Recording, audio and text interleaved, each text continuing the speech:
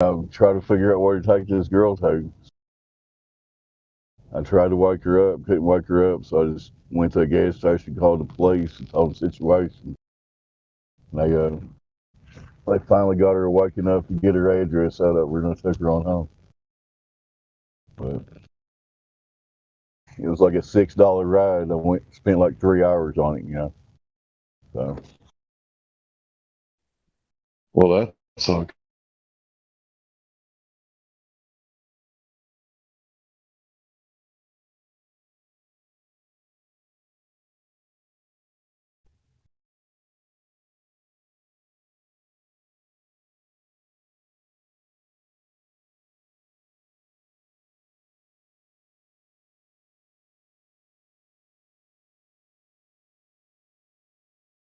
So we still have many people out here that think they live on a spinning oblate paroid zipping around through nothing.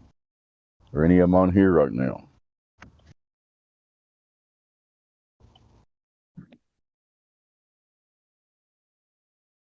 Take that as a no. Anybody else that wants to talk, feel free to say words in sentences and stuff. Go for it. A little chubbier. A little chubbier. Yeah. Chubby's a good way. It's like pear-shaped. Yeah. Thank you, Neil. Thank you for your input. Contribute to the conversation anytime you would like, Mr. Tyson. What would you say to Neil deGrasse Tyson if he just joined in right now? Well, the first thing you'd say to him. What is gravity? First thing I'd say to him is, how can you lie to people, bold-faced lie to them daily? That'd be my question. I think because You have no he idea. gets paid Next to. question. Yeah, that would be the totality of his answer. I don't know. I think they pay him a lot of money. What it is, I don't know.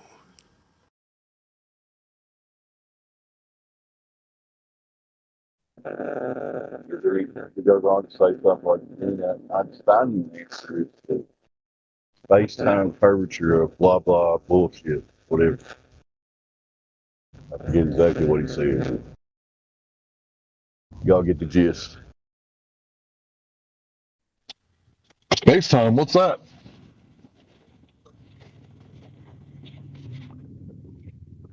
I mean, I know the mechanic is, got like 20 years experience, right? But I have to say, show me, right? You say that I got a tie rod that's ready to explode. Shouldn't be too hard for you to show me what you're talking about. Right? I know that I don't have 20 years experience working on tie rods, but, it's common decency if, you got a claim.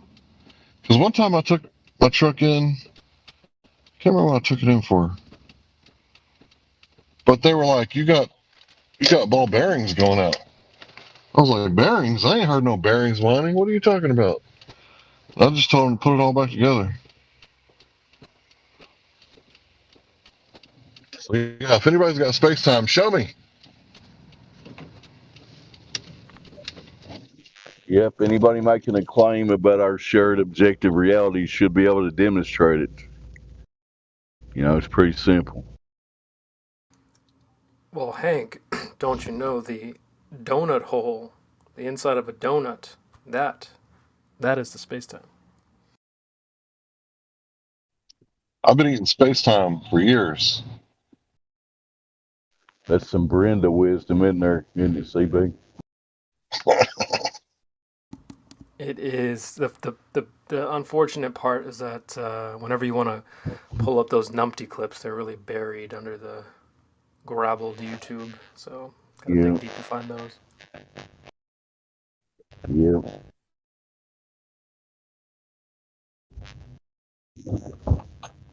YouTube sure is graveled these days. It ain't like it was 4 or 5 years ago. You can find anything you're looking for back in 2015, 2016.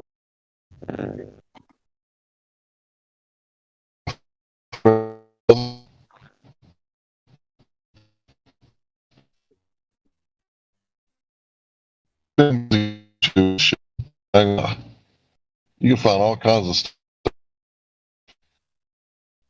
But after Benghazi, they were like, "This is going to waste."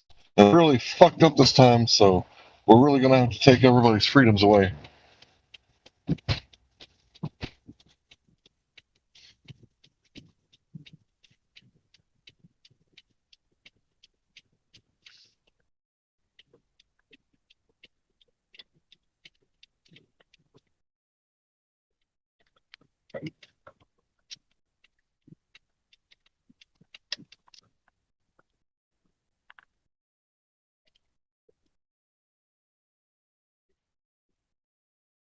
Fuck you, Hillary Clinton.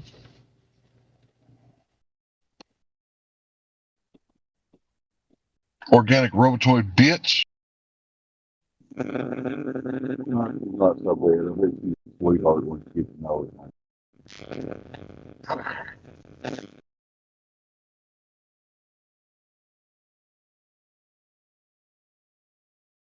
I thought Hillary Clinton was America's sweetheart.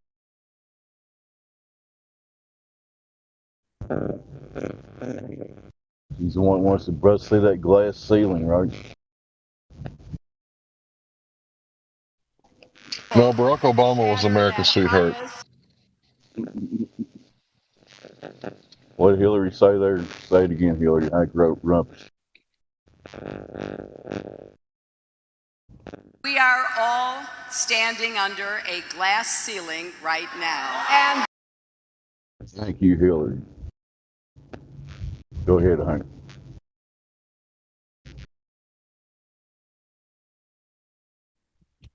No, I really like CB stuff. CB, if you're ever playing it, man, I'll just be quiet because I like to hear it. I like to hear all the stuff you got on there. I've praised them before about that stuff.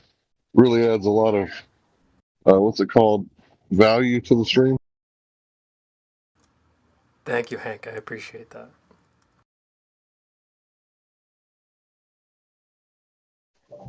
Yeah, he's been working on that for months. He built up an impressive catalog of quotes. Stuff. So good job.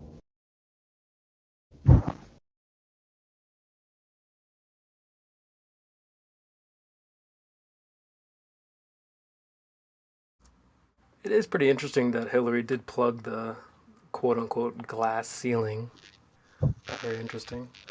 Yeah. They always got to put those little nuggets out there.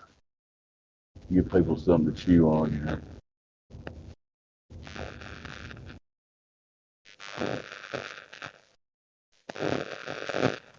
although we weren't able to shatter that highest, hardest glass ceiling this time, thanks to you, it's got about 18 million cracks in it.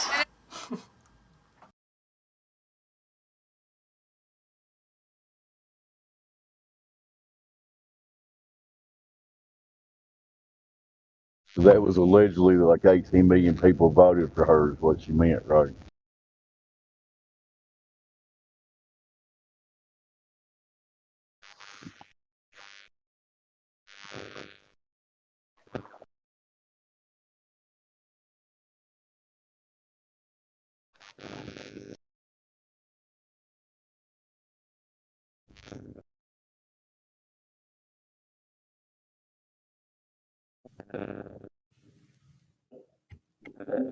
Do I sound like shit still?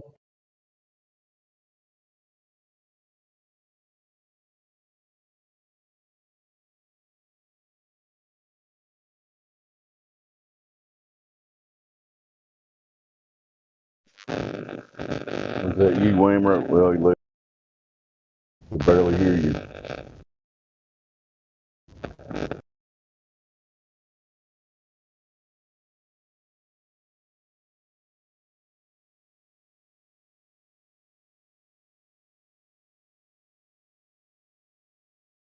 Yeah, dude, it's me. I sound all right, huh?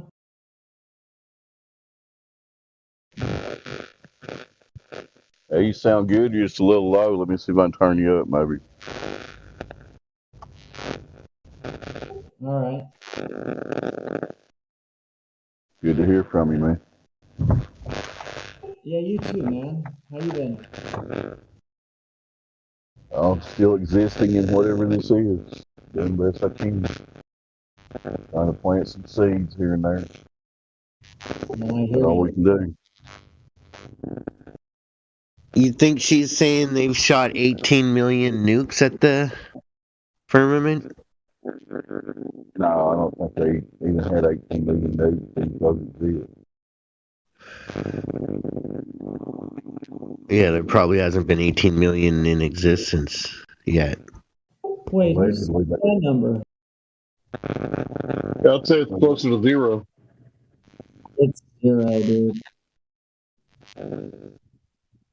allegedly they were firing something at it for like almost 2 years, if you believe the story.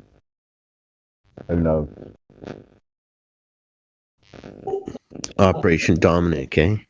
The whole process of decision making there is like, well, we found the container, let's blow it up. I mean, how's that go into there, you know? Operation Fishbowl, to be more specific. Yeah. It's like, we're going to risk everybody's life, you know. What if they punch the hole in it and they're going for it? We all die. Oops.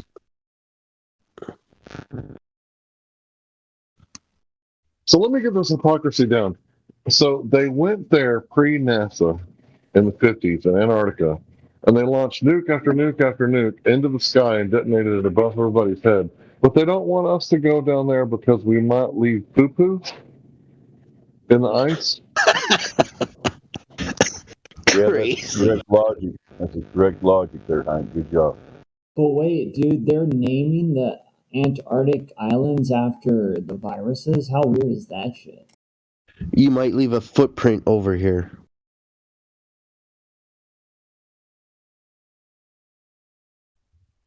Carbon footprint, not a carbon footprint. Cue the screamer. Ah!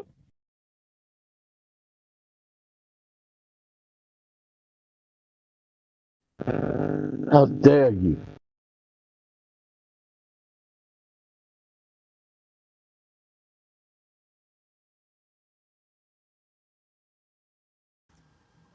How dare you? But yo, what's up with Oh, these she's so islands? hot. What's up with these islands getting named? Oh, you mean like Deception Island and stuff like that? That's pretty Yeah, cool. in Antarctica, they got the Omicron group of islands. They got the Delta Islands. They got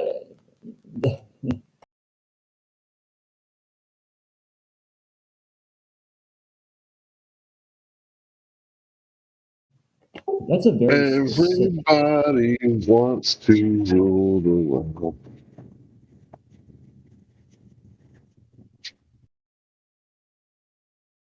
You don't just come to that word Omicron. That's a very interesting, bizarre word. You know, like, well, moronic. I mean, it's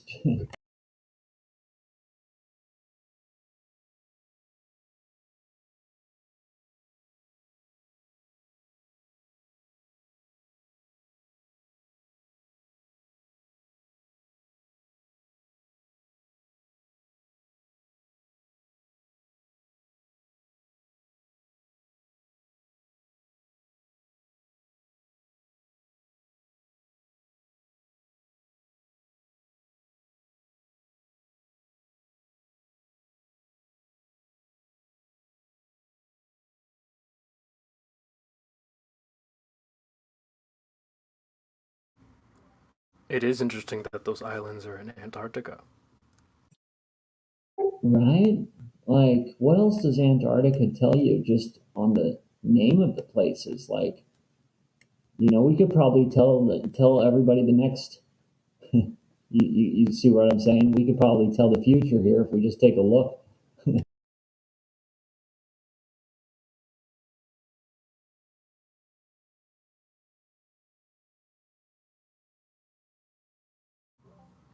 Yeah, I agree. I think a lot of a lot of truthers, quote unquote, have been calling it since the start. I just heard that today and I was like, get out of here. Honestly, like that is some bizarre stuff. You know, when you think it gets weirder, it just keeps getting more bizarre. I'm sure it just keeps going. I wonder when they name those islands. Let me go take a look.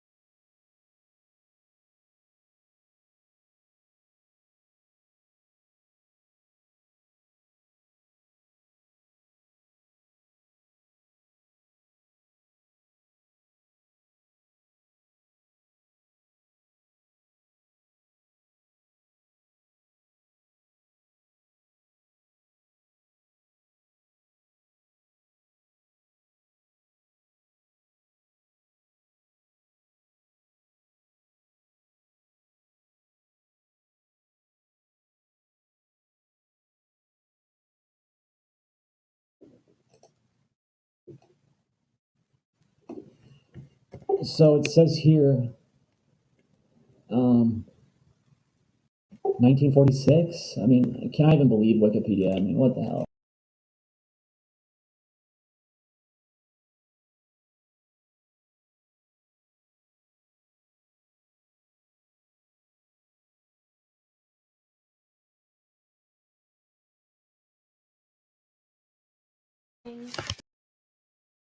I'm gonna go swim in there.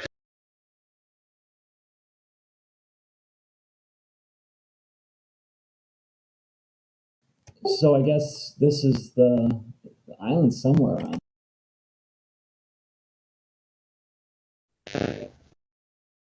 We go swimming with the penguins. That just sounds like fun.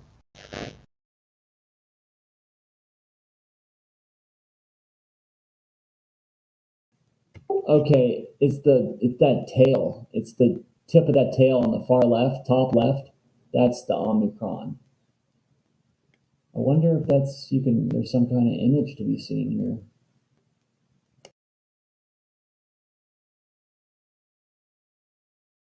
What do you see when you look at this?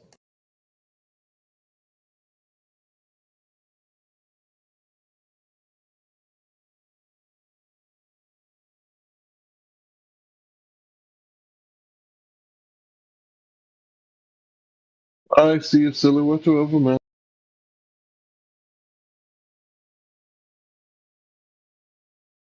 What was that?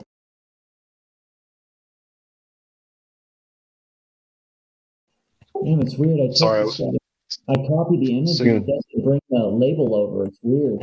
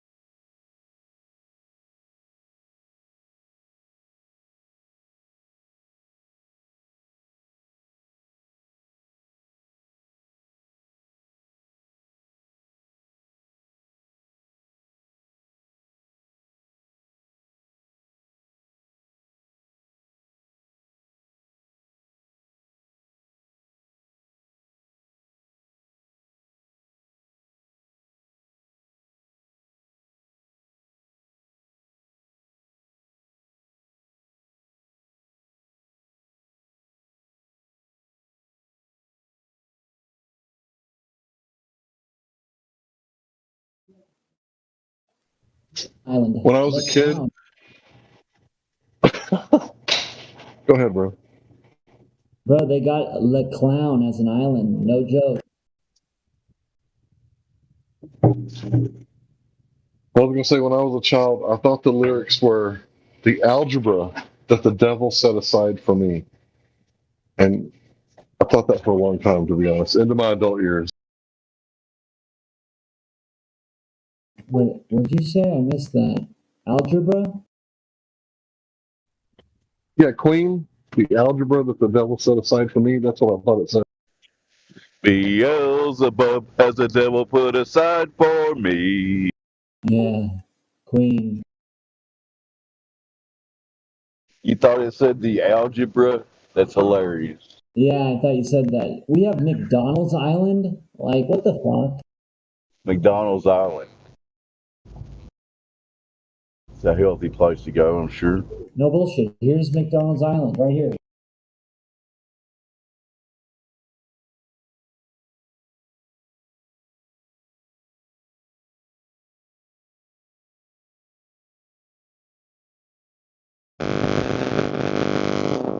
Song stuck in my head, I think. Galileo, Galileo. Look, it's called Herd Island and McDonald Islands. They even call it the Herd Island. So if it's got an Antarctic island named after it, it's bad news. I don't know. I'm just looking at it. Don't know what. Earth is round. Bullshit. Earth is round. We'd like to see some proof of that, sir. Thank you. Yeah, I'm calling bullshit. You think it's round, dude? You're just not really thinking. Yeah, man, Round that's like a crazy. pizza, round like a pizza or like a quarter. How do you make that? Yeah, I have a table in the living room that's round. You're just not quite there yet.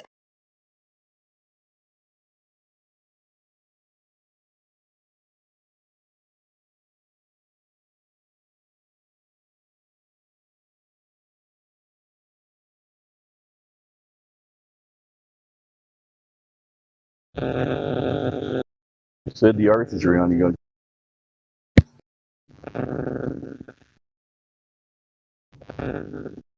Now the proof sees already.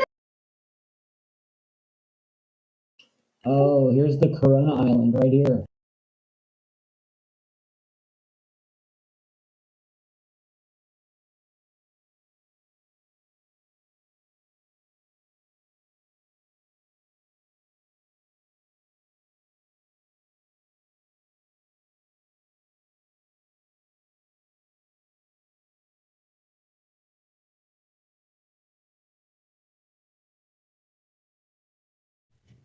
I don't know if we should be talking about fake news. We'll get shut down if we disagree with the narrative. I have yet to ban anyone, so let me ban whoever you guys want to ban.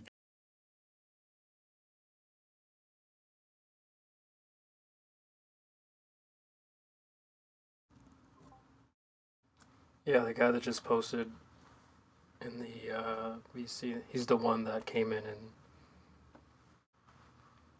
Is he trying to talk or is he gone? No, as soon as he said it, he immediately ended the call. So, but you see him in the chat there, Orbit number 3. Feel free, send him on his way. How do you actually ban someone? Tell him to get in the live stream or Earth get is out. round. He just keeps doing that. We can't work with this guy. What a clown. You can't argue with his logic and his articulateness. I feel cornered right now. It's okay, bro. The Earth is flat. It doesn't move. You're not in a corner. We got your back. A baseless claim. What are we going to do? How are we ever going to dismiss this? Oh, wait. He didn't bring any evidence? So we can just dismiss a baseless claim without any evidence? That was easy. Yeah. Thanks for playing. Play stupid game, you win a stupid prize.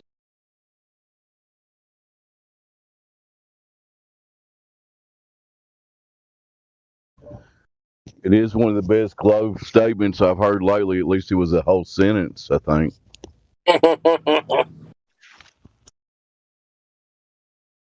Who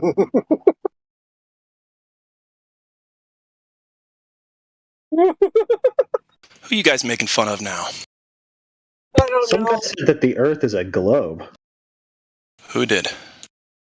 I don't know. He's in the chat talking about people's mums now, I think. Orbit? Yeah. Huh. That sounds like him. What is he named after? You're roboting, Buster. Orbit. I'll bet Orbit doesn't even know how orbits are possible. Orbit. Orbit. I'll bet I can get him to come in here. Orbit.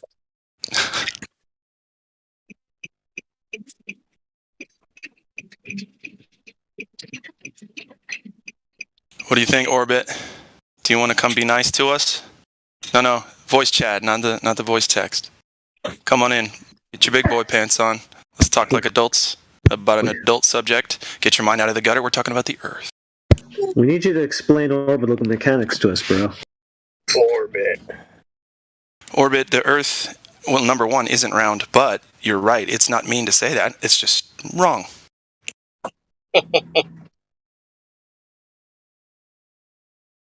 And if you spend enough time here, which is like 5 minutes, if you hear even one of our arguments, it would be then dishonest and mean to say the Earth was round, right?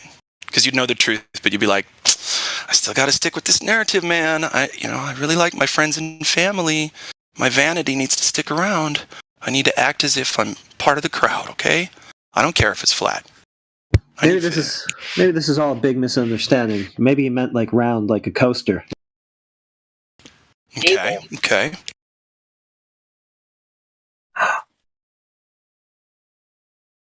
Oh, like a poker table. I get it. Yeah. Like a D&D table. Poker's cooler. Yeah, but D&D, I can at least use my imagination. Poker, I gotta live by rules. That's true. Very true.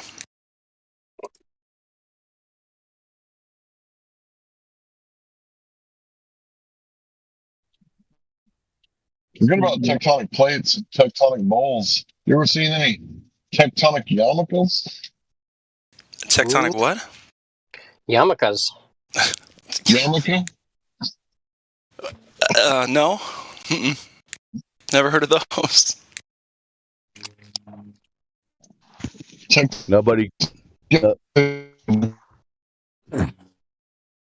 I think Hank and Dave are both roboting right now. Am I still roboting? Nope, you're good. Good. I thought it was me. Nobody cares, but there used to be a little combination liquor store and bar in this small town here in Kentucky. On the sign out front, it literally said, liquor in the front, poker in the back. Of course it did. Are you in Kentucky? Where are you? Yes, I'm in Kentucky. Kentucky. Okay, that's what I thought. That's what I thought. Yes, sir, Ray. I'm sitting on the porch sipping my moonshine right now. I'm barefoot. Are you? Jeez. Just sipping? How do you sip moonshine? It's like sipping fire.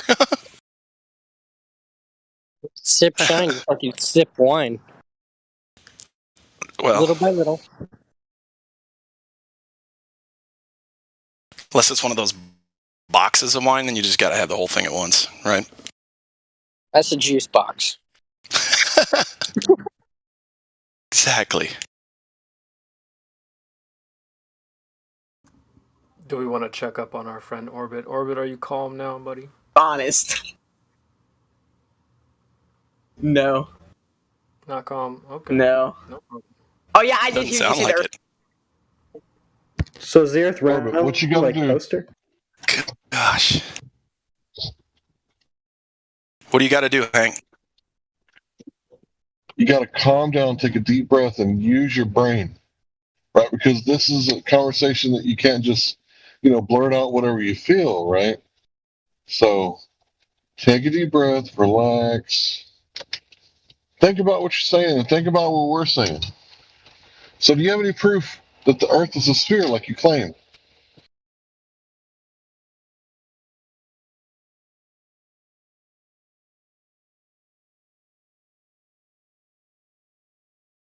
That was for you, Orbit. Can you answer his question, please?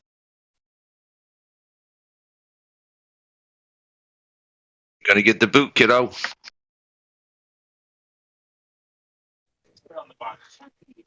There's your first fan warmer.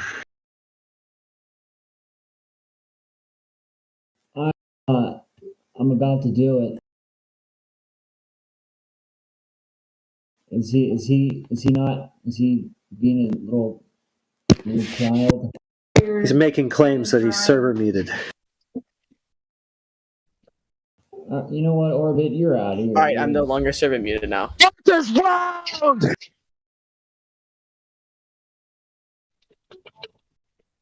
Got a real genius on our hands. I bet he can't even tie his shoes or comb his hair. I bet he's a lot more like Einstein than you. I predict he marries his first cousin. Thanks for playing. Orbit, you got one last chance, dude. I'm banning you right now, and I cannot wait.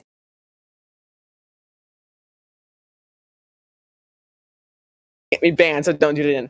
Alright. Hello. Orbit, what's up, man? What's up? So, you want to talk about proof that the Earth is round or whatever? Oh, why do you think that, bro? Well, I think that. So hold on. So, when you're in Australia, right? It's too bad. He's having a tough time talking even. Shut up, bitch!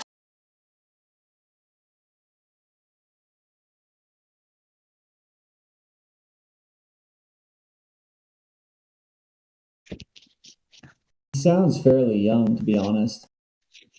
At least he got a couple of coherent sentences out there. It was impressive. He just goes straight to, like, what, Australia? Is that what he said? Yeah, Earth round because Australia.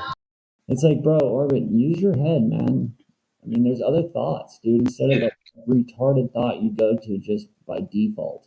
Yeah, Use when we your all head, not the when we all TV. go down to our local Australia, this is what I got for you. Yeah.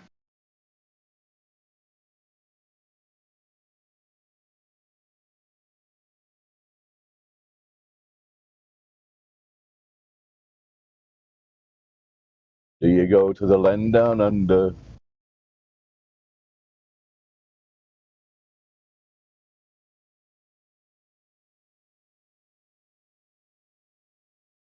Man, that's the one I was afraid of. He said Australia. Man, it's over, guys. All right, you're out of here, dude. Well, who's this hermit guy? Does he need to go to? Yeah, I think they're rolling together.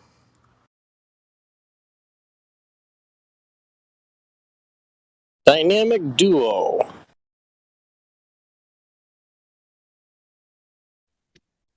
How come we can't get some smart people in here? Like, I know that, like, people that are athletic, they're usually pretty smart. They get lots of good blood flow to the brain, right? How come we can't get some athletes in here? And they don't got to say their names. Like, we don't give a fuck about your fame, right? But it would be nice to get some, like, smart people in here. And you know what? If you're a smart person and you think people recognize your voice, it's called pareidolia, man. We always get it all the time. And we always dismiss it because the chances are that you're actually that famous person is really low. Like, I'm not actually Hank Hill. That's just a character on TV. But some people get pareidolia, so I kind of ran with the name. So what is it? That the propane is more dangerous because it sinks lower? Is that right? I think it's more dangerous because if you shoot the propane tank, then nobody can shoot back because their propane tank is like spewing out like all around them and they can't return fire. That's what makes it dangerous. Well, if you go to a class to work on petroleum or gas station, when you go to get certified, they will talk about an incident where a gas station had a leak inside the sump, right? The vapors came pouring out After of the playing sump. Mario Kart for like 20 years, I wouldn't know anything about strategically placed banana pills or anything like that.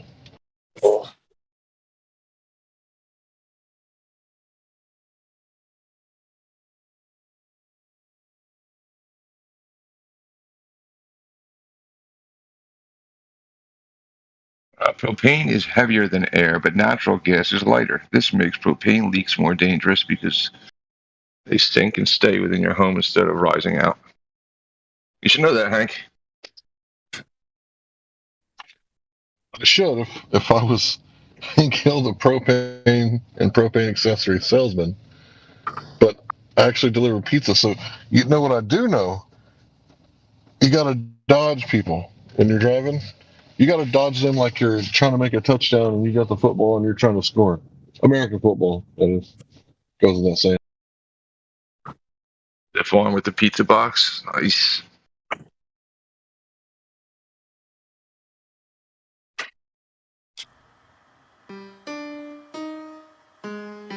I keep that thing on me. God damn it, Bobby.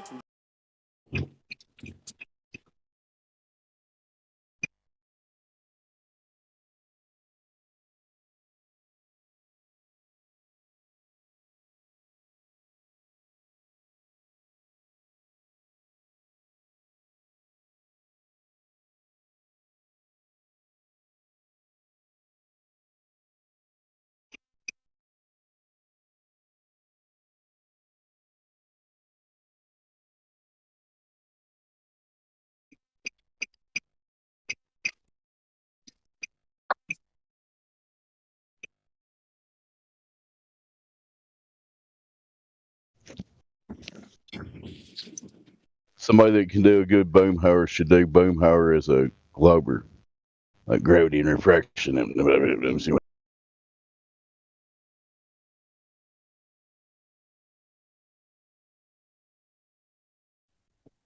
A dang old space time bending and warping got you out of your mind, man. I tell you what, that space time bending and warping, I ain't never seen no bendy warping space time, but it exists.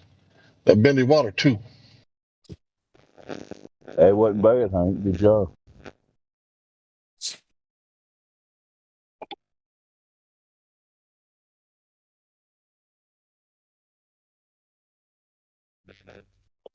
Sad part is most of the Globers we hear from make as much sense as Boomhauer, right?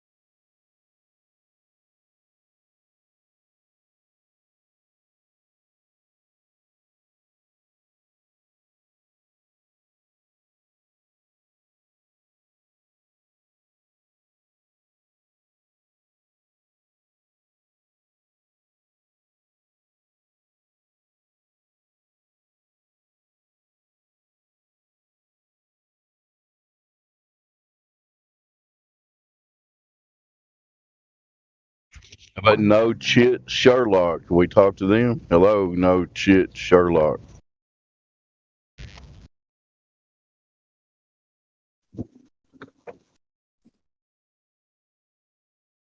Are you there? Hi. Welcome to the server. What brings you by tonight? Hello. I have been on this server for a while. Was invited to the Friday night ladies' night a while Okay. back, a while ago. Yeah. I just Okay. haven't been on. Been traveling and. Okay. How's everybody? Doing all right. Good, what's up? I like your name. No shit, Sherlock. It's I'm chit. in It's that Viva stuff. Mexico. Chit is that stuff on the printers from the 80s. You know how you have the little circles on the side, you have to Actually, peel it off? yes, that's the story. Do you remember the AOL chats back in the when they first wait. started? No, I came in a little late in the mid 90s. Oh, okay. Well, you couldn't write out dirty words, so that's why you see the shit with a C. I just decided to use that name for the Discord. I think faxing is still really cool. Like, how do you fax stuff? Like, how does that work? It's cool. I'm kind of still stuck on the chat writings without writing the words out that you want to say that you can say now or write out. Filth. How's everybody weathering? Good. I'm warm here in Texas. I got a little heater going in the car, so I can't complain. We have some Cold in people out of the Texas, man. country in here.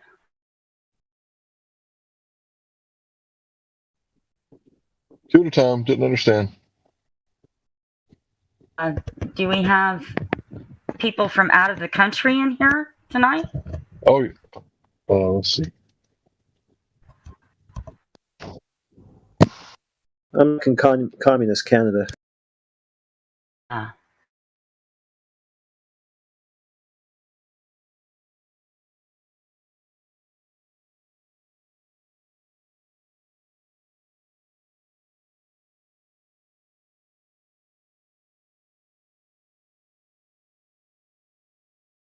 What are y'all talking about tonight? I'm waiting on the Bible study. I think the time changed.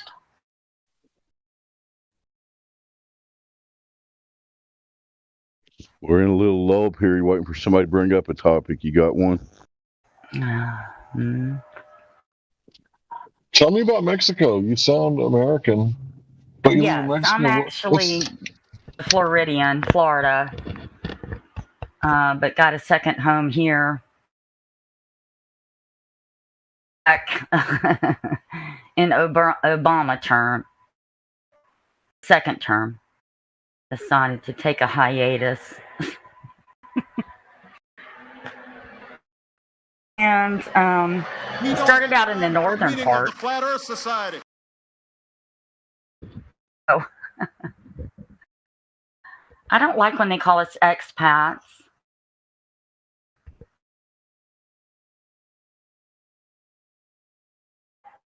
I've heard some people say that Mexico is a lot less dangerous than the mainstream media tries to portray it. Depends on where you are. Yeah. Like I started out about 9-10 years ago, almost a decade.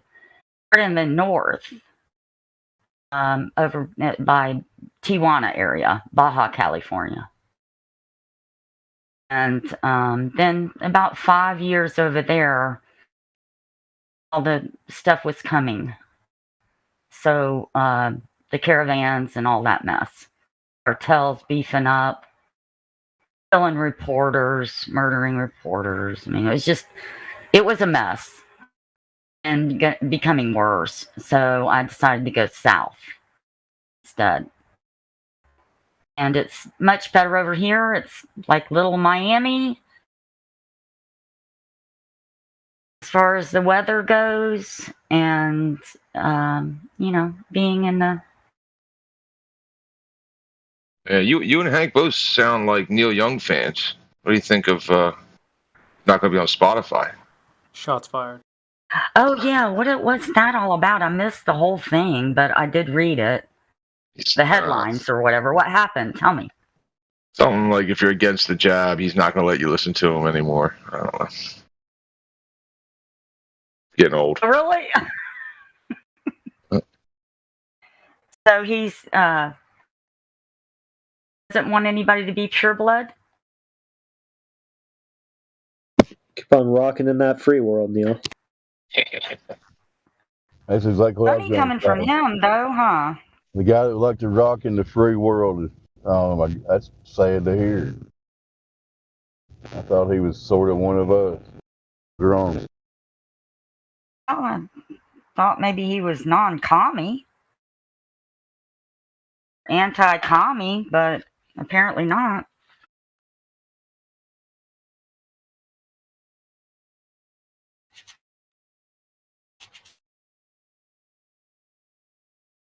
He's always been a leftist, really. It's just that they were more counterculture at one time. Well, is it true that Rogan was the one who asked him to remove him? No, it's the other way around. I think Neil wants Rogan removed. Oh. Here's a little meme. It's the Impractical Jokers are saying. They're saying to Neil Young, tell them they need to choose between you or Rogan.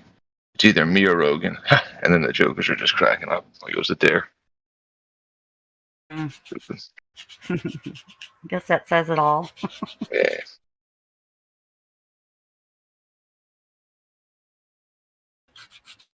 Yes, Mexico it's safe as it can be with being lawless, but when you're in more of the tourism areas, it's definitely protected from the mess. We just had a killing, though, a murder on one of the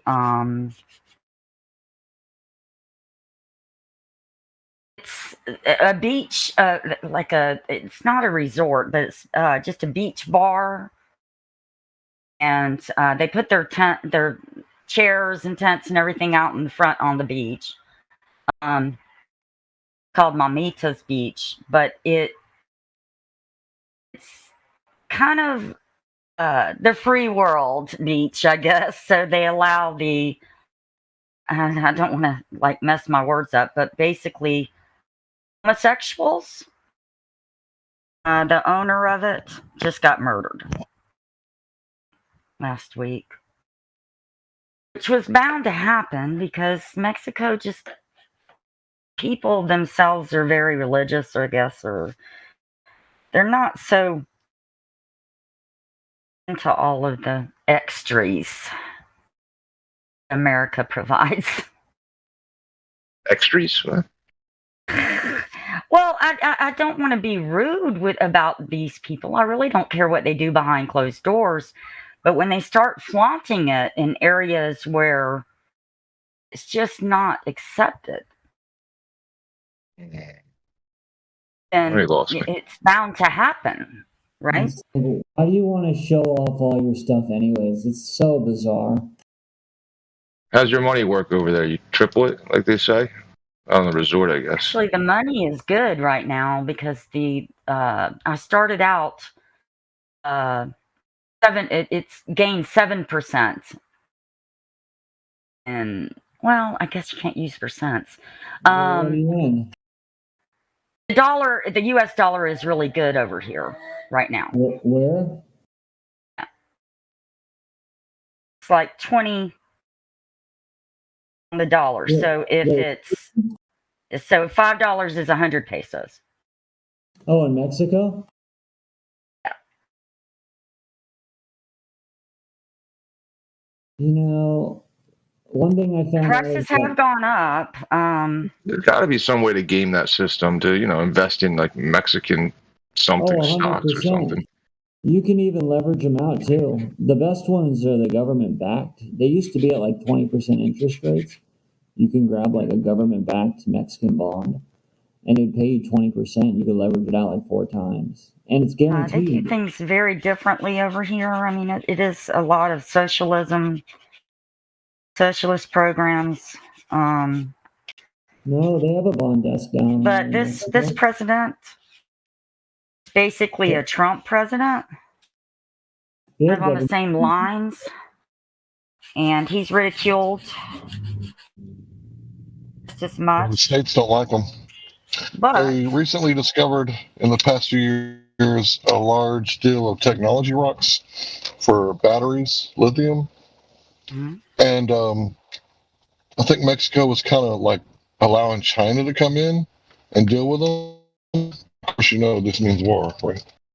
well, this president stopped all of that. Actually, shelves are being bare now. This Christmas was really weird. But in 2020, I don't know if it had something to do with the MCA agreement.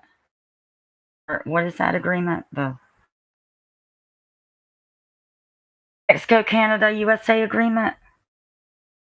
Import, export. NAFTA. And they You stopped. talking about NAFTA, NAFTA? Yes, DHL sending any China products to Mexico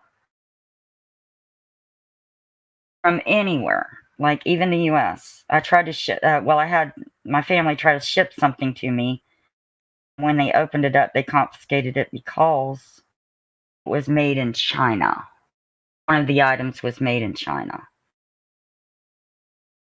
You know, the Chinese have a better purchasing So power than we do. see all of that changing, Christmas was horrible. There was no Christmas trees. Very few. It was a strange Christmas this year. Only thing they had were tags, and because they're trying to push the Mexico product. They're trying to do what USA was doing, bring it back to original, because they did. The president before him sold out to China. Yeah, independence is important. So now they're trying to reverse course and have less product of that and more Mexican-made products. Of course, that raises the prices on Yeah, it's like we're just trading in not so ideas. much the food as it is product, other household products. Yeah. And if everybody thinks the same and does the same, and there's nothing to trade. So I like the idea of And there's more independence. programs to take care of the elderly. They've got, sort of a social security going on. Last president started that, and this one's just pushing it more.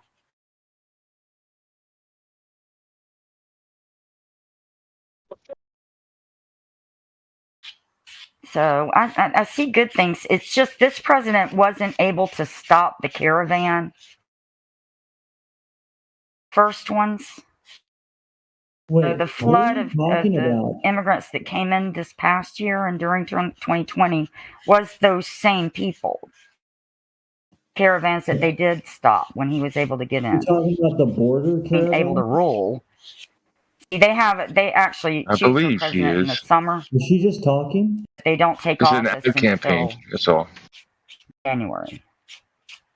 But you know, the December. whole caravan thing, they love to go on about the caravans at the border. Well, Bruh. that was all hype too.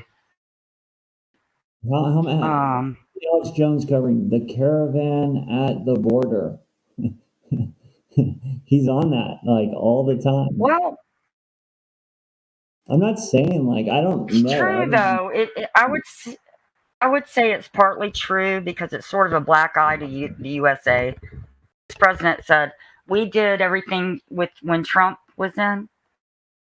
Does it They even put the make a troops and difference? everything over Like, there.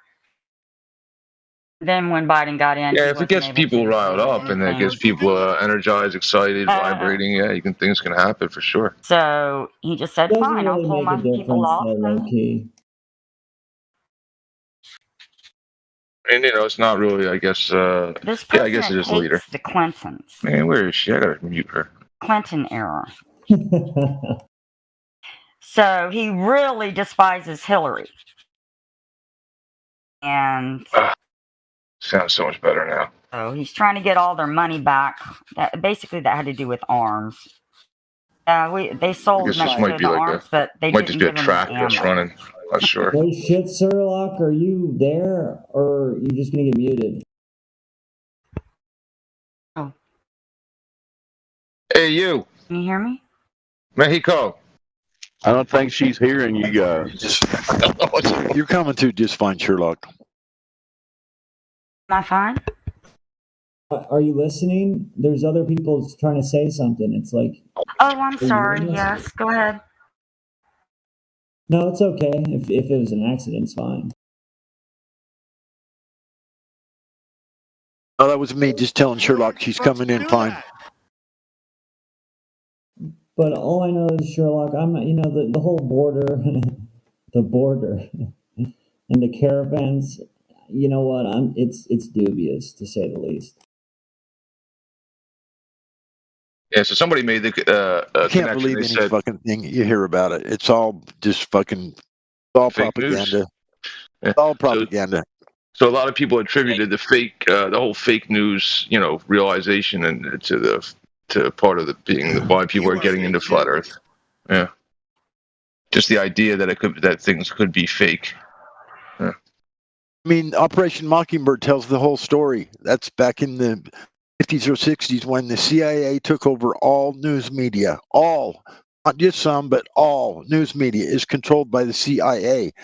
And it's legal for them to lie to the public, propaganda, in order for national security. That's been written into law that the CIA can lie to the public using propaganda for the betterment or for the protection of our nation. Now, with the CIA in charge of all of the news, every single news station. Yeah, you can follow the line of marriages within each news agency directly to the White House. Yeah, marriages, relations. Yeah, but but this is something we have to discuss in private session, guys. We cannot discuss this in public. This is private conversation. It's declassified information. Good sir. point. It's declassified information, sir. It's public declassified information. Yeah, it is at the Grand Senate hearing. But this is actually discussed in private. We cannot discuss this. For the sake of the server, he's saying. That's fine. Yeah. Now there's no. I'm just joking because in the when this was discussed in Congress, they actually had a private session that they discussed what we're talking about, but that wasn't public. Oh yeah, you saw that. They had that extended private session. Yeah. But it's so the actual details of this, it's only private. Yeah, but it has been declassified. That the fact of the matter is that the CIA runs the news media. That is public knowledge. So which side was Kennedy on? Kennedy. The wrong He's side, on obviously. Trump's side. I can tell you that much. He was on the wrong side? I don't know. He's dead, right? No, I said he's on Trump's side.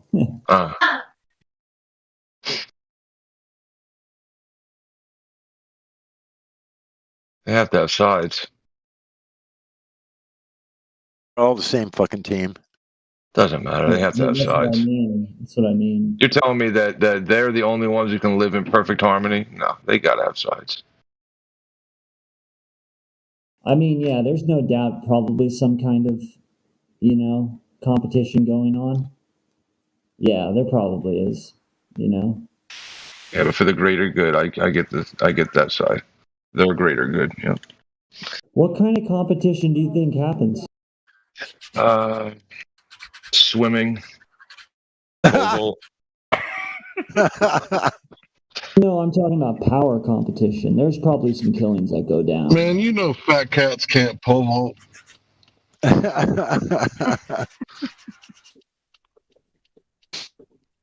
It's like, what's the Eddie Murphy movie where they make the bet with $1 for $1? Stuff like that, maybe. Trading places. Yep. Was that Eddie Murphy? Yeah, it was Murphy and Aykroyd, I believe.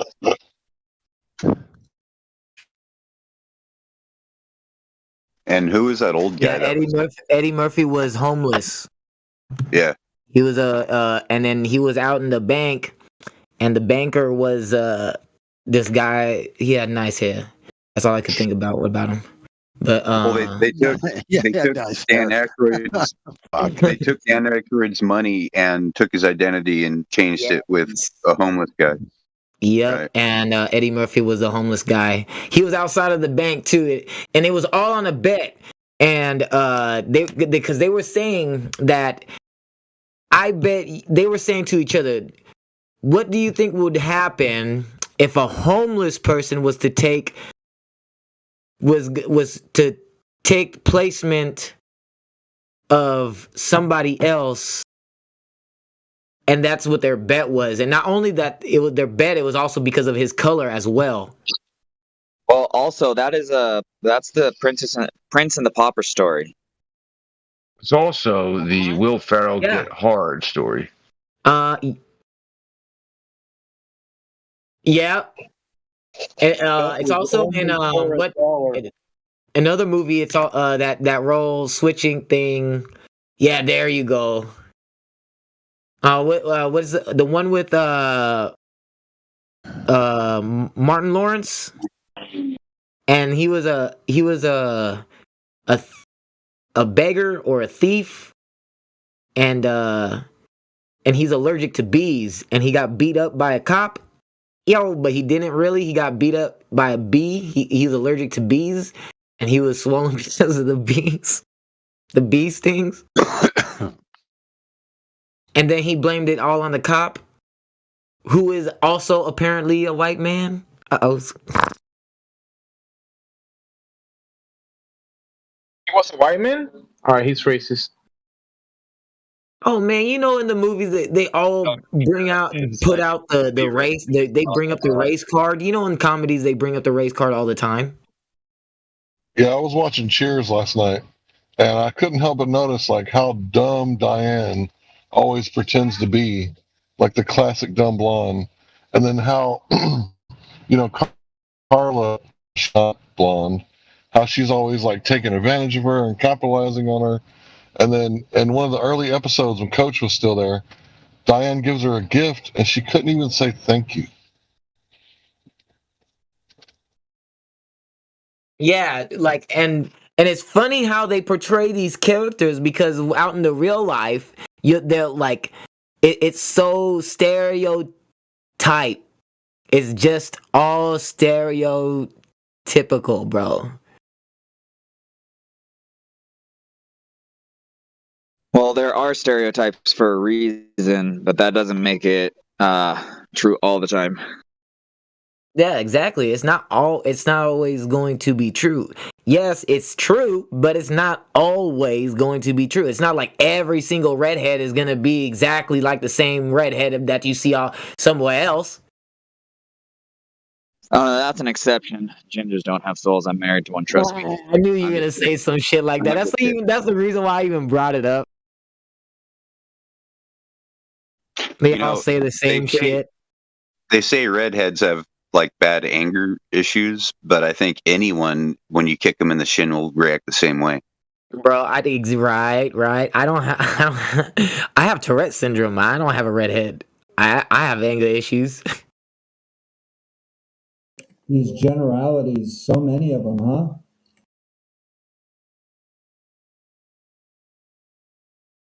It's like almost everything's like generalized. It's relative, bro. Don't worry about it. Men are from Mars and women are from Venus. Yeah, I don't have anger issues. Just don't piss me off. Yeah, we'll be fine as long as you don't say anything stupid like the Earth is a globe. That is dumb. The Earth is a globe. Now what? Men eat candy bars and women eat. Oh, wow.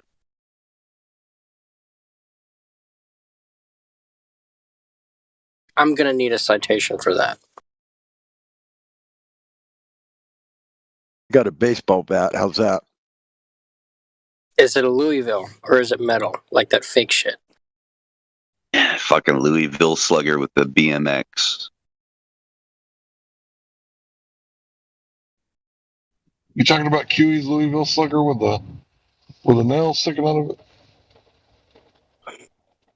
Yeah, mine's lead filled with several nails, so similar, but a little better. Some gutter spike sticking out of it.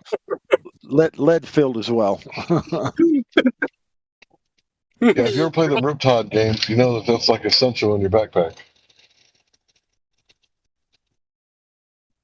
Yeah, I don't know about. It's essential for going downtown these days. The Riptide games where you fight the zombies. Even in Salt Lake City, it's pretty much a necessity these days. Take your baseball bat. Even the Mormons. Yeah.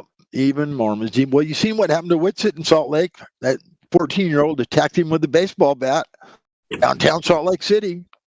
That's why you exercise open carry. I was there. It was hilarious. Or blow me down. I got a screenshot of her if anybody wants to make a meme. You were there, and somebody attacked Whitsitt with a baseball. Too young to make fun of.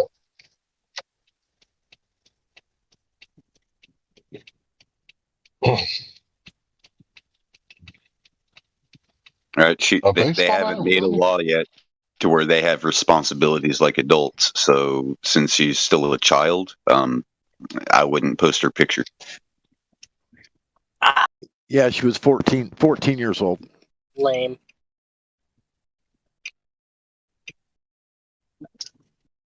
Yeah, she better not be trying that shit in one of these southern states. We got stand your ground laws. I don't think it really matters. Like if someone's coming at you with a baseball bat, that's equivalent to like a black belt doing a taekwondo kick to your head. Right? So if that, that's like, what is it considered? So if you're a black belt, it's a different crime if you get in a fight. If you attack somebody and you're a black belt, you get charged with, what is it? Deadly weapon, I think. Yeah. Because you yourself is a deadly weapon, right? So I don't know. That kind of makes sense to me. Like even though she was 14, she had a baseball bat, and if Whitsitt couldn't outrun her, and he would have hit her, I wouldn't have felt bad for him hitting a woman, because it wasn't just a woman; it was a woman with a freaking baseball bat. They snatched the bat out of her hand before she could do anything. So I do agree with self-defense. no, they did the right thing. They just snatched the bat. Like she wasn't ready for that. They just grabbed the bat out of her hand. She's like, oh. She would have to try to catch me before she hit me with the bat. Equal force, and it is a young adult, so it's not hard to control the situation when you get in close. Oh, exactly. That's exactly what happened. Oh, right. I mean, if you can stop the from the momentum even starting, then you know. But you know, I or even just catching it after she had swung. You know, like it's just the timing, right? Well, see, I blame the parents of that child for allowing that child to think that that kind of behavior is acceptable in society. You know? I mean, what makes you think that it's okay to just rage out and be a fucking Karen? You know, I bet you her parents weren't there and she was out there with her friends, and I don't think her daddy would have let her. Last time I seen somebody wield a baseball bat, like the other person grabbed it and then Spartan kicked him off of her porch and kept the baseball bat. So, I mean, just because you got a baseball bat doesn't mean you're like superior. But those things can do some serious damage. You always have a backup boot knife with It is considered a blunt weapon. Oh, yeah. It can be considered a blunt weapon if used the right way.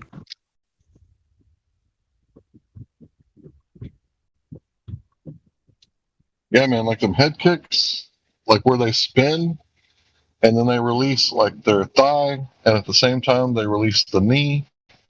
So it's hip, knee, and then spin. All three of those momentums, when you add them together, it's equivalent to swinging a baseball bat. Oh yeah, man! You don't even need a bat to do damage. You know, like well, with a martial artist in here speaking, me speaking from a martial art background. You know, my Yes, objective is mostly to disarm you before you can do anything. Right. So you said you're 130 pounds. If you were to kick me in the head, it'd be a real fucked up day for me. Real fucked up day. If I could even get the chance, my main objective would be probably to hit you in the main point. Like, Nah, bro, just throw them off balance and throw them to the ground. They'll like crack their head open likely. Like, you don't need to hit anybody. You can break your hand or whatever. You just grab their sleeve, yank them to the side, and put your foot out and trip them. Like, that's not even an actual like kata, but like, you know, you can still do some shit. Well, I understand from a perspective of trying to disarm someone and keep them alive, especially when it's not about that. They can crack their head open and die from that shit, man. If they fall on concrete and they crack their head open, they could die. They could bleed out. Yeah, definitely. Don't let Enoch deceive you guys. He can crescent kick 6 foot. Are you watching me do my training, dude? No, I've seen you, bro. You look like you've been eating some of that One Piece gum. Nah, bro, I'm vegan. What? One Piece gum? Yeah, you know, Luffy's gum that makes him like stretch and like, you know. What? So, Heck like, no, I don't know about. Be like 5 foot, but you can kick 6 foot. You know what I mean? Yeah. Yeah. No, I'm 6 foot. So are you saying I could kick a 7 foot? You could probably kick 12 foot. I believe it. I can try. Definitely try. I mean, realistically, maybe 7.5 without losing balance. You know, without getting past that pivot point. Especially with the outside in. The outside in. Realistically, I can almost touch my garage, the top of my garage, when I kick high. Yeah. Like on the door, if you can picture like your garage door, like on the top, I can hit that, like no problem.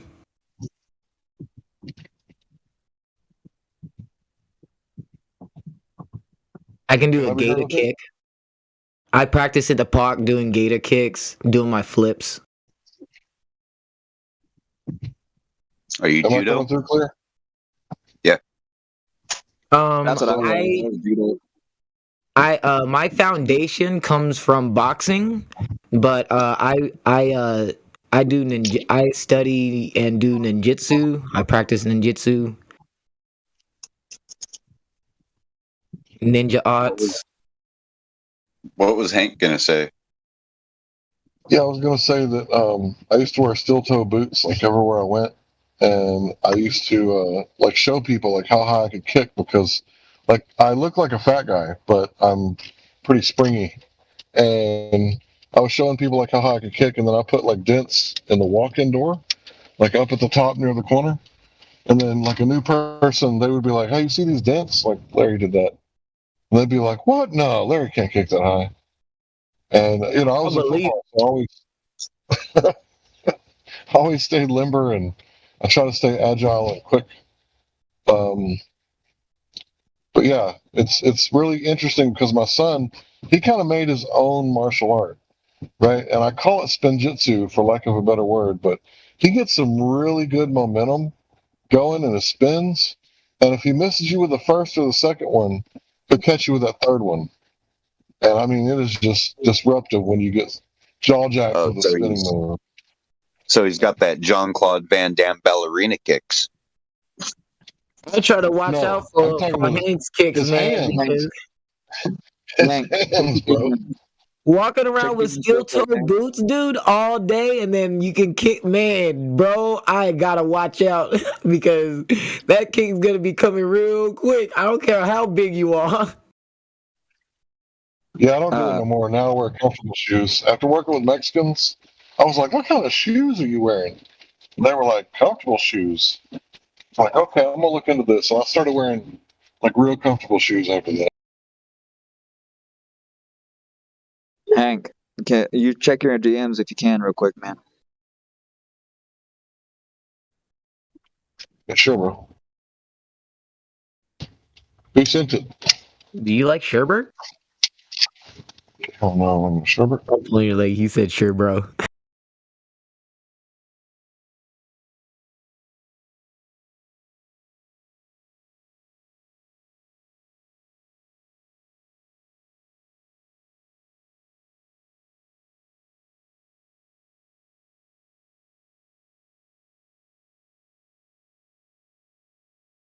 Yeah, dude, that's a good one.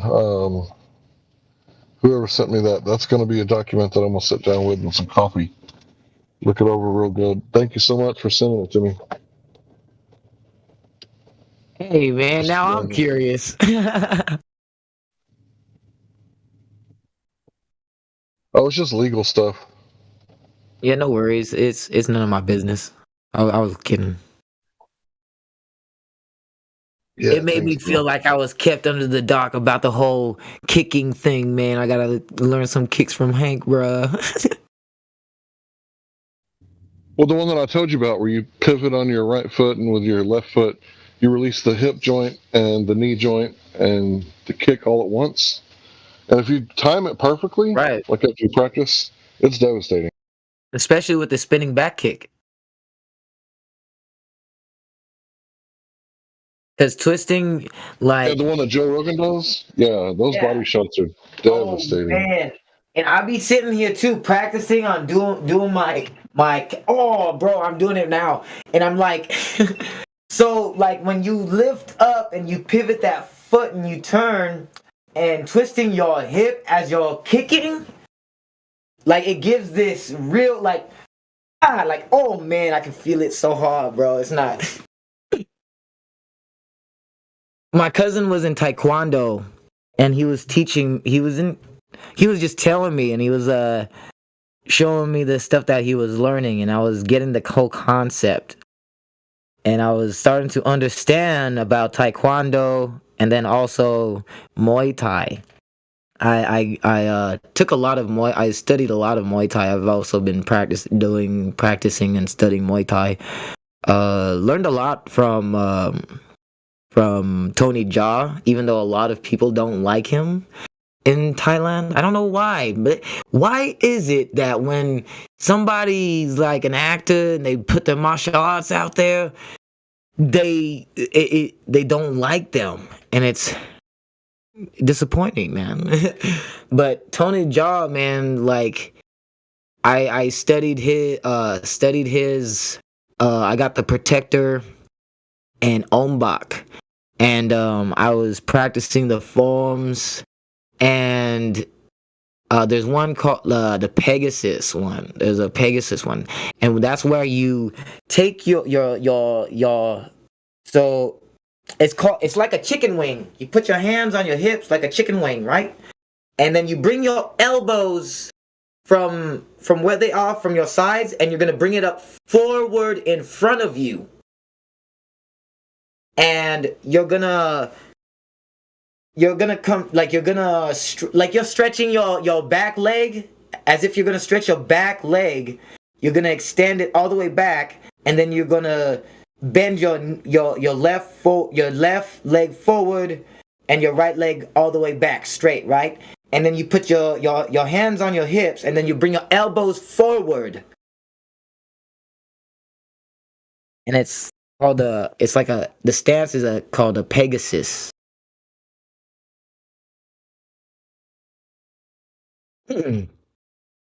And there's these different that one's hard, by the way. It's really hard to bring your elbows from your hips and forward in front of your chest. You have to bring your elbows in front of your chest. Tony Jaa is very flexible.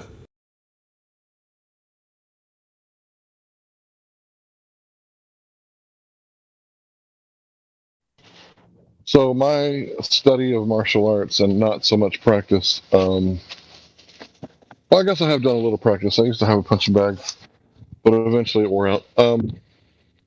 So my study, I think Krav Maga and what's that one, Wing Chun? I think those two are like the best. Like I think it's pronounced Krav Maga. Yeah, Krav Maga, KravMaga. Krav Maga, yeah. Yeah. So that one, I think is like the best for like street fighting. There's a little jujitsu in there, but you're not really going to be doing jujitsu in a street fight because somebody can just come up and whack These you are in the all back of the pressure head. point hits. Krav Maga is all pressure point hits. You're going for the spine. You're going for the tempo. These are not hits like. On the leg below the knee, like 2 or 3 inches, where you got that like. Yeah, these are all same place that you got like row. You get it there. Like you wouldn't think so, but like there's like I would. I know exactly what points they're going for. Yeah. So Wing Chun It's not even at all. It's not even at all dirty fighting. It's they're going for your major points, bro. To like you can become disabled. You're disabled after they're done with you. Yeah, that's what I'm telling you. From what I've studied, that Krav Maga shit is pretty serious. And what Bruce Lee, he kind of made his own martial art. That one's also very serious. I studied his book. I read his book. Yeah, I've read that sort of stuff too. You see where he was doing that? Block you with his left hand, poke you in the eye with the left hand, while simultaneously blocking and poking you and punching you in your sternum. 3 hits, 1 to deflect, 1 to disable, and the other one to disable. So if 1 or 2 misses, right, he still got you with the other one. And it's all one quick pow. Like just pow. That's all I can say. 3 maneuvers. He was a genius. He really was. Yeah, I studied Bruce Lee very, very carefully. And the stuff that he showed off with his nunchucks, he was just showing people like this is like the level that you can be. Like you can get up to being this good, but of course it requires training. But yeah, No, Bruce but Lee he was stuff. saying you can be better than him. You can. Right. There's more than like how you can see people now. They did more stuff than what Bruce Lee done.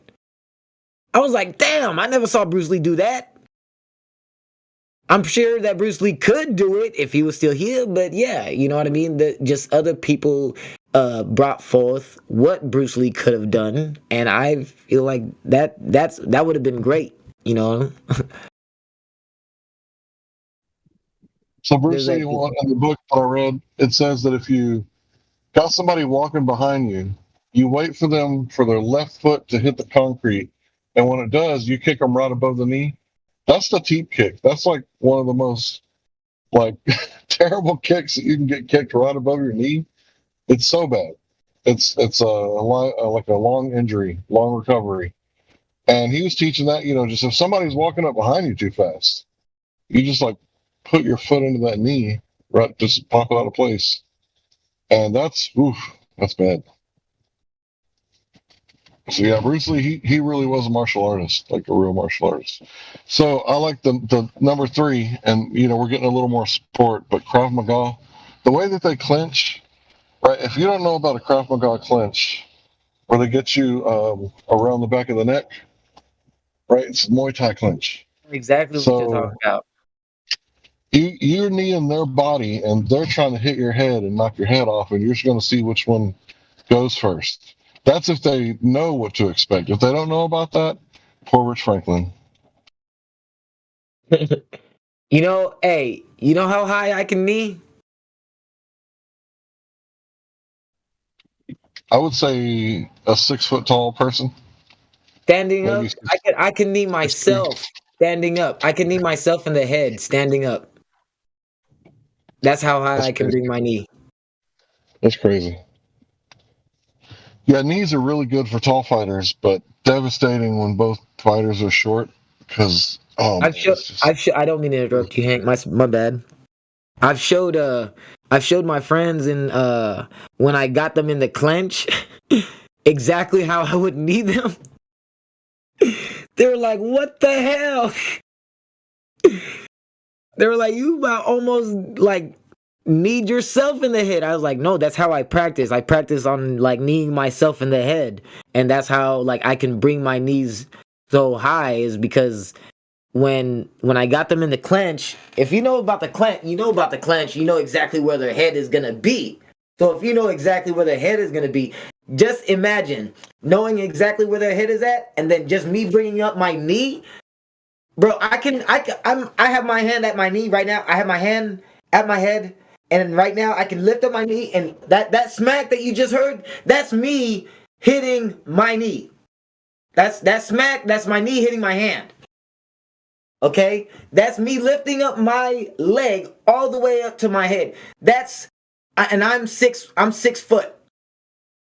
So just imagine me just turning, twisting, and then you just get a knee to the head.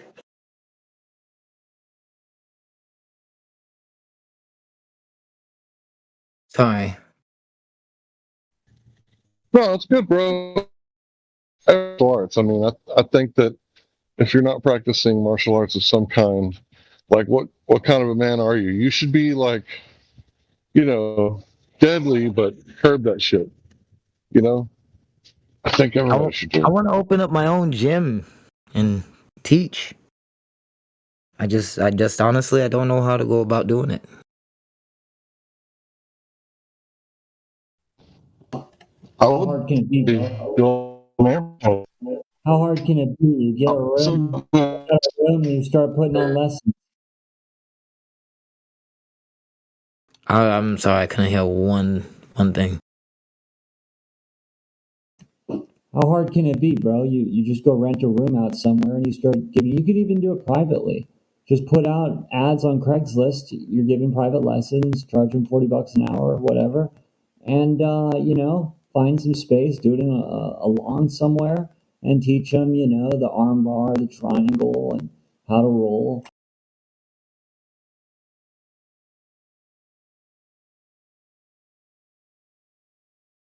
Yeah, but I think like having a gym, I feel more professional having a gym. Bro, in the beginning, you're not going to have one. You build up your clientele slowly, and you just go to a local park, or you know what I mean, and just pull out a mat. People like it, man. They'll come. No, I understand how it goes, bro. I used to I I I helped my coach. I was a boxing instructor in the gym with my coach. It's just now it's time for him and I to part ways, and him and I we don't see eye to eye. So I just What are you going to do? Go broke trying to get a space when you just go to the park? I'm just saying, you know, in terms of money, that's how you stack.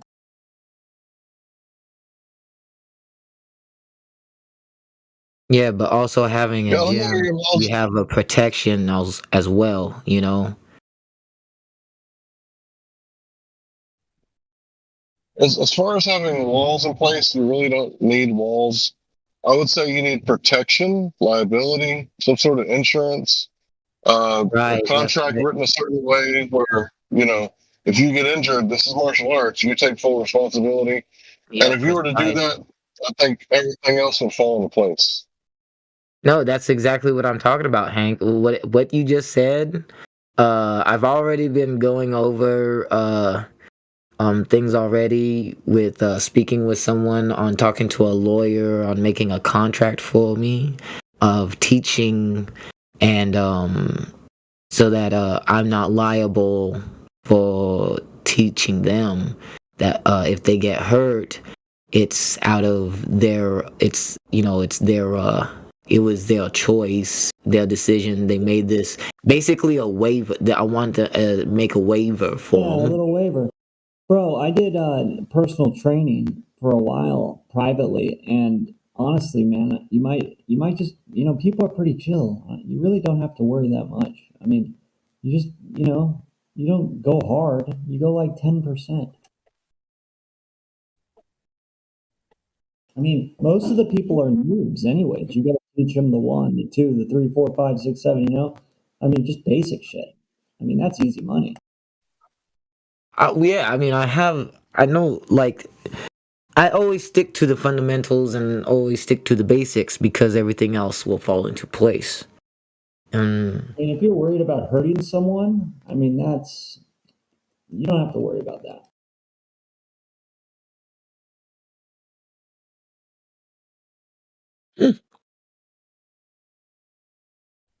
I mean, Yeah, but people can sue you like crazy. I mean, they can sue you for anything. It doesn't, you know. So the thing is, you want them to know, like when they sign the contract, like, hey, I just want you to know that this contract basically says that you can't sue me for anything. And then that's what the Right. contract actually would say. Because if you're wanting to learn martial arts, you have to be like, you know what, I'm gonna take full responsibility, right, for my actions. So yeah, that's something, you know, we taught kiddo, right? And he's a black belt in Taekwondo. And think I think he wanted to do Krav Maga, but he kind of got disinterested. I'm kind of glad though, because a fighter's life is pretty rough. It's a pretty rough life. It's not easy living that kind of lifestyle. It really isn't. It's Yeah, all I'm just glad to know that he can, you know, push buttons and knock people out. I think that's all you really need. You just need to know how to stop somebody. You don't really need to know how to hurt them. I mean, I have Tourette syndrome, and it's already. I keep myself in my room, and My I best isolate friend has myself a Tourette's, lot man. He barks because like a dog, bro. I don't bark like a dog though. Well, He's one of the okay, most that's a lie. talented kids I know, though. Right, that's what I get from my coaches too. They tell me the same thing. They tell me the same thing. Don't you?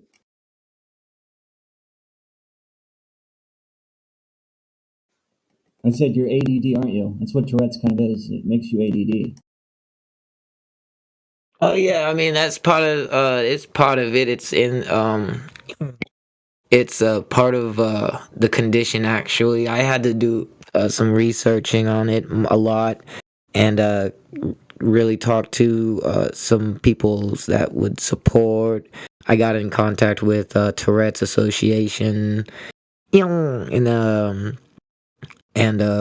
some people. I have some friends that also have Tourette's as well, and shit.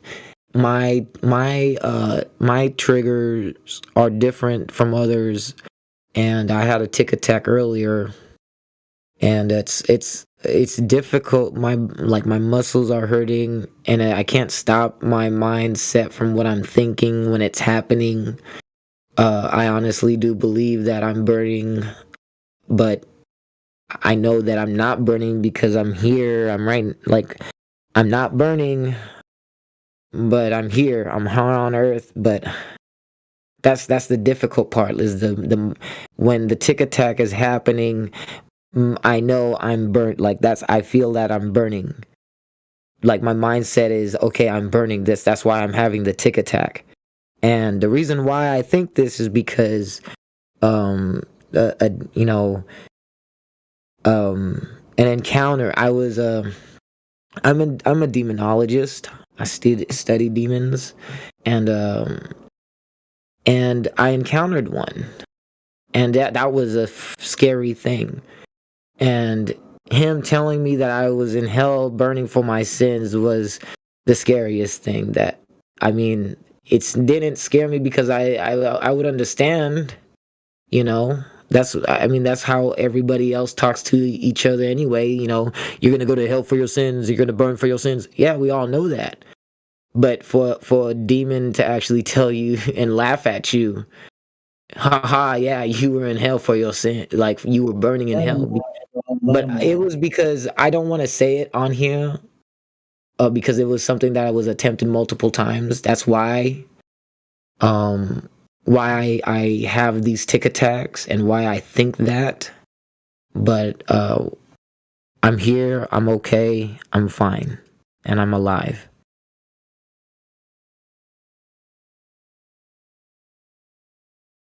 My muscles hurt. My body shakes. I want to scream and yell sometimes. Um, knowing that I was in hell burning is, I don't want to go back. I don't want to go back. So I come on here and just tell everyone the truth. So Whatever hey, you bro, I think was gonna that ask, is. do you fight? Do you fight because it kind of takes your mind off all that stuff, and I when train you're daily, training, you're actually. focused, right? I train So you're daily. focused when you're.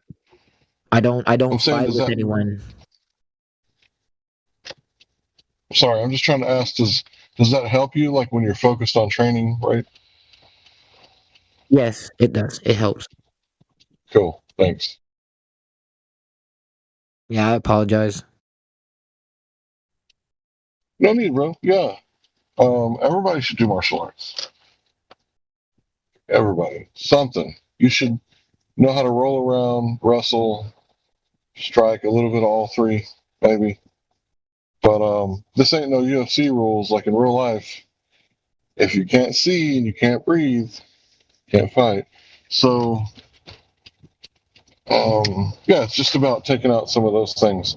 For me, it's always been the rear naked choke because it is so effective at just ending it without anybody getting hurt. And when they go limp, you just let go, and they come back. From my experience, I don't think anybody should try this at home without a professional trainer. But yeah, I mean, I've just seen that work so flawlessly that when you get it in, people go night night within a matter of seconds. And they wake up and it takes them quite a while to get mad again. Yeah, it ends it. Mm-hmm. Reset.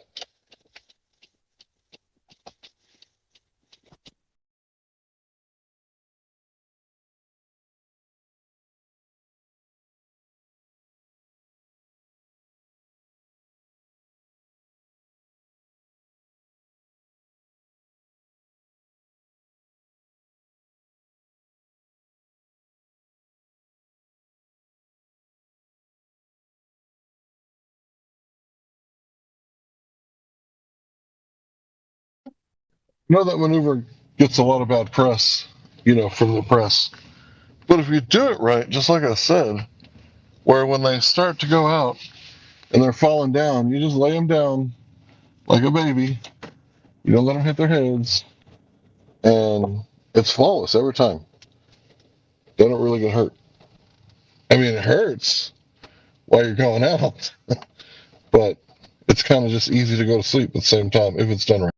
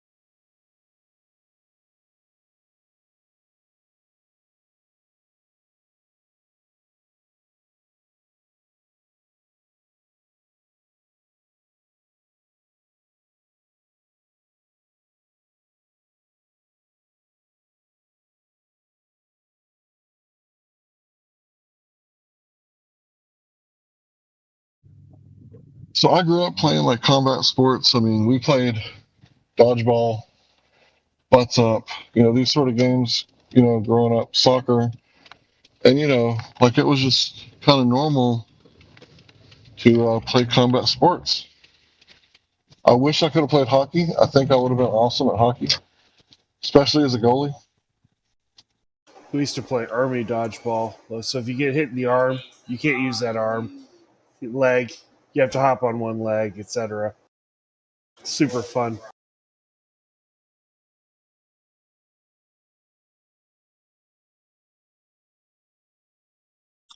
Yeah, Hank, I actually I did play as a kid anyway. I played hockey as a goalie. That was my thing. I was actually I was a pretty good like on I played in a good league growing up where I learned. So even though once I switched leagues, I found out like I was pretty much the best in the league, but the one I started in, they stuck me back on defense. So I played right wing. I mean, right defender at first, but then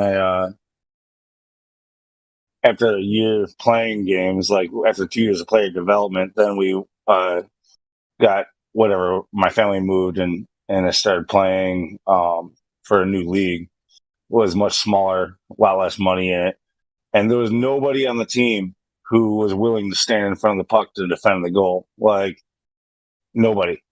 But like my dad, when we would go out to like a pond and without pads, like he would start shooting pucks at me when I was like, 8 years old or whatever it was, 7 years old. So I wasn't afraid to get in front of a puck. I was doing it with no pads against an adult for a little while. So even though I was the best on the team at puck handling and skating, I was also the only one willing to like stand in front of the net. And so that was my new job. And yeah, it's very. It was kind of like almost like a movie, like the Mighty Ducks or something, where you got this like poor team.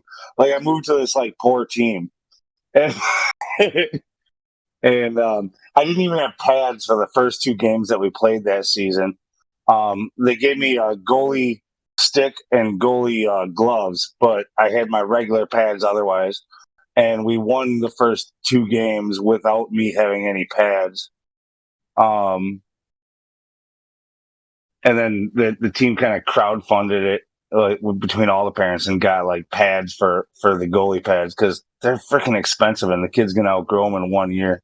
So they just made those like team pads for the goalie. Anyway, I ended up at the end of that season. I ended up winning like most valuable player award and like best goalie award, trophy, like in the small league that we had. It was pretty amazing some of the saves that were made and games that were won, and when we did the playoffs, even though, like I said, small deal, but when we did the playoffs, like there was actually like a crowd of like people I didn't know that were like this. I remember one weirdo who was extra loud. He was like, "Yeah, goalie number 8, yeah!" Like screaming. And I was just like normally the crowd didn't take me out of like the game that I was in, but this one dude was just always like obnoxiously loud. Like he's like, "Holy shit!"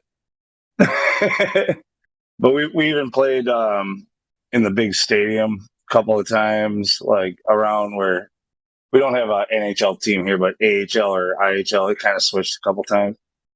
But playing there was fun. Yeah. Anyway, being a goalie was you have more. They don't even call you a player in hockey if you're a goalie. You're not considered one of the 5-man roster, right? You're just like it's 5 men plus the goalie. You're not even considered to be a player. But you are the most important player out there on the ice at the same time. Sorry for that long thing, Hank. I'm just letting you know. I did that, and it was fun.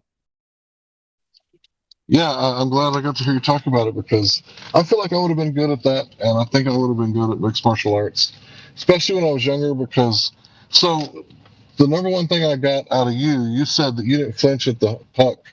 You actually dove for it, no matter what part of your body hit it. You were fearless, and that kind of scared the other team a little bit. It was intimidating. Right? Yeah, in fact, actually, I got a play in particular, dude, that illustrates that. So, like, often, seeing as how I was the best on the team, and I was sitting in front of the net, the coach was like, "Shit, we need to get him out there scoring goals or at least doing something more. Right? He can do more." And he talked about like when often, because the team was lacking, our opposing team would get these breakaways, and they would come and, they'd have these 2-on-0, 2-on-me, down ice, and it was just whether or not I could beat the two of them, and often I did, but that was the only time the other team was scoring. So he was like, you know what? When you see a breakaway coming, charge the blue line. Like he explained to me now, like I said, I was like 7 years old or 8 years old. But as I narrowed the gap between me and them, it cut off their angle of shot towards the goal. And not only that, but it was intimidating when the goalie comes out of the net and he's charging at your ass. Like you see this guy all padded up and he's charging at you. You're like, whoa, what's going on? You pause for a second. Anyway, yeah, like, so I actually started doing that and like coming way out of my crease and freaking attacking the attackers and winning that way, poke checking them out or whatever else. But it was fun. It was fun doing that stuff. So when I was a child, like I'm talking like 5th grade, we had like ropes that were like, I don't know, like 30 feet high, and like out on the playground, tetherball, all kinds of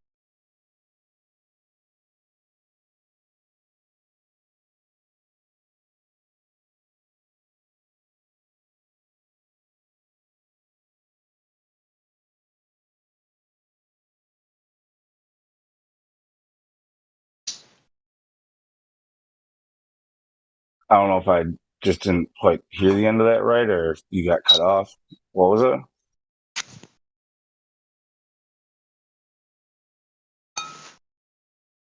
Maybe he's in a dead zone. I think maybe the fire alarm that needs to be fucking. Oh my god! Maybe that's what's getting me. Right. Yeah, that's enough to make someone go insane for sure. I don't know how he does it.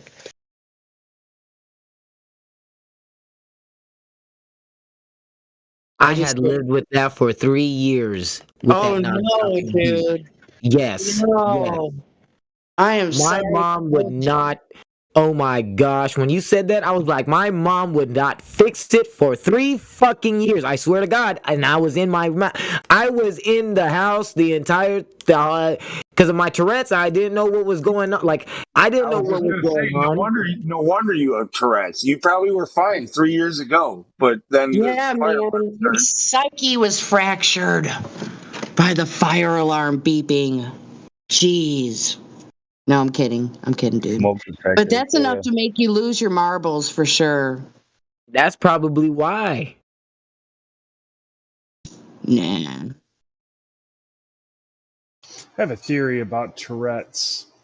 If you want to humor Oh. me. Can barely hear you, by the way. Just saying. I don't mind. So, I have a family member with Tourette's, and they're not. I don't live directly with them, but I've lived with them long enough to kind of. Can you hear me? Okay. Mm. I had to turn you up. Yeah, you might have to turn me up. Anyway, so the theory. Now, I understand this is a very boiled down and dumbed down version of what I think, but it's the best I can express. So, in early childhood, you have something to say, right? You try to say it one way and you get ignored. You try to say it another way, you get ignored. So it's almost like your spirit screaming out, trying to be heard, and that's kind of the feel I get when I hear the Tourette's outburst.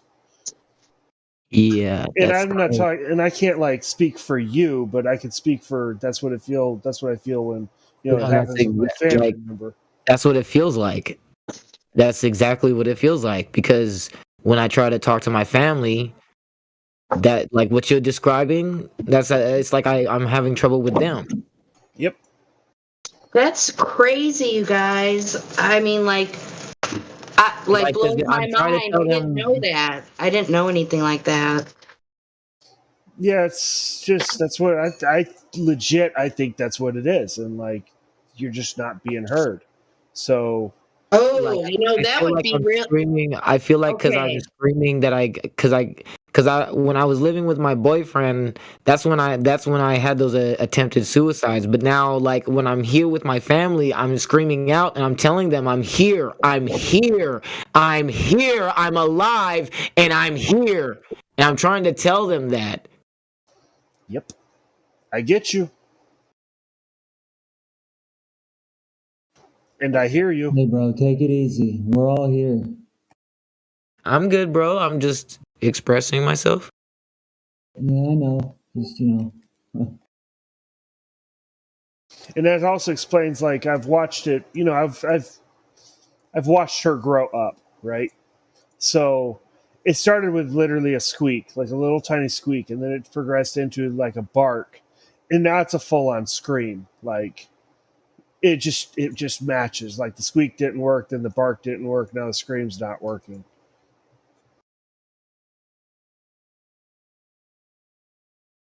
Anyway, that's my theory on Tourette's. No, Not a, that's exactly. Yeah, now, like I have tick attacks of me screaming, mhm.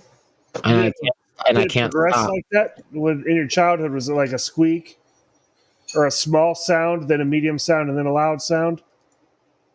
Okay, not as childhood, just as at first when I stopped boxing. I just stopped my boxing career because I didn't know what was going on with me, and it was just little sounds, and now the sounds are louder. Like I can hear everything, and it's just like when I hear someone say a sentence and then they say like cut, it reminds me of when I attempted. And then when they say something like let's hang out, that reminds me of when I attempted. When someone says like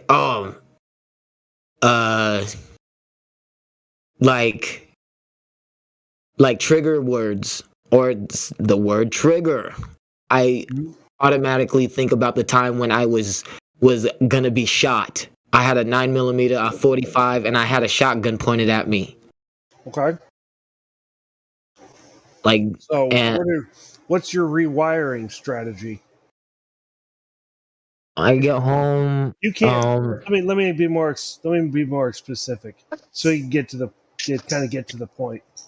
So, I'm not a stranger to mental mechanics. Okay, I did 2 tours in Iraq, a year in Afghanistan. I've seen everything that you don't want to see. I've seen and done. So I'm not a stranger to that four little letters in an acronym. I get it. So the whole anxiety, depression. Anyway, mental mechanics. You have trigger words. I had trigger not only trigger words, trigger experiences. You didn't mention that, but you have them too. Something will happen that will send your mind in a direction. What you need to do is learn first what is the trigger. Second, you need to condition yourself to be resistant to the trigger. You need to expose yourself to the trigger and then come up with a different scenario. So let's say the trigger word is trigger and it makes you think of a gun, and then you get the mental image of a gun to your head. Well, change the gun to a banana. Force the image to a banana. And then replay it again and again and again, and then trigger turns into banana, a non-threatening thing. So it's like kung fu, martial arts, tying into what Hank was saying. Like if somebody throws a right cross and you learn 11 different ways to dodge it, to counter it, then eventually the right cross isn't going to catch you. It's the same thing. It's exactly the same thing, but it starts with you literally, you think yourself into these problems. You have to think your way out of them. And I don't take that as like the gospel. That's speculation from a non-trained individual who's kind of like rewired himself. So you can rewire yourself. Right on, brother. Time.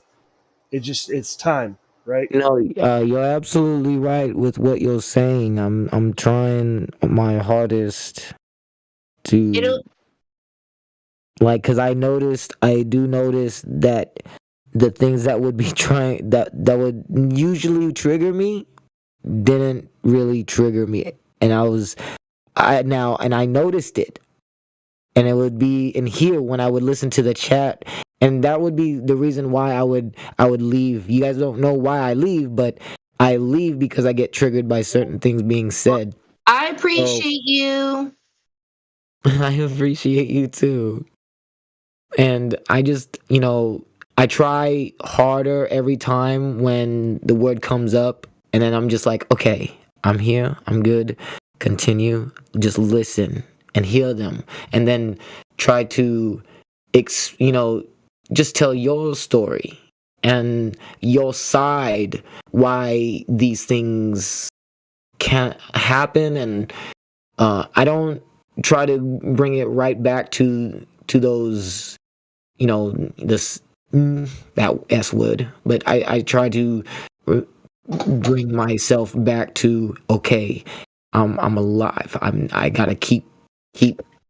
I'm breathing. I do a lot of meditation to make myself self-aware. Again, the best thing is, bro, just let it go. I'm not saying that I don't. I'm not saying that I'm not trying to. I am, because every time they do come up, it's the letting it bother me when it comes up, right? Is what it is, the real. Sounds like you're getting there, man. I believe in you. For real. I really love hearing you speak. It really like puts a smile on my face. Aw. Well, I appreciate you for appreciating me. You're such a happy person. Like I swear, like link me the black phone really quick. I feel like people would try to bring this woman down, but I feel like Jenny's that type of person that she's gonna turn around and be like, I ain't gonna let you This homie don't play that. This homie don't play that. I ain't got no time for that. I got other shit to do and not enough time to do it. I ain't got time for no games. No. What about you? People try though. People try me, I'll tell you. There's I like believe it. two people. There's two people at work that do not get eye contact from me. And you know why it is that they try to really get at you is because you're so happy. I try, man. I'm always trying to think of something to Because laugh about. they see that you're happy, and they're like, "What is it that's making her happy?" And then they're gonna try to figure it out and try to bring you down. You know? But don't. Yep, that's why they don't get no eye contact from me. I don't want their fucking energy. I don't want it. They can have There you it. go. Yep, too bad it took me so long to figure it out. So I'm actually happily jealous for you, Enoch, because you're way younger than me and you already know. What? What you mean by that? What are you, 30? You're like 30 or something, right? Or how old are you? I'm turning 34 this 30th. Dude, man, you know a lot more than I did when I was your age. You're doing good. You're doing just fine. In my opinion. I try. You're gonna do things when you're meant to do things. You know what I'm saying? If you worry about it, that's gonna impede your progress. Oh, I always do things according to Allah, what He wants me to do. That's Well, that's all I want to do. the meditation, that's amazing because people don't realize how much they are not in the present moment. It's crazy. Literally and figuratively. People need to understand that meditation is important. And it has nothing to do with beliefs. It has nothing to do with beliefs. Meditating and being self-aware and bringing yourself to self-awareness and Yeah, you need to bring yourself to homeostasis. right to the present moment, to what's happening right now. Yep. This second, this minute, this hour. That's why I have my own hobbies and such. So, like, right now I'm making, it's a kid's like weaving loom. I don't know if you've ever seen it before. No, that sounds awesome. Yeah, so I've got like a huge supply. I just Is it like a dream catcher? That's what I think about. No, it's a pot holder. You make a pot holder out of Okay. loops. Yep. I get it. I totally get it now. Yeah, so I had some high quality ones that I didn't want to use, like pink. You don't make a pink pot holder, you just don't. So I did like this whole chemistry thing. I got these dyes and washouts and stuff, so I got a whole new hue of colors. I'm pretty excited. And then I bought like 3 1-pound bags of them, sorted them all. So yeah, I stay in the present moment. I do stuff that makes me happy. It sounds Because awesome. nobody else is responsible for my happiness except for me. Yes, you're absolutely right. So I can't blame nobody but me. To be fair. Unless it's the people that you bring around you, right? You let in your circle. Because those people that bring you down is the ones who Well, are it's close not to hard to figure that out. you, At right? least for me. I mean, maybe not right away, but it don't take too long for me to determine whether or not I have to say bye, Felicia. I was giggling right when you were. But yeah, people just have to, I guess you just have to, I don't know. I believe in, something ain't going right. You ain't going to convince nobody of nothing. You have a choice of whether to duke it out or disengage. And when you duke it out, you're just kind of wasting your time, really, in my opinion. But people still love to do it.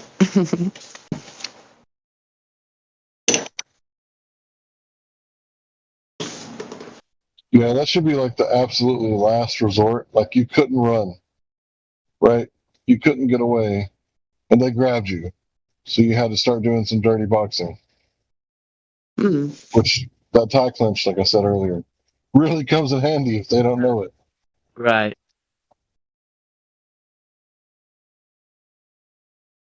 Yeah, no, that's my last resort. That's why I try to be as fast as I can. You know what I mean?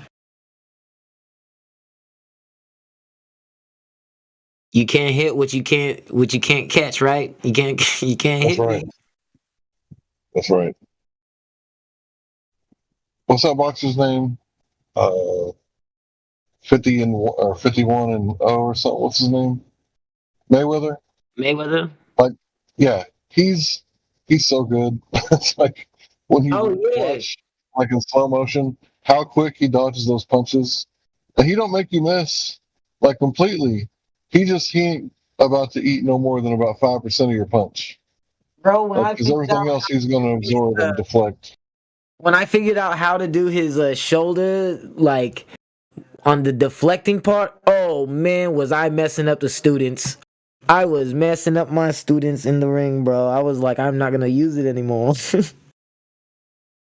It was just messed up, bro. It was like I'm catching your fist. It's like I'm catching your punch with my shoulder, and it's just like cheating. Like, ah, man. I know other people who try to mimic Mayweather, and I get it. You know, but you can't mimic it unless you understand it. You know, you can't unless you understand his method of what he's doing. If you can really watch Mayweather's tactics on what he's doing, bro. Oh my goodness. Wait, how did you get to boxing? Oh, Allah brought me to boxing. I had when I was dating my boyfriend. I was. Oh no, I meant like, how did you guys get to talking about it just now? Oh, Hank brought it Yeah, up. that was my fault. No. I just want to know why. I'm sorry. I didn't catch what you said all the way because it was boxing. I'm sorry. Go ahead. It was Mayweather because he's a master craft boxer. Like he's really, really high level. Sorry. But were you making an example, like, or you just okay, yeah. Oh, all right. Yeah. Sorry. No, I'm the one that should apologize because I'm like lost. Yeah, no, because he had mentioned about using that as using your fighting for as last resort, and I was talking about running away, and that's what he was talking about. Okay, that's why he brought up that's why he brought up Mayweather, because his tactics of what he does in the ring is not running away; it's avoiding punches, bro. It's hit hit your opponent without getting hit. It's making more points than your opponent, and that's exactly what he does. And I mean, I would say that Pacquiao outdone him and actually did make connections, but yeah, like okay.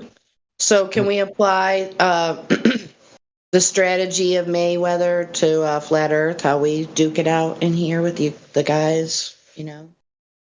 Oh yeah, especially their movement is on a flat plane. If you can obviously look at the ring, it's obviously flat. Number one, let's just set the stage, okay, people? Yeah. Okay, but you were saying about Mayweather, how he came in and he would just avoid getting hit and let the person duke it out and wear themselves out, right? Yeah. Okay. Yeah, that's kind of what we do in here. We want people to talk about what they think they know. Just keep asking them questions, let them bury themselves. So instead of us coming back at them, we just ask them another question. So that's kind of like a swerve almost, at least for them. I don't know. How do you guys think that?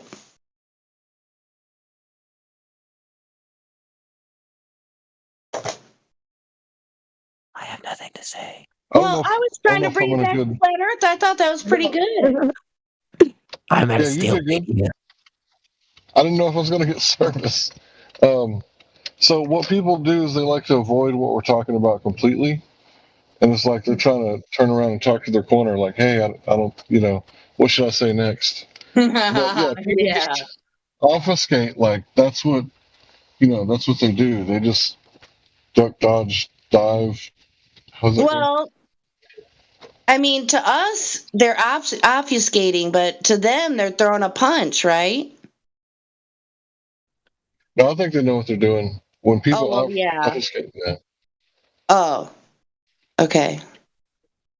But yeah, I wish we had some new people to talk to. I can't really check because I'm driving. I'll check. Of course, I'm not really that great on seeing who's new. Stormfire. Is that person new? Sort of? We got a guy named Andy here. Oh, Stormfire's a flat earther. Andy, okay. Andy Level Up. I think I've seen him in here. Yeah, I got him on TikTok. Okay. Yeah, I would join you guys, but I'm at work. Just listening. Hey, man. Good to hear you.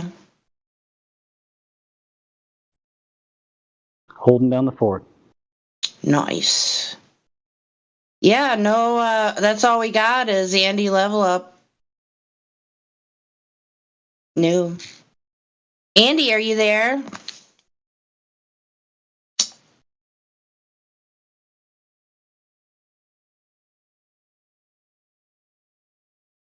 Typing. He's at work. Man, why you gonna join when you at work? Right? I agree. You should be concentrating on your job, man, and then come back. But, that's me. Anyway. But I don't know. That's just me. That's a good thing to say, dude. Especially nowadays. Because I'm not saying it's applicable to this situation, but it don't take much to offend people now. I'll tell you what. I know. I try not to talk. Sometimes when I say things, it sounds like I'm talking shit, but I'm not. I'm not trying to. Oh, for sure. Okay, we got you, bro. You're lucky you get to listen to us. But he does get to type, so that's all right. And I wasn't trying to make that rhyme or anything. I think you were.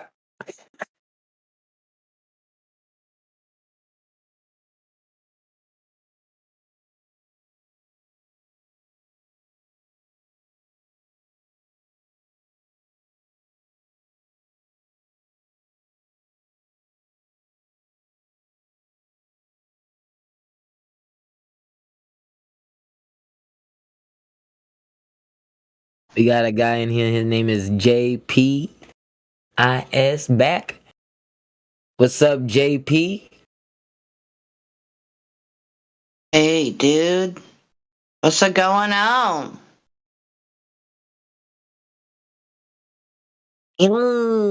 What are your thoughts about the Earth? Sorry. Yeah, I have this purring tick. Yo. So yeah, JP, you're the only new person that's available to speak to us. No pressure.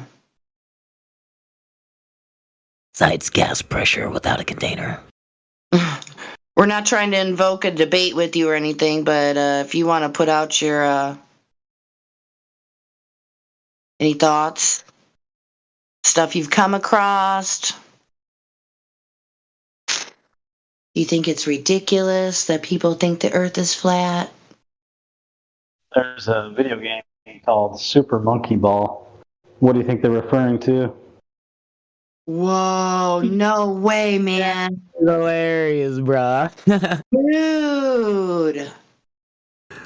Okay, yeah. We just may be reaching people more than what we think, man. I mean, they putting out space monkey balls now? I've woke up about 5 people this year. Nice. High five, bro. Just in transit, One of them for sure, for speculatory.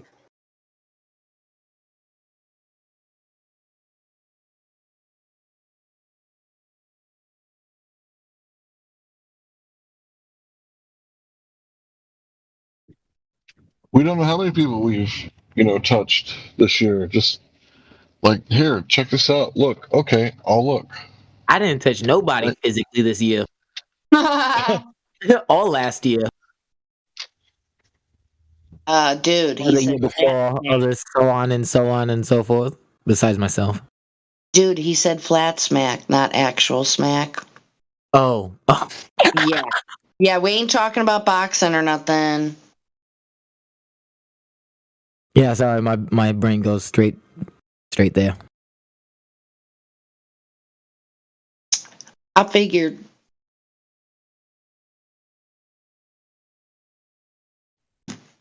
You know, like touch people's hearts, right? Just to get to the man or the woman, right? Just like, here, look at this. Like, it's going to hurt a little bit, but go ahead, look, you'll be okay. Just check it out. Right? It's like, we don't care how you come out on the other side. It doesn't matter. Check it out. Condemnation before investigation is the height of ignorance. That's right.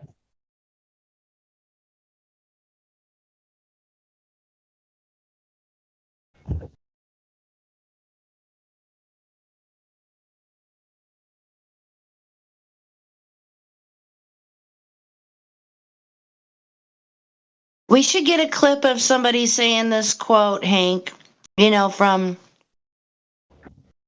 The Price is Right, when they started the game and they called everybody to come down in the row and take their seat as a contestant. And that one guy, pretty kind of famous back in the day for his voice. And he'd say, right come here. on down. You're Come on down. contestant on the flat earth is right. Hey, We need to what have is it somebody again? say that like him. Like from The Price is Right. I know. So what did you say? I'll say it. Oh, it's in the chat. Oh, alrighty, here we go. Come on down. You're the next contestant on The Flat Earth is Right. It's almost there, but it's like a real particular way he would say it, man. I'm not going to do it like he did, that's for sure. Can I try? My way. Okay, I got you. Go ahead. Yeah, go ahead, Enoch. Dan, you're the next contestant on The Flat Earth is Right. Alrighty then. Thank you very much. Record that. Yes. Was that a soundboard bite? No, that was all me. Dude, that was amazing. You need to record that. Definitely. And oh, yes. Yes. Definitely, you need to. Yeah, Robin Williams was one of my favorite actors. It reminded But that me wasn't Robin Williams. Vietnam. But it's the that'll attitude. The same attitude. Yeah, that would work. I'm with that.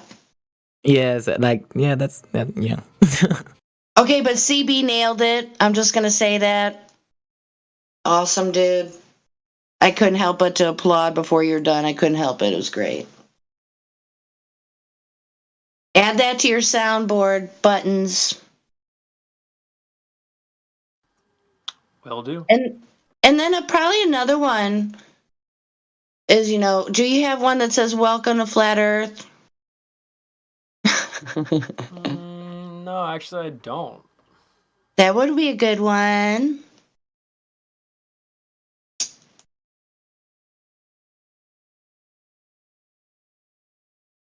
Now, it could be said any one of several different ways and tones, and so that could be a fun thing to kind of. That might even be better. Just get a bunch of people doing it. And we just rotate through them. Yes, I was thinking that very same thing, oddly enough. Helio and Kai already have theirs, so. Oh, they did? They could probably do another. It'd be fun.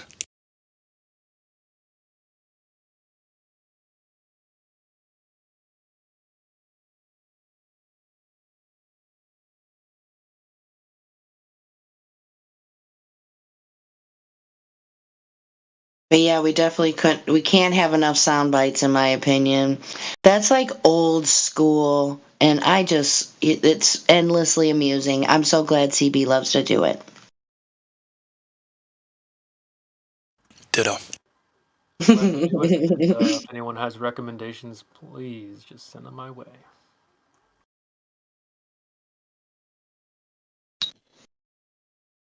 Ew. Someone said I sounded like a human soundboard. Ew. I can see that.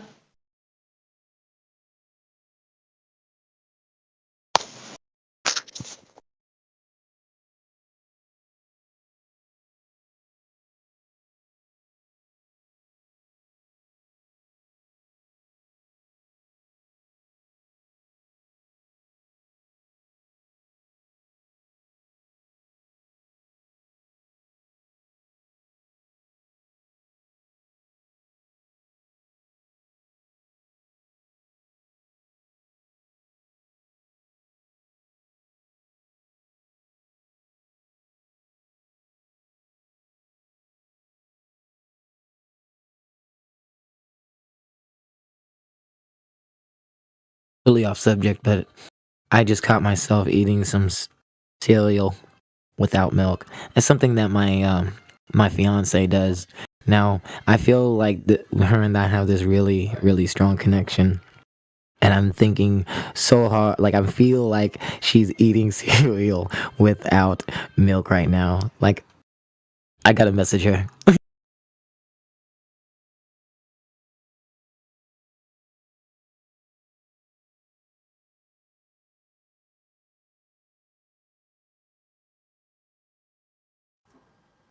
He needs some milk.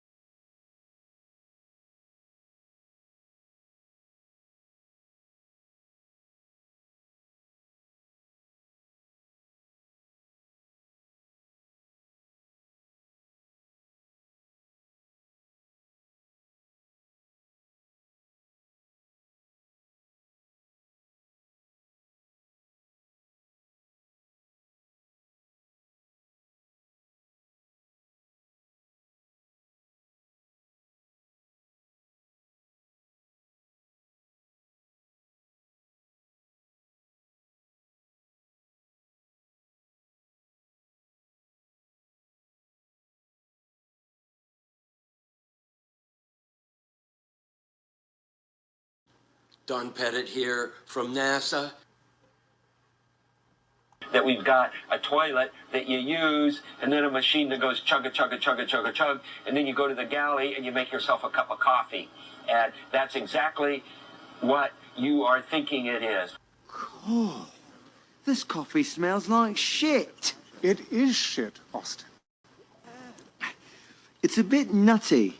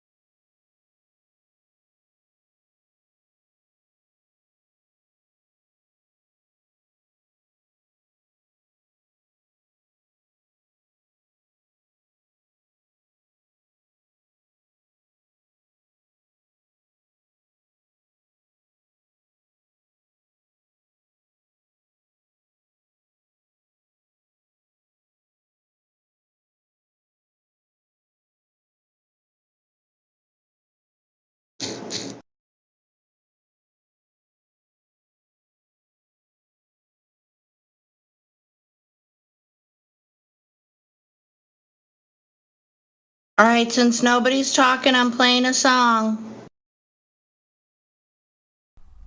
1, 2, 3, 4, 5, 6, 7, 8, 9.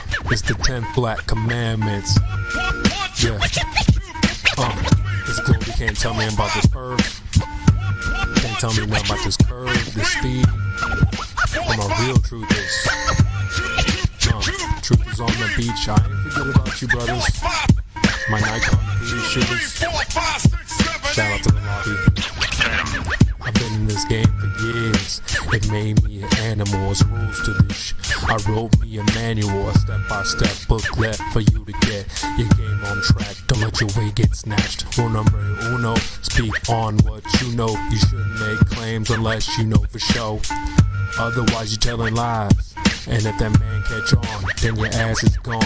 Number 2, never let them think the earth move. Don't you know the pendulum tricks are not science? Yeah, take it from your highness. They need to be set up from high up and kicked or fired up. 3, never trust nobody. The science guys will set that ass up properly gassed up. Fallacy to throw it up. Shit for the fast buck. They be lying in the comments, just confuse that ass up. Number 4, know you heard this before. Never get high on the CGI. Number 5, never speculate on the unknown. I don't care if they fight with an ounce, tell them bounce. Number 6, that goddamn citation, get it. You think a globe be backing up the claim and forget it. Number 7, this rule is so underrated. Keep flat earth society and the servers separated. Shadows and sticks don't hit this bullshit. 2021, man, that shit's archaic. Number 8, DC checking 1 or 2. Stop typing and get a mic or something to speak through. Number 9, should have been number 1 to me. If you ain't trolling back, get your ass in BC. If the team must get you slipping, they ain't trying to listen. They be pitching your ass out, straight out to Cogdiss. Number 10, a strong word called a measurement. Strictly for honest men. If not, just watch them spin. If you ain't got the globe proof, say hell no. Flat earthers want that proof, rain, sleet, hail, snow. All these rules, you'll smash globes until they break up. If not, 20 for trolls who won't wake up. Truth hits your mental, watch your mind shake up. You were sleeping, now you about to wake up. Snacks in the back on your way up. Bathrooms on the left, urinal caked up. DJ on the way, about to play something. Chairs good, stogies lit, feet up. 24/7. Discord.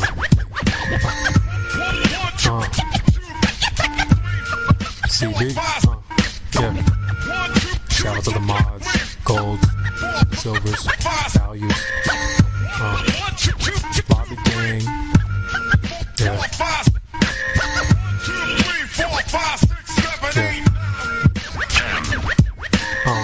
It's your boy CB. B. In the lobby. Catch me in the live stream.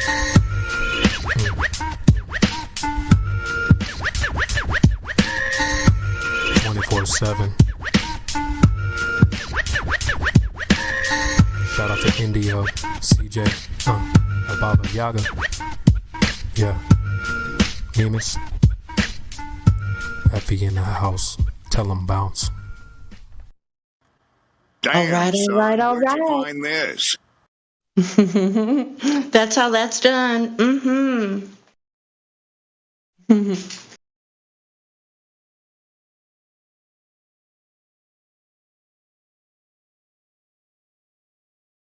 All right, commandments. And then I do believe somebody, it might have been El Baba Yaga who came up with the, in like the R prayer instead of the Lord's Prayer, it's the R prayer. So yeah, we should probably like put that back out there to go along with the 10 flat commandments. Jenny, can you play Cartoon Ball? Oh, of course I can. I know right where to find it. Yeah, it said it was private on one link I used, so. Really? Well, let's see here. You know, it's kind of funny you bring that up because I hate to be weird and all on CB, but it's kind of surpassing Cartoon Ball. That was like, I mean, it's still, oh boy, I'll tell you. I mean, the only thing is, you know, they're different genres, you know, but. Doesn't matter. CB. All right, so. CB is on it. I'm flattered. Oh, yeah. All right, I'm looking.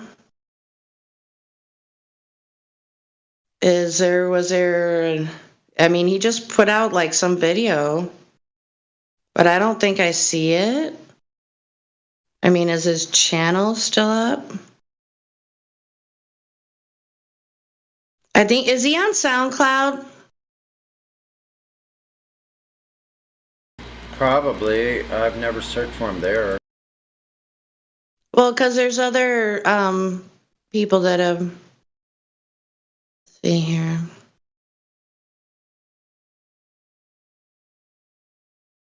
Dude, okay. Don't know what's going on, but I YouTube searched ODD TV and it came up with his music channel.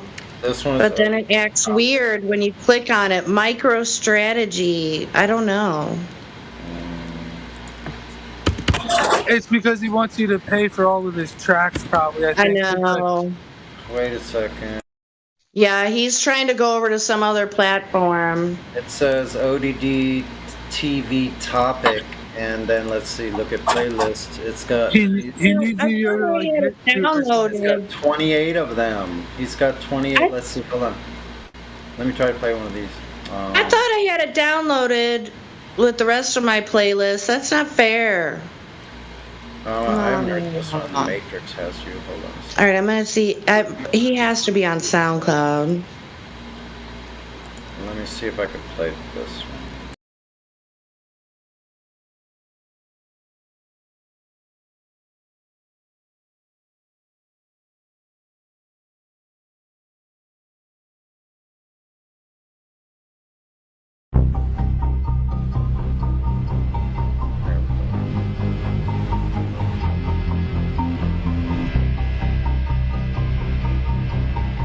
That sounds like shit, dude. All I'm offering is the truth. Found it. Get your payments past due. Your life just races past you. Wake up, the Matrix has you. Wake up, the Matrix has you. We are enslaved like cattle, held back with chains and shackles. Wake up, the Matrix has you. Wake up, the Matrix has you. In debt, your payments past due. Your life just races past you. Wake up, the Matrix has you. Wake up, the Matrix has you. We are enslaved like cattle, held back with chains and shackles. Wake up, the Matrix has you. Wake up, the Matrix has you. There is a hidden agenda at play. Same old bullshit, but a different day. They're telling us lies and they're getting away, deceiving the world and it isn't okay. Get out my way, cause I'm shining the light on these bastards with every chance that I get. Attempting to wake people up to this nonsense and tell the elite just can't handle this shit. Sick of living life in utter madness. So sick of them treating us like maggots. Look at textbooks taught in classes. Do some research, nothing matches. Then they start waving their Hollywood wands. No sign of a brain because all of it's gone. That's where they wanted you at all along. Stuff that you think you know, all of it's wrong. These people stay lying, even though most ain't buying the mainstream manipulation, but still they stay trying. Look what happened on 9/11. Look what happened at Sandy Hook. These fancy crooks write lies as history in their fancy books. In debt, your payments past due. Your life just races past you. Wake up, the Matrix has you. Wake up, the Matrix has you.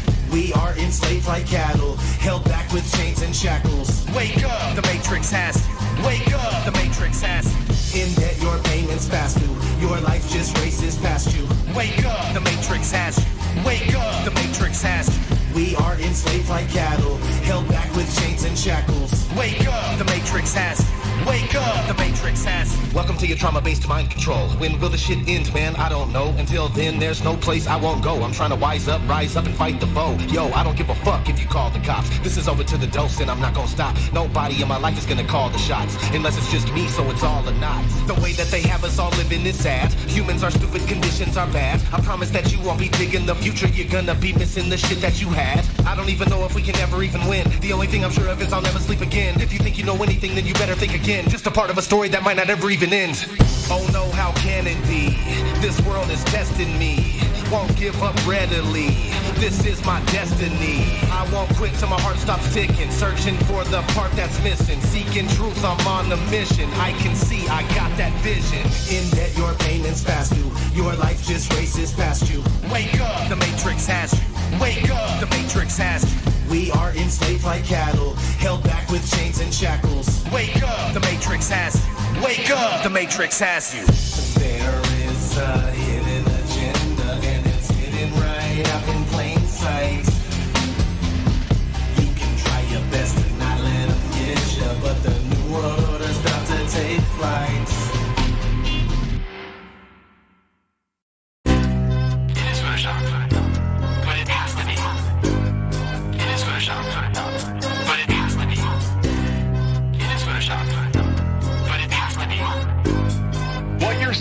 here is a mirage. A lie is a lie, and it don't matter how many dumb people believe it. And the truth is the truth, hiding right out in plain sight, and still people don't see it. Man, this shit got me heated, and I won't stop till the elite are being defeated. They keep us deceived about everything that we think, and they keep it a secret. What we're taught is not conducive with reality. Big bang, evolution, and there's gravity. I tell the truth, and then these motherfuckers laugh at me, telling me the earth is photoshopped because it has to be. Most people accept the deception happily, but what they're doing to us all is a tragedy. God created the heavens and the earth in a verse, but we're living in a Freemasonic galaxy. They say we're monkeys on a ball flying through outer space, but there's no proof, it seems to have vanished without a trace.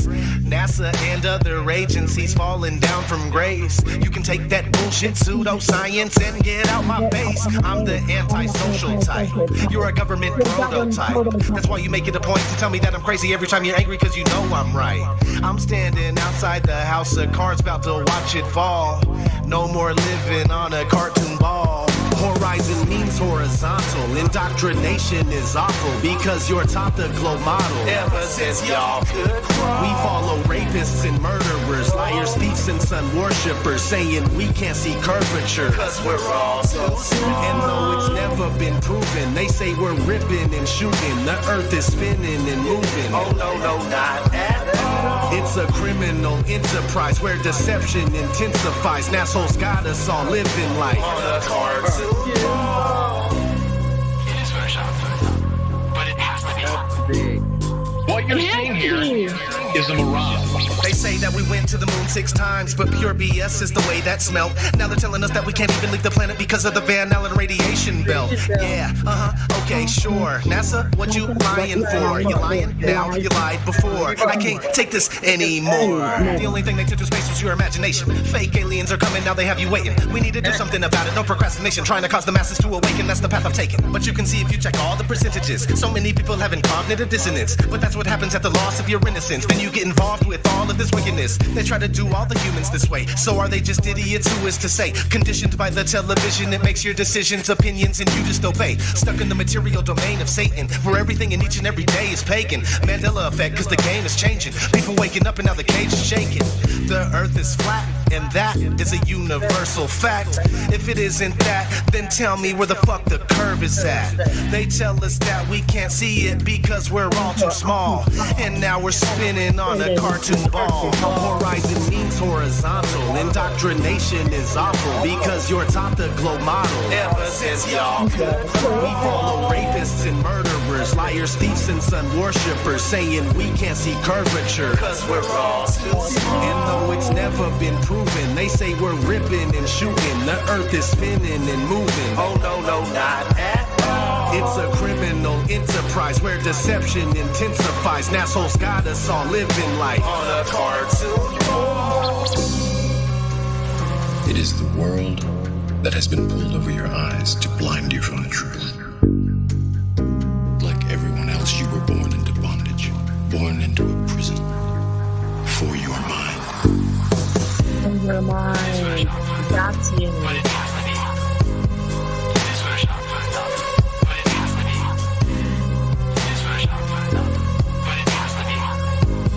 What you're seeing here is a mirage. Oh my God.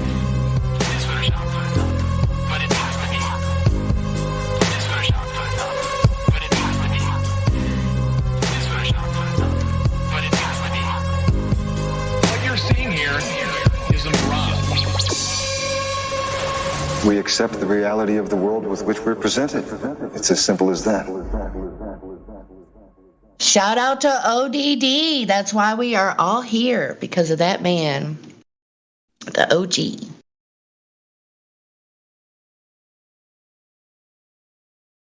I need to come up with a SoundCloud playlist because I like listening to this stuff in my vehicle. Really, really loud. So other people can hear it.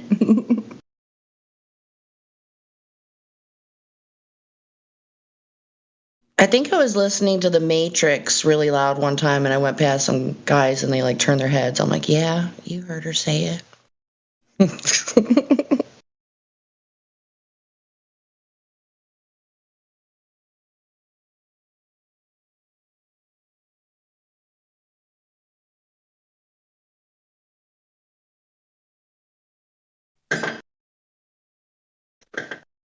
think we need more flat earth comedians. That's my idea.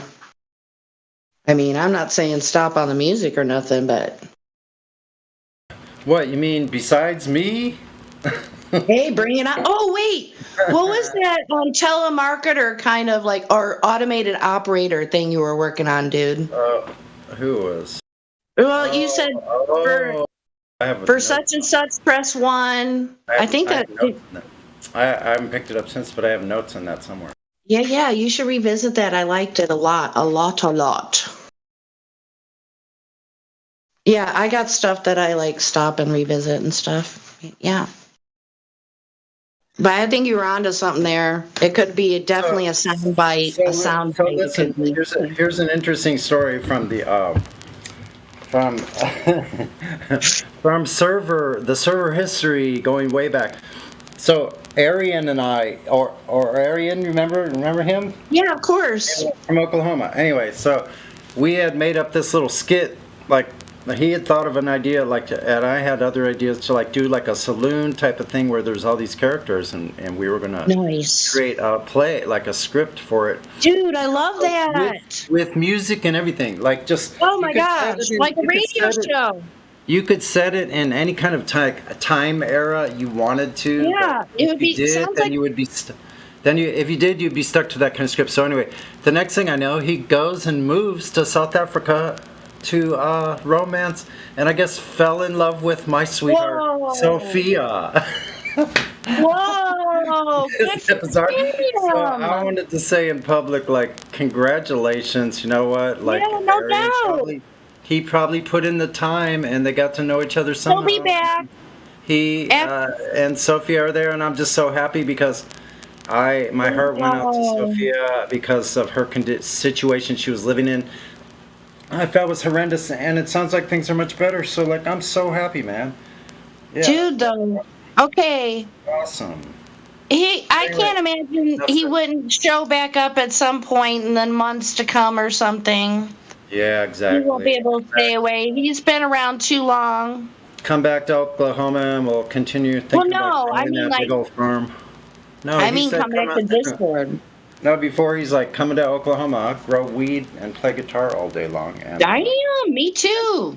And slay some pork or something. All right, dude, but okay, for real though, what you were talking about just now, it sounded like an old-fashioned radio show, like a play and a script and everything. Exactly. Like I love that. Some old miners come walking into town, you know, and they're talking about this, and they have. Oh my gosh, you should bring that up. Related to flat Earth, like it could be us as the characters. You just have to kind of like pick. So anyway, hey, you know what? Bring that up with Indio because he's wanting to do stuff with cartoons.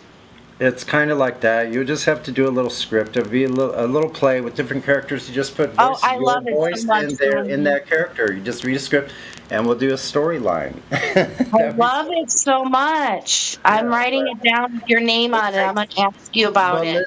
Listen. I want to be honest though, because it takes a little more organization than I am able to muster. I have the idea.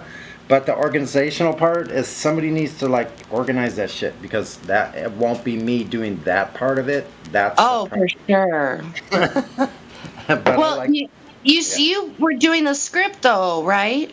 Yeah, I was doing a script. I just took some notes real quick and I read it off. Yeah. Well, you can develop your characters. Yeah, exactly. That's true. I mean, we already have the characters. They're flat earthers. All of us are the characters.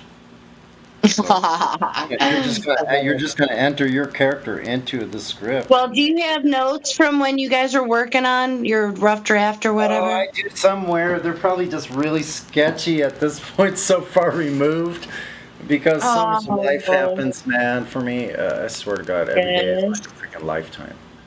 I get it. I really do. That's okay. I'm not complaining at all. I'm grateful. I went out and rode for a couple hours every day. I rode 17 miles today, and it was like nothing.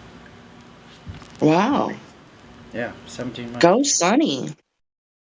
Come back, and I have blooming cannabis in my corner over here. It just started flowering.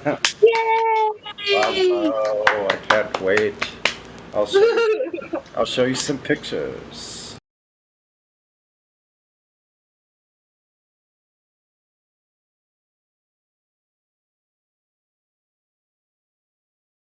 Hey, vacuum seal some of that shit and send it to me, Sonny.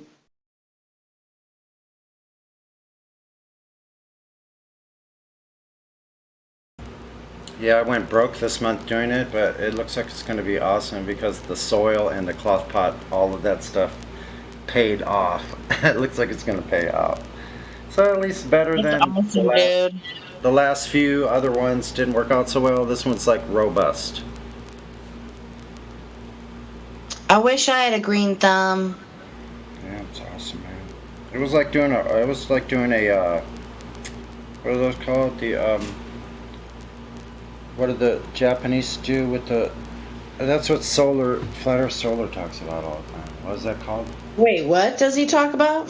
When they do the miniature trees, so like they train the trees to become certain shape and they make them miniaturized by changing. Oh, bonsai trees. Bonsai, yeah. So that's the kind of things I used on it. Low stress training where you bend it around and open the plant up, and it did, and it totally made it multiply. So it looks like it's going to be like there will be the top buds, let's say the top 6 or 10 inches. Those will be the top ones. Cut those off, and there'll be the lower ones that will grow up again. Ooh. It'll keep going for a little while. So we'll see. Well, what kind is it though? Death Star strain, which is What does that mean? It's a hybrid between Sour Diesel and Sensi Star. I've had sour diesel before. Sour Diesel is very strong, yeah, and so is Sensi Star, some kind of Afghani, I think. But this is an auto flowering thing, so it just had to get a certain. Sour D is sativa. Almost exactly 9 weeks to almost to the day. It finally did after transplanting it into 10 gallons of soil. It is like fuel. I went from it being in 2.5 gallons to 10 gallons of soil. So that was key, and now all of a sudden it's responding back like it took a week to recover from the transplant.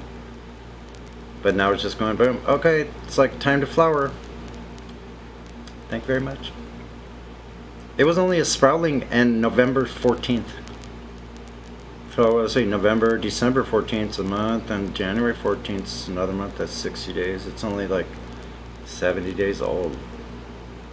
It's like 3 feet tall. The plant by itself is almost 3 feet tall. So far. Coming right along. I know there's a lot of background noise. I'll turn the mic off here.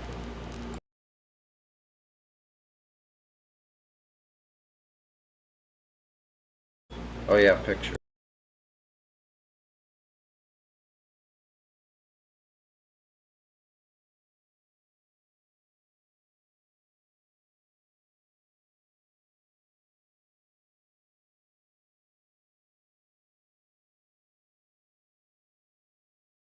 And it's a perfect strain. It's supposed to be good for like PTSD, which is what I have, and other things. Insomnia. Strain is good for that? Good for inflammation, which is seriously what No, the strain you have is supposed to? The one I'm growing, yeah. Wow. Yeah. So it's a really great strain. So we'll see how that works out, but let's see. I would wouldn't it be fair to say that, I don't know, this is just my educated guess, that, the weed you grow yourself can't be really comparable to what you get from someone else. When it Yeah, exactly. You know how plants like to hear classical music rather than heavy metal or something? Yeah, I guess my plant gets to hear Discord as long as I'm on it. It gets to hear you guys. Wow. And all the music too. So right to my plants is whatever I play here in the room with my instruments, or here on the Discord, or your voices. Wow. Yeah. You got some flat weed, dude. All the conversations, all of that. My plant is right here. You got some flat weed. Flat and potent. Yeah. Flat smack in the sativa. Man, all this talking about, man, I'm actually dry too. Well, hey, if there is a truth frequency, it'll be getting it right.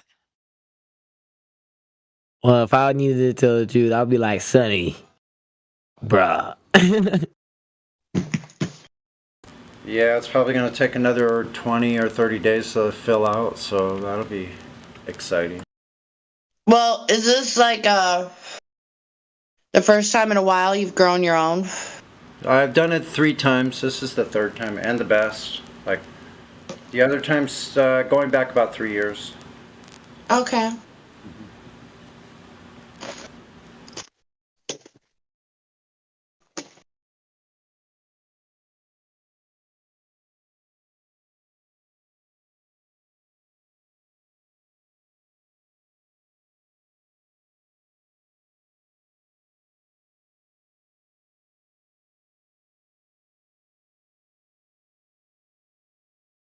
Oh my gosh. Did you just see what Toby Dog put in the voice text? He said Flativa. Going off truth prevails, what she said. Yeah, really. Oh my god, that's so awesome. Hey man, what kind of weed you got? I got some Flativa. It's going to be better Oh my God. than any globe weed.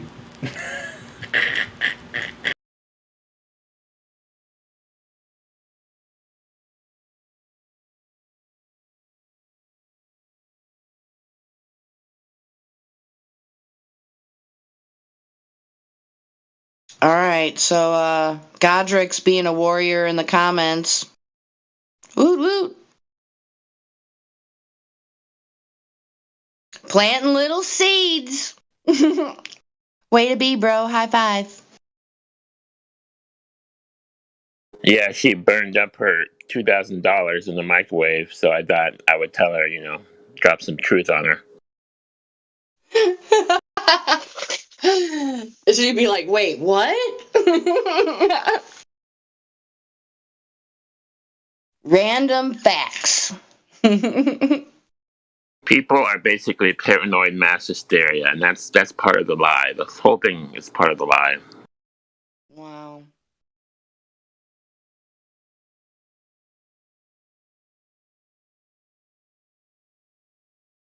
So is that Twitter? Or no, wait, that's not that. Upvotes. It's Quora. If you heard, it's a Quora. Oh. It's like Yahoo Answers, but more professional. Yeah, that's been around for a while. Couple, like at least a decade. All right. Orion sticking shit up on places where people can see it in public.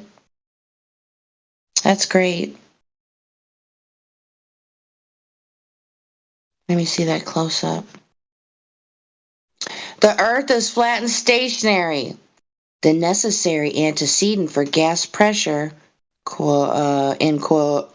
parentheses, air pressure, is a container.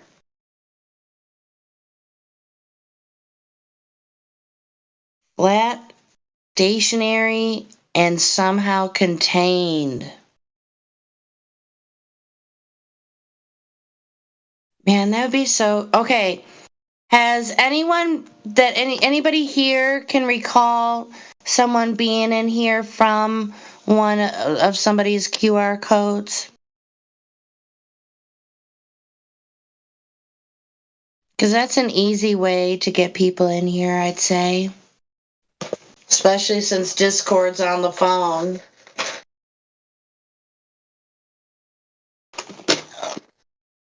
Anybody? That's awesome, well, man. I know someone who scanned it and joined, but I don't think she's coming here and talk. Oh, that's okay.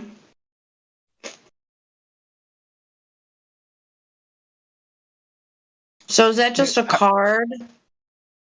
Well, it was a card on the first one that I was taping up, you know, because the tape and the cards are really cheap, and the stickers, as it turns out, are a lot more expensive than I thought they'd be. So I only ordered 100 of these stickers and 500 of these cards because the cards are really cheap, like I said.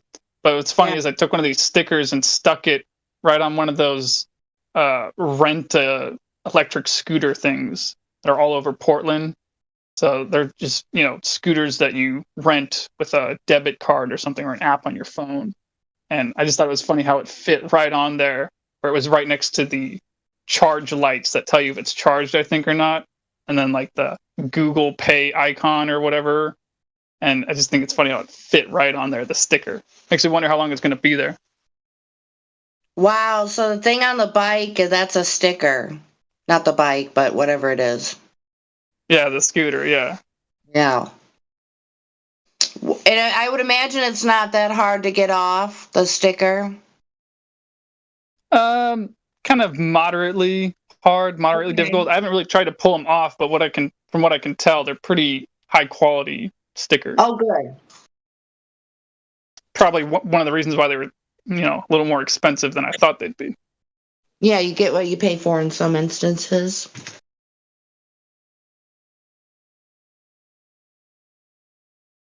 So yeah, I don't think that would count as like, well, I guess it would be considered defacing. I guess you'd have to be careful, you know? I mean, it would be the same, well, it wouldn't be as bad as somebody spraying graffiti. In my opinion, all you need is Goo Gone. Right? So it's a somewhat harmless crime, if you were considering it. You know what I mean? What happens when the astronauts spill their coffee? What? Say it again? Yeah. What happens if the astronaut spills their coffee? Oh. Yeah. They need an extra $2 million to clean it up with their space towels. All right, y'all lost me. I didn't get that transition there, Hank. Astronauts spilling their coffee. Oh, noes. I mean, they play with water droplets and stuff in quote-unquote space.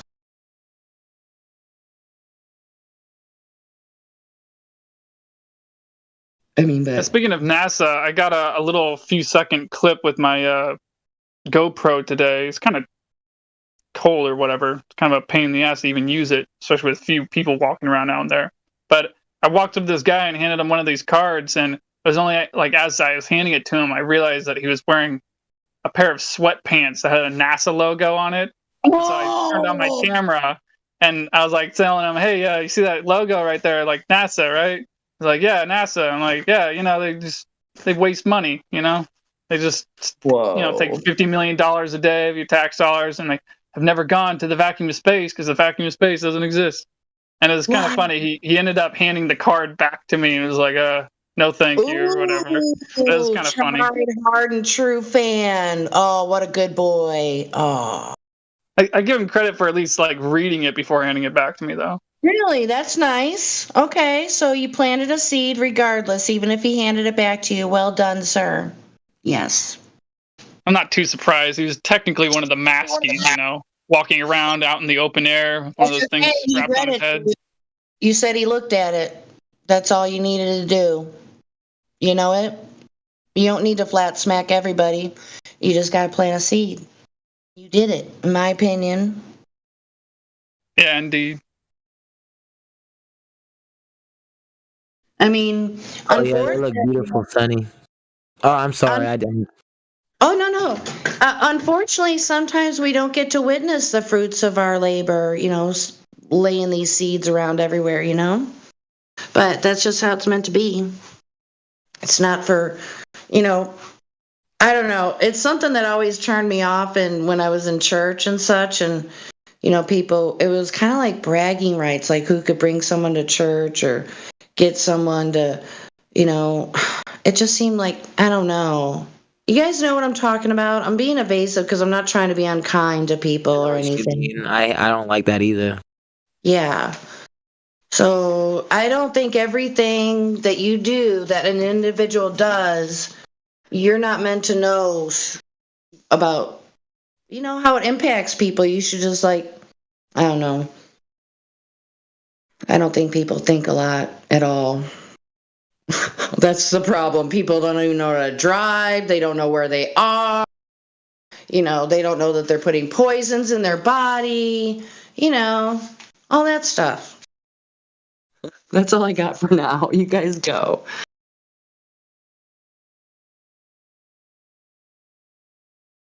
Depending on what your body can take, depending on what it is, it can be poisonous to you.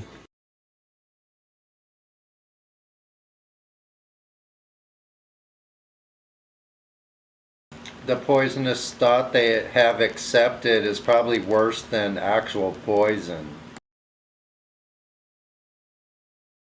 Well, just the thought, right, is poisonous itself.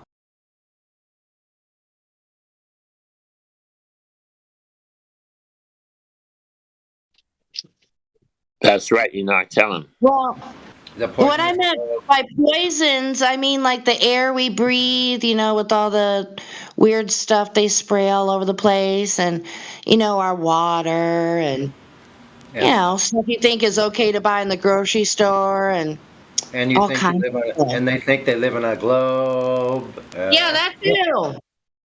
Yeah, they think we're spinning and flying and at these ungodly speeds, and Spinning and it's shooting. weird. It's just weird. And I think people should be scared of that existence rather than a flat and stationary plane. Jeez. So I just posted another picture of another one of these things that I'd stuck on the side of a trash can. They have a whole bunch of these in downtown Portland where they show Bigfoot being abducted by a UFO. And it's like, whatever. I don't know what to say about the whole Bigfoot thing. I don't know what's running out there in the woods, but I'm pretty sure there's no aliens coming here from the vacuum of space, right? Because the vacuum of space doesn't exist, which is why I thought it was so appropriate to stick this right above, a picture of a flying saucer abducting Bigfoot. Some rogue cannabis farmers back in there, possibly, but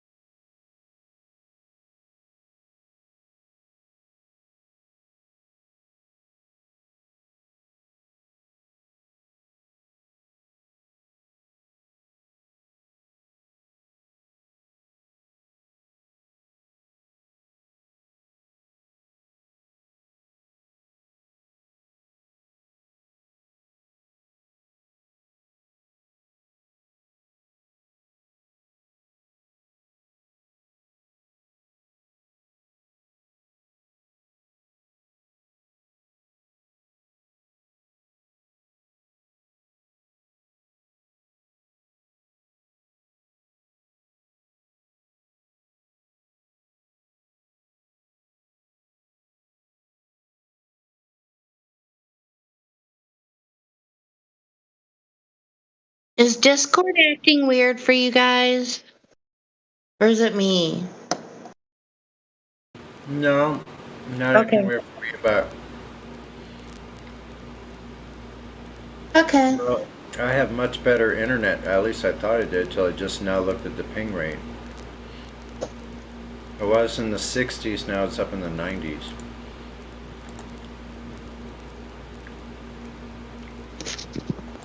That could Roger that. That could be part of what you're talking about, yeah. Hmm.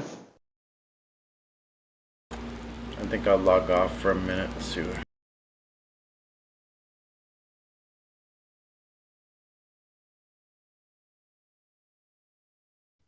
So we got any new people? Doesn't look like it.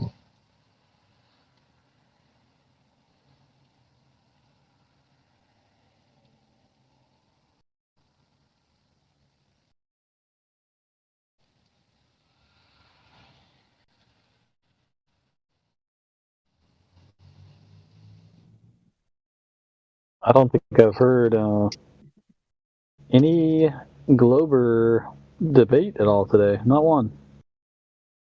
First day in a while.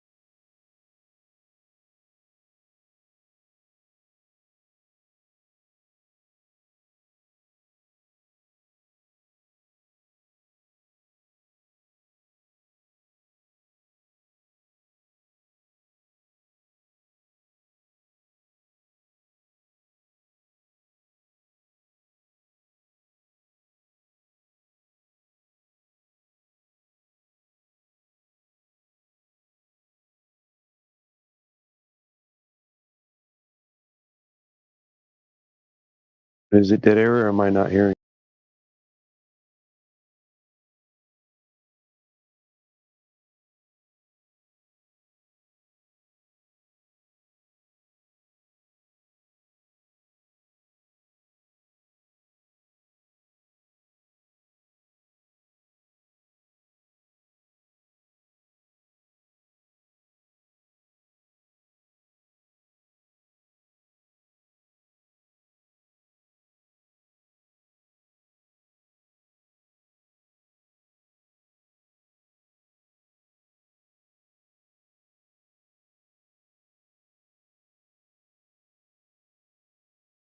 Hello, mic check. Anybody there?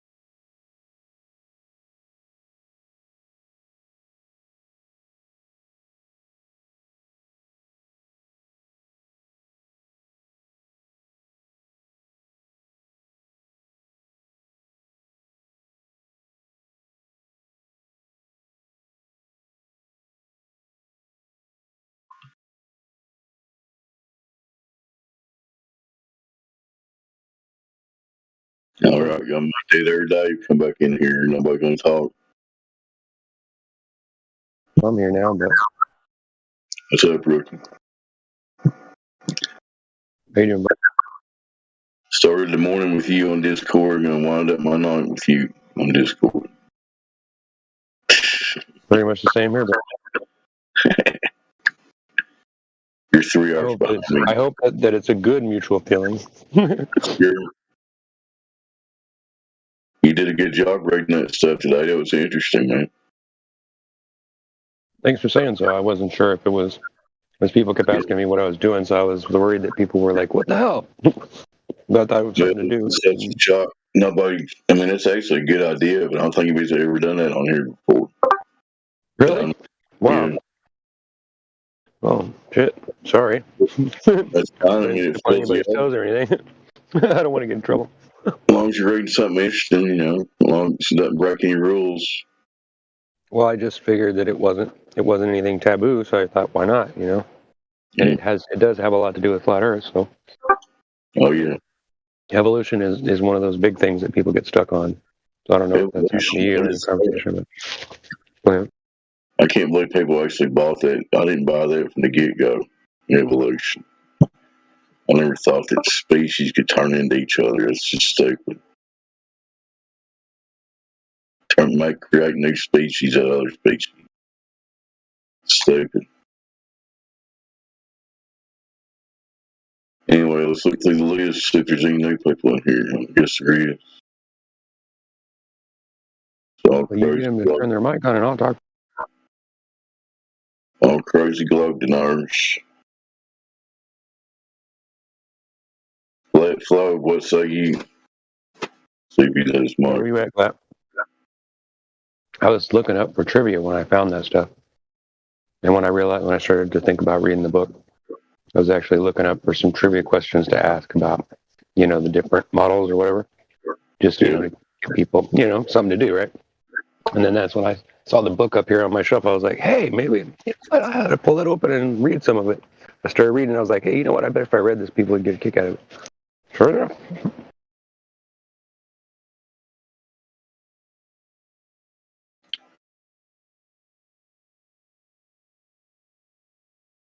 I may try to search that, like heliocentric model trivia. I wonder if anything would come up for that.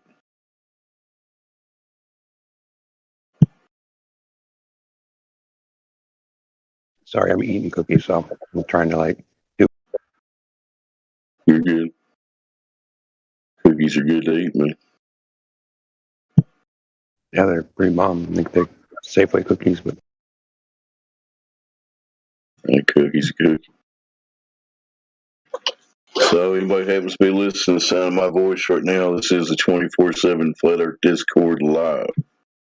The best place on Earth to talk about Earth.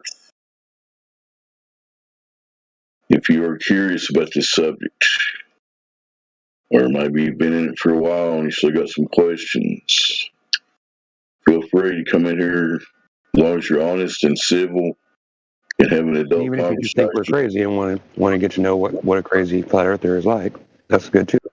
Yeah, that too. As long as you're honest and civil, we can have an adult conversation. We'll be glad to have you join our conversation here. So don't be scared. Come on in. Well, I think both of us are fairly calm people. You know, we're pretty, mellow. Yeah, I mean, I've lost my temper before, but I try not to do it in a public forum on air and stuff, No Yeah, reason. but I know what happens. I mean, people get their feelings stepped on or they get triggered. I know how to do it. Yeah, we're all humans, right? Whatever we are. Yeah. We just need to see 3 simple things and we can disband the server. We just need Earth curvature directly measured, the actual motion of the Earth detected and measured, and the medium that we live in next to the near perfect vacuum of space. Simple things. So, 3 simple things that when they don't exist, you're never going to find them. But that's just my opinion.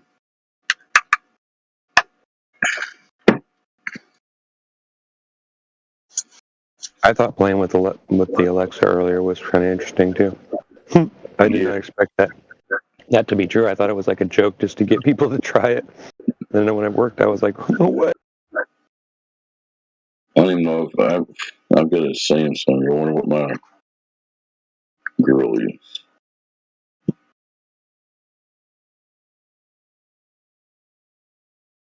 I'm pretty sure you can download an app for it. The Alexa app for your phone. For Android and whatever. Or for your computer, whatever. Here are some results from the web. Is the Earth flat? No, the Earth is roughly a sphere. He says no. Roughly. She sounds like she's in... Because she did say roughly. What is gravity? Here's the definition of gravity.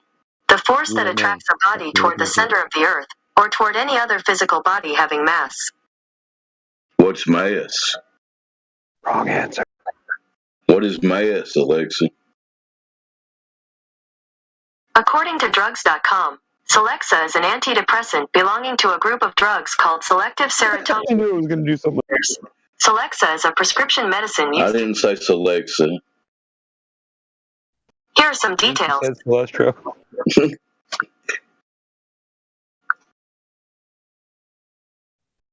That's hilarious. I think you have to say the name first. I think he gets confused if you don't. But I don't know. Maybe I'm wrong. When was You're having fun with it, though. When was the measurement of the Earth's curvature done? According to This Month in Physics History, June, ca. 240 BC Eratosthenes measures the Earth. By around 500 BC, most ancient 240 BC is the first measurement they but they got. had no idea That how should be big a the planet huge is red until flag about for 240 anybody. BC, when Eratosthenes devised a clever method of estimating its circumference. Shut up. Does it work when you tell her to shut up? Yeah, it did. We never thought about that. She shut up as I said it. I'm sorry, I'm chewing. I'll Anybody got any questions for Google? I don't know what this girl's name is. She don't sound like Alexa. It's not a girl like I somebody. bet you didn't know you could change it to a man. I don't Dave, want. ask it about the gas pressure. Can you have gas pressure without a without a container? I asked that earlier. How can you have gas pressure without containment? Here's what I found. She's popped an article up. To have pressure, you need to keep the particles together. When whether in a physical container or by the force of gravity. Oh, so it showed you writing to answer it instead of her saying it. She said, "Here's what I found," and I read the first thing of the paragraph. It popped up. Oh yeah, okay. Yeah, I've got one of those little button ones where you just yell it. You just say the name and then you ask a question and it just turns itself on or whatever. I forget what they call it. It's a nickname for the little thing.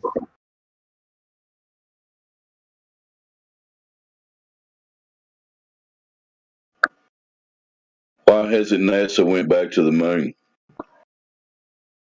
Here are some results from We don't know. Next question. She just popped up results. Yeah, yours is better because she actually gives better answers, I think.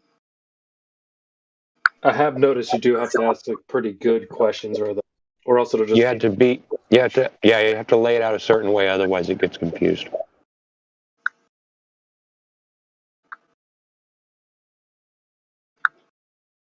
Sorry, I didn't mean to cut you off if you were trying. All good. You were right. Spot on. We don't have anybody to check in or any new people or nothing. Looks like Truth and Helio are checking in somebody now, so hopefully they'll find their way. Yeah, I was just gonna say I seen somebody up there a minute ago. Hello, Vion. Don't hog him up there in the check-in, Helio. He'll stay up and talk to him for 20 minutes, 30 minutes. Yeah, that's true. I did it too the first couple of times I was up there. It depends on who you're talking to. I know. All right, that's it. Get out. You got to get. All right, come on, let's move on. I'm like, sorry.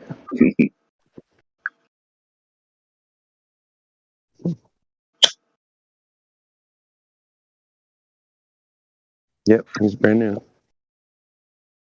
I just clicked on him. He doesn't even have it checking yet or verified yet.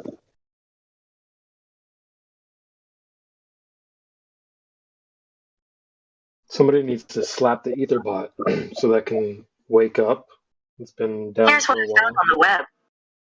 Oh. My phone just looked up Etherbot because it was listening to CB Soda. I know. That's funny. I had it one night. I was sitting out here in the living room of my house, and the Alexa thing is usually sitting in the kitchen right there by the stove. And it just started talking in the middle of the night and started saying something. And it was like just jibber jabber. It was like, it didn't make much sense, but I only heard parts of it. And then when I asked her what she said, "Don't worry about it," or something like that. And I was like, what the hell, dude? This thing's weird.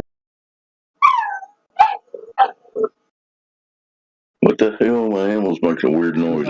She was like saying words. She was saying like words and shapes, and then she was saying numbers and stuff like that. It was like, I think somebody set it up to do that or something, but I'm not sure.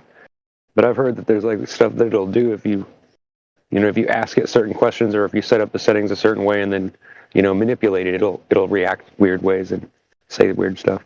One time I asked it if it worked for the government, and after I asked it 3 or 4 times, it said something really weird and out of the ordinary. I don't remember exactly the words it was, but it was something weird about, I don't remember what it was. It was some kind of like, just some kind of like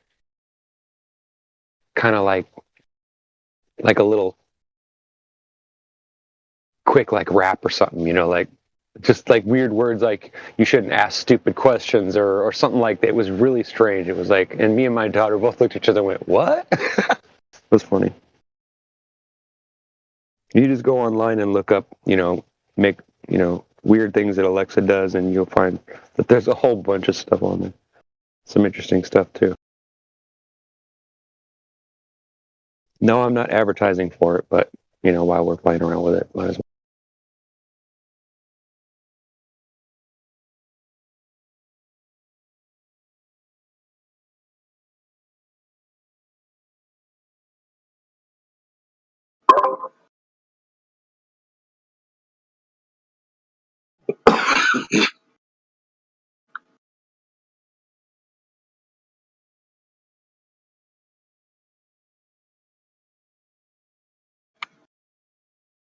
Did you type in trivia, flat Earth trivia, or heliocentric trivia, or anything? I mean, I guess we could do it on anything, right?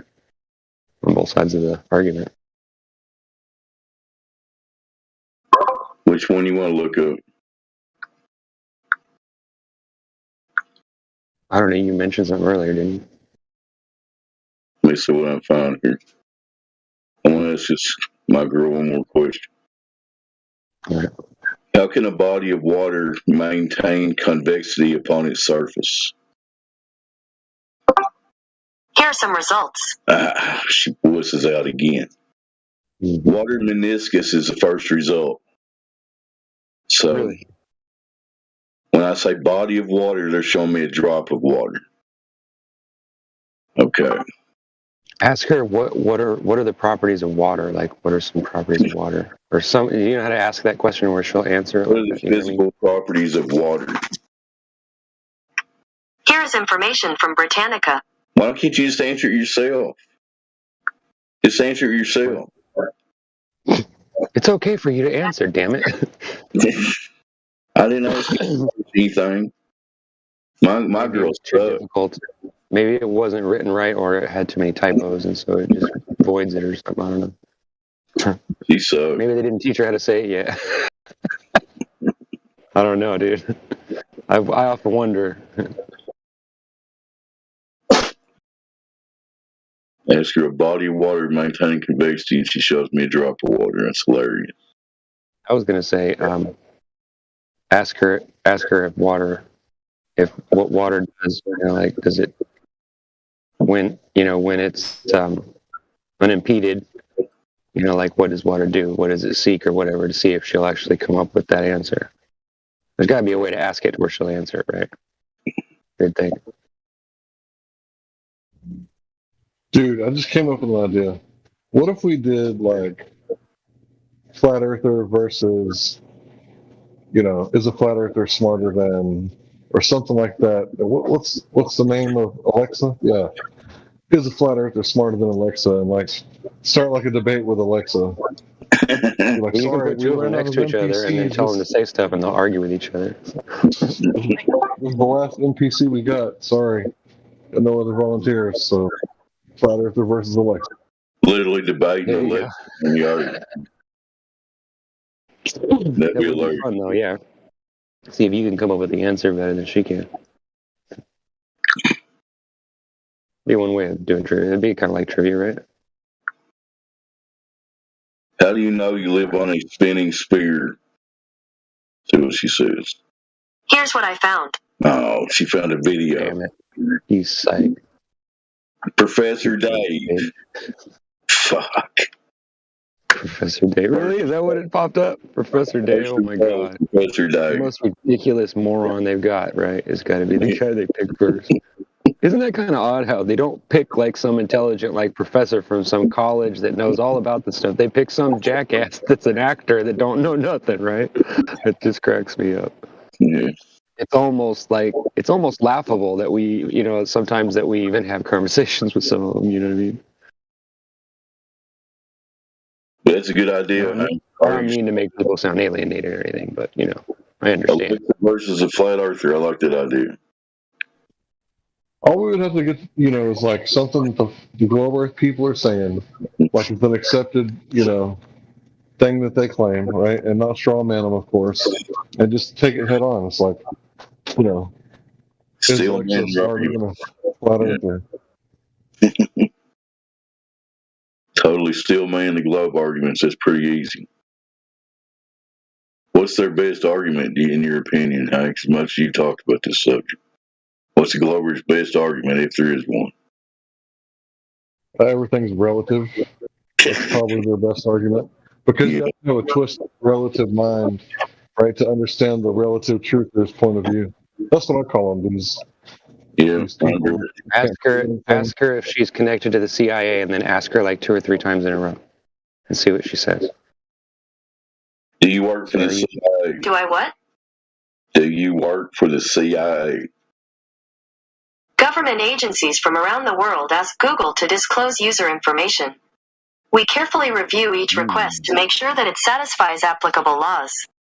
To learn more, check Google's transparency report. Mm-hmm. There you go. America, take a listen. There it was. She just said the truth. Just being honest, they actually work for the. They work with the Well, government. yeah, they work along. Yeah, they just admitted it. Yeah, I mean, well, we've seen them in Congress, right? So we know, but most people won't go and look at that. But maybe we can get them to look at it by showing them to ask Alexa. That's an interesting thing. That blows my mind, really, kind of. In chat last week, I saw the Google moderator team deleted somebody's comments out of the blue. It was weird. You ever seen that? Really? Yeah. It said Google moderator team has deleted his comment. Oh, no way. I don't think I've ever seen that before.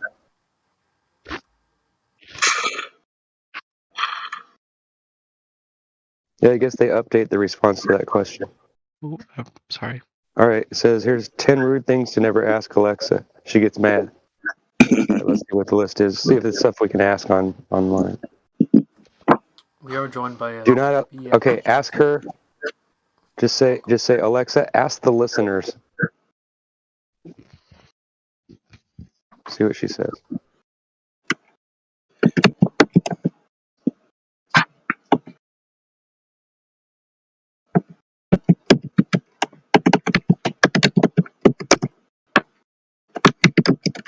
What up, Mike Smith? What up, Glatflobe? Oh, he's muted. He can't hear me. I just want to say I hope everyone's having a wonderful night tonight.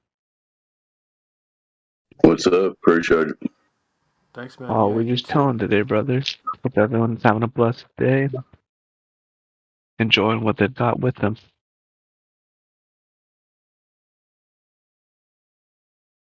Hey, Delta 8. Who are the watchers? Go Oh, ahead, what's bro. up, Hank Hill? How you doing, man? It's been a minute. Yeah, has it? Have we spoke before? My name used to be just BSD, but I just kind of edited it a little bit. We've talked a couple times in the past, brother. Yeah. Sorry about that. Oh, you're good, brother. How's it going? Just hope you're doing all right, man. Can't complain. Everything's good.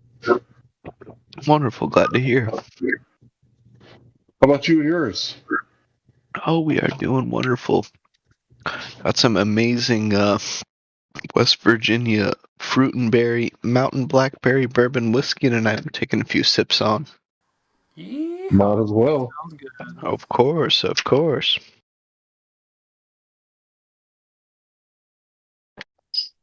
Living the high life here on the plain. Getting some of that good mountain grain.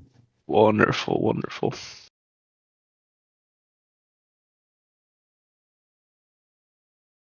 It looks like there's a few people in VC check-in. I don't know if anyone's checked up on them, but I just noticed them up there.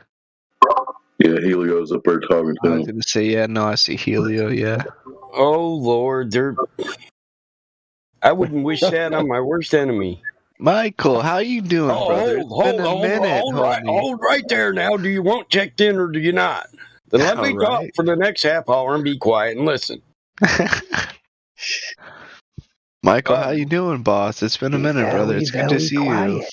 I'm good. I would be so bummed if I came here to get checked in and Helio was in there. I'd be like, what the fuck? No! Oh, no. What are you talking about? Helio's I'd be tagging a pretty everybody good dude. else. Save me! Please! I'll boost the server. Just get Helio away! No, Helio's in there Please, I putting in gave you work. my nitro. Is he? Let's see how long it takes for him to show up. Okay. Let's move them all down here. In the middle of his conversation, he won't even know. I'm just picking on Helio. Helio's a good guy as long as he's not, 2 steps past full.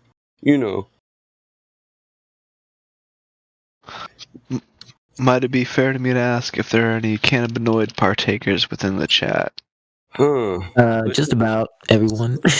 Just about everyone. Wonderful. Blessed to hear, brother. I appreciate that. Would anybody like to partake with me?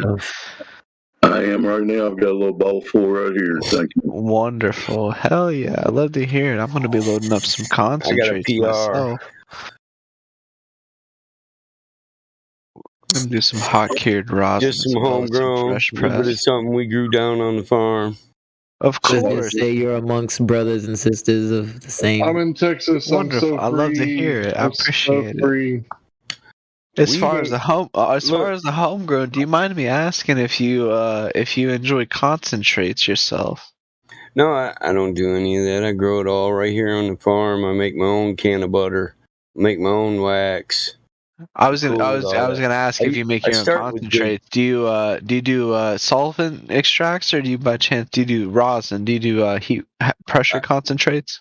No, I don't do salted, man. I had high blood pressure, so I cut out salt. But I don't want anything. No, I mean with salt. solvent. When you do your own Oh, wax, are you solvent. using? Yeah. Are you doing butane or are you doing rosin, brother? Actually, we're learning the solvent right now, but we've been using butane. Honestly, I would brother, say rosin would be the best way to go. Yeah, Butane isn't very good for you. What I may recommend myself, I would highly recommend to look into a heat and pressure extract where you do press the flour into your extracts versus using a solvent such as butane or propane or even CO2. Yeah. You can find online, even on Amazon, like for $300, the butane, basic none of rosin that press. crap airs out very good. Yeah, exactly. Yeah, I know. Yeah, the heat and pressure is the way to go, bro. Mike didn't start this just this year. Oh no, I know, brother. Granted, it takes a I lot had a depending license. on what you Okay, use. it's legal for recreational use in my state, but for 8 Oh, years yeah, that's right. For 8 years before that, you could only if you had a medical card. And I was my own grower, my own caregiver for 8 Mike, years have prior you to the last 3 years. have you by chance heard of I'm gonna throw a few brands out here, such as Pleasantries, Chief Solventless, or even Archive? I do highly recommend around your area. I think you would be very nutrients? happy with. Or For product sales. solventless concentrates within dispensary markets. I go straight to U of M for that, bro. University of Michigan. Oh, so I have some family from East Grand Rapids. Is that the Spartans or the other one? I always forget myself. I apologize. U of M is Wolverines. MSU. Wolverines, okay. So you have University of Michigan, that's Wolverines, and then Michigan State University, and that's Is the Spartans? Yeah. See, I went to WVU, so That's I always said you guys stole the blue and gold from us. Jokingly, of course, maybe brother. we did. My alma mater is MSU, so I mean. Oh, nice, of course, brother. I'm not a fair weather fan for either one of them. I like both state or U of M. Either one, I don't care. I'm a little bit more southern. I had attempted to go to Ohio State University, however, they had asked a little bit too much in tuition for my personal liking. IO, of course. You mean you didn't want to get ripped off? Smooth move. Oh, you see, I do happen to live in the great state of the country roads myself, and being on the other side of the river, unfortunately, albeit quite close, wanted me to pay roughly about $50,000 a year, even though I had been accepted into the honors program for biology for Ohio State University. It was just not quite affordable for me and my family, unfortunately. But it is what it is. We are all dealt the cards we're given, and we live with what we have. That's right. I think you and Dave Hinkle might be in the same. Sounds like you guys are both across the river there to the south. Yeah, so I'm a little bit more south on the West Virginian side myself.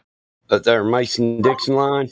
Yeah, I'm a little bit south there in the Mason-Dixon line. You know, we got a little bit of moonshine out where we're at. Hell yeah. I do work at a smoke shop. Central Kentucky. Sorry, I was just letting you know. Oh, no shit. I do have my granddad's family's out around Louisville.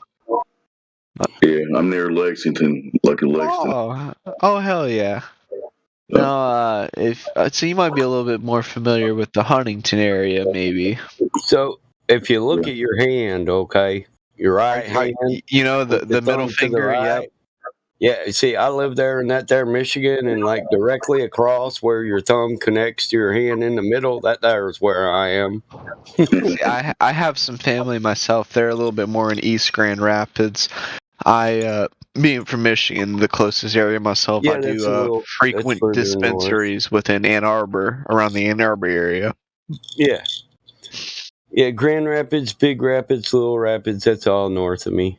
I'm not sure how long or how familiar you are with Grand Rapids, but I used to go to when I would visit my There cousins isn't. up in. I can drive through this state back roads anywhere I want. I've been doing asphalt. When I was 17, I was doing asphalt, and we didn't have GPS. At 16, I was driving a company dump truck because Oh, it's a hell yeah. family company. So we do work all over this state. We do it in Illinois. We do it in Ohio. Oh, listen, now Illinois, their cannabis prices are a bit more taxed. It's a little bit high for Yeah. my liking, and I definitely That's what I've prefer heard. Michigan's pricing myself. When it was first legalized, we were like, man, we got to be careful crossing them state lines with our medical marijuana. By God. Yeah, Ohio's got some strict rules on that too. Ohio, now, alright, I'm going to be completely honest with y'all. Now, Ohio does have, I believe personally, the worst pricing as well as weight system compared to every other state within the United States. However, I do believe the quality is there. There are quality within the products. Are any of my brothers here or sisters here within For a are drive, though, familiar you with can get it Ohio? cheaper. You can get it cheaper, same Oh, quality. 100%. I'm sorry, was that CB, brother? Yeah, I the grow system lemon is wacky, though. haze. We do like tenths, fifths. Yeah, Super wacky. but now with No shit. within Ohio, they do for their basic A tenth pricing of a system. They gram. do it's called the Ohio 1/10 of an eighth at 2.83 grams, and then the next weight system up is going to be 5.56. You know, similar to that good caliber, but then they're going to go from half ounces to ounces within the 3.5, medical program. 7, 14, 28. See, that's what that's what I believe it should be. That's what I believe it should that be. is. Ounce is 28 grams. That's what it is. Yeah, it's Oh, supposed no, to be no. 220, bro. Yeah, no, an ounce is 28 grams, but in Ohio you can't buy an eighth. If you're gonna buy an eighth, you have to buy what's called the Ohio 10th at 2.83 grams, which is a In tenth of an Michigan, ounce. in Michigan, you can get an ounce for $100. Oh yeah, no. Minus taxes of Casey Jones, Granddaddy Purps, Lemon Haze. It doesn't matter. And Are you it'll by be chance about- anywhere it'll near be Ann about Arbor? Yeah, I'm close to Ann Arbor. It'll be $127 out the door for an ounce of any strained. Am I allowed to say what dispensaries I do prefer within that town, or? Sure, I don't care. I live in Okay. Jackson County. Oh, if you're in Jackson County, well, shit, you gotta go to Stone Depot in Jackson. I do. Oh yeah, I've been to Stone Depot. I've been to Stone Depot. My buddy a time or owns two. that. No shit. Yeah, I get clones from him. Oh, wonderful, wonderful. I have. Have you He's tried? a rummy done. Do you like concentrates, or do you prefer more of the flower side yourself? I'll do some concentrates. Because I do know Stone Depot, as far as the solventless rosin goes, they do have good deals on the Candela brand. First time I went there, they also gave me a shirt, which I was a big fan of, because it was a bit of a drive up that way, and I do. I mean, you like the free stuff, of course. Me and my son both got that shirt. So yeah. So y'all say Michigan's recreational about a month? Huh? Yeah, Michigan's recreational. Look, you can get right now recreational marijuana wedding cake, $1.25 an ounce. Recreational biscotti sundae, $1.20 ounce. But this is minus taxes. Okay, there's a tax on it. I can order that shit and have it delivered. I can drive up there and get it. I have to go all the way through Indiana. Indiana doesn't have to get it. Yeah, if you got friends up here, go to their house and just order the shit and have it delivered. Okay. Look, I'll show you. This is Stone Depot. So my boy doesn't own Stone Depot. He owns that franchise, if you know what I mean. It's a conglomerate. So I don't know. I think you're the closest recreational state to me right now. I'm in the middle of a bunch of. I mean, there's Kentucky will be the last to do anything on anything like that. You know. This is some of the pricing list.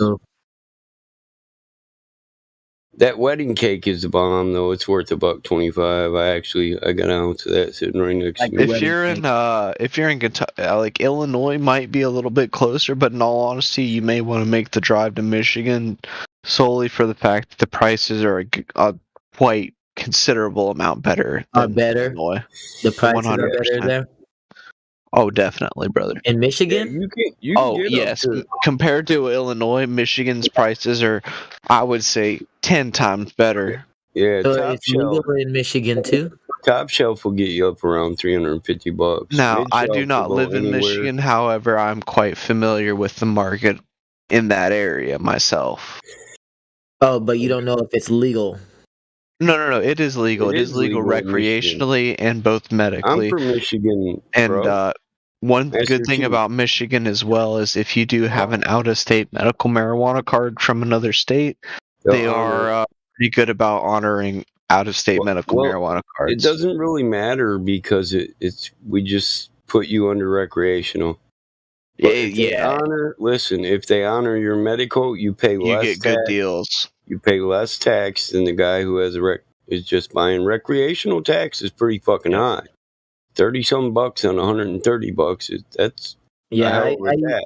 I use it medically, and I mean, I it's already hard trying to come up with money because I can't man. I'm just trying to I save, grow bro. so much Casey Jones and Granddaddy Perps outside during the year. I usually just trade with these guys. They got something real expensive. I'll be like, hey, I'm tired of smoking just this. I'll give you 2 ounces of Casey Jones. Give me an ounce of that wedding cake. Bro, And it's expensive here take in it. Cali, bro. Expensive take living and the bud is expensive. Honestly, sometimes I've seen some better prices from Michigan than Cali, but I mean, it depends. What part of Cali are you from? If you buy it Roughly, if you from don't a mind me grower, asking. if you buy it from a grower, Are you We can more we northern, like the central, or BMWC southern real quick. Cali? Who said that? I will have to add you as a friend if you would like to DM me that. Master Chief. Master Chief, I will add you real quick, boss. here I'll show you. I may even know some products you might want to look for in that area. This here's wedding cake. Let's just say I'm like by LA. Oh, okay. So if you're by LA, well, I mean, obviously you've got Mr. Chow's, you got cookies you got a couple cookie stores around there. But honestly, around that area, you may We want to got a look lot of more for cookies you really want to look more for the gray market, if you know what I'm talking about there. Yeah, I got weed maps here too. I mean, yeah, you definitely be able to find the best deals for as far as dispensary goes on weed maps. But in LA, you definitely want to look for the gray market area more for like the cannabis clubs as well as the events where wholesale vendors are going to be more present versus just going to a retail store and buying product. Hey, Batamont, that looks good. Looks like a little creature in your hand. I can see his head on the left there. You know what I'm saying? Yeah, it is pretty fire. If it wasn't, I gave 2 ounces for an ounce of that Casey Jones. But the Casey Jones, dude, they put a price tag of $1.50 an ounce on that. So You know where Casey Jones' name came from? Teenage Mutant Ninja Turtles, right? Yeah. no, Boy. it came from Casey Jones because Teenage Mutant Ninja Turtles. Casey Jones is about Casey Jones, the guy who drove the train and wrecked it. Oh yeah. Casey Jones on Ninja Turtles is about Casey Jones. Yeah, it's about a historical guy named Casey Jones who wrecked the fucking train. Yep. That's the shirt I got, Stone Depot, with the train on there, cannabis train. That's nice. My son got a different one, it's bright colored. It was like lime green, so when he's doing the asphalt, he can wear it. We try to wear, if you take your uniform off, you can take off your lime green reflector jacket in your uniform if you have a lime green t-shirt. But I give out company t-shirts that are lime green for asphalt workers, so it's easy for a car to spot you. I don't want nobody getting ran over.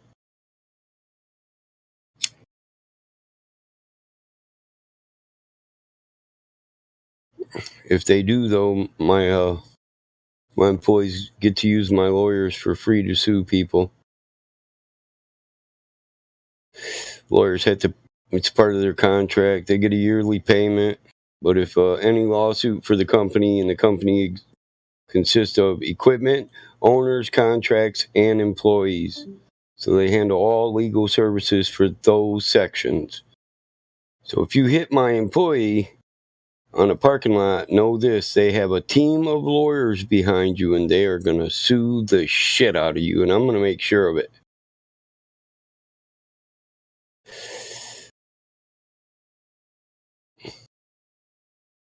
I'll show you how it comes in the package from, this is the ounce. Check it. Now, with the recreational law, if you're going to ride around with your marijuana, it's got to be in that package. You can't just have it in a sandwich baggie or you'll get in trouble. That's wedding cake. It was an ounce. It's not quite an ounce no more.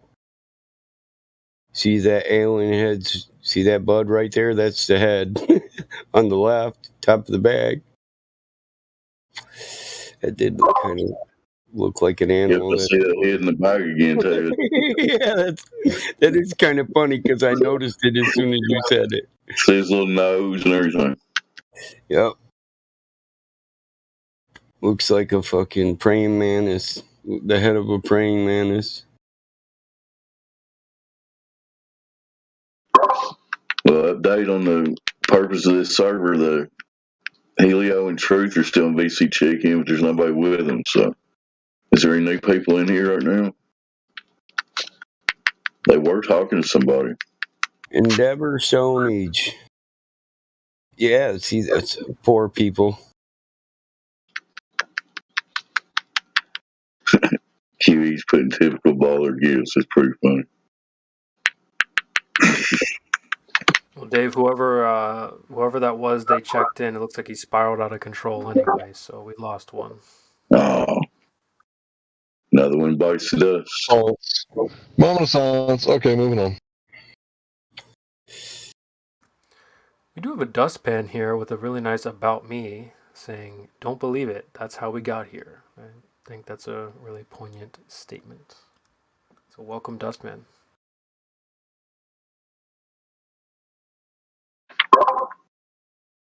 Yeah, people going overboard with beliefs and trusting in other humans got us in this fucked up mess, huh? Pretty much.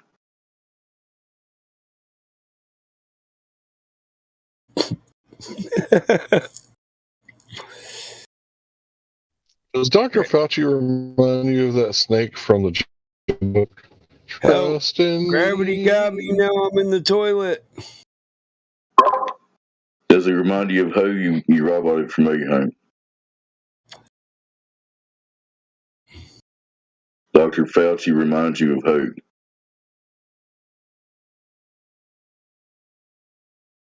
Are you there, Hank? Yeah. The snake from the Jungle Book, Jungle Book. animated one. Yeah, I can see that. Kinda. He sings "Trust in Me." Yeah. Trust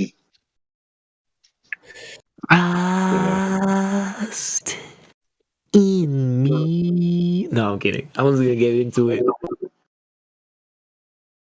He put so much emphasis on his S's.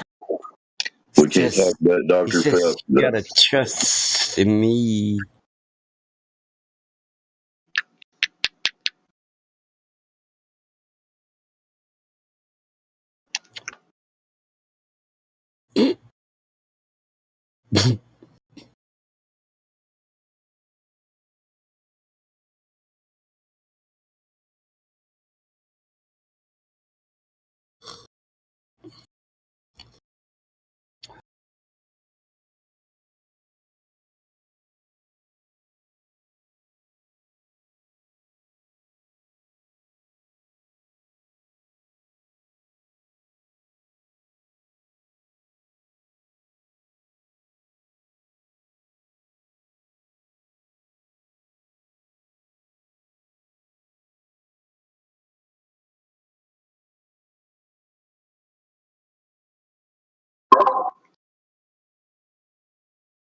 Well, hopefully these anti-flat earther numpties have quit bugging us. Maybe we'll start getting a flow of sincere people trying to find out about reality now. Can only hope, right?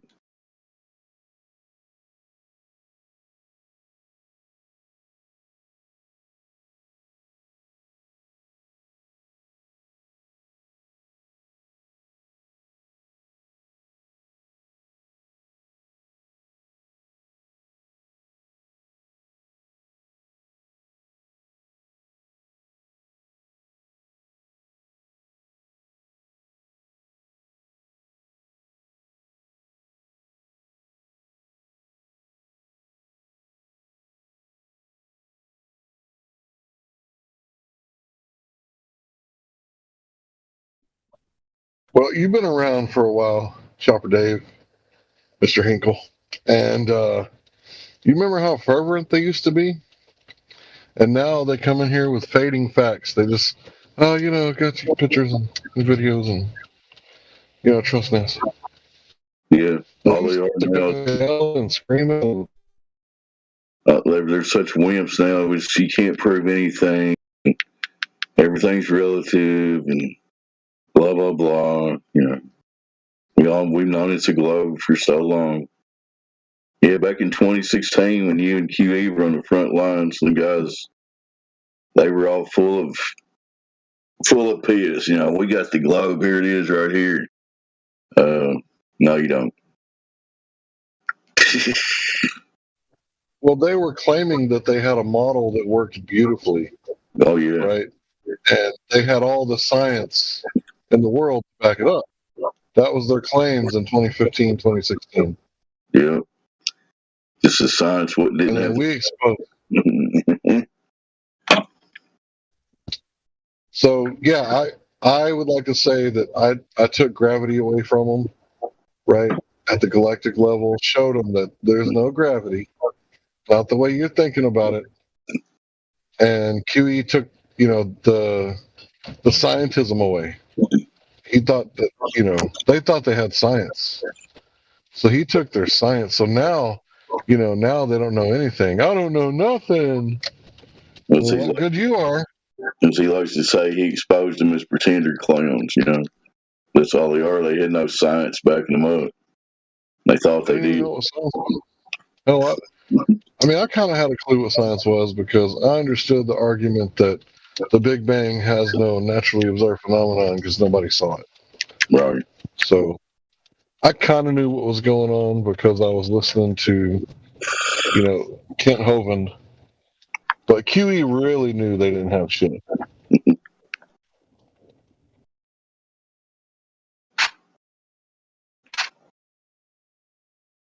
That kid in that gift has got like a little nail gun or something. He got himself in the nuts. What you talking about, Willis? Are you looking at the live stream voice text? No, I guess I'll have to. There's a kid nailing himself with some kind of little gun right in the nuts. Typical baller.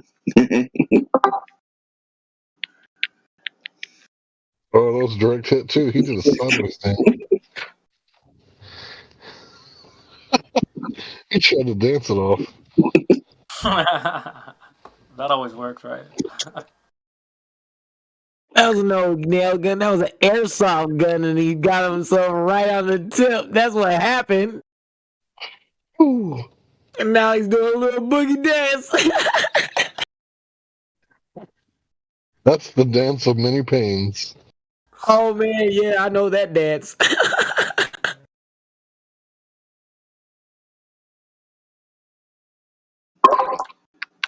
I was watching highlights of some soccer game a couple weeks ago. This guy tried to make this save diving toward the goalpost, and each leg went on each side of the goalpost, and he was going like at least 30 mile an hour sliding into it. That had to hurt. That just goes to show you, kids, don't ever shoot coke inside your nuts. Hey, shout out to Australia. Saw you in there. How you doing? Don't take coke straight to your pee hole. That shit hurts.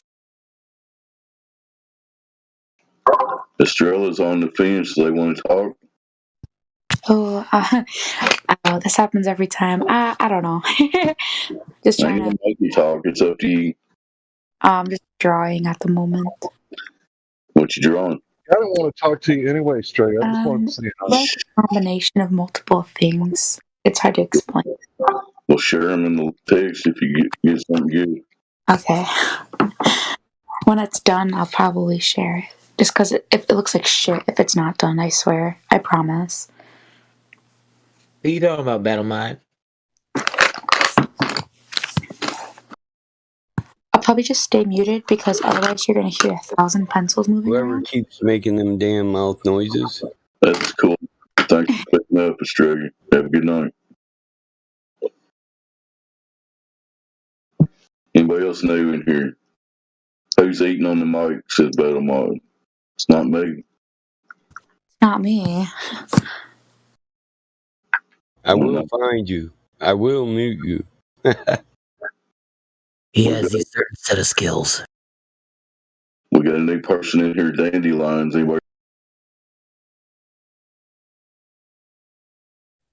See if they live on the globe. Should be called Dandy Lioness. I think she might think she lives on the globe. She hasn't said anything yet. She must not be near her mic. I'm just kidding. You ever heard that saying, let a sleeping dog lie? Yeah. Gonna get one of us bit, yo. We got Dustpan in here. He's new. Looks it's Master VC Chief, Deathhide. man. Are you done with them fucking chips yet or not? Oh, does it sound like it's me? Is it me? Oh, my bad. Dustpan's new. Hello, Dustpan.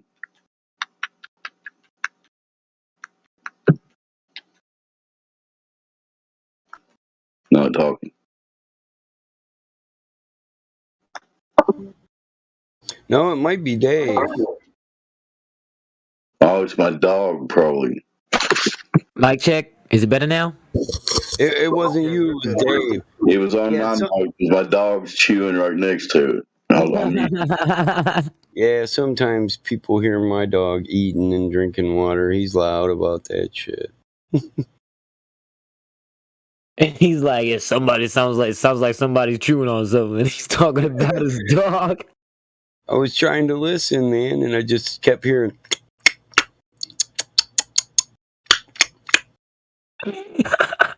Like, damn, that dog loving whatever he's eating, ain't he? Oh, man, he's going at it. He's eating his own skin, so he's loving.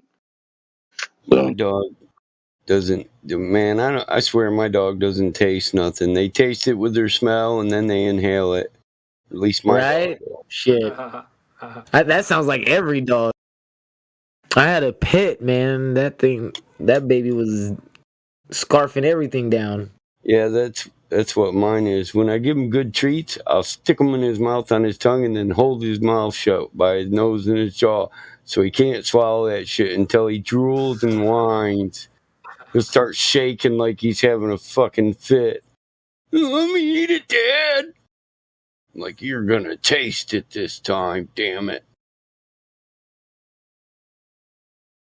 Do that with a mint Yeah, chocolate you get them the chip. good stuff and they eat it whole. The pits, man. Yeah. They won't even like taste the food. They're just like, thanks. Next. Yeah.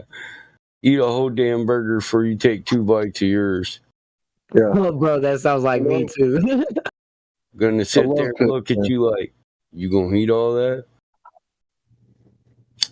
My little girl Zelda is so fast, man. When she gets the zoomy butts, man, I'll tell you what she does. She tucks her bottom down a little lower to the ground so she can get some really good grip. And man, she is so fast. Your dog. Yeah, my dog does that. He gets his ass real low and runs around in circles. Usually when he's begging and I haven't gave him nothing yet, he starts knocking shit over in the front room. I'm gonna knock over every end table you got till you give me some food.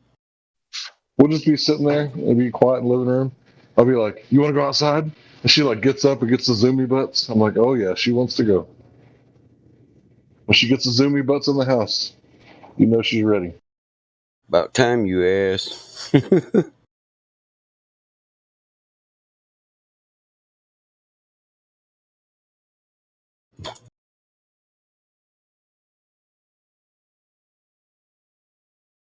I would say I got her 100% trained, except for when new people come in the house. I lose control because she's like wanting to say hi to the new people.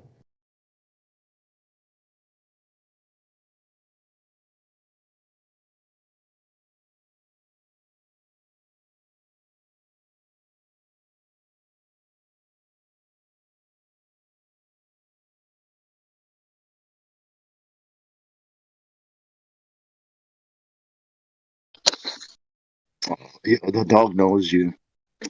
New people.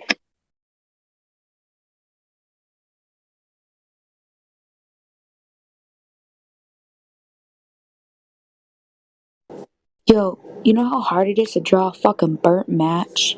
Just think about that. How it's all twisted and discolored and everything. Like, it's fucking hard. It is quite the challenge for an artist. Yes, enjoy, have fun. It's like I'm fucking struggling and I can't really erase it because it's gonna smear, so I have to keep going over it and over Yeah, it. be careful. Yes, What about yes, fire? be careful. Practice Can on you a draw scratch fire? paper. Then come over. Yeah, don't mess with it. Yeah, be careful. Make Sorry, the smear blended can you draw into fire? the picture. Oh fuck, I gotta sneeze. Gesundheit. Bless you. Thanks, man. Oh, you should hear my neighbor sneeze, man. You guys can hear him, right?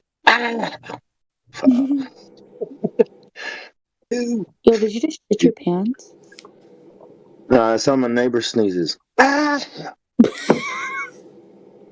Whoa. Sounds like a fucking snowmobile. Yeah, it's like old people sneeze, you know? It's how old people sneeze. Yeah. Yo, do you ever like think about what you're gonna be like when you get older and it kind of scares you? Yeah, I've always thought I might be a dad one day, and now I'm Maybe about 30 years ago. No, I mean like really old, like 90. Oh, What is there to yeah. be scared about? You know, when I'm I don't 90, I'll be know. still walking my dog. Yeah. A lot more. Yeah. a burnt match. What you drawing a picture of Richard Pryor when he was smoking crack? Someone to smoke this weed with. Hey, Joe, you're just going for a walk. Draw Whitney Houston's knees until you get good at it, then you can probably draw the burnt match. Oh, Bong, if I was there, I would definitely be smoking with you. Nah. Going for walks all the time.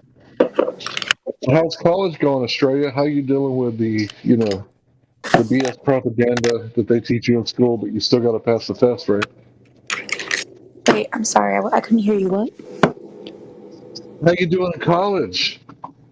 Don't they teach you like? Aren't you in college? I should be at the moment, but I took a few years off. Oh, okay, I forgot about that. I thought you were in Yeah. college. Like, I just don't quite know exactly what my heart wants to do, you know? It's kind of overwhelming. Your heart wants to leave college. That's one. Yeah, so just stay away. I mean, like, I don't know if I want to be a nurse. I don't know if I want to be a stripper. Like, I don't. You don't know if you want to work in the death industry or the entertainment industry. Yeah, I'm like, I don't know exactly what I want to do, you know, so. Yes, death industry, entertainment industry. I just don't know what to pick. I gotta say, don't be a stripper. You're way underestimating your value. Thanks, Yeah, man. you don't need that kind of I want to attention. be a mortician one day. Work for the death industry because they hate us. Right. You want Talking about to nursing. have that yeah. Oh, are those the only two choices available on the globe Earth? I mean, on in life these days? Either go dance or I mean, do you or plan go on getting married, or you plan on staying single for the rest of your life, Estrella? I mean, I think you were doing stuff like. I would hope What to the get hell? Why are you doing that? Why aren't So you you hope to saying? get married. So you hope to get married one day. So wouldn't you want to have a career, or like, wouldn't you want to be in something that involves with you trying to help? So nursing, I would definitely think that nursing, yeah, if you want to help heal people, then definitely go and achieve that. Go and do something like that. Do something that you feel is gonna help others. right? Don't. I mean, you want to do something for yourself, right? But when you do something for others, it helps yourself. Well, when I was little, it was either pass the ASVAB or get back at the farm, in the farm. It's like, okay, I'm going to pass the ASVAB. And look at how successful I am today. Yeah, I heard the ASVABs are kind of hard, so.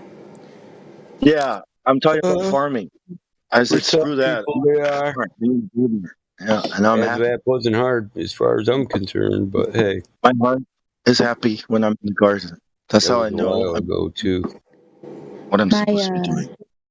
my dad is a farmer, so I get that. Was Yes. the ASVAB hard for you, Bong? What's up? Was the ASVAB hard for you? Me? It was very, very difficult. Yeah, right. It wasn't hard for me in high school, but when I got out of high school, it Are was we like talking things were about the different. military? Yeah, yeah. I mean, the ASVAB, you don't want to score too high, man. They're gonna stick you somewhere you don't want to be stuck. You know what I That's mean? what So happened it's to like, my cousin. I right. think one of the berets or something now. Yeah. I scored high enough to go to the nuclear division of the Navy, but I had my heart set on being a Marine. You're a nerd. So you're the best guy. You got lucky. Yeah, Could have been one of those. I was a nerd. Newts. But that's what happened to my cousin. This was like really long time ago, so I don't know if they had a choice back then. But he scored way high, and they stuck him somewhere else.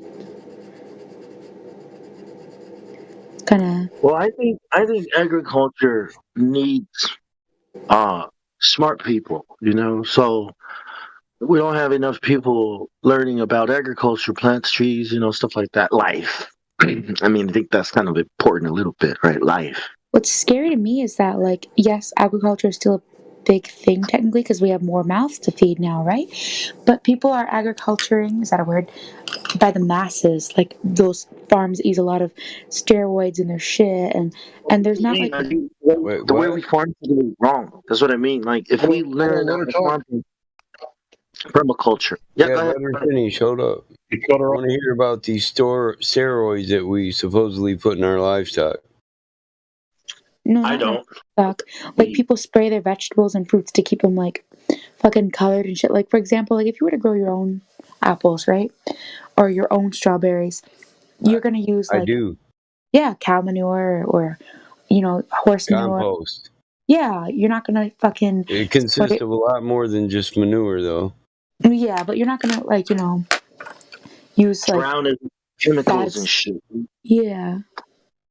And kill everything around you, right? Depends if you're talking about a conglomerate farm or a private family farm. Yeah. Some private family farms still use pesticides. They just don't use it as much. Well, pesticides are one thing, but, like, what are the things that people put on, like, fruit, like, to, like, keep them to be fresh longer? Am I talking about that? Am I being correct right there? That's exactly what I'm talking about. There's People no need preservatives. The way we've been preservatives put on fruits and berries when we're growing them. If you're using fertilizer, right, you're like the person that goes to the pharmaceutical to get his medicine. Okay, like you rely on the pharmacy on those people to make the right medicine for you, but that's not how plants work. You don't need fertilizer. With fertilizer, we're just hoping to put back the nutrient that we took from the soil with the last year's crop. Yeah, we don't. That's what I mean. We need more education because we don't take anything out. Everything is still in the ground, right? It is the life in the ground and the plant that tells it what it needs. And then we come along and fucking spray it with fucking poison, and the plants in the ground is like, what the fuck is this guy doing? Like, I'm farming here. No, you're not. You're fucking killing all the fish in the ocean while you're doing this shit. You know what I mean? I'm wearing a hazmat suit to keep myself safe, but don't you worry about that. Well, You're talking about anhydrous. With the anhydrous, they're attempting to put back the nitrate in the soil. Yes, I'm talking about capitalism. I'm talking about anything for a profit. Anything. Right? A little bit more preservatives here so we can so our food can last longer, taste better. Well, what about the people eating it? What about them? What do you mean? What about them? They're going to get sick and probably well, we're not concerned about that, right? Or McDonald's, we could do whatever the fuck we want. Anyways, you know what I mean? Like that's just McDonald's. Where do they get their food? Sorry for the rant. I'm a farmer.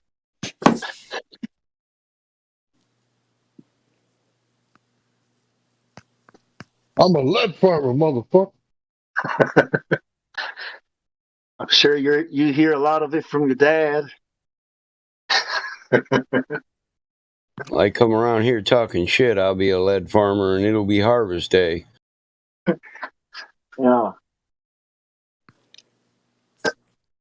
You know, actually, farm not too far from where I live, that caught on fire today. They lost 20 head of cattle. It's really sad.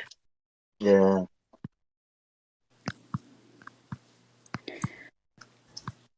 Wait a minute. How did 20 head of cattle catch fire? The farm. Oh, in the barn. Yeah, no, they lit the cows on fire. No, I'm just kidding. Yeah, it's really sad, but I guess, disaster can strike at any time. You never know, I guess. Yeah.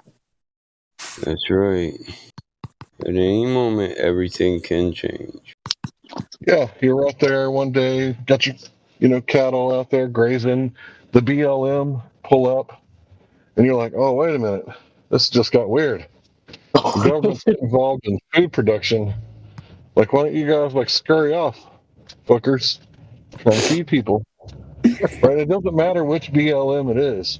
Right? There's still going to be some land management. Businesses are getting burnt. People are getting shoved into jail cells. Cattle's getting destroyed. People's getting their shit looted. Anytime the BLM shows up. I'm gonna have everybody singing together. Sorry. The Bureau of Land Management, they usually come in two types. They're usually the protester type, or they're usually the the suit and tie government official looking fuckers. Have everybody singing together. Don't let the sun come down on me.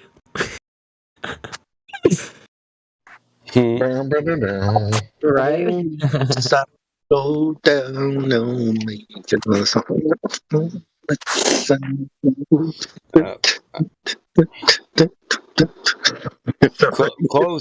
Close, God Rockin'. It's not a rambler. Who knows what kind of car that is I posted? It's all part of it. Yeah. Well, it kind of looks like a Rambler. Like I said, it does. It's a Mustang. No, I'm kidding. It's a Plymouth. I'll give you that. A few of my buddies didn't even know what it was. I have a question. Battle Mod, was it you that I was discussing my Chrysler with? Probably. Yes. I think so. It was. Yes. Okay. That's a 66 Plymouth. Yeah, that had to. I wanted to give you an update on my car Belvedere. because I was experiencing problems with it. Did you want to hear what happened with that? Sure. So. Pre-diagnosis. Yeah. So long story short, I promise I'll try to be quick. We got a really bad snowstorm here, and I had to drive someone to work at 6 a.m. And usually it takes 10 minutes to get there, 10 minutes back. Well, it literally took me 2.5 hours in total. I got stuck multiple times, had to get towed out multiple times, and my car overheated while I was trying to get out of the snow because I was pressing the gas too much, and it just did a number on it. And long story short, I guess a screw or something wasn't tightened all the way on a hose from the coolant line. So I got that fixed, knock on wood. It's fine now. It works. So I was That was the only thing wrong with it. I mean, probably a radiator hose clamp. Yes, that's what it was. A radiator hose. That's exactly. You got so lucky. It's called a vice grip. You get a vice grip. Well, them Chryslers, man, them little Chryslers, when you constantly leak coolant, you're running the risk of cracking a head or blowing a head gasket. That was my fear, and I was so scared because it was leaking coolant, but like if I put coolant in it, it was fine. But after the snowstorm, I think it got worse, and it literally, I had to couldn't even drive it. Like the needle on the thermostat was at the H, and I had to pull over, and it was really bad. But I'm hoping I didn't overuse it and that it's not gonna get broken soon. It seems to be doing fine now, but my worry is that something is broken. They just don't detect it yet. You know what I mean? Just preparing for the next problem, Does it still run somewhat hot, like in the middle? Mm-mm. Nah, then you don't have a cracked head. Knock on wood. It gets okay, so you know how there's a little tick mark between 0, which is the cold, and then halfway? There's a tick mark between the two. And then imagine halfway between that tick mark and then the halfway point. It gets up to there, but that's it. It doesn't even lick the halfway mark. That's cool. Yeah. So I'm hoping that it's alright, but it's just nerve wracking, because it's all I got, It's got my car. Yeah, you got to pay attention to your car, right? It's purr, right? And when it starts acting funny and it starts, sounding like a diesel, you better stop driving it. Go check it out. And I've told people many times in the past, stop driving your car. Go check it out. You got a coolant leak. And then they keep driving it and they blow it up. It's That's bad.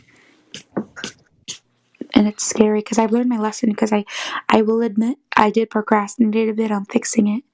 But now I've learned my lesson for sure that as soon as something happens, get it checked out, definitely. Yeah, have it looked at. Yeah, what Hank said. Mm-hmm. Yeah, because for real, one day I was going down the square and I noticed my truck was running a little funny, right? And I asked my wife to pull over, and when she did, I could hear it. It's oh my god, it's hot. And I looked at the gauge, and it was shut it off now. Yeah, and there was no heating in the cabin because that's a symptom of no coolant coming through. And it was 0 degrees, and I was out technically in 0 degree weather because it was 0 degrees in the car for about an hour and a half at that point. I had to stop at a hotel on the side of the road to let it cool off, and I went inside, and the lady was like, "Are you okay?" I was beyond frozen. Thankfully, one of our friends, Jake, came and filled the rest of the way with coolant because all the coolant just leaked out. Basically, it was like putting water in a pitcher with holes, and said, "Okay, let's go." I was almost back to the house, and then I got to Jake's house, and then thankfully, that was enough. But after that, I didn't drive it until the appointment to get it fixed. Really scary.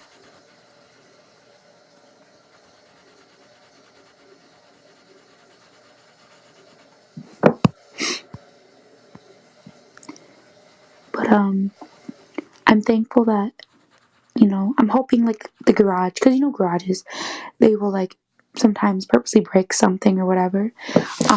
But I think they did a good job. And on top of that, they also inspected my car actually very recently, and nothing was wrong with it, they said. So that's good.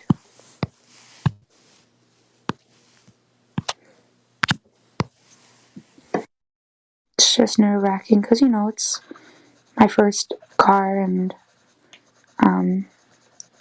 it's just I'm on my own now. I don't really go to my mom's and dad's house anymore, and it's it's just stressful. Tell you what you do, man. You start looking out for someone who has a car that's a little beat up, banged up, and get you a little cheap Honda, right? Even if you don't ever drive it, it's just sitting there as a backup car. But of course, check it out head to toe before you buy it or take it to a mechanic. And yeah, man, them little Hondas are awesome. But I would say even the Toyotas are better. But I would say that what the Honda would be your cheap little backup car. The Toyota would be like your main ride. Yeah. But that's just me.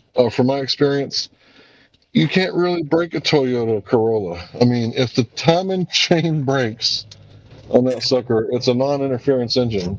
So you just get a timing chain put back on that son of a bitch, and you get another 100,000 miles out of it probably.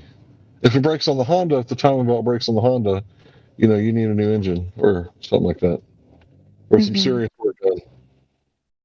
So yeah, get you a little backup vehicle.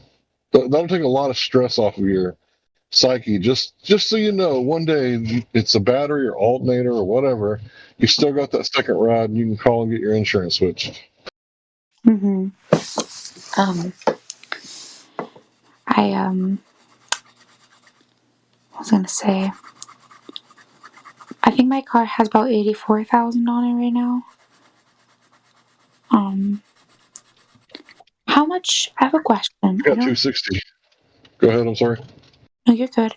Do you know? Okay, how many miles should you put on in a month? Do you think? As many as you need to, right? I don't look at cars like I'm putting miles on it. So I bought this car for $880. It's got like 260,000 miles on it, right? So I look at it like I've rented this car so far for like 4 years now for like $880. So I'm just renting it. So when you have like cash cars like this, I mean, yeah, they're not the coolest looking car, but my car is like a Pontiac Vibe. If you look at them, they're like extremely reliable, and they're easy to wreck and total. So that's the thing. As long as I don't wreck this sucker, I'm good. But if you're making payments on a car and you want to know like how to keep the real value lies under 100,000. Okay. So you just want to keep it under 100,000. So if you're putting on like, yeah. Go ahead. Oh, the reason I ask is because I got my car from my cousin. She was getting a new one, and I just basically took over payments, I think. But my I think when I got it, it had 81,000, and now it has 84,000. But it's been like 4 or 5 months. So like, do you think that's too many miles to be putting on? Hell no. Okay, because Not really. No, I mean like it sounds like a miles left on. Like, because I have to drive, I commute my sister to and from her work, and I do my work. But we all live right in the same town. But like, I don't go out of my way and go to random places. I try to keep my driving to a minimum as much as I can. But it just seems like a lot, but it's really not. I don't think. I just like how many miles do you think you should be putting on your car in a year? They say less than like 15,000. Okay. Right. So if you're doing like less than 1,000 a month, you're probably doing okay. Okay. Yeah. That's reassuring. Because, sheesh. I'm sitting here going, am I doing this too much? I mean, obviously, you can put some miles on the car if you keep the maintenance. So if you get like the oil changes and you keep that in the glove box, and then when you go to sell it, like, okay, this car has 100,000 miles on it, but here's all the receipts every time there was an oil change every 3,000 miles. Yeah, because that's going to hold the value because you can show that it was maintained properly. Yeah, because like if you don't get your oil change when it should, but then you get it changed after you're supposed to, like it can ruin things. So if you show that you've been doing it on time, then like it shows that it should be in better condition than if you were to be doing things late. Yeah. What was I gonna say? Fucking. Now, I'm not embarrassed by this. It's actually really funny, so I don't mind sharing this. But I have had this for like 4, 5 months, and no, it's been like 4, not 5. And I didn't know this, but my windshield fluid, 1 second, I gotta think. Windshield wiper fluid. Yeah, sorry, I was thinking, yep. No, because I was just trying to think of when I got the car, oops.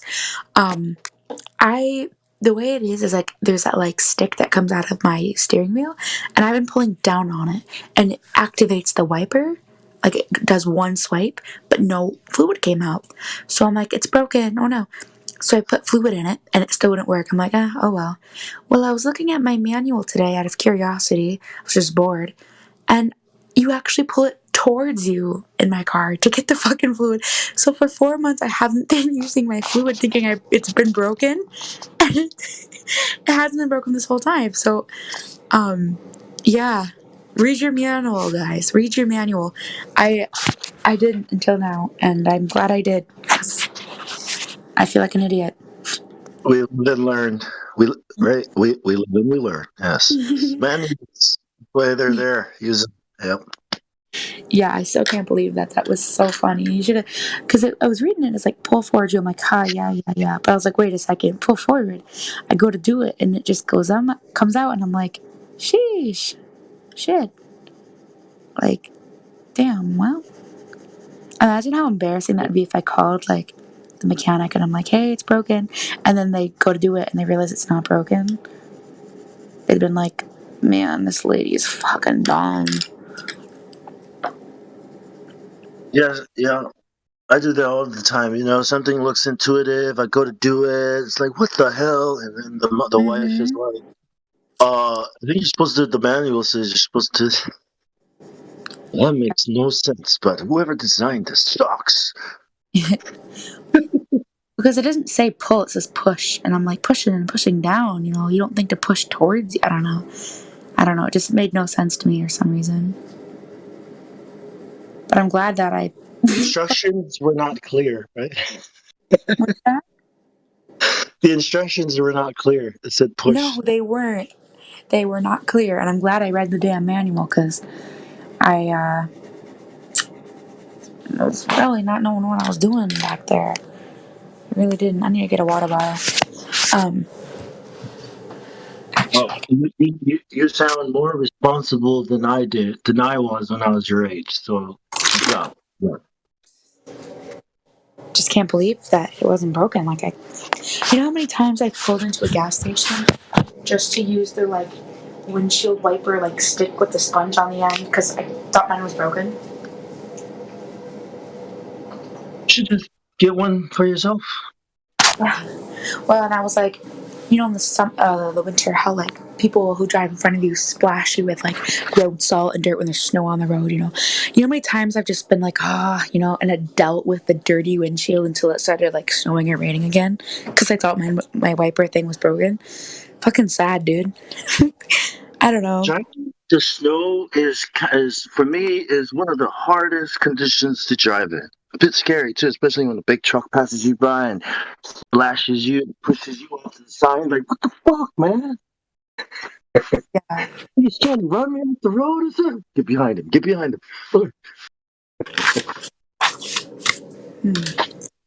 Yeah, no, yeah. Be aware, especially in the snow. Yeah, keep your car in shape. Yeah. Yeah, I don't drive very fast. I know that people probably pass me thinking, wow, this fucking slow ass bitch. But like, I don't because I don't want to push my car and I don't want to break it. And maybe I'm a little too cautious. I will be the first to admit, but like, at the same time, I'm not gonna be a maniac, you know? It's my only car. Like, when I used to drive my mother's vehicle, I was a bit less careful, I will admit. But like after getting your own, like you realize shit, you know, like I should be careful, you know. Yeah. Same cars. We're not supposed to be moving that fast. You know, in a piece of metal, and then you hit something, and Yeah. Well, my mom always told me.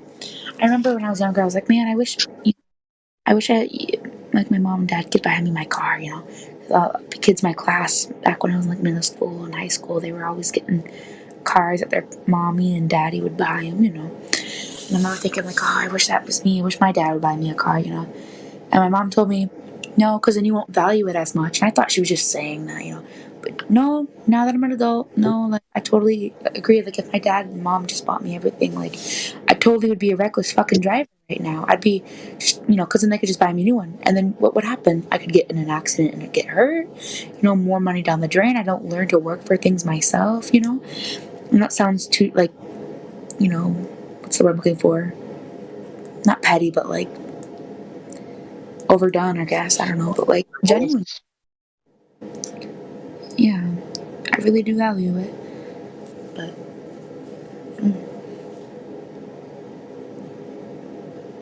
So how is it that you know the value of your car, but not the value of yourself? what was that? How is it that you recognize the value of your car, which is a disposable item? How is it that you recognize that more than the value of yourself? I guess the way I look at it is, okay, my car is what gets me to work. My car is what allows me to buy things that I need for myself to keep up with my hygiene. Like I go to the store, get soap, I buy food, I, get out of my house and go to work, Without my car, a lot of things that I do and have to do to live would be halted. And so without my car, I wouldn't have a lot of value of my life. And that sounds really sad, but like, what would I do? I live in an area. I got some advice for you. You could go to Google and they'll train you for like certain jobs. Yeah. Right? Or you could work for Apple's like tech support. And you probably won't make very much starting off, but you can really educate yourself when you got a simple job like that. Because it's like super mindless work. Like you don't have to think about what you're doing. So you could be studying on one screen and helping people out with their iPhone crashes or whatever on their other screen, right? Mm-hmm. So yeah, Google pretty much educate you for free and put you to work. I mean, I know you're kind of in between stuff right now, but I think that would be like a over 10-hour a job, $10 an hour, and it would just be something you'd probably gain some skills too. Yeah, I don't know if I would be able to. I have a lot of patience for people, but like, I definitely am not very techy at all. I wish I was. I wish I could be able to like I was not the girl that people would be like, I almost said my real name, sheesh. I wasn't the girl that people would be like, come help me with this. I can't get my computer to work. Nah, I wasn't that. I was the one who was like, what the fuck do I do? I was not the one that was techie or anything. I mean, I know about my phone features, but like, I don't know what I'd be able to do. I mean, they could train me, right? But like, it just doesn't sound appealing to me, which I'm not like. Save money, right? So you can pay people who are experts in certain things. Yeah, so just have some money saved up for emergencies, things you can't do yourself, techie stuff, Yeah. Yeah. Have like $1,000 set aside all the time for emergencies, and don't touch. That's good. Good. Do that. Absolutely. Yeah, you do that so you don't have to worry, all the time. You can just call somebody to fix your car up and top up your $1,000 again, and off you go, right? Yeah. Like if I were you, I'd even get more than 1,000, like as much as you can. Like every paycheck, let's have a certain fraction of it. Like just keep doing that because I think I call it like a rainy day fund. I think I first heard of it when I was Jesus, how old was I? I think I was in 9th grade. Mrs. Smith, English teacher, she said, when you guys get older, make sure you have a rainy day fund. She told us like every paycheck, make sure you put aside a good chunk specifically for things. And at the time, I'm like, this lady's full of fucking shit. And then, well, here we are. You should always take advice from much older people. At least consider the advice they're giving and why. It's real advice. Absolutely. I wish I would have taken a lot of my grandma's advice. Sheesh. But I didn't. You can start doing it now. Yeah. If only you knew. Nah, yeah. My grandma's not like passed away or anything. She's just very delirious almost, I guess. She's in an elder home right now. Or whatever that's called. Nursing home? Nah. It's on her wisdoms to you, so it's up to you, right? I gotta sharpen my pencil.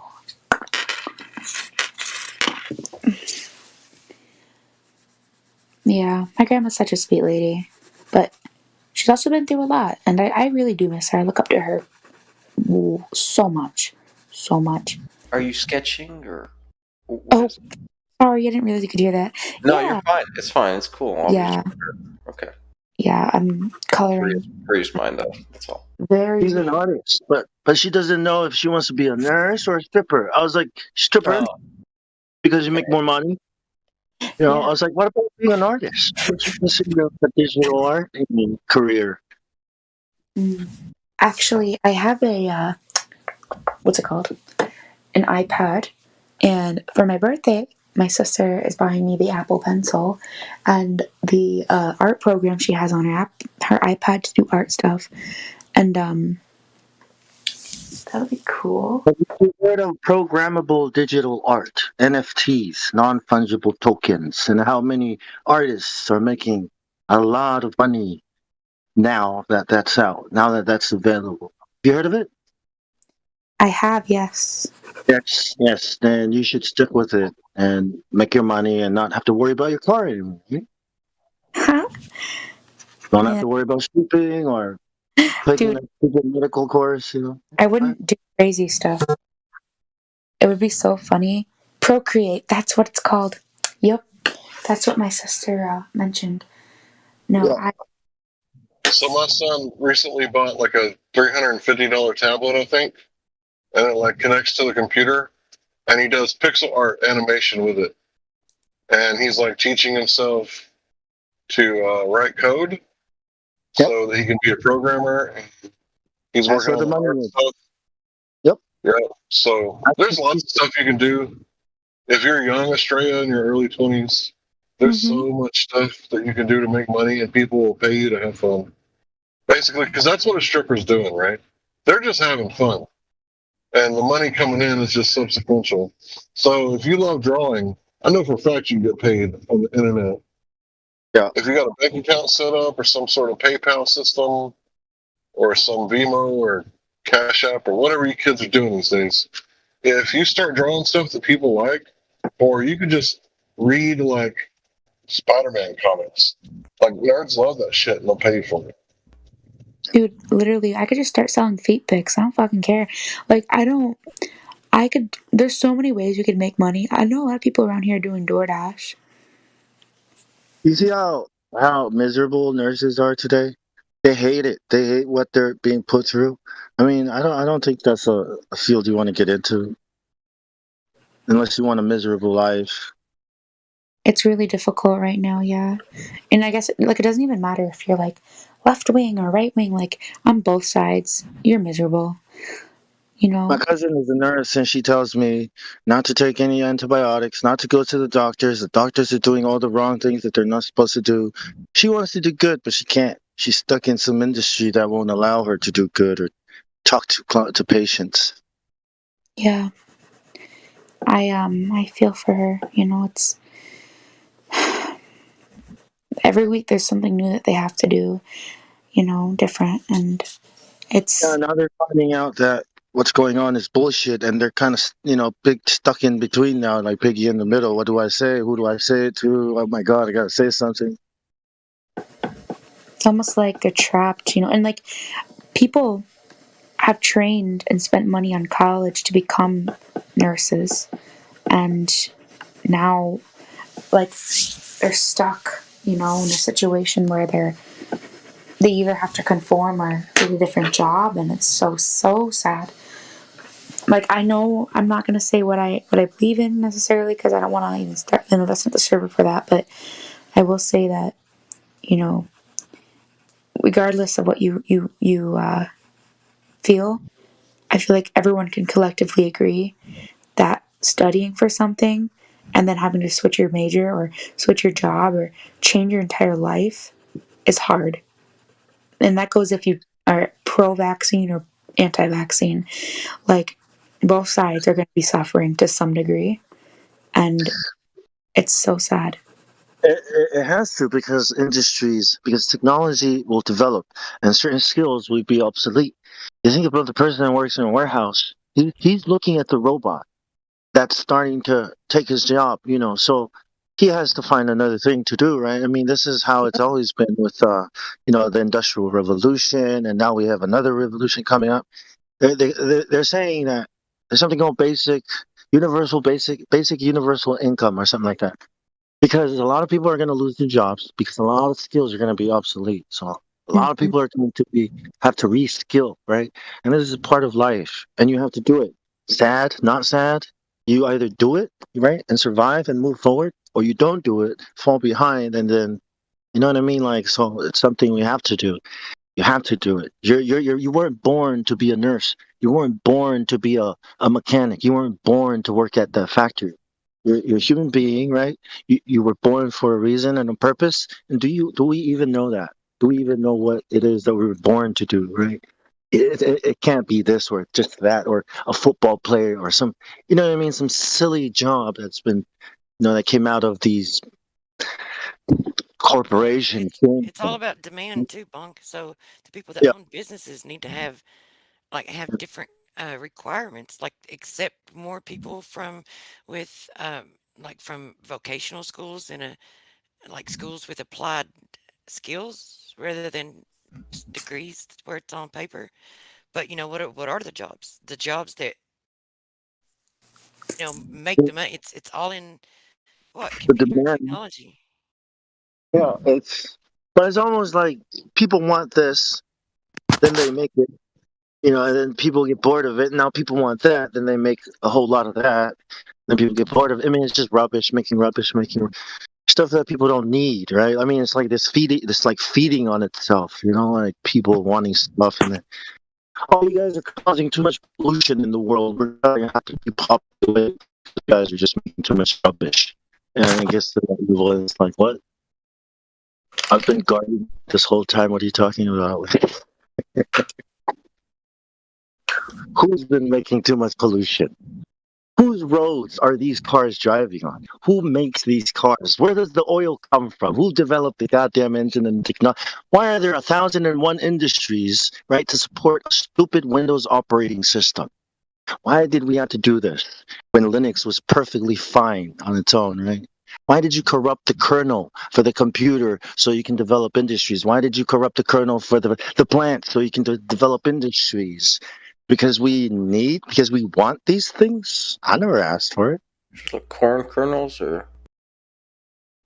Yeah, it's both. Both, actually. If you think about it, they've corrupted both kernels. The actual seed and the actual, because the computer is is designed off of our brains and nature. It's not that, you know what I mean, right? Kernel. Yeah. What do you mean kernel? Oh, the colonel. Like officer rank. Oh, colonel. I gotcha. Yeah, the guy, the brain, right? That's the brain. Below general. That's the code, where all the code is. So if you corrupt the kernel of a seed, like what Monsanto is doing, right? Like, what these guys are doing with hybrids, experimenting with, GMOs, genetically modifying the code. And this is what they've done with everything. So that, what do you call it? Planned adolescence, is it? Obsolescence? Yeah. Obsolescence, yeah. Okay. Obsolescence. I think yeah, it's not shit like that. And that's why you don't have light bulbs that last for hundreds of years, because how are we going to make money? Well, LEDs in the market now, man. So basically, you're not going to make a 100-year-old light bulb because you want to make money? Bongs out. I'm gonna be straight fucking honest with you here. If I own a light bulb company and I could make the perfect light bulb, I will not make the perfect light bulb because that means all my employees just lost their fucking job. My plant just shut down because all you guys are going to buy one light bulb and I'm screwed. So guess what? That light bulb, 10 grand for a light bulb. And no one is going to buy it that way. Fuck, man. Because that's how much, you know what I mean? So it has to be economically feasible. Consumerism causes, though. Well, That's what it brings about. But an engineer's job is to do exactly that. Any motherfucker can build an overbuild a structure. The whole idea is to not do that. Is to build it just right for the job. That's not it. That's not the case. This is what it is. I'll tell you what it is. You were at a pond, right? And you hired a bunch of fishermen to fish for people, and you're selling people fish, right? Yeah, and you're saying, why should I teach people how to fish? That means I gotta fire all these fishermen, and then how am I gonna make money? I was like, it's just fish, dude. It's fish. I'm not talking about just pond or fish. Like, you know what I'm saying? It's like people are stupid enough to figure it out. You teach people how to fish, they're gonna feed themselves. And guess what? They Go might make your own even- light bulb. If you don't like it. Huh? That's right, bitch. That's right. Well, that's the thing, right? Yeah, you say it's because of profit, but really it's not because of profit. I mean, do we really? This is a for money endeavor, or you can't feed your children, friend. It's also to manage knowledge. If you think about it, it's to manage knowledge. Honestly, at this point today, where we talk to fucking globe heads all day long, no, we give them the knowledge. We hand feed them, and they don't want to eat it. Like, fuck you guys. No, you're wrong. So it's not about that. The knowledge, knowledge is there. It's about the fucking cog disc that's in your head, and why is it in here? Yeah, we'll see. I don't want to fix anybody's head. I'm working on mine. If I was going around teaching people how to make a light bulb that'll last forever, right? Somebody clicks onto it, you might start making light bulbs that last forever, and then you might get Fluorescent light bulbs last forever, motherfucker. However, you have to operate them in cold cathode mode. See, it's knowledge. Well, how come you didn't know that? I know that. Burned out light bulbs, fluorescent, so you can use them forever. Because as long as the glass envelope is not punctured or did not lose the gas, because what happens is the hot cathode burns out, but you could still operate it in cold cathode mode. But they don't tell you a cold cathode fucking lighting system. Right? All these ways that get energy. All these ways, it's managed, right? Wait, no. I don't want you telling people that wireless energy. No.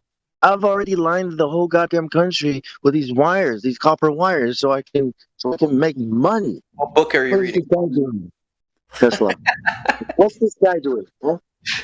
Hey, we have a plan here, Tesla. Like, what are you doing? Hey, somebody shut this guy up. You know what I mean? It's like, and now we have these wireless chargers. See, the book got exciting all of a sudden, motherfucker. We're getting smarter every day.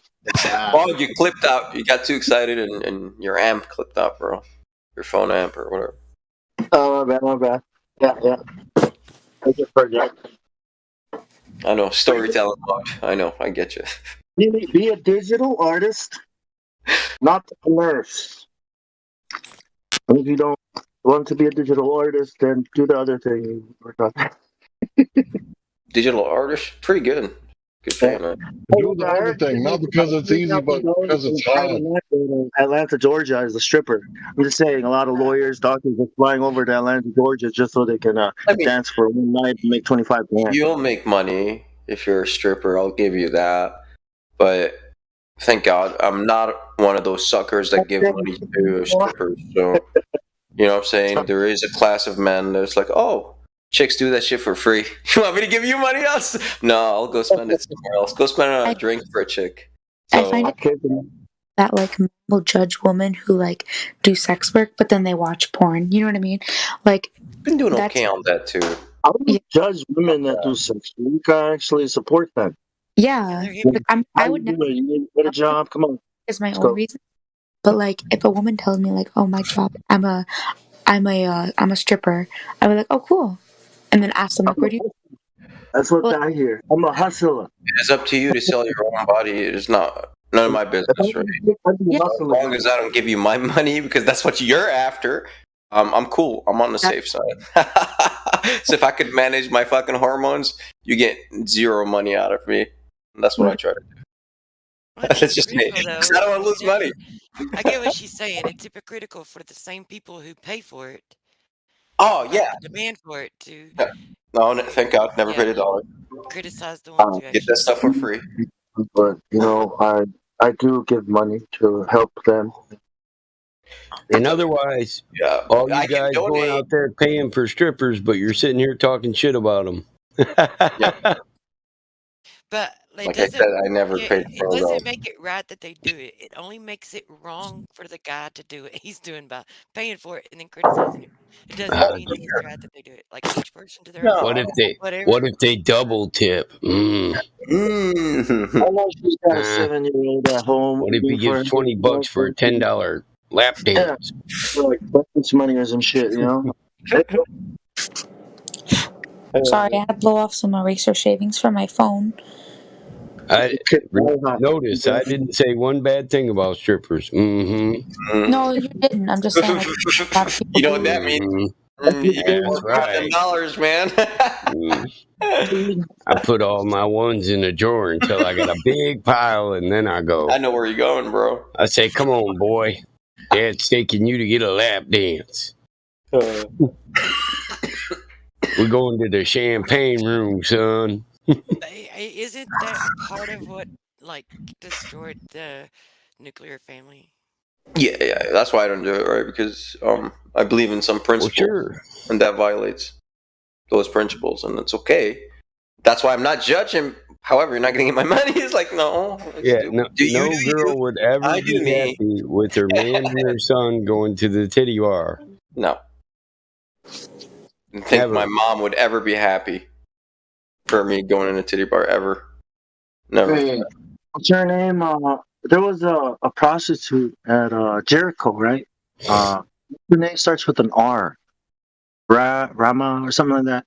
Yeah, she was a prostitute and she saved Israel, and she ended up being King David's great grandmother. How about that? How about that? I wonder. I'm not. Can you verify that? He could never deny. Bible, I think it's in. Oh, okay. I mean, in my textbook, it says no. So let's not do that. That's what I'm saying, bro.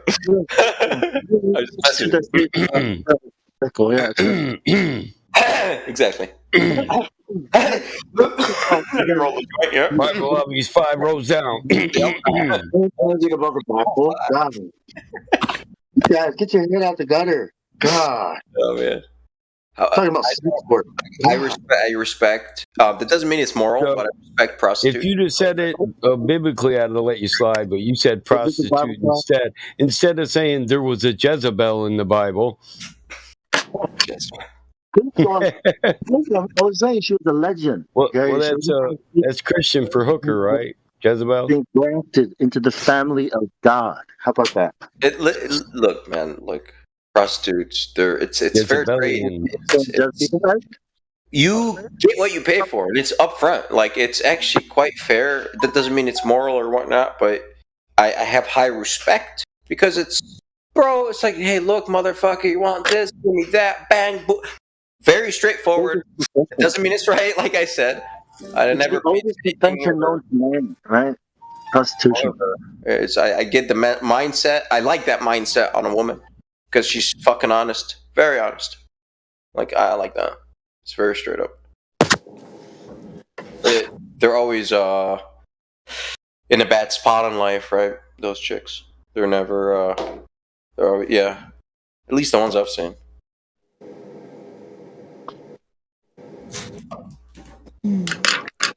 I like it.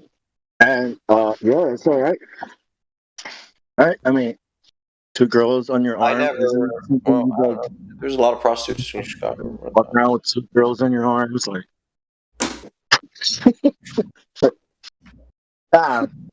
Tricky. This is tricky. Okay. This an artist, and this one is a writer. Yeah. This one is an accountant. See, the problem is that women think about these things first when there's so many other options. Like, for example, a dog groomer. They'll probably have more fun and make more money. Oh, I mean, if you want to talk about options, it's just a matter of creativity. Like, I could come up with 1,000,001 if you want. Just give me time. Piece of paper and pencil. I mean, that's just easy because you're born with that, right? You know what I'm saying? So it's just an easy way to make a lot of money. And I get it. Well, it's encouraged too. It is. Like OnlyFans and all the other type of propaganda.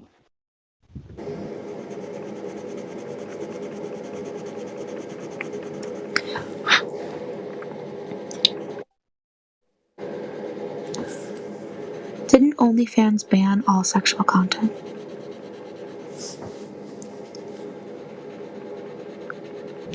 I've got no idea. Never been on there. I'm not asking from. I've heard of it though.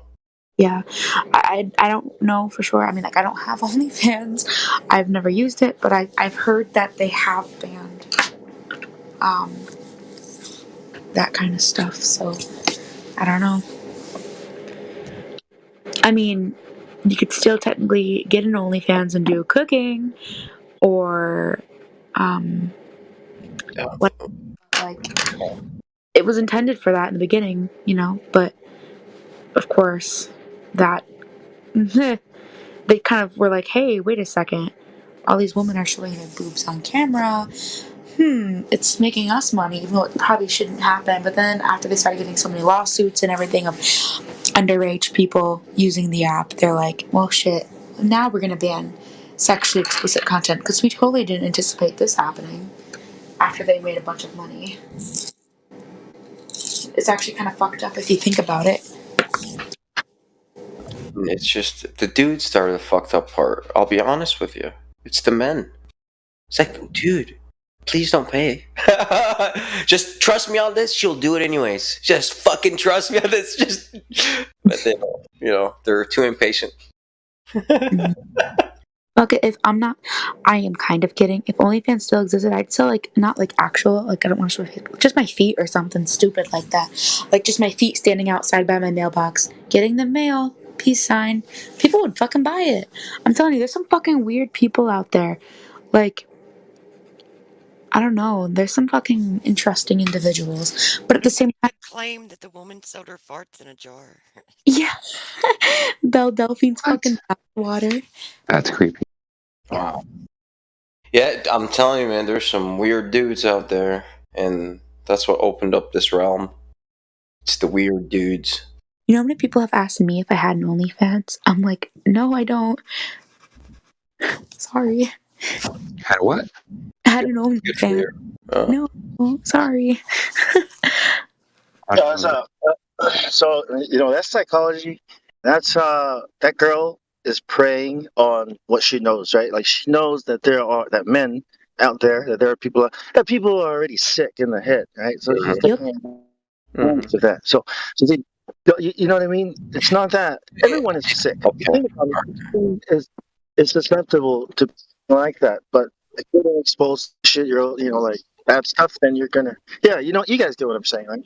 100%. And I didn't want to spill the super male mentality on it. I stayed reserved. I wanted to say something. Yeah, man. If you don't, yeah, I want to say that I wasn't judging Australia at any point. I was just letting her know that her value is way high, and if she became a stripper, in my opinion, she would be underselling herself.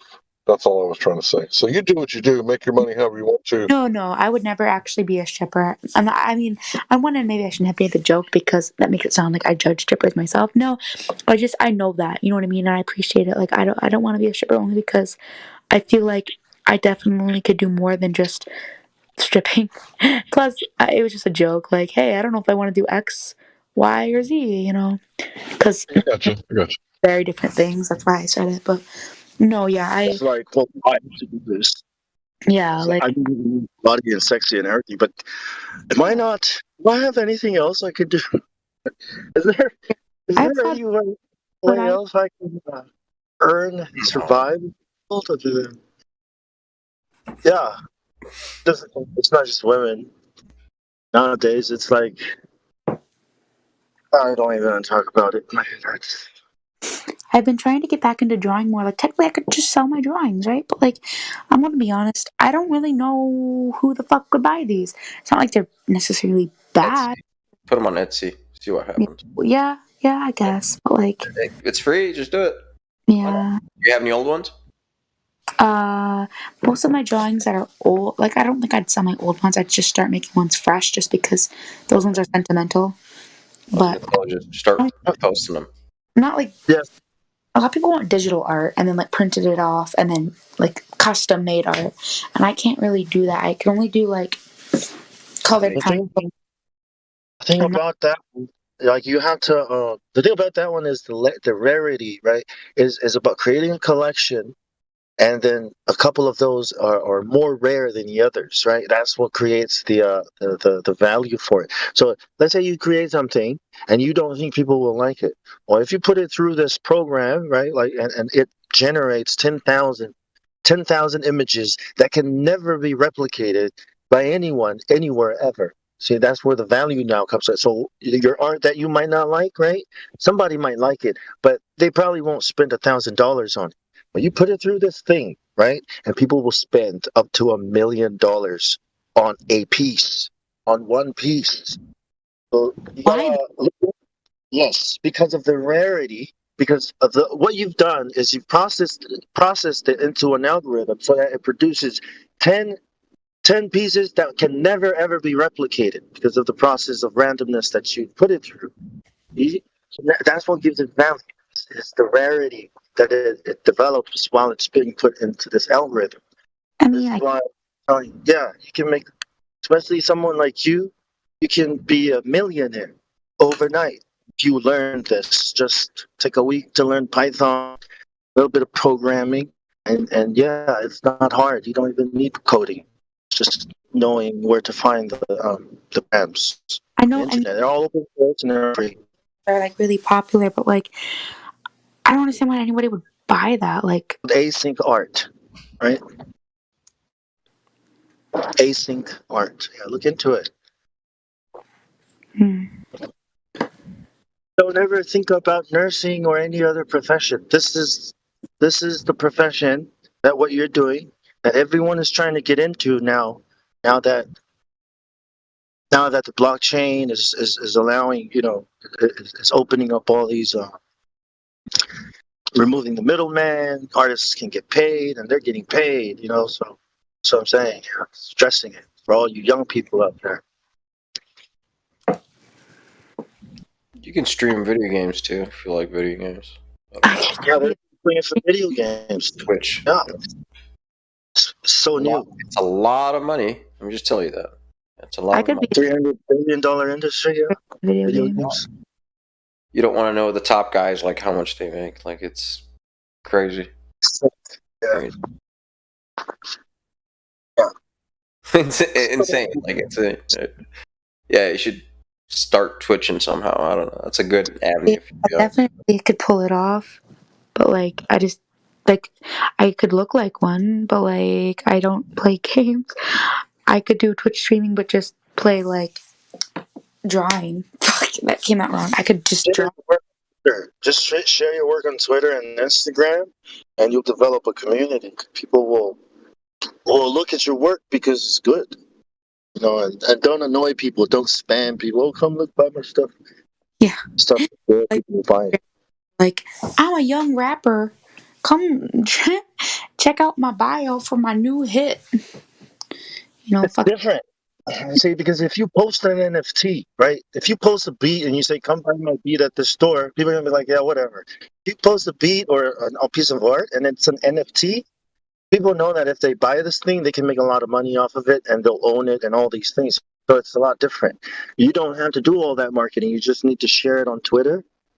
And then, your work will speak for you and you'll get invited. You join Discord and it's just like any,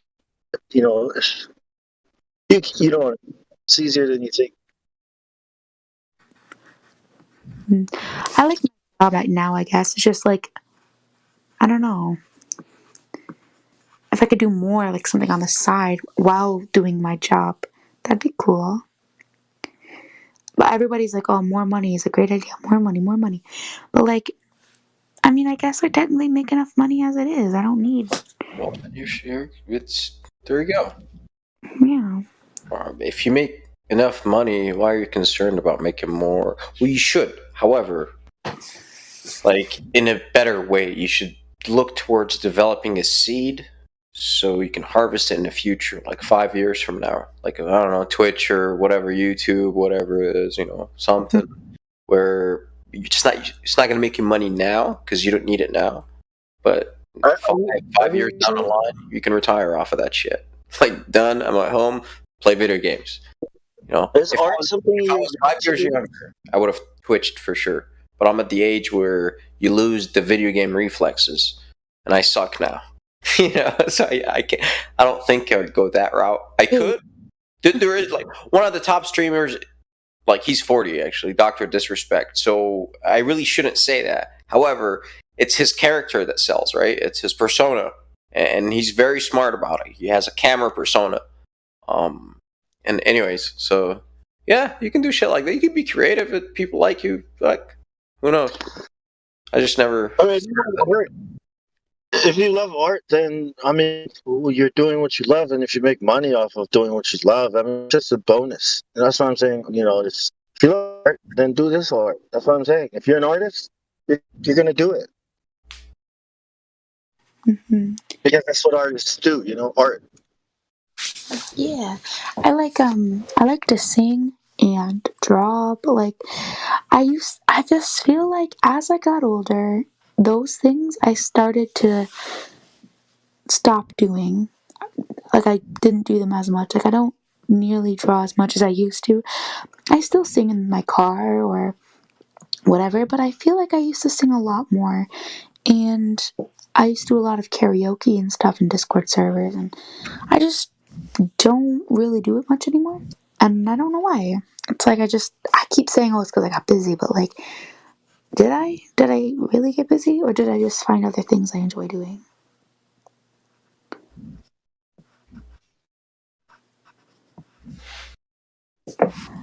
Wish I got to get back into it though, and maybe I can, but I mean, as I'm drawing right now, I guess in a way I kind of have, but I just used to be a lot, more serious about it. You got to find your muse, right? Yeah, I know that my peak for drawing was way back in like middle school and a little bit of high school, but like I said, like that was because I had art class, back then, and I kind of was like forced in a way to do it, and that requirement of, hey, you're in art class, do art, is what kept me kind of interested, but like now school isn't even a thing. Like I don't have that requirement day of an art thing. I mean, I guess maybe I should just take art courses or something. Are you doing? Do you like it? What's that? Are you still doing art because you like art? Yeah. It's just I feel like I used to do a lot more. I know that my children really blossomed when I showed them like the golden ratio, and I showed them, how everything works. Like the foot is the size of the forearm, and everything's got to be to scale. And I showed them human anatomy, and I was like, you can draw the stuff you want to, just don't draw it erect, and then it's not porn, right? It's just art as long as it's just chilling down there. So like I was like, are you still? What? You cut out. What did you say? Not you, but Yeah, I oh yeah, what'd you say, Mom? Not sure if he called you stupid or not. That's what I thought he said. Are you stupid? I'm not sure. They were teenagers, man. I mean, what teenager doesn't draw a penis, right? It's something it's a rite of passage. Dude, that brings back memories when I drew a very, very, very detailed penis. It was actually really good too. It had shading and everything. Yeah, continue. Stop. For an artist, Hey, it's a rite of I got to passage. know, were okay? you singing a tune while you were drawing that penis? No, I actually could draw one right now. Bet, watch. Give me Hum five. a tune and draw. Give me 5 minutes. I got a brand new pair of roller skates. You got a You know, brand there's new guys feet. out there that'd pay for that. Hum a tune and Yeah, draw. no, watch. Time me. Ready, set, go. I'm gonna draw one. This is all off the top of my head, so please forgive me. Wait, I forgot what it. Oh, you did. Oh man, now I get it. Wait, what the fuck does it look like? I don't fucking know.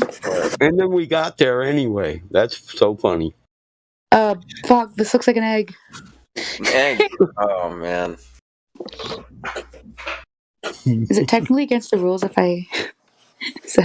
I think it would be, wouldn't it? Considered like inappropriate image. Oh my god, this looks so bad. You're not going to post a picture of a penis that you drew, are you?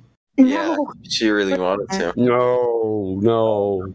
We don't want no penis on us. No, we'd get in a lot of trouble. Yeah, this looks like it. Never mind. Just kidding. I'm gonna go back to my Bob Ross mint drawing. No, but like that's really Bob good. Ross paintings. I know who Bob Ross is. Oh I know yeah. who he is too, man. That's Believe it how or I not, first we see learned one every day, so it's not how, that big. that's how I first learned art, was Bob Ross, or advanced art. But nowadays I can airbrush a mural on the side of a van. I'm an artist with a paintbrush or airbrush. I do some hot stuff on cars. Nice. Dude, I'm detailing. Like I think I've mentioned this before. I'm detailing my car this summer. A real paint job costs you $10,000, but it'll be candy coated flip flop. Mm-hmm. It'll change colors in different lighting. Gonna have flip flops on or with a candy coat? Well, the flip flop is called ambient clear coat. Ambient means all the pearl under or what? Right, pearl ambient clear coat. Yep. They got some cool ass pearls today, man. Have you checked them out? 'Cause They I do. kind of like car paint too. Yes. Yeah. House of Colors got some really cool candy. I probably got $100,000 worth of candy paint in my candy, pearls, clear coat, ambient clear coat, just in the barn. You never use I'm gonna rob your barn, bro. Thank you. all that you buy. You know what I mean? All your paint. So I mix stuff up on my own. Like I got old cans of Chevy orange. I make it high metallic pearl orange. And then put ambient clear coat over it so it'll go from orange to black. Depending on how the light hits it. It's like a chromatic or whatever, right? Yeah. Ambient means all the colors of the spectrum exist in it. Yep. So it just depends on the angle or the lighting that hits it, what color will take over. What about tattoos? You could be a tattoo artist. Yeah, but I don't like damaging people's bodies. And I got tattoos. I was about to say, do you have any? Oh no. I got a devil dog and a bear paw for my bear clan, some tribal art. Yeah. I have exactly one tattoo. Yeah, That's the devil surprising. dog. Most people get addicted. I am, but I can't afford it. I refuse to spend money. The devil dog's a Marine logo.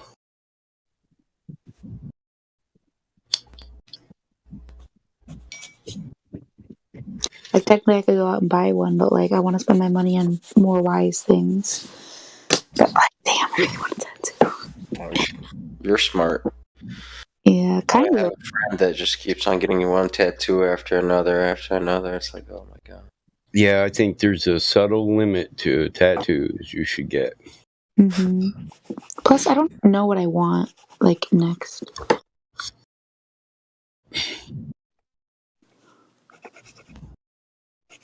But I love tattoos. I just love the fact of like expressing yourself, like your skin, like as a canvas. Like it's. Yeah, my buddy's a tattoo artist.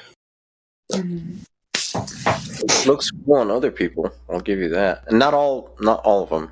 Like some of them. Oh, trust me, no. Some look good. Yeah. So It's also like very like nerve wracking because like you could totally go to a person that fucks you up, you know? agree.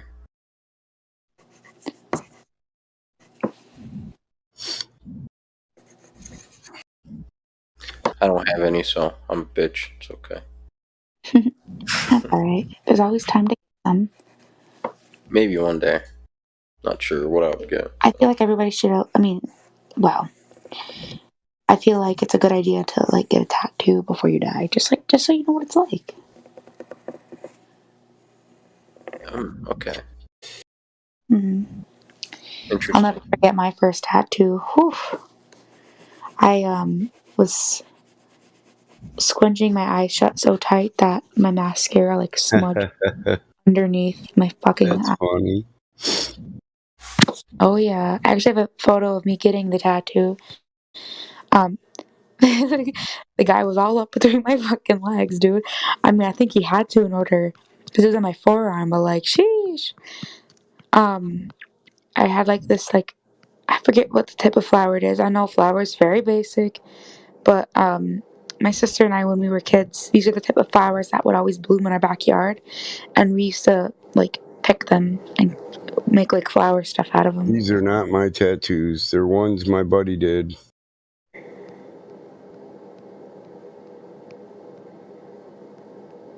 I'm trying to see if I can find the photo. One moment. He's good at what he does. Yeah, I don't really dig that. Say that. Like, I wouldn't. Yeah, that's not for me either. Holy, that's like really. Wow. It's like a sticker.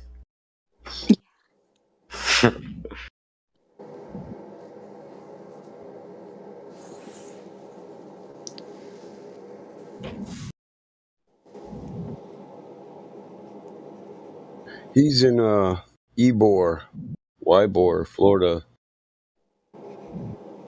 Tattoo Domain. He used to have a tattoo shop here in Michigan, but he moved to Florida to be around his parents. I don't blame him.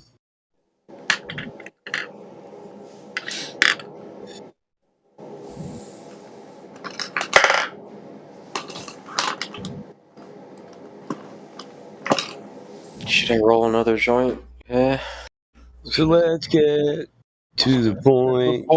Let's roll another joint. Turn the radio loud. I'm too stoned to be proud. You don't know how it feels. Yeah, you don't know how it feels to be me. Is that you, Mike? That's you, right? Oh yeah, I got melon-sized boobs. Yup. Sure. I just broke my trainer bra last week, and I'm moving up this week. A trainer. It's a joke. I was say, do you actually? I was like, I mean, hey, you do you, man, but like, look at my profile pic. I don't wear a bra. That's me. It's like 3 years old. Yeah. Wear no bra. Today told me I got tits at the gym, bro. Funny. Is this part of your transvestigation, Bottomod? No. It's not. And yeah, I got pecs. I don't have boobs. I got pecs. I know. I'm just showing off some of my buddies' artwork. I'm just messing around. That one right there is pretty tight. Samurai or that one is cool. I want to do that dinosaur. Dragon. Yeah, dragon. dragging these. The samurai is more my style, but it's kind of cool. Yeah, I'm more into tribal art myself. I like sleeves, I'll be honest, but not all sleeves are equal. The Shaquille O'Neal one, the first one, the S for Shaquille O'Neal, right? That's for Superman. I mean, I've seen that. Yeah. I've seen that S in Shaquille. Sure.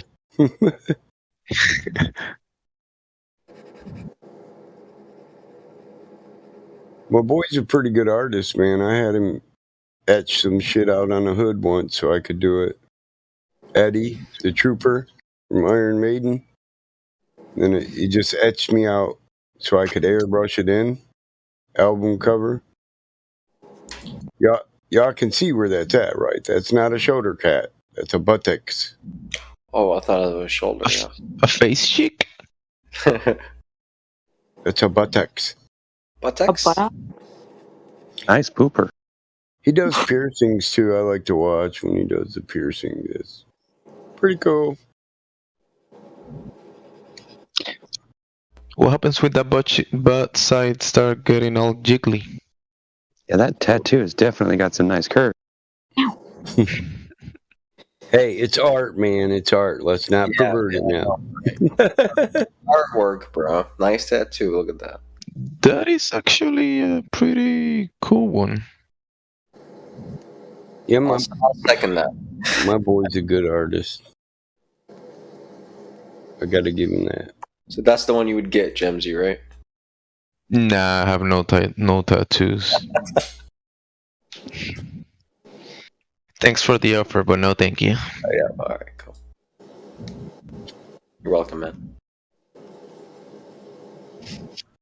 I don't want to make it up there, and God will be, oh man, you almost made it, but you just has to mess it up with the tattoo, man. But God, it's a tattoo of you. That's not me. I never knew you. Be on your way, worker of inequity.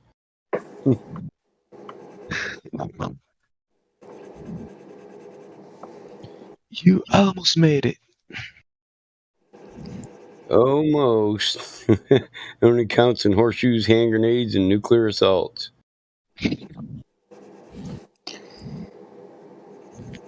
If it wasn't for that $30 tattoo.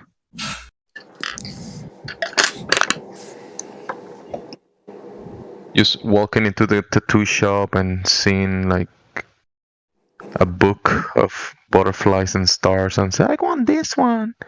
Oh my god. Yeah, that's yeah. I have friends like that. It's interesting. They're mine. I don't know. I don't know.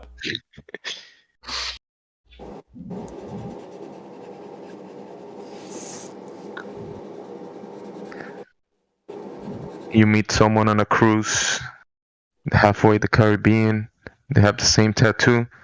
Like, hey, where you from?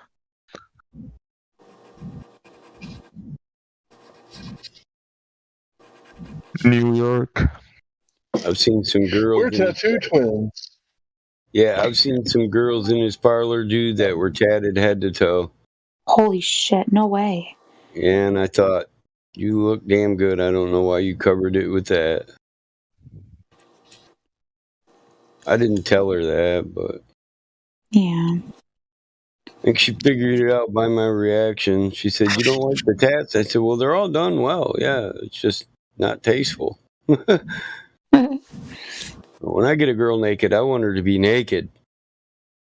All natural, not still wearing a tattoo nightie. I want to see the moonlight reflect off of her. Yeah, Hey, okay. Well, I Can wasn't you going to take go that there. tattoo Hank, off hell tonight? yeah. Yeah. That's funny. Tattoo off. He wants to oil her up and watch the moonlight glisten. That dude had to have been fucking tanked the night he got that one done. What is he, like a Mario Kart player or something? That's what it looks like. Like a go-kart. Oh, wow.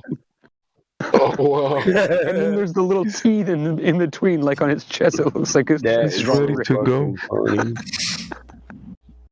I didn't think it was really real at first. I was like, He could be Rad Racer. Hey, wait. Racer X. That color in between on his neck keeps changing shapes. How Oh does he God, do I'm that? such a weirdo. Racer Dude, that X. cat is awesome. Oh, my nose. More like The little tiny arms is what gets me. looks more like cruising That big USA. huge neck, the pecs that are about almost normal, and then these little tiny ass arms. Yeah. Cruising USA 2.0. Have you guys ever gotten a tattoo that you regret? Actually, that might be Dr. Robotnik's shit.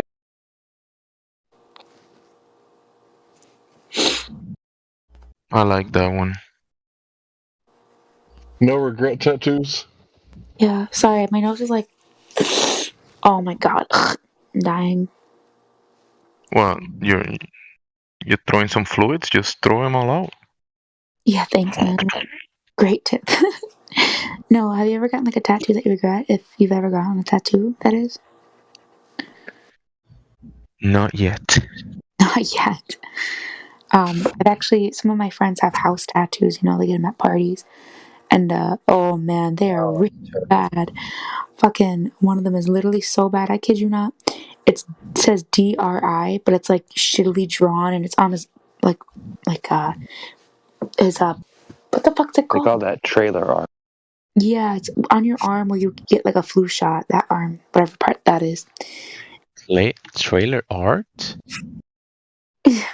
Makwa, Nindo tattoos. Dem. My stepmom used to call it trailer art. Or trailer trash art, whatever. She would say trailer art, but then I told her, no, it's trailer trash art. That's my right shoulder on my back. Makwa, Nindo Dem. What's that? What's that mean? Bear Clan. Do you turn into a bear when it's like half moon?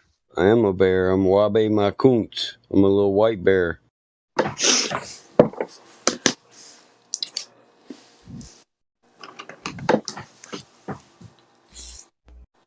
This is probably the next one I'll get. I was thinking about getting this on my left shoulder.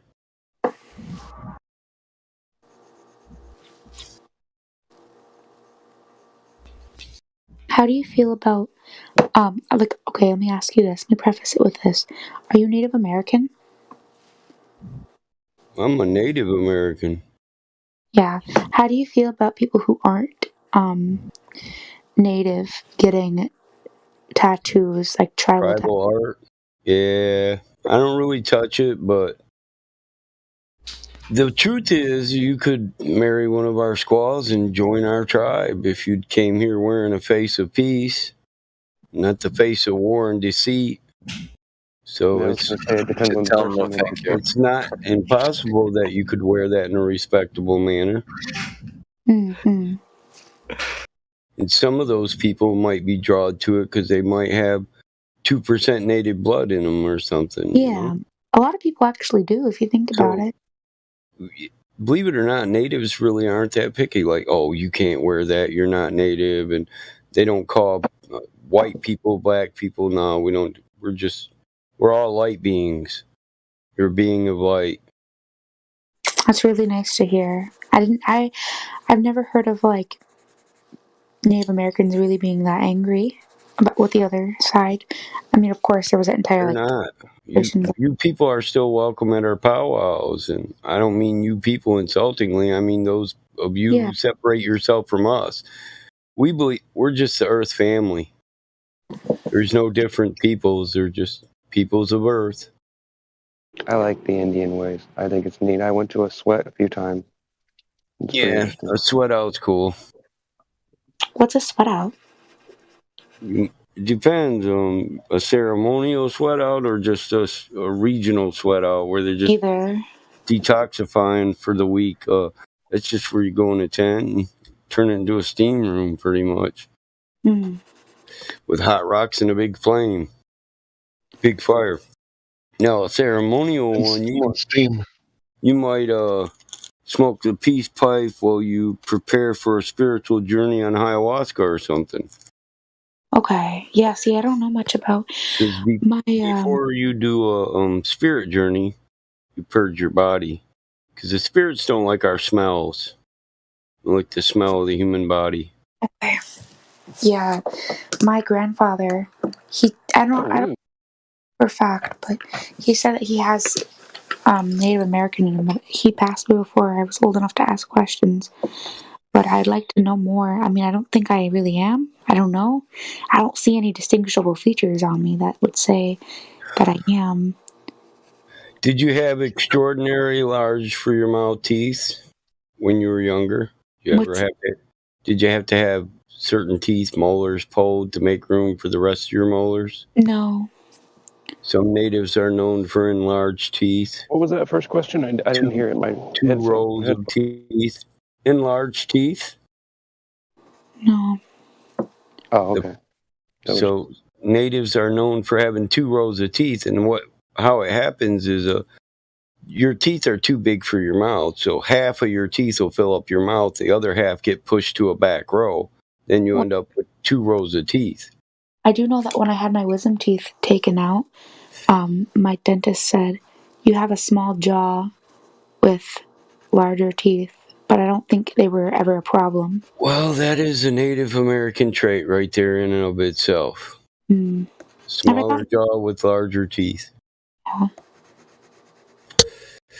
So you could have it in your blood in the 30 percentile. But yeah, I was gonna say, because like I don't have like, my skin is normal colored. I have light hair, light eyes, but like, and like not, you know how Native Americans have a distinguishable like nose or eye shape, but like, and then there's in my mouth. Like, I don't know.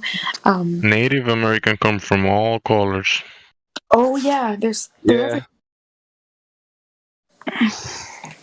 There were black tribes here, white, black, and brown. Yep.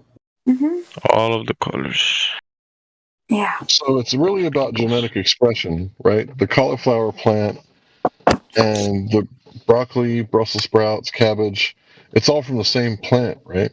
So even though you might have a genetic expression of cabbage or Brussels sprout, it doesn't mean that they're not related. So I think a lot of people get hung up on that race thing, right? And it's really man-made. It's artificial as hell. And, you know, pretty much it's a concept, right? But it's not an actual concept, because if you take, let's say, a Texan and a New Yorker and you throw them in Russia, right? They're going to be like, oh, you're from the States. Oh, what's up, bro? Right? And if you take, you know, a couple Russians, right, from different parts of Russia, right, and you put them in the United States, but the United States white guy and the Russian white guy, they're never going to really clink up because they're white. So the skin doesn't really matter. And it's like black people from Africa, they say that black people from the United States, they're watered down. That's what they say, watered down. So they don't necessarily get along either, and they're both, you know, brown or dark skinned. So I think a lot of people put too much weight on the race thing. Yeah, I never, you know, you're kind of right with that. I never really thought about how, like, they would think about each other, you know, like, you know, people from Africa with black people here. At least How old are you? Race is a trick the devil play on. Yeah, you. How old are you? I won't, it's weird, I don't know. Like, never ask a lady her in age. your 20s? I don't want, I'm not young. How young are you? Put it this way, 20s. I could be 20, I could be 29, I won't say. Okay. In your 20s, yeah, that's cool. Yeah. It's just so, because, like, a lot of people, when they hear my voice, they think I'm, like, fucking 12 or something. It's like, I'm Yeah, see, that was my problem. You were No, but we talking were about curious driving. because you do sound young, so we were curious. Yeah, you were talking about your car and shit, and after a minute, I thought, this girl sounds like she's 14. How the hell is she driving a car? No, literally, that's, like, kind of the impression I get. Like, people think I'm a lot younger, but I'm not. Actually, it's funny because this is a little off topic, but those YouTube videos of like Chris Hansen catching the predator with the decoy girl. I had actually had a dream last night that I was one of the decoys. But I I don't know. Never mind. Continue. I was on an adult profile one time, and this chick started hollering at me, and I was talking back to her and she said, "Yeah, that's me in the picture on the left." And I looked in the picture on the left and I was like, "Well, you look like you're a 14-year-old girl, and the profile picture is different." She said, "Yeah, I'm my 14-year-old sister. I'm on my sister's account." She said, "Is that okay?" I said, Yo, "It sounds a little Chris Hansen to me." And in an instant, her her friend, her sister, or whatever, the profile just disappeared from my profile. I was like, "Yeah, that's some Chris Hansen date light." Like literally, I'm on an adult's face. Why? I'm on a thing called adult's face. Why the hell would I say it's cool to talk to a child? Hell no, it's not cool, motherfucker. yeah. There's fucking weirdos out there, and it's really sad because, in fact, people like even try to like talk to me who are into children, and it's like, sorry, not sorry actually, but I'm not a kid. Right. But that's what they want. Some people, and like it's fucking sad. Like it's disgusting, and honestly, like I would totally do that like decoy thing for Chris Hansen. Chris Hansen, hit me up if you're in this. Probably make some money. Yeah, Chris Hansen, if you're in here, HMU.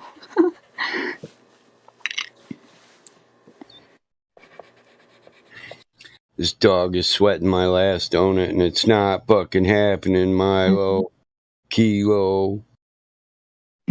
Especially after a childhood friend of mine, she was yeah. My Go dog ahead. got two names, Milo Kilo Smith. Cute. What kind of dog is it? I'm gonna end up having to give this fucker a bite, though. What did your dog name his cat? He doesn't. Woof. They're all woof or lick. Lick, lick. I was gonna say his name is Woof. You're right. I named the cat, man. The dog just licks him all over. But it's not your cat, it's his cat.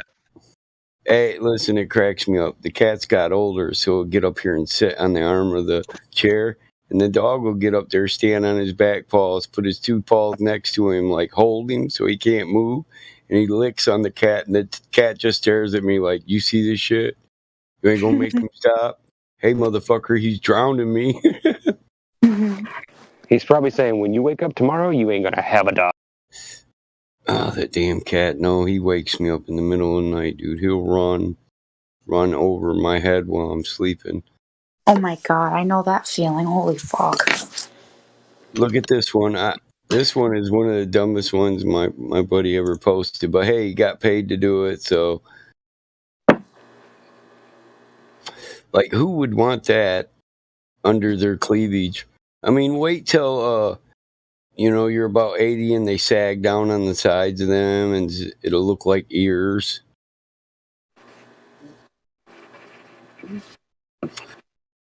Like, well, who the hell would want that?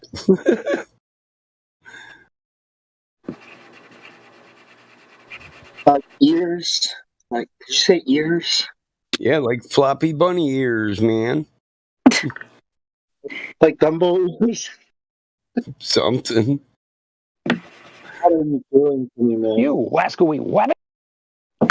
Your boobs hang down and look like ears. Oh, man. You know, when you're old, when you're 80, it doesn't really matter. It reminds me of a joke. It reminds me of a joke.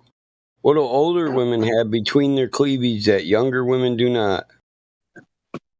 No idea. Their belly button. Alright, that's actually kind of funny. My grandma told me that joke. I was like, "Grandma, that's not cool." She's like, "Whatever, get out of here before I bend you over the wood pile." What's the laugh, boy? Grandma? Right. You better laugh at your grandma's joke, you little punk. I'm getting a paddle. I always laugh at my grandma's jokes, dude. I try, but... I used to hear my grandfather's jokes, man. He makes up all kinds of shit. Yeah, grandpas are funnier, but when your grandma's boobs are already sagging to her waistline and she's telling you that joke in a nightgown, you're like, "Oh, fuck, grandma, too much, too much." TMI.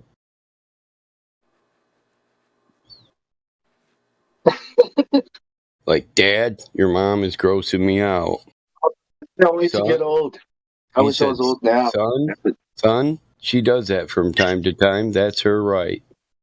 Go Do your build a tits hang low? Do they wobble to and fro? Talk shit, you know. Oh wait, that's what I'm just already doing that. Never mind. Can you tie them in or not? Can you tie them in or bro? Do your boobs hang low? Do they wobble to and fro? I hope not. Jesus. Do they drag on the floor when you really gotta go? Do your boobs hang low? Yeah. No, like the best parts of life is when you're young and when you're old. The in between sucks, you know, doing shit, you know, all that. I kind of like this one. But it's like, how can you get to old if you don't go through doing shit phase? It's like, okay, what am I supposed to do? Grow stuff? Yeah, grow stuff. Okay, that's good enough. Can we be old now? Yes. It'll come. Just so you guys know, when I gave my children the anatomy books, they were 13 and 16, so it ain't like they didn't know, you know, what was what. I was just trying to help them progress in the art. And my son, he was like completely went abstract. And then the other child, like no matter what, is like always like photorealistic. Abstract? What do you mean, like, what do you mean? You know, where you get a little like lackadaisical with the appearance. It doesn't have to necessarily relate to reality. You can get a little outside of the box with the squiggly lines. Abstract art, you know, a chick with three boobs, you know? Yeah, that sort of thing. Cyclops. Extra large labia. Maximum areola. If you must know. Abstract art. No, I didn't do much of that talk with my son. I think, what did I say to him? What shit? What did I say? I said, look, get money first. I grossed my kid out until he said, "Shut up, Dad." Okay, Like, we'll have this don't at a know- later date. He says, "Okay, Dad, later on. We'll do this later." I say some mean things to him. I say some pretty misogynistic things to him about it, man. I don't know. Fucking suck in that department. I mean, he gets it, you know. It's like we're not gonna do the fucking awkward thing, right? You know what's up. All right. Your money. Fuck it. Get money, fool.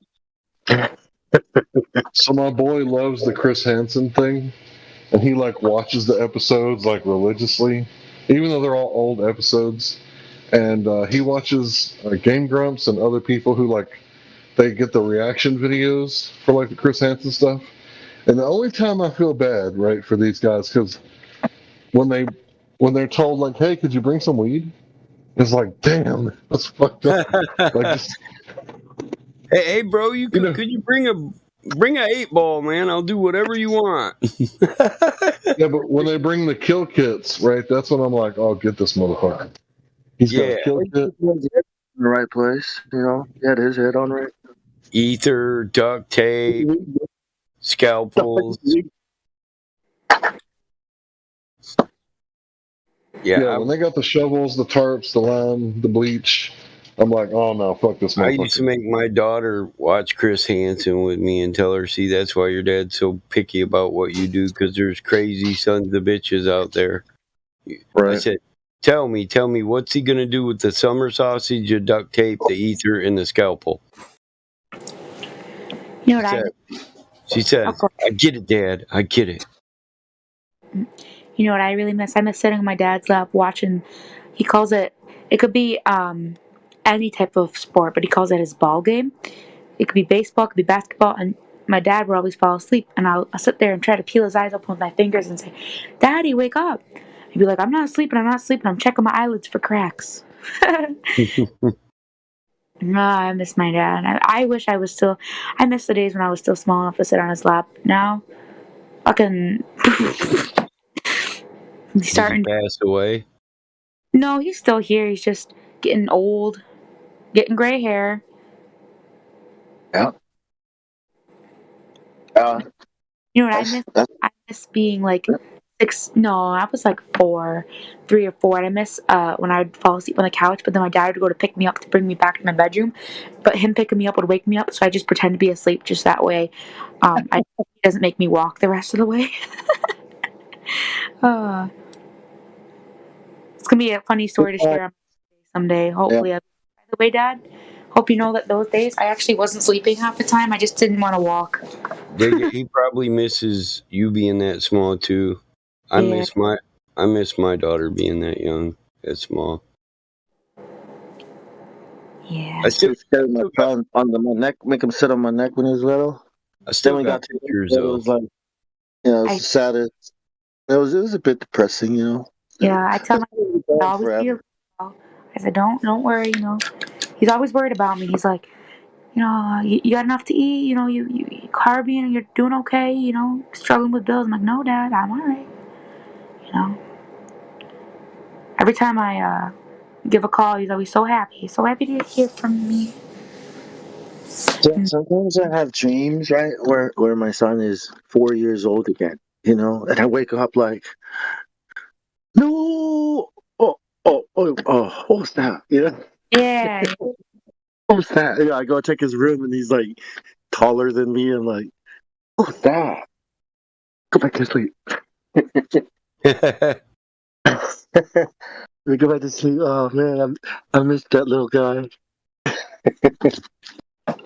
When he was little, just running around, being free. His dad is there, It's just like, all right, don't go too far. Turn back. Come back. All right. That's why. So my oldest. Sorry. Go ahead, Hank. Go ahead. My oldest didn't have any problems really with school, but my youngest got picked on by the teacher, and it was homeschool after that. So my kids got to be like actual children. Like they had a country house, no internet. They got to play outside and shoot BB guns and shoot real guns when they got a little older. So, like, I envy the life that my kids had because they were just allowed to fucking be children until it was like, okay, sorry, you're 18. Get a job. Sorry, I don't know what else to tell you. Man, I did it so early with him. I think when he was like 10. When he was 12, I started calling him a young man. I started pushing him like, look, you're not a kid anymore. You're not a child anymore. You know what I mean? It's like, I didn't want to wait until 18 until they're rebellious, Push them early. Like, My dad was always pushing me to do more, I remember school when I was, I didn't value it too much. I really regret that though. And my dad was like, you gotta do good in school. And like, looking back, I kind of wish I would have done a bit better. But like, I had the smarts, but like, I just didn't apply myself. I didn't really study at one point. It wasn't like I was partying or drinking or anything like that. I just, didn't push myself like ones. But once I learned the earth was flat, was not a ball, and we're being lied to. Once I learned we're being lied to, I only told him to, just do good in math, learn math and science. But I told him, don't, everything else is a lie. I told him Santa Claus is not real when he was little. I told him we don't go to church on the Sunday. We observe the Sabbath, type of thing. So by the time he got older, he already knew that, Dad's not bullshitting, me. Like, it's about trust too, and knowing that one day I'm not going to be here. Okay, start getting used to it. oh, that hit me like a ton of bricks. When I realized that my dad and my mom aren't going to be there to hold my hand, fucking hell. It was like, well, so this is real world. Like you're not gonna have like everything handed to you. Like I wasn't like spoiled growing up, but like I didn't have to get a job until I wanted to. I didn't have to do certain things, but like we struggled here and there. But I'm just saying, like I just once I started doing things for myself, it was like, well, shit. Ain't going back now. Here we are. Let the So my journey be. children both sell stuff online. They sell art because, you know, I allowed them to like spend hours and hours because it only takes about 300 hours to educate a child, right? And from what I can tell, they're just wasting people's time and tax dollars with the educational system. It is a waste of time because you can like educate yourself on like anything. Like I suck at math. Like if I wanted to get good at math, it would only take me like a few months to like probably get to the college level, and then maybe a year after that to like get the college level down. Like if I wanted to, but how much math do I use in my everyday life? I can usually do numbers in my head, especially when it's count and change. Oh yeah, me counting change because I work at Dunkin'. Sheesh, I could count shit real fast. Just boom, boom, boom, boom, boom, boom, done. You know? Like a machine, right? Like a Yeah. machine. Like, for We example, could, Yeah, I we don't even could have to build think about it. people in machines. crazy, you know? I mean, like, I know how to count fucking money, you know, but like when I first started, I was like, wait a second, 25, 50, 75, a dollar. Now it's 25, 50, 70, a dollar. 25, 50, 72, 3, 4. Just fucking go, go, go. It's also because half the people in my fucking work don't do their job, and so they don't count their drawers. So it ends up going on me because I'm management. So I'm the one who has to fucking do it. So So when you say that, you're talking about Price's Law. I think it says something like 10% of the people do 50% of the work. Yeah. Just people not So counting. you got to show that to your boss, right? You got to say, hey, like I feel like I'm worth more than this guy over here. Like if he's worth this, and you know, you ain't trying to get all up in his business, but you know, he's not helping you out. He's just Oh, over they there already chilling. know. That's why I got promoted. Right. There What? you go. Do you think I'm here for my health, bro? Like, No, do you think literally. I'm here because I love this company, bro? I'm here for money. Just like this guy. Yeah, I'm not here because I really want to. I'm here because I need to get a job. Like, and I'm doing a lot of work. So, like, can I have a raise? Can I be Hey, can like, I get paid more than this asshole that's doing nothing, please? I'm no, just saying. literally. The best way to get a raise is like make yourself like extremely valued to the boss where they absolutely can't afford to lose you, and then start filling out a bunch of applications, and then people will start calling and check on them applications, and then like your boss will be in a bidding war with the other boss. But right now it's like a market. It's a workers market right now because nobody wants to work here in the States, or I'd imagine all over the world. Like people are like, oh my god, do you know what's outside? I saw it on TV. No, how it came across to me was I just stepped it up, I guess, and they said, hey, I noticed you've been doing really well, how would you feel about shift manager? And I was like, fuck yeah, let's go. Like, when can I start? And a handful of us applied for it. I was the only one who got it. And okay, here's what I don't fucking like, right? I used to be like relatively really well liked by all my coworkers. After I got shift manager, people like target me. They tell me that the only reason why I got it is because I'm a ditzy blonde. Like, they say a lot of fucking mean things, and it pisses me off. That comes with the Ignore that job. shit. Yeah. Yeah, that comes with the job. It always Called hate. that's all bosses are assholes, and they have to be assholes because that's the job. Yeah, so it's the job. It's your colleagues, right, that are hating on you? Yeah. I don't even consider them colleagues. I just consider them coworkers. They're not that smart. Alright. Half of them are on drugs, and then a quarter of them are just children, and the other quarter of them are decent. So your job is to manage them. Right? Now you can do your job and be like, You look, work at a dickhead, grocery store, don't you? do what I'm telling you, or I'm going to write you up. Saying you now got to put your foot down because they're now coming at you, right? So you put your fucking foot down and to get to work and do your job. Yeah, There's some that's how it's gonna be. Like, I kid you not. Like, I've had to like send somebody home once because my manager told me to. He goes, "Hey, listen, I need you to tell I'll just call her Amanda to go home because of some issues she's been having with this person. You need to send her to come home. I'm coming over right now. I'm like, all right. So I said, hey, can I talk to you out back? I was very professional. I was like, I just want to let you know, I think that you've been doing a great job so far. However, I was requested by Michael to send you home. I'm really sorry. And she was like yelling at me. She's like, you don't have the authority to do it, even though I actually do, by the way. If he wants me home, he can tell me himself. I'm not going nowhere. I was like, oh, okay. If you want to wait for him, that's fine. So when he came there, he's like, did you tell her to go home? I was like, yup. He goes, and I said, and she fucking refused.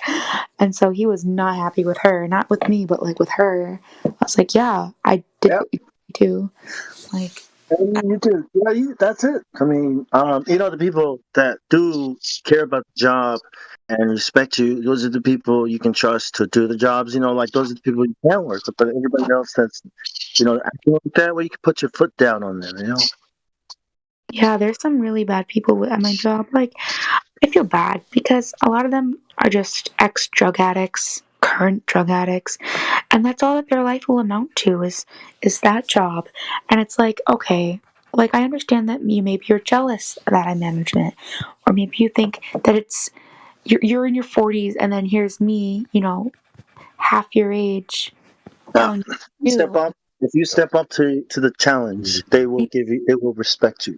Yeah, So you just need to do your best bitchy. and be funny, but be stern. They'll respect you. Like, because at the end of the day, I go to bed and I know that I'm doing my job, so like whatever. So I got some news for you, Australia. So I listen to Cat Williams from time to time because it's good for the soul. And he said, you got to count your haters, right? They're a blessing, right? Each and every one. If you ain't got no haters, you're doing something wrong. So he said, count your haters, right? They're an asset. You utilize the energy that they give you, like some sort of martial art where you take their energy and use it against them, right? So you should always, count your haters as blessings, and just ignore the part of your cheerleading team. Exactly. They'll point out all the little things you're doing wrong that you can correct. That's why haters are good, because they'll help you. Like, you need to fix this and that and this and that, and you're like, thank you. Thanks for helping me. And when you're extra kind to them, like even though like they've made it out in front of everybody else that they hate your guts, it's like dumping hot coals on their head, because they're going to be so furious that they can't control your emotions, right? And that's all it boils down to. Real life trolls, that's what a hater is, right? They're trying to control you via your emotion, right? So you can't troll the untrollable, the imperturbable. It's called professionalism, right? Mm-hmm. Called being a boss. Find it so funny. Get your boss on. Practice how to manage people. Practice how people learn how people cooperate. Like what is it that gets people to work together? What is it that gets people annoyed and not want to do shit? Like learn things about people. You'll be a good manager. You'll move up and up. Mm-hmm. Almost like people study. Management. Even normal job. You got all these people to study, learn from.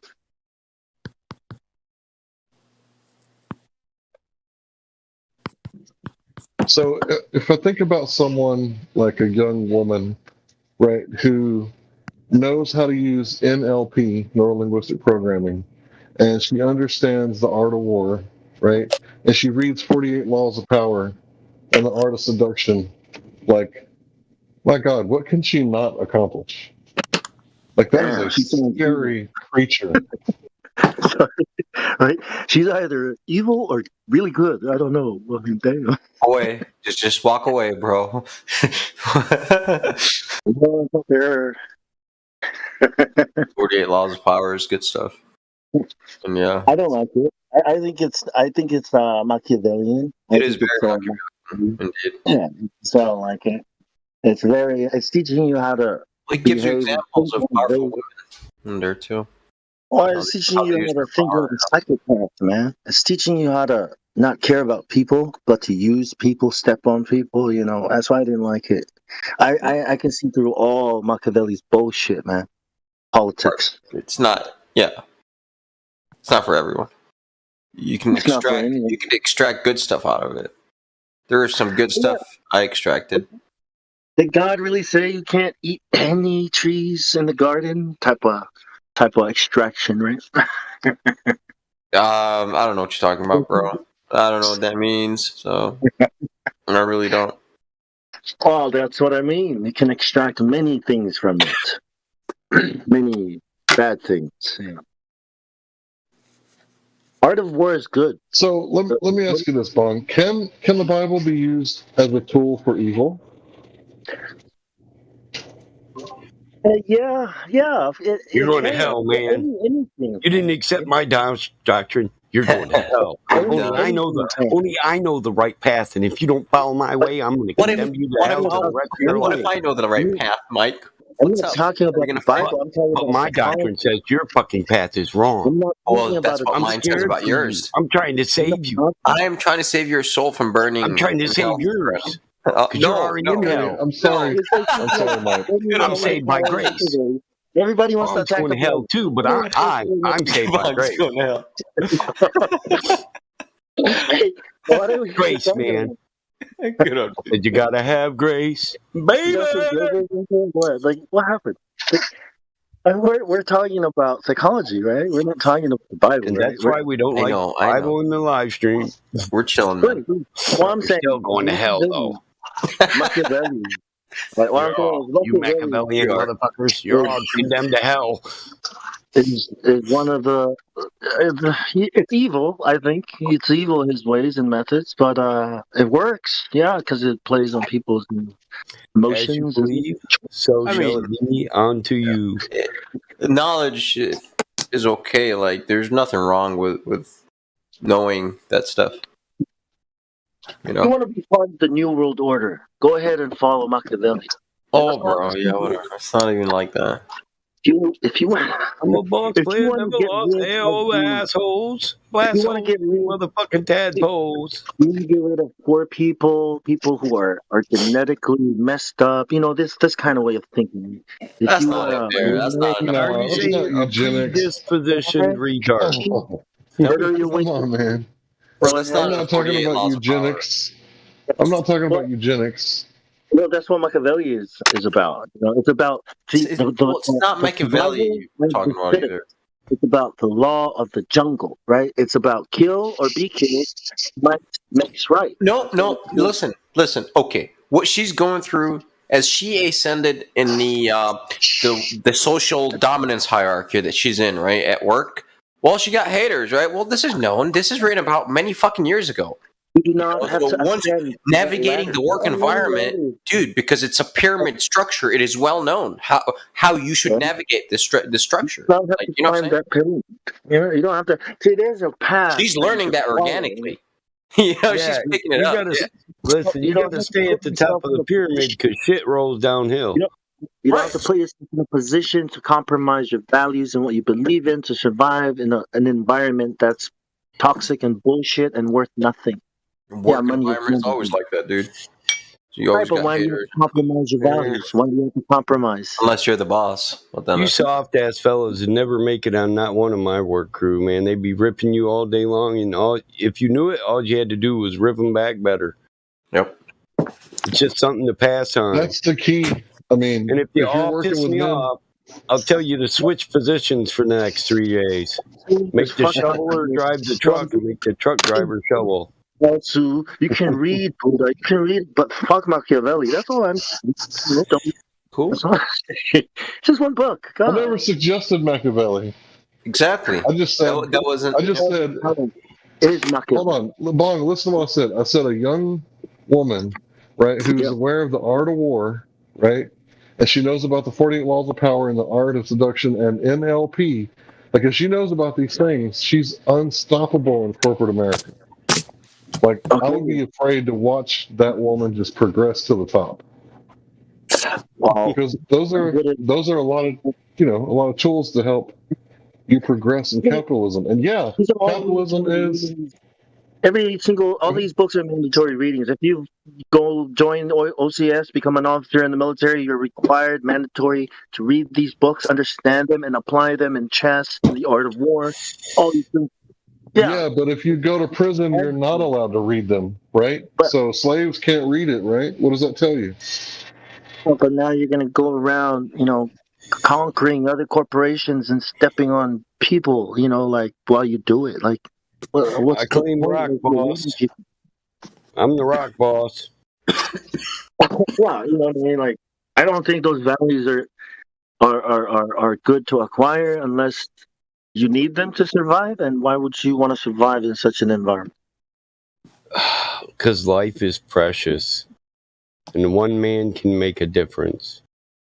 So why take out one motherfucker that makes it a shitty environment? Why not take them all out?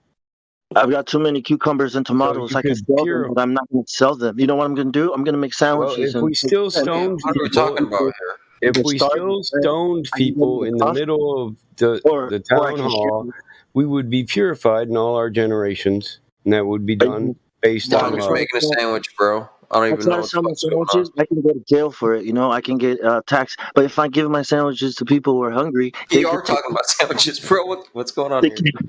I'm talking about cucumbers and tomatoes. I have too much. You went from Macon Valley to cucumbers and tomatoes, man. I mean, it has 30 pickles on his sandwich.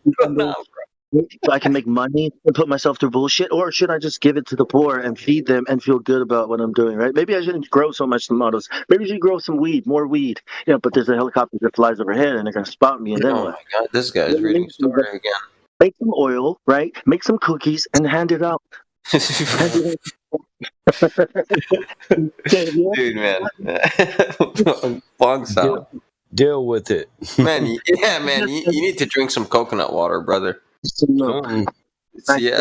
Drink some motherfucker. Right now, you are somewhere over the rainbow. What kind of weed did you smoke, man? I want to make these cookies. Okay, now he's talking about cookies. Fuck. That motherfucker's 3 lanes past the rainbow. Under the cover of tomatoes and cucumbers, we shall rise, ascend, conquer the cannabis industry. Then every man, woman, and child shall have their cookies. What's up? Good plan. The world, man. He's reading a story. Don't worry. He's reading a book. The Bong Sao book. Right? Stay away from the 48 laws of power and the art of seduction. Don't listen to this guy. Knowledge is powerful. Knowledge of knowledge is really powerful, actually. Oh my god, my hand is Only read the art of war. You will have all those lessons, and it doesn't have to corrupt your mind like a depraved person who is desperate for power and money and all that bullshit. Oh my god! Did you read it yourself, Bong? Yes, I've read it millions of times. That's why all right, you don't like it. Fuck. Okay. Dang, Bong. Why'd you read it so many times if it wasn't a good book? I used to work 12 hours a fucking day, and I used to listen to Bro, Hank got you, bro. Hank got you, man. He's got that witty brain, bro. And I've gone through every fucking chapter. You're busted. I've gone through every fucking story. You must really like it then. And it's like this. You read it like it's your own Bible, man. Right? You read it a lot. Well, I have the Bible on my phone too. I listen to that. But the point is, it was Bible number 2. 48 laws of power. Yeah, well, it's teaching people how to lie, cheat, steal, move up, and step on people. Hey, bro. Listen, you're breaking the #1 rule right now. You're trying to outshine the master now. Back it up. Slow it down. Okay? Okay. Sorry, boss. I was just helping you, boss. I learned from you, right, boss? Now, who can we Huckleberry Finn here, man? I want somebody to do my work for me so I can take credit for it, damn it. Kissing ass isn't going to get you where you want to go, all right? No, you're going to do all my work, and I'm going to claim it, and that's going to do it. Kissing ass is going to get you. That's one of the laws, right? That's one of the laws in the book. Robert Greene said so, and he said that's what Huckleberry Finn was about: stupid people and smart people.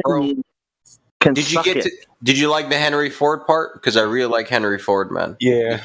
Yeah. Hey, Huck See, they Finn couldn't was fucking a hustle him, right? Huck You're a Finn was fucking a Mason, that's why. psychological master. He told you a fucking story while you did all of his work. Shit.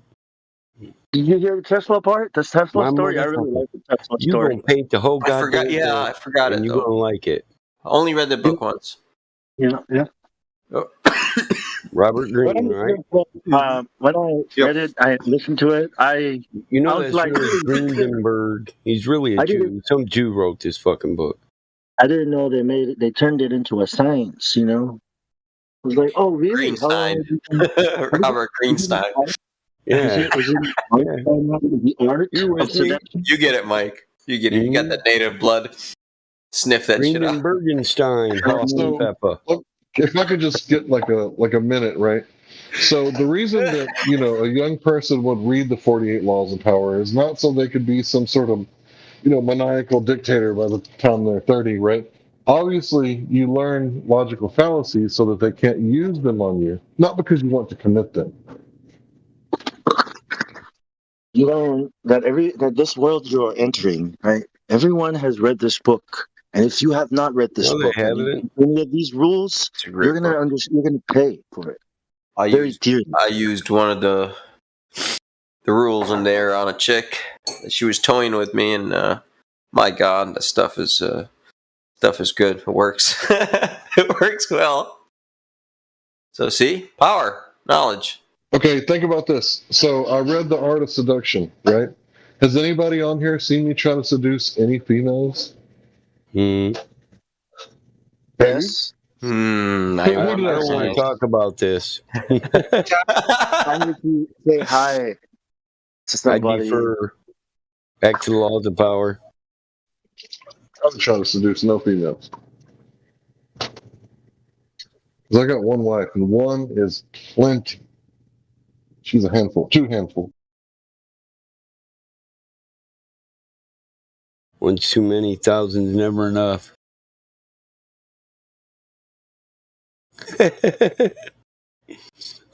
I plead addiction, Your Honor. I'm just addicted to them feminine women.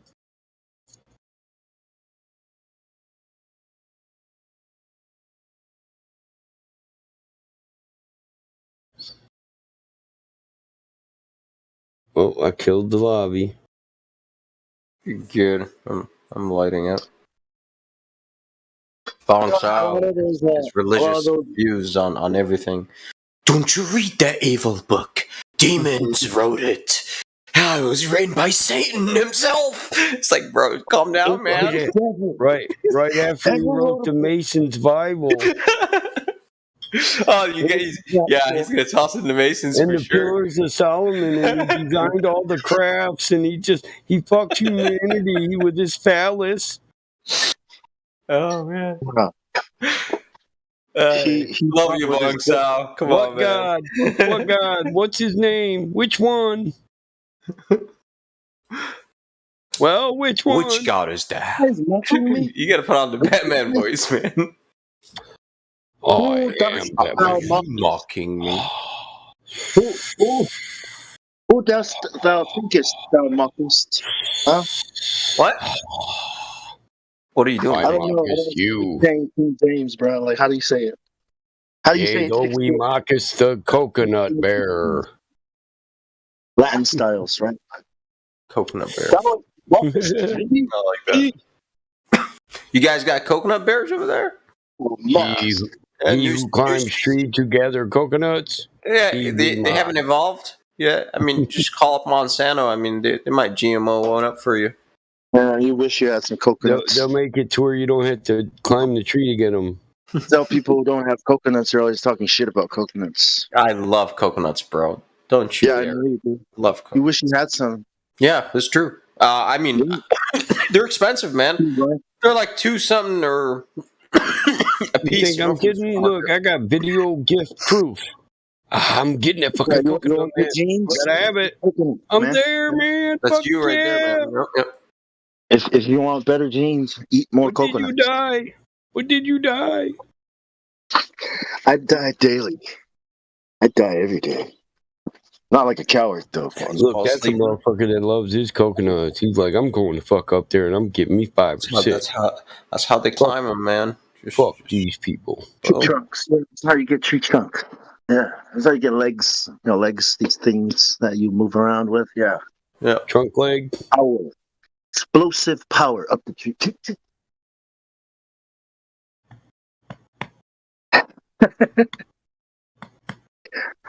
Yeah, well, now I'm just stuck in the garden farming some weird plants in Australia. Weird trees and It's not bad, no. freaking koalas and shit. So I know what's at the end of the rainbow now. It's a coconut tree with some islander in it, right? No. He's somewhere over the rainbow. That is the pot of gold. Coconut. Coconut. Somewhere over the rainbow, right? Bluebirds fly, right? Yep.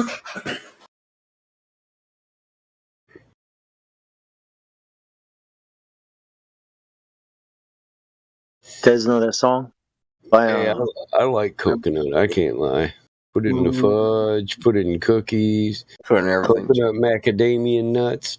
Bam. Use coconut milk and coconut cream as a base for like all my cooking, man. I eat a lot of coconut bong Sal. More than you, man. I'm tropical too, man. Do you even coconut? Right, bro? Oh, yeah. I only coconut. Time for a name change. Coconut bong Sal, bro. That's it. It's done. Name change, son. Where we at? Let's see. How do I do this? Coconut bong. How about that? It is, Oh my gosh. Why have I? You tried an apple? So you tried a apple bong? Almonds got nuts. Mounds don't because sometimes you feel like a nut. Sometimes you don't.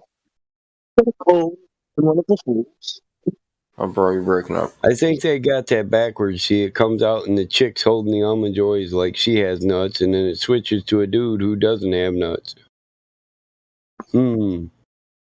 Is there a subliminal homosexual message here? Hey,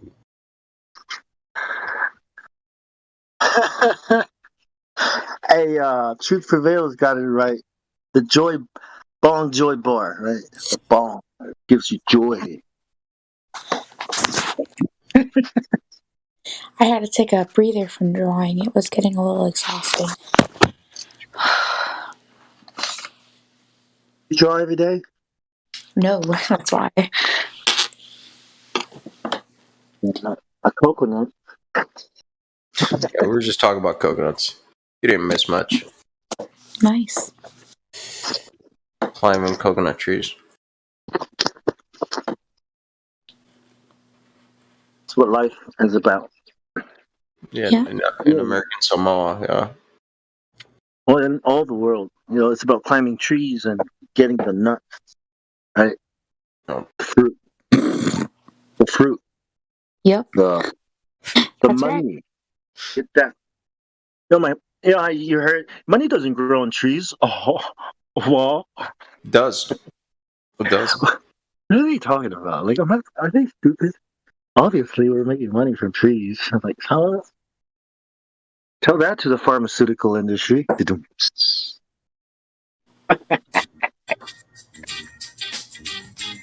Oh, there you go.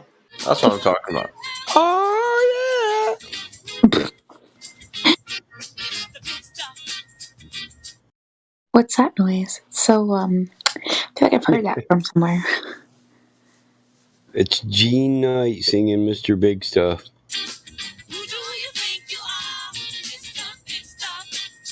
Oh, yeah.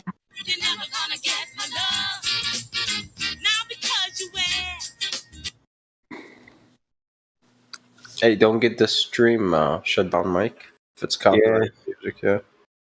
Yeah, that's why I didn't play it all. Careful. Yeah. Be careful how you blink.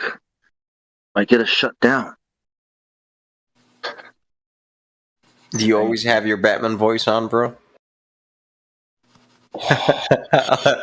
I prefer Bane.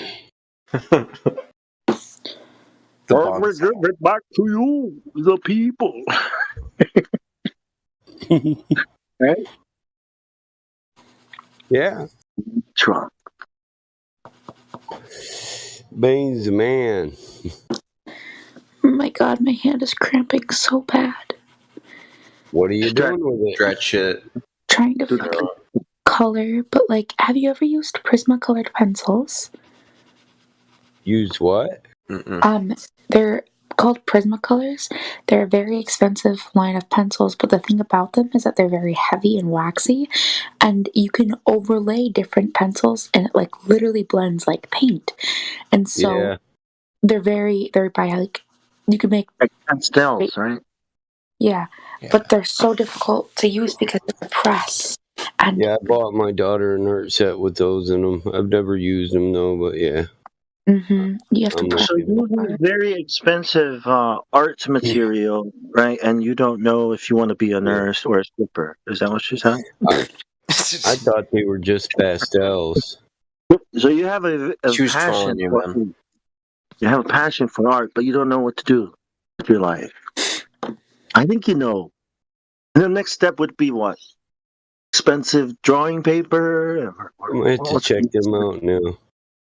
Maybe you can scan your work and put it into the computer and see how can I digitize You this, got right? an easel? Do you have an easel? You can always study for that nursing program while you do this. I'm just saying, or practice your dance thing. I don't know. My daughter at 16 can do portraits and shit, man, but she plans on being a veterinarian. Oh, that's a cool job. Besides a business owner. Of her daddy's business, of course. So you're supposed to do 8 hours play, 8 hours work, and 8 hours sleep. Right? That's how you're supposed to get like a proper balance. So what I think a lot of people are realizing nowadays is that they're neglecting their inner child and they don't play enough. And I don't mean like unproductive play. Like you can be playful and productive and make money off of that. Yeah. Like if you carve stuff or whatever. That's what my daughter said. Her art is going to be like my cars to me. Hey, Estrella, if you look in live stream voice text, do you know who this guy is? Michael? Jean-Michael? Michel Squa? All right. Have a look at his work. And Can you post some of your work? Yes, I would. Okay, cool. Do you know who Neymar Jr. is by any chance? No. Is that a soccer player, Neymar? Yes. Okay, then I do know him, I guess. I don't know what he looks like, but I know the name because he's well paid or the top paid. Yes. Yeah, okay. Let me see. So I just saw it in my photo gallery. Come back. Here it is. Damn. It's a portrait when I was 15 or 16. It's got this like plastic thing over it, so it kind of looks a little weird to protect the pencil. Okay. Let me see what else I have in here. Sorry, you're hearing my thumb tap repeatedly. So that would be like an example of like a realistic drawing I can do. I've also done like a painting. Let me find it in here. Thanks. See, like realism is boring, but that's like what I'm probably best at. Like it's really boring. Scroll up and watch the video I posted for you. It'll give you another it's something different. You don't have to be real. Realism is boring. Yeah, you're right. Like Leonardo da Vinci, Michael, all those people have done all that shit. Do something you do. Like watch that? Squad Guy. But if that is what she likes, it's okay, though. Like you know what I mean? That Slayer. Realism is still pretty cool. On that, Well, you don't that know what she charger. likes until you see it, right? That's my boy's charger. I airbrushed that Slayer on there. That's an evil car. Okay. The demons made it, Mike. Yep, it's made by demons. It's technology. Yeah. It's technology, bro. Sure. Demonic. You will Preacher bong in the house. That's what I think. I'm just calling it like I see it. Right? Okay, sweet, man. Take a modern man. You know I like picking on your bong. You already know, bro. Put him in control. Thank you. Watch him become a god as his I have a mental question. brain corrodes. Is the name DJ Flat Smack taken? Because I think that's a cool name to use to release it. DJ Flat Destruction. Sorry if you keep hearing. You guys heard I like a robot. What do you Can guys hear think me of the okay? name Oh, DJ Flat Smack? hold on. DJ No? Flat Smack. What? Yay or and no? MC Globe Crush. What did Quickly. you say, man? Quickly DJ now. Flat Oh, I Smack. thought Mike posted that. Oh, okay, yeah. Good or bad? Who? Bad? DJ who? Flat Smack. Who's that? I know I'm asking, is that a cool sounding name or does it sound like cringy? DJ Flat Smack. Yes. Well, it depends on the music, man. Let's Why not hear just them beats. DJ Smack and then you can just talk about being flat? You know, dark, gangster, rap type of, like How about Globe Whack? low black.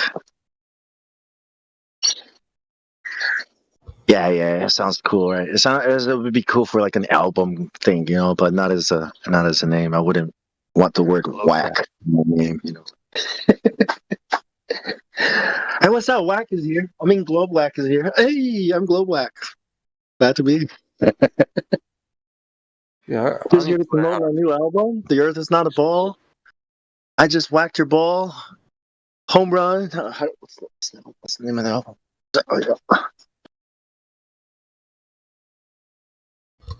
Oh, that's a nice Mustang. Oh shit. That candy red is killer, man.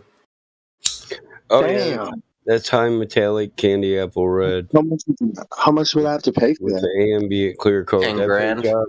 No, that paint job runs about 16 grand.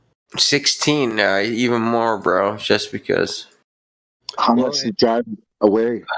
There's six layers and 24 processes just for the red. That's not including this offset black striping. Metallic red, yeah. No, did silver base coat or would you use beneath the red?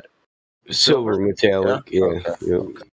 That thing looks like that's how you get high metallic. Yeah. Base coat silver metallic, yeah. So it's got that's nuts, man. It's got 3 layers of primer, 2 layers of base coat, overcoat, undercoat, clear coat, plus between each layer, you wet sand the fucking car. You got hours of wet sanding on each layer. I got it. You have 8,000 hours on wet sanding the car without the amount of layers that has. You're talking about a paint job that takes about 6 weeks, 8 weeks to do. Hey, that landscape, is that you? Is that this? I'm telling you that, Charlotte. Is that you? Did you paint that? The landscape? The Mustang? Yeah. No. Her painting of the lake, the water and the trees. I think, yeah, man. But she's gone. She's not on the panel right now. Well, yeah. I thought Mike posted that shit because it was right after the car. But then I looked. I was like, shit. No, that's. Nope. I painted that Slayer emblem for a band member. I did the Trooper. It's that Bob Ross right there, right? I did the Trooper for another. Yeah. Hell yeah. I do some hella airbrushing, dude. Damn it, Bobby! Why you gotta paint them so good? I can do portraits. I've been doing art since I was a kid. I always loved it. I just integrated it into my paint jobs, so I can do a Firebird on a Trans Am and make it look almost like a decal set. What year is it? But I'm 65. I melt flames. Yeah, when I do the birds, they blend in from a bird. I make it look like a phoenix busting out of a flame. Thanks.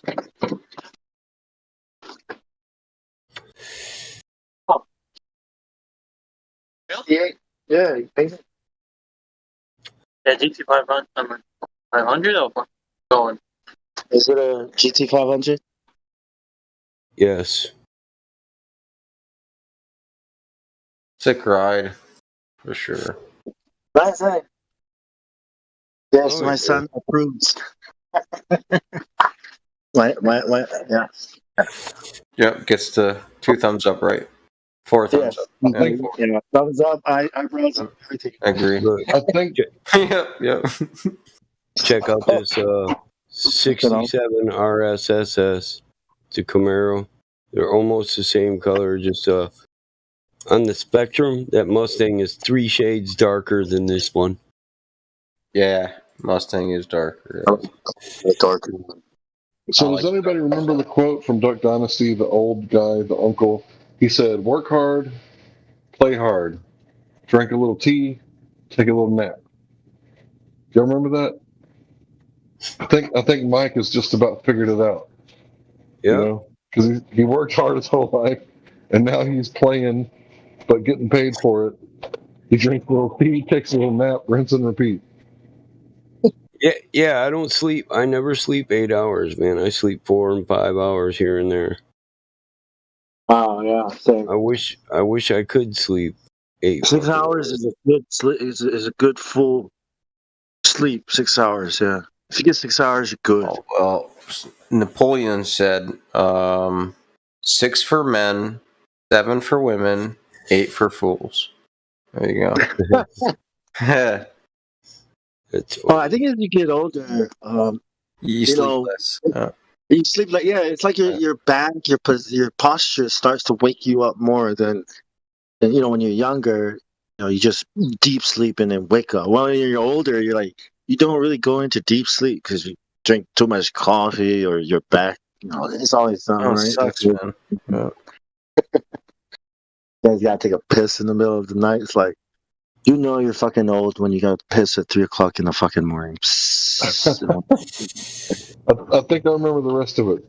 Drink a little tea, mow a little grass.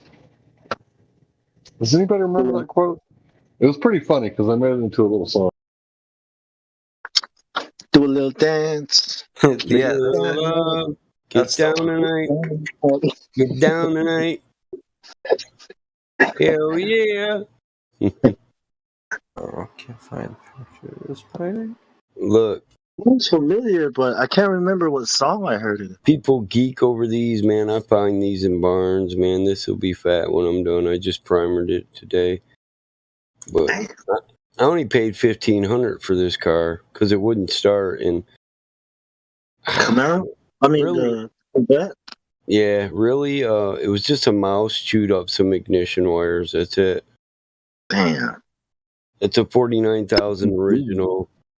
Yeah. Rare. It's a rare edition too. Black on black. You stole it. Yeah. Nice. There's only so Most many. importantly, you stole it legally. Yeah. Thanks, sucker. Was a young kid. He had an Olds 442 with the big block in it. His transmission's out. He needs some parts. I was like, we can do a deal. $1,500. I'll give you that for that vet, and I'll give you every part you need for your Olds. If I have to, I'll put them on. I'll haul the Cutlass to my house and make it run and send it back. I mean, the motor already runs. He's already got it beefed to the gills. He just keeps tearing transmissions out because he got that single wheel drive rear end. That shit, you can't have a big block all hyped up with only one tire spinning. You gotta have them both. It makes the motor over rev. When you over rev, that's when you start throwing rods and bearings and shit. Hey, you didn't see what Truth Pro said? He'd rather have the fucking 442 than the Corvette. And this is his 442 is badder. It's a more awesome car, but the Vet's more valuable because it's a rare edition. That fiberglass sucks, dude. You know, I've been sanding on that car for 3 fucking weeks, right? 3 fucking weeks of sanding. Yes, I was laughing at these cats, man.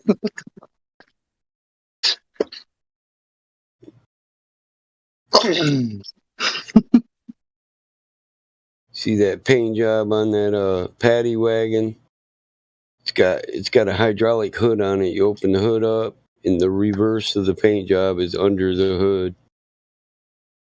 My boy's son did this, and his son grew up in the garage with us. By the time he was 16, he had a 12-car collection. He was already halfway to a millionaire. Almost had $1 million worth of shit at 17. And can somebody explain the cat meme that Truth posted? I'm trying to love you. This kid is a Don't badass. move. His Okay? name's Max. He's not really a kid now. No one He's wants 26. But he has his own custom automotive shop. I said it like this. This guy's rich right now, and all the kid has ever done is classic cars. That's it. That's like Sweet Tooth, bro. You know Sweet Tooth? He repairs cars too, but this is Max. I'll show you. Moving his daddy's. Wow. When I saw that first picture, I thought it was like a picture on the wall or with some kind of DJ booth or something. That's so funny. And then when I seen the truck, I'm like, wait a minute, that looks the same. I realized it's the same thing. Yeah, it's a hydraulic hood. When you lift the whole front end up, the same paint job is under it that's on top of it. I thought that was a record player.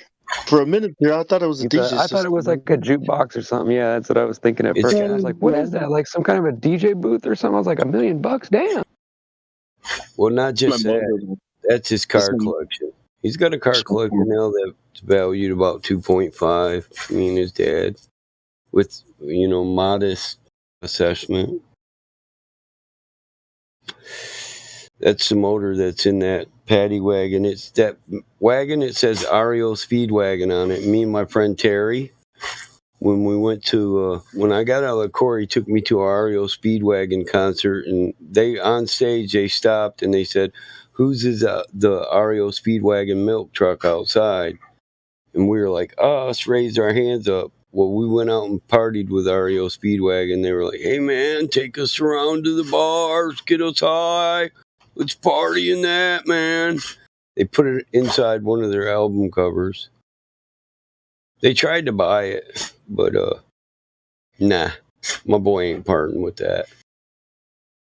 It's a 383 full blood, born out 400. Who said no more cars? I wasn't at the meeting, bro. Yeah, I heard that That's shit. a monster mash. Meeting. Monster mash. Did they say that? Yeah, man. They actually, I heard no more car talk or some shit. Or yes, they don't like your car talk, Mike. You mean talk? Who brought that up? I'm not I don't sure. know. When I hopped in, that was one, the subject on the table. So I was like, okay, cool. No more weed talk. I was like, oh, okay, cool. All right. Or weed stuff, weed materials. Why not? I was about to post y'all motherfuckers like my baggie, which, like my bag of nugs, but I was like, oh no, I'm not Hell, going if to anybody wants to come in here and talk about flat Earth, we're not stopping them. So you guys want to, invite a Glober from another server, go for it. I'll ask Indio about it. Yeah. There you go, bongs out, yeah. Because it's not. I don't see any written rule that says that I'll do them just like they do me when I say it's against the rules. Show me where it's written down, motherfucker. It's all good, I think. I was just messing with you, right? I was hoping that you heard that shit at the meeting, So. Oh, I can't talk about weed, women, and wagons. What can we talk about? No, because Indio's kind of like me on this topic. I like wagons. As long as we're not as long as it's not flat earther eating flat earther or dog eating dog in here, when there's nobody to talk to, then we're fine. Cannibalism is wrong. Well, it does get pretty dog eat dog in here, Should have grabbed some ice cream. I think we got, no offense, I heard somebody the other day that uses the most rudimentary and ill-founded points I've ever heard to prove a flat earth. I heard him as soon as it was nobody here to debate, he jumped on somebody else about their argument being dumb, and I was like, bro, if we're going there, then you need to shut up because I got a lot to say about you, and That's probably I'm me. above you. And he was telling the other dude, you're silver, I'm gold, I'm supposed to teach you. And I was like, yeah, this is where I jump in because I really hate your arguments.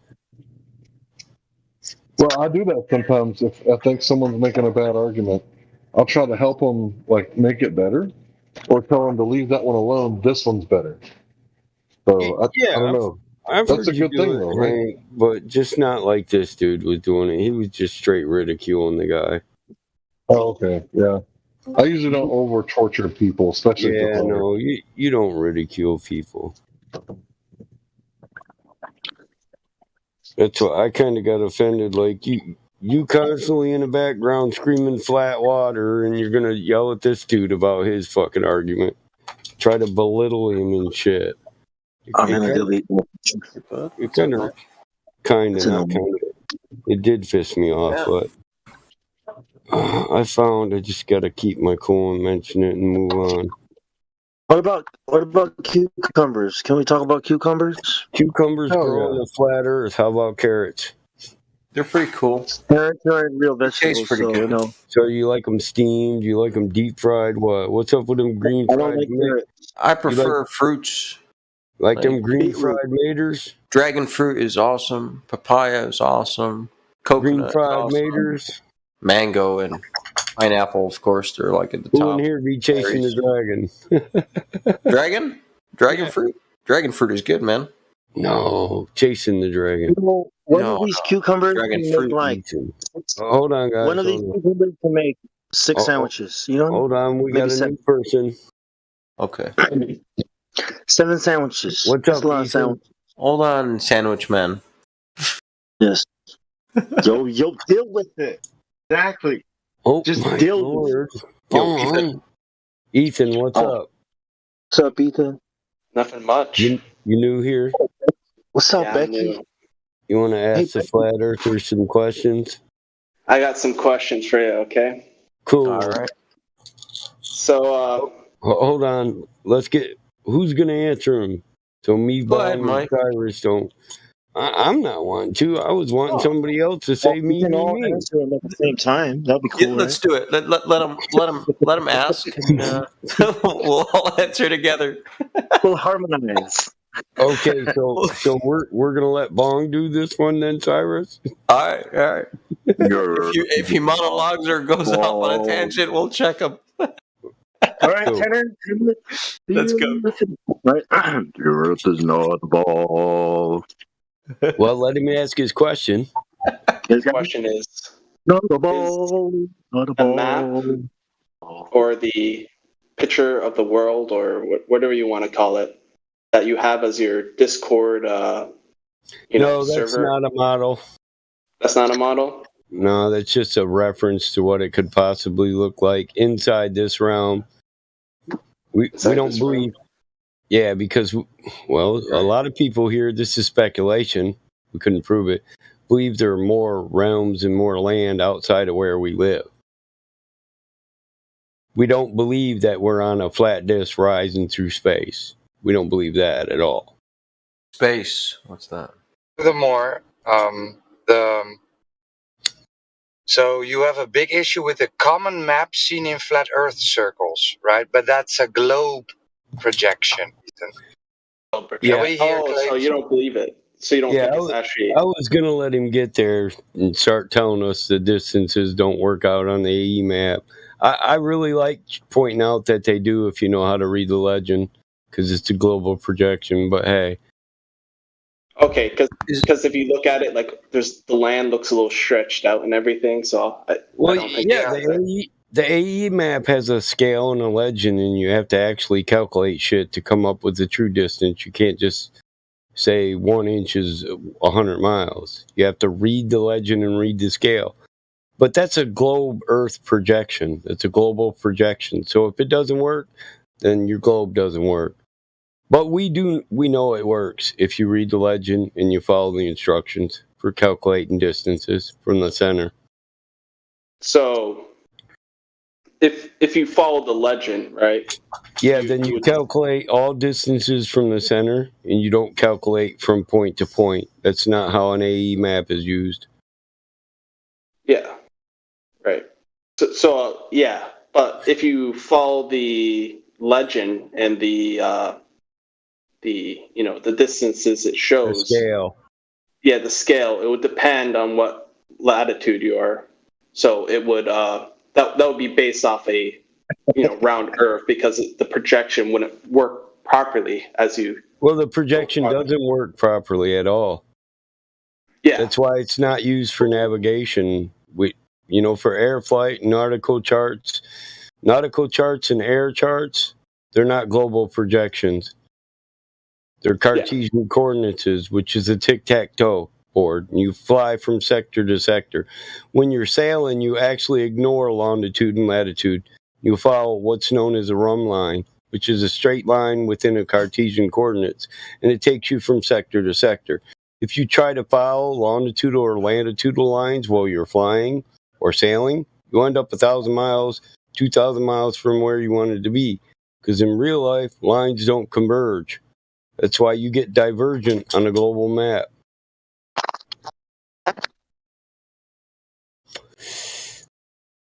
So the lines diverge on the global map? I'm not sure exactly. So if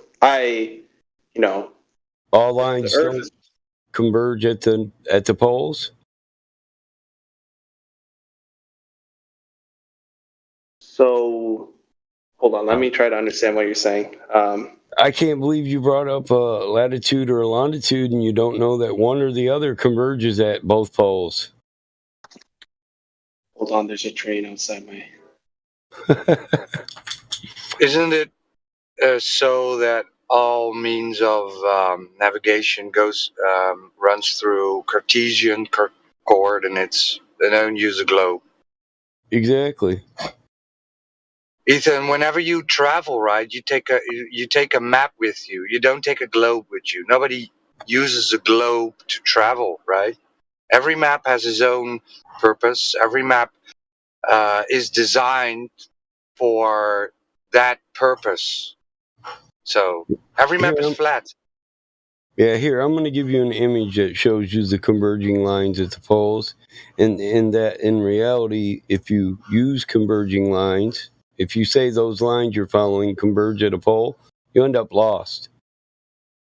Because the only thing we use is a tic-tac-toe board with equal size squares and equal size vectors. And we travel from port to port, from vector to vector, or section to section on a tic-tac-toe board. Or a chessboard. Because you can choose. I don't see how that's an issue or not an issue. It's not an issue because the map doesn't prove the land and the land doesn't prove the map.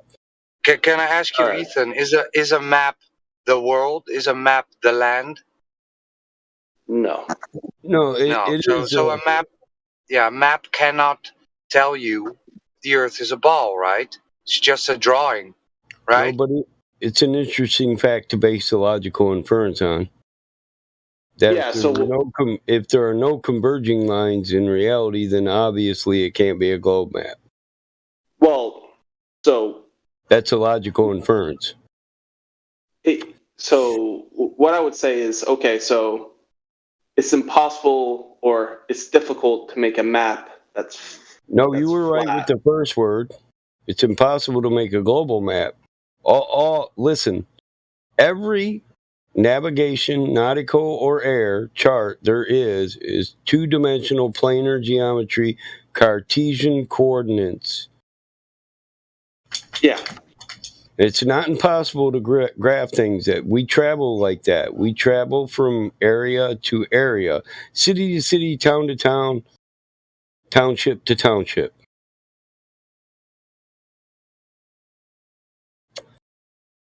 Yeah. So if the Earth was flat, what would be the issue with creating, or say, creating a map of our human world? So, like, the continents. Have you been watching Professor Day videos, Ethan? I have not. Oh. Yeah, I'm just wondering.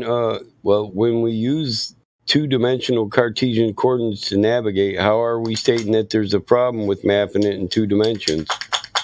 That I don't understand. That I don't understand. If you use smaller 2D maps, right? From a round Earth perspective, these maps won't be as affected by, the curvature of In Earth. reality, You're not going to get as much distortion. Well, there is no curvature of Earth. Well, I'm saying if there is, In There is none. reality, if you add in the curvature of Earth on the map, you will get lost. It's that simple. It's that simple. It's that simple. No Because lines Ethan- converge in reality. You've never experienced the Earth as a ball, Ethan. The only way you have experienced the Earth is a flat, non-rotating Earth. Your whole life, right? Why would you then think you're on a ball? Because your screen told you so, Ethan?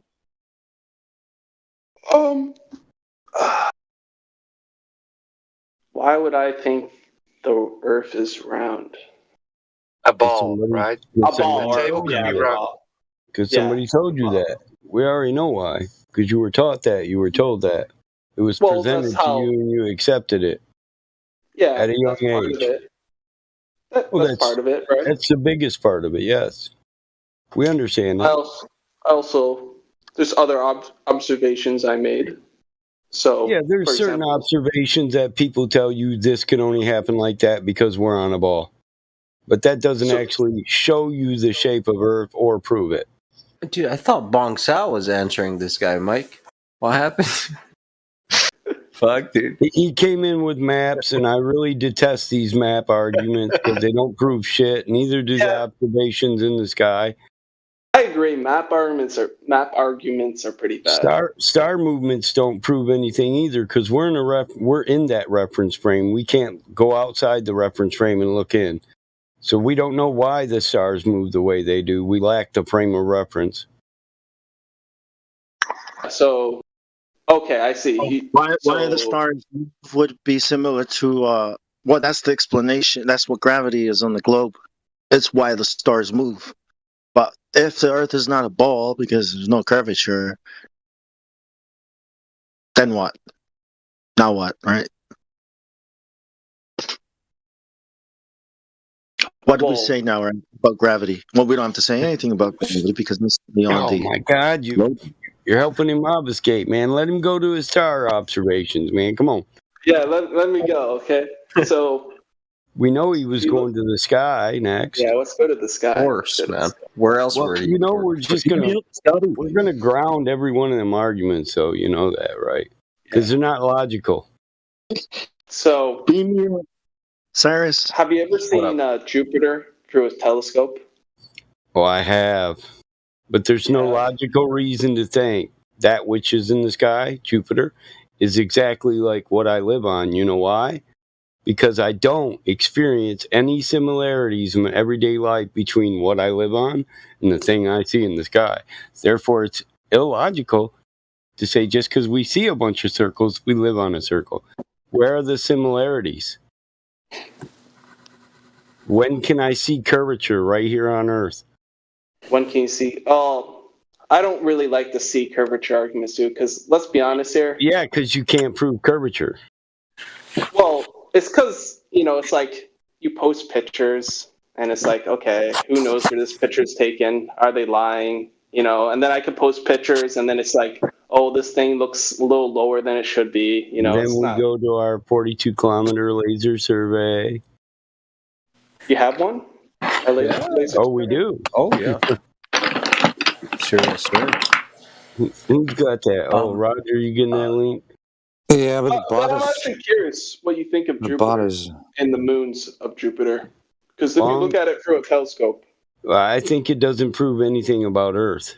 I'm just curious what you think about it. You could see the moons of Jupiter, or they're not moons to you, lights. To me?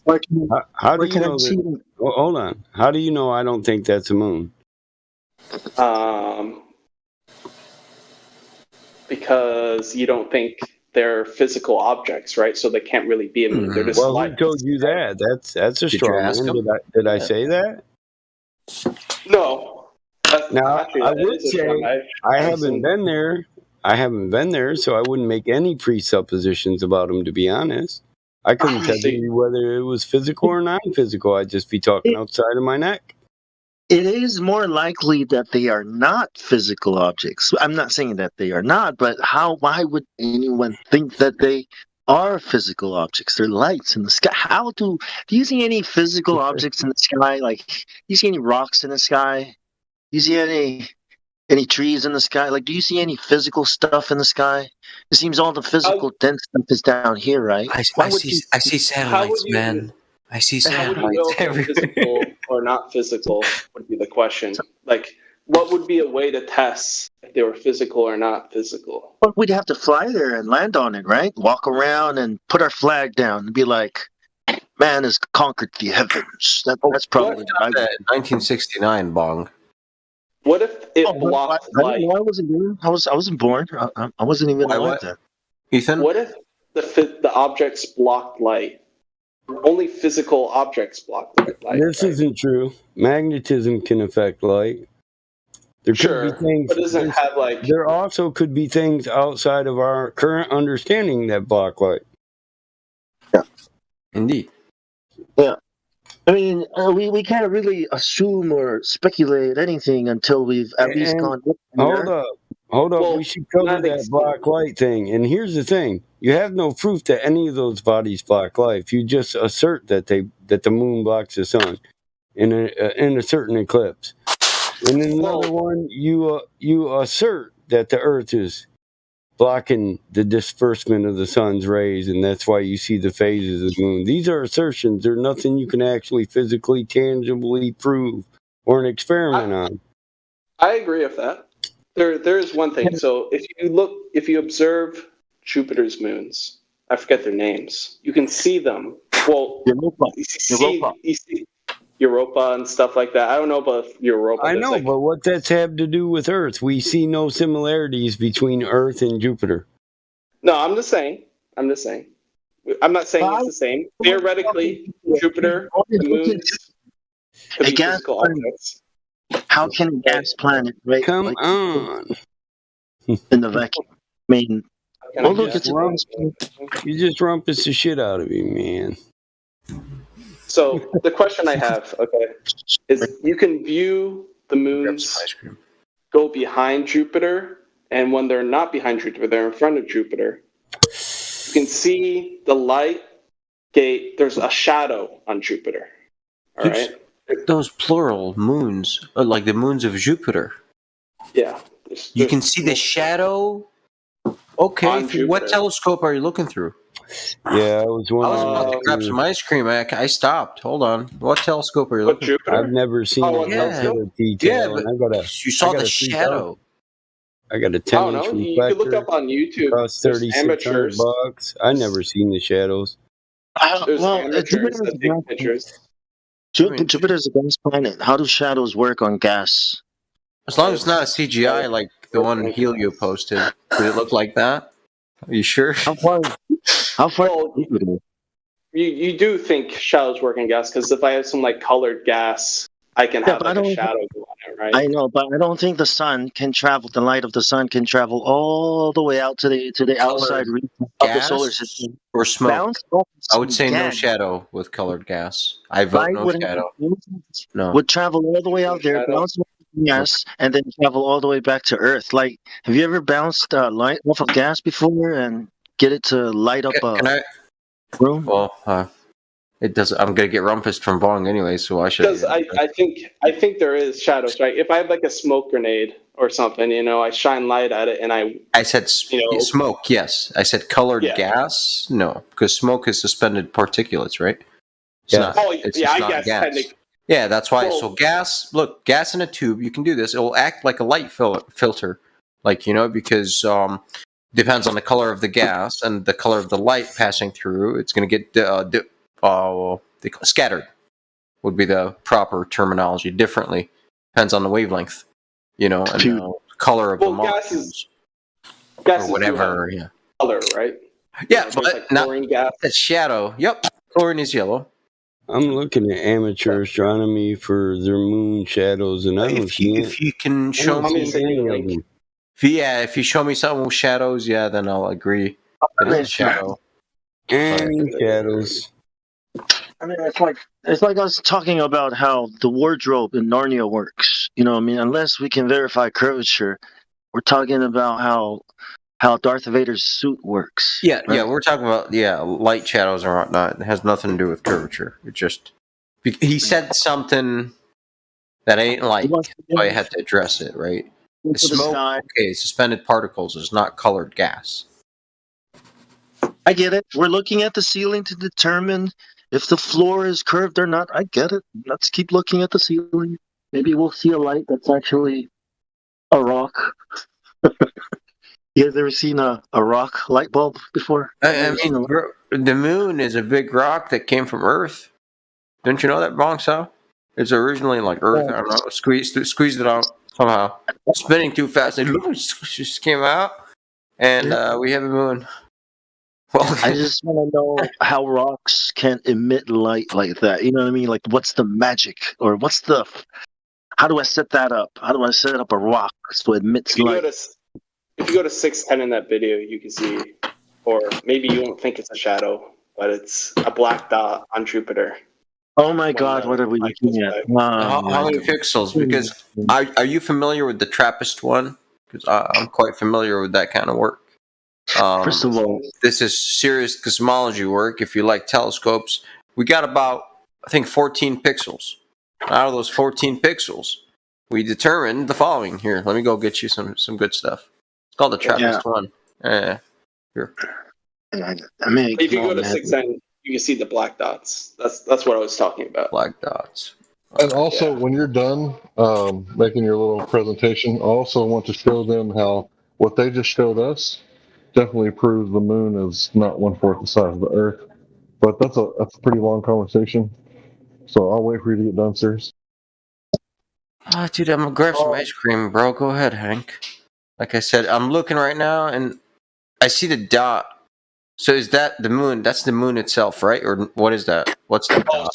So if you go to it, you can see like before it rewinds and plays. You see the dot, and then you see the other dot, like the black dot. That's what I call a shadow. You may not think it's a shadow, but whatever, you know. This is amateur, right? This is amateur? Yeah, this is amateur. It's JW Astronomy. I think he has the telescope he uses in his description. Okay. Yeah, you can buy it on Amazon. Hold on. It's probably really expensive, but... Do you see when it cuts to... Let me get the timestamp. Right there, 6:10. 6:10. 255. That's what it's. I'm 5:55 right now. 5:58. I'm watching. It cuts to CGI. 5:49. 5:50. Yeah, exactly. It doesn't look CGI. Looks very. Yeah, it was real before. Yeah, it looked real. Like at 5:40, 5:40 looks legit. You know, 5:44, legit. Boom. So, then it's like, It depends on their exposure rate and like the atmosphere and everything. You know, I understand. You know, it just looks like Narnia a little bit. So you're saying there's a telescope that can look millions of miles into space and get this quality, and I can't even zoom into my son's face when I'm at the game, right? Bro, with my camera. It doesn't look like a shadow. It looks like the body itself in transit. Right? That's what I saw anyways. That's what it looked like to my eyes. Yeah, it looks like the body in transit. And it is irrelevant because we don't see any similarities with this image and Earth. Exactly, Mike. That's it. So it wouldn't be a logical inference to say we live on that.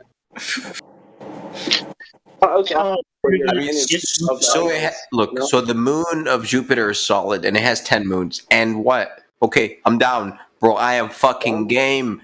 Then what, sir? Let's go. And then...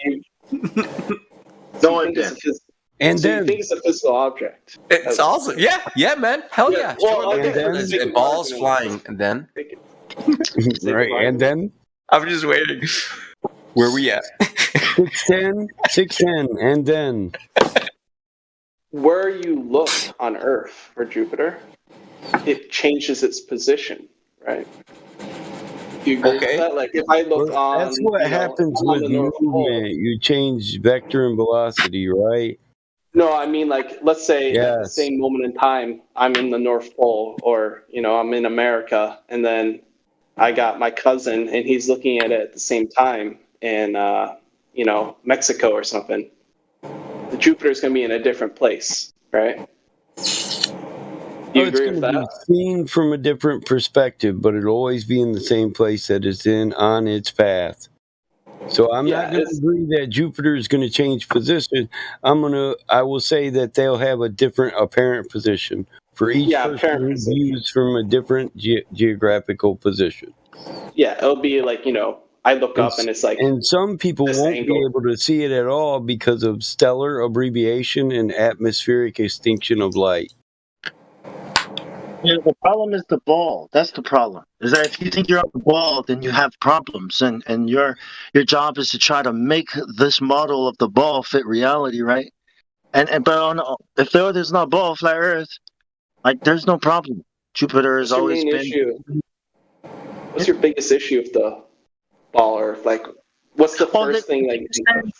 Because if you're on a ball, right, and you're standing here, and the other guy's standing all the way over there, you shouldn't be seeing certain things, looking across, looking up. You shouldn't be able to see certain stars, right, because they're on the other side of the ball. So these problems exist on a ball. Trying to model the ball. Don't stars change based off where your position is? If I'm in like Australia, I don't see the North Star, right? I see the South Star, which isn't.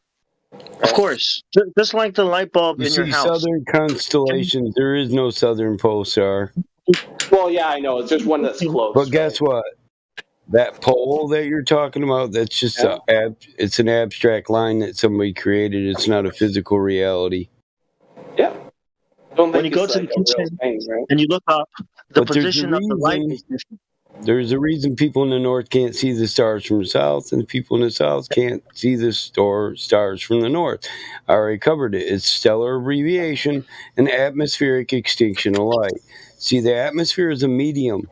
And as light travels through it, it gets refracted, absorbed, and scattered to the point of extinction. It's ruled by the inverse square law. And it's a scientific principle, not a flat earth principle. Sure. I agree with that, right? Because if I look at stars at a, really steep angle, right? If I'm looking like right at the equator, I'm not really going to see that much, right? Or I'm looking straight, level. I'm on the sea. I got my ice cream. Are we still on stars, man? Hold on. When you're in the kitchen, when you're in the kitchen and you look at your light, right? It looks at like it's at a certain position. And then when you go into the living room and you look at your light, it looks like it's changed position. Holy crap, what's going on here? Yeah. Now imagine if that light was moving around on your ceiling, right? And now you're in the kitchen again, and you see this light only come around this way. But when you go to the living room, holy crap, the light is doing it differently. Well, that's because you're in a different place in the house. Yeah, the light is moving around, but you're here. And you know what I mean? Like, that's all on a ball. But oh, I was just going to say, I gave him Globe Earther and Space Criminal and Space Turd and Link Roll. So you can post links now. He deserves it. I deserve it. You earned it, man. You got to earn your globe position here. Yeah, you're decently civil. And I respect that, and I appreciate it. So next time you post a link, it won't show just the link. It'll embed, and it'll show your video too. You're cool enough to hang in with us. Yep. Thank you for being civil. Thank you for being civil. As you can imagine, probably we don't get much of that here. Yeah, people are pretty mean in general for things, that they assume are like bad or dumb or something. Yeah, they follow the herd. Yes, they do. Where does evil come from? It doesn't come from animals or trees. It comes from people. So Jupiter has solid moons. Thus, Earth is a ball. People, but what should it be? You and I should get along so awesomely.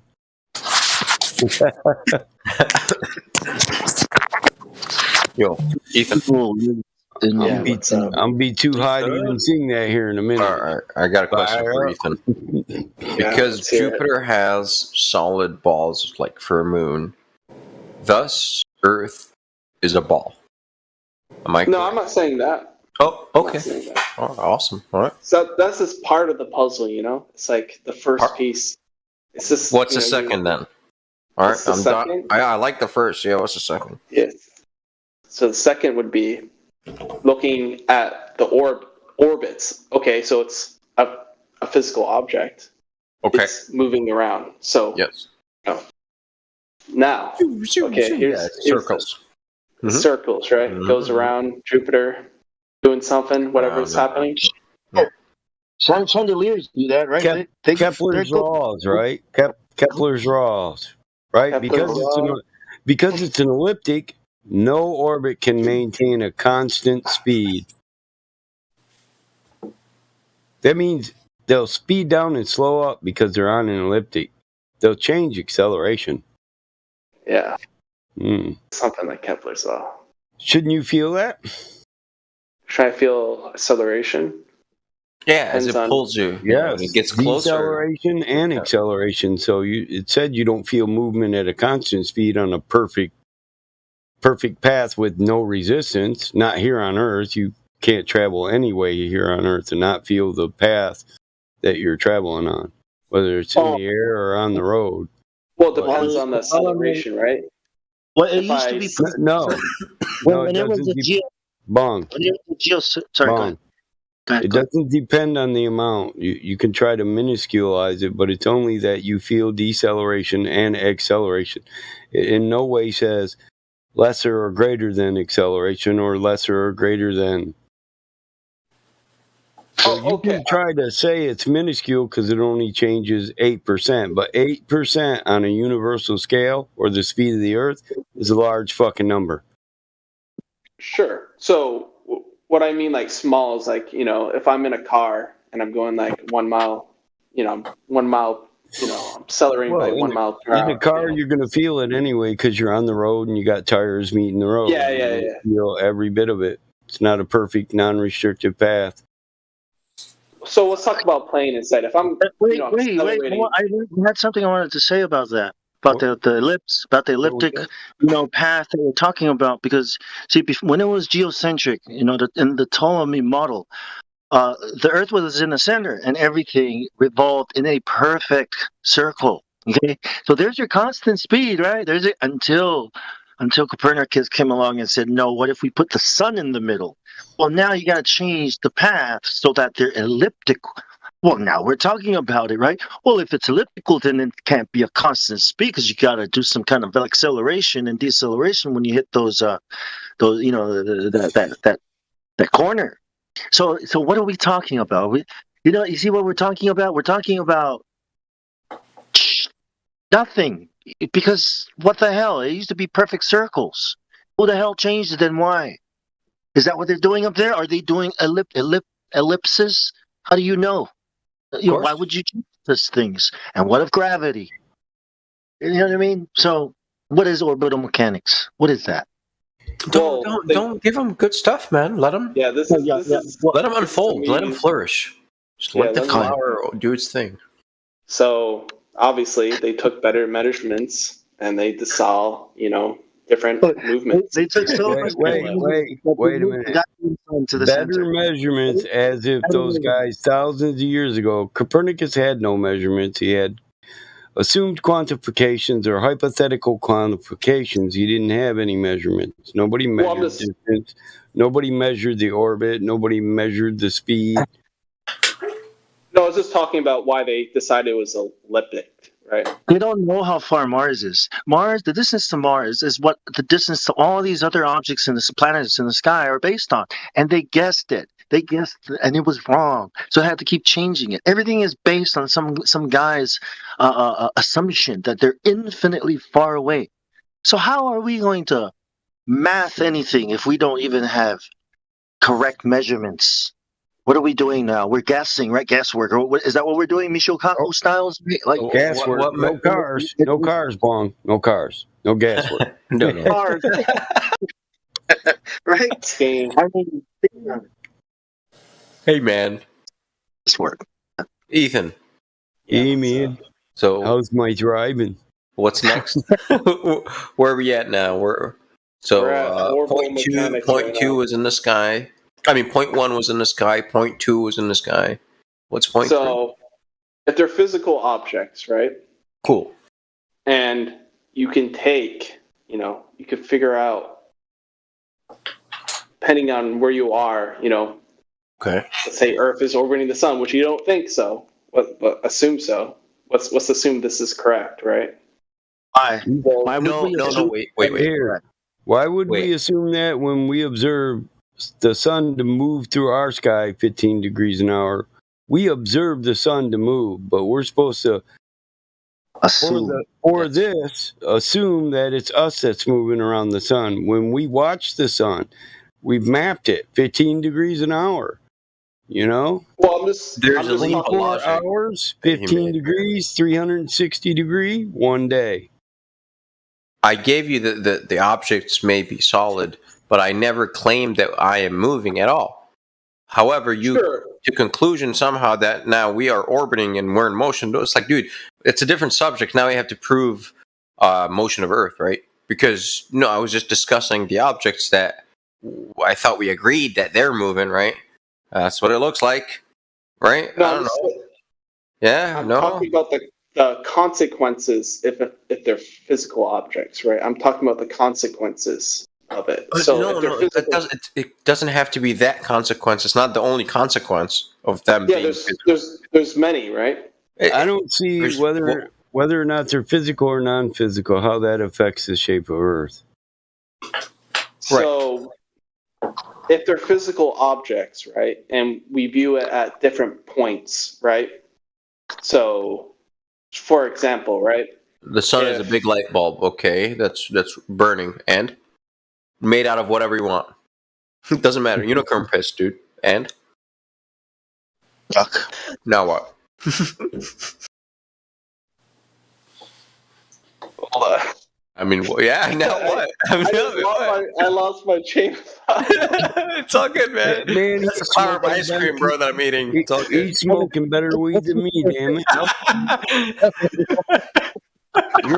You're fucking all right, man. You're What's all good, right, man? What's good? No, seriously though, hey, I gotta say it. He's one of the coolest guys we've had come in a minute. He's pretty chill, man. I like him. He hasn't slung one retard. He hasn't called nobody a dumbass. You're all right, Ethan. That's your Could first still happen. Could still happen. You gonna black swan him, Roger, or what? You give him a fucking karate chop.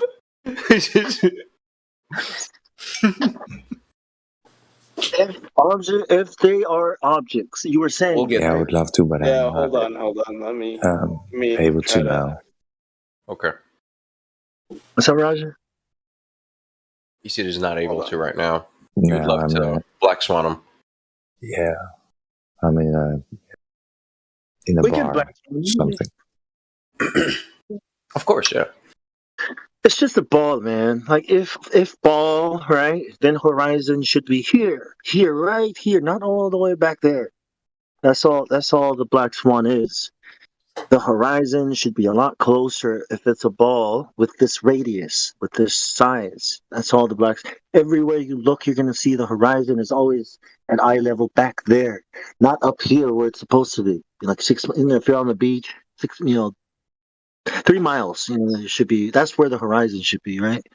According to radius. That's the black swan.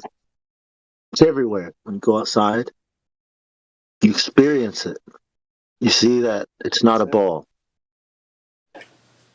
And then people start doing somersaults and freaking flips and all of these crazy things. I'm like, what the hell are you doing? What are you Don't you see it? So you're talking about that you can't see objects far away or something? On a ball, you can't. Of course you Or can. you're saying on a ball, right? Depends on the size of the ball, right? Exactly. All right. Now, How big is that ball now? Right. Now we're talking.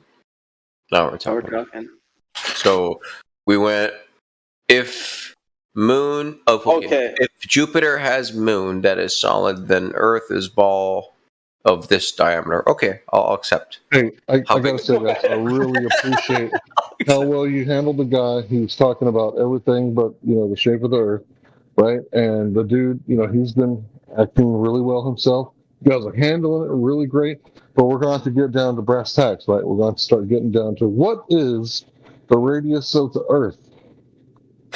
What's the radius? You're asking me? Yeah, can you just do a quick Google search or DuckDuckGo? Yeah, I'll DuckDuckGo it. I got it memorized, man, but I'll let you. It's 3959, sir. Yeah, go ahead. In miles, that's miles. Yeah, 3958 or 59. I was off. Well, now back up and go back to the search engine and get you a Earth curve calculator. Earth curve calculator. Excellent. So you're going to put eye height or observation height at 1 foot, and don't fill out anything else. And then tell me where the horizon. It'll tell you the horizon distance.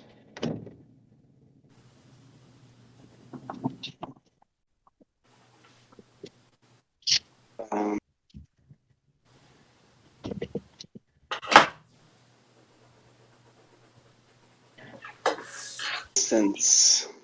So 1. Hold on. 0.2. This is 2.5. Okay, I chose a bad one. What's up, bro? So eyesight. Okay, 1 foot. So you can distance to horizon 1.225 miles. Yep. All right. So now, can someone post the Black Swan images? And can you go to live stream voice text? Do we have a meme one, like an Etherbot? Let me check. So this is 1 foot high, right? I guess Yeah, it 1 doesn't foot really. of height. I don't think it actually matters that much if I do 6 feet. I don't think it's that much. Oh, it actually does matter. It's 3 miles. Oh yeah. We're just trying to show you that at 1 foot observer height, it's going to be 1.225 miles, or at 1.225 times the square root of the observer's height in feet. So this is really important to get, right? Because it's going to tell you where the horizon should be. And when you're looking at 1 foot high, yeah. Right.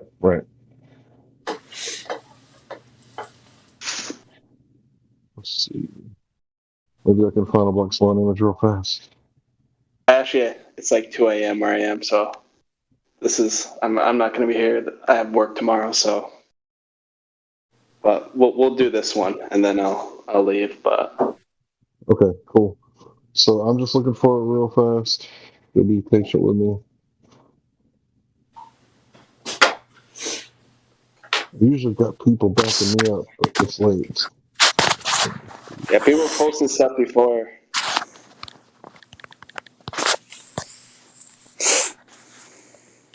All right, cool. Found it. Okay. All right, you see the Platform Hill House, Platform Habitat. I just posted it. Oh.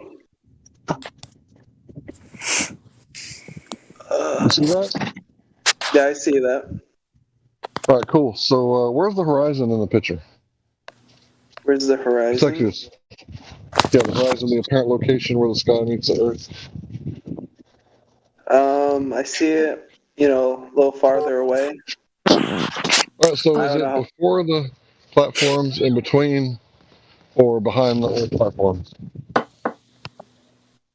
Be behind, right? Cool. All right, so I'm going to give you an example of the modus tolling so you can understand how it works. Really easy to understand. So if a woman is 9 months pregnant and she's laying on her back and she's pregnant with triplets, she can't see her toenails, right? Why? She's got a belly. Right, big curved belly, right? She can't see past the curvature. Right, so If the Earth is a sphere with a radius of 3959 miles, which you've already checked into that, then every horizon distance must be no more than 1.225 times the square root of the observer's height in feet, which you've already checked into that. If you can see further, then the Earth is not a sphere of a radius of 3959 miles, because what they've been claiming for about 500 years is that boats go over the horizon. And the horizon is a geometrical shape that's an edge of the sphere because you can't see past it. Yeah.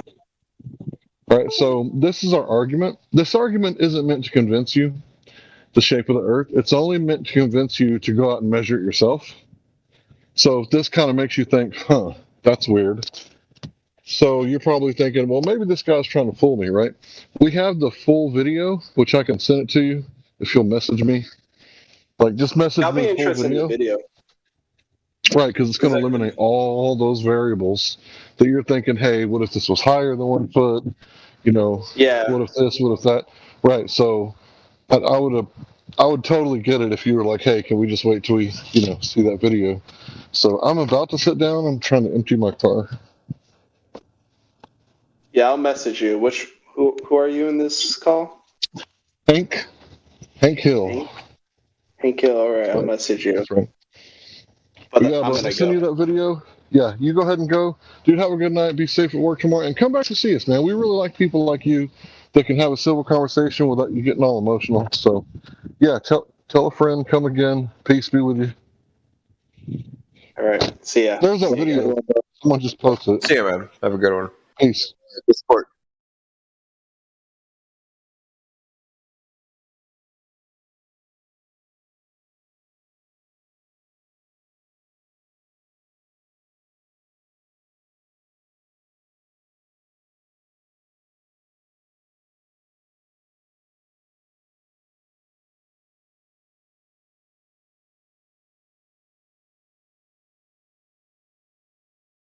Yeah, he was pretty chill. Yeah, that guy was asking the right questions. Cool. Yeah, when he said, "Oh, because you have a big belly," I was like, "Oh, look at that! Look at that. It's like normal people." I mean, like he's not being stupid, Oh, truth is all emotional now, Bongsound. She wants to hear your Batman voice, storytelling mode. Tell her hello. What? I am Batman.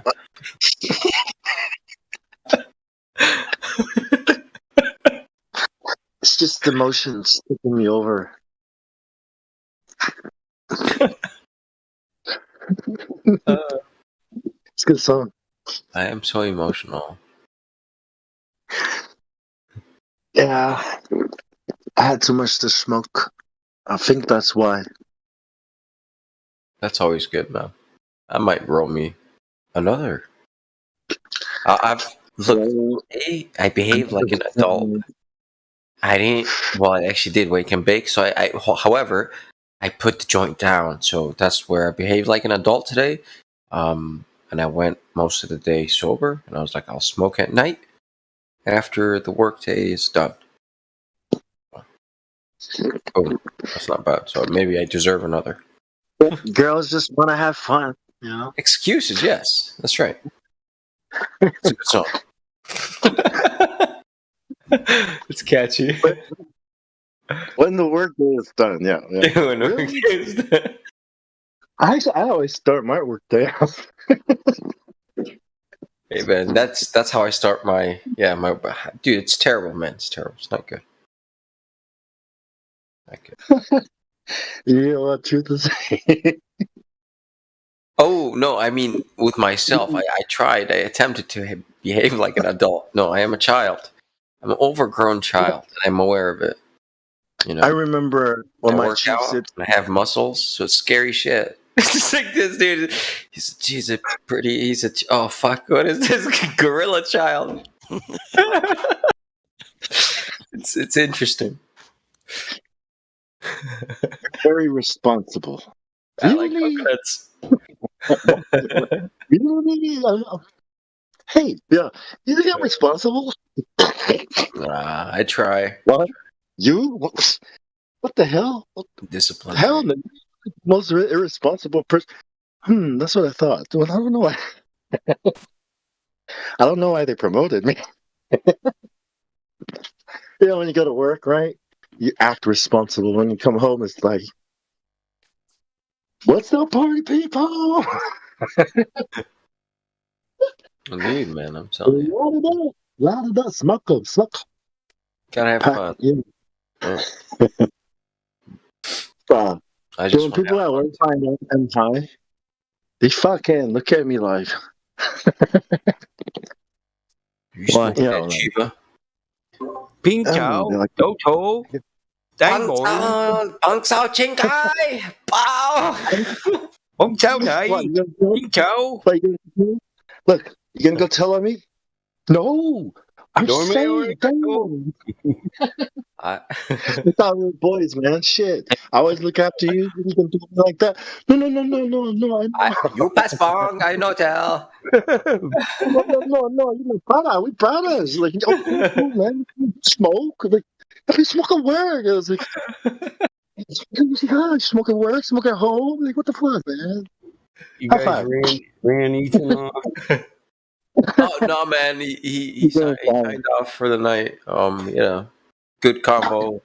Hank walked him through the Black Swan at the end, and it was great. I'm the guy at work that promotes cannabis. Like, hey, you ever notice that when you're high, you really do good work? I walks around everybody. Hey, you smoke weed? You smoke weed? You want to get high lunch? Come on, man. You get good production. High lunch. Smoke it with the bong. I've got the clear eyes, bro. I got clear eyes. Oh yeah, right. Wanna go? Got clear eyes. Okay, yeah. Everybody comes. My employees love me because they know they don't have to fucking worry about Visine. Yeah. The cops pull them over. They're like, well, fuck yeah, my eyes are red. I've been working in the sun all day and I lost my fucking sunglasses. Everybody wants to paranoid and shit until you pull out the asphalt. Right? Off gassing. Fuck. Oh, yeah. Well, not just the heat, but the sun reflects off the asphalt and it bounces up and burns the shit out of your eyes. Yeah. That's why it works. Especially where you're looking at it to see where all the cracks are so you can fill the cracks. Damn, man. Yeah, I always have 5-10 pair of fucking glasses. I lose a pair, I just go straight to the backpack. I thought roofing sucked. What's up, kitty cat? You know, with the sun hitting you, hitting the thing, hitting you. I thought your job must suck, man. That must be the worst sun job ever. Like, yeah, I got these one glasses I like, so I just order them by the case. Yeah. Give the employees a free pair here and there. Dude, I got one cat in my lap, another one just sat on his head, bro. Just like, fuck this shit. Sunbaked. Damn Skippy. Hardened by the sun. I'm sitting here too. By the end of the summer, you motherfuckers will think we're what are them guys? Gypsies. Be so sunburnt, skin looking leathery and shit. They'll be look at this band of gypsies. Gypsy. Last year, I got the hookup. Listen, my son says we're on a parking lot and it's hot as fuck, and we're spraying seal coat, and this shit when you spray in the air, it's black as hell and it makes you sweat. And my son kept tapping on my shoulder, and I was like, "What?" Because he has to hold the hose for me. I'm like, "What?" He said, "Tell me, Dad, what's the best part of this job?" And just then, 2 hot blonde chicks walk up and tap me on the shoulder and go, "Here," and hand me a Gatorade and a candy bar. And I'm like, "Well, what's up with this?" They said, "You look hot." They just kept walking. I was like, "That right there, son. That right there. Hold my Gatorade." That's the best part right there. He's like, "Damn, Dad, you're all dirty and shit." I was like, "Yeah, motherfucker, but they know my pocket full." It's dirty. And yeah, you get coated with seal coat. You can't help it, dude. Yeah, if you ever want to be dirty, this is how you get dirty. Yeah, not that other bullshit. The worst part about it is standing over a 5-gallon bucket with a Scotch-Brite cleaning sealer off your skin while your skin's already sunburned. Yeah. They try to catch me riding dirty, you know what I'm saying? Oh, Yeah, dude, that's old, man. That's why I carry aloe vera. That's why I'm bumping it. I keep aloe vera. I think I used to listen to that Chopped and Screwed, man. Hey, man. I used to listen to Chopped and Screwed music, bro. Fucked up. He's one of the smarter rappers. Invested his money properly, right? Did you hear his story with Michael Jordan? When Michael Jordan was the dickhead. Rolling, agent, patrolling, trying to catch me riding dirty. Trying to catch me riding dirty. And this is what your idols so loud. I'm swagging. They hoping that they gonna catch me riding dirty. Don't. Like coming in there, though. Dirty trying to catch me riding dirty. Trying to catch me riding dirty. Okay. You know, I'm pretty high. I don't think I need another. See, look, I'm behaving like a fucking adult. Look at that shit. They're trying to catch me riding. They're trying to catch me riding maskless. Bro, his video was a joke. See the shadow? No, I see it, but I don't see its shadow. Nah, man, that's CGI as fuck, man. If you can't see the cut, you need to. Even in CGI, I would assume what he was saying was the shadow was the actual body. Nah, man, he's not that dumb. That guy is smart. He knows what we're talking about. You know, when we pointed the CGI thing out.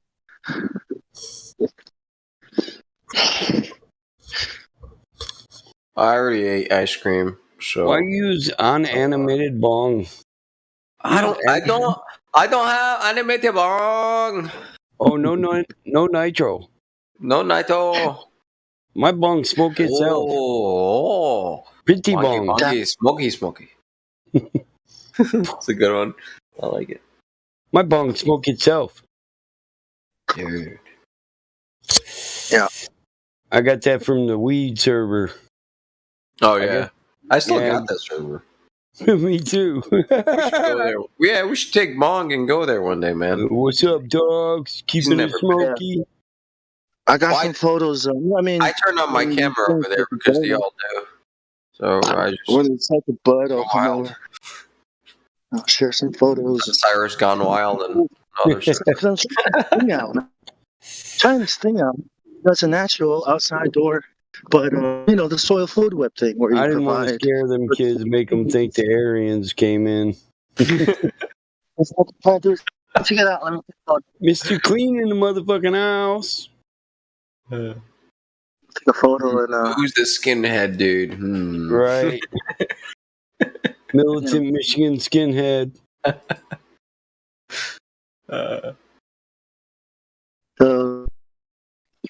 From the top. I bet you look Samoan, Bong Sao. Don't you? So I didn't top this one. Check it out. I'm gonna upload this. I didn't top these. Truth, is that what you picture when you think of me? Who the hell is Mr. Queen? At night, I think of you.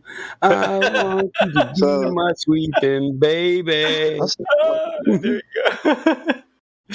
There you go. That's the Sing, top Mike. view, and that's the side view. See? That's how you get her. You just gotta sing.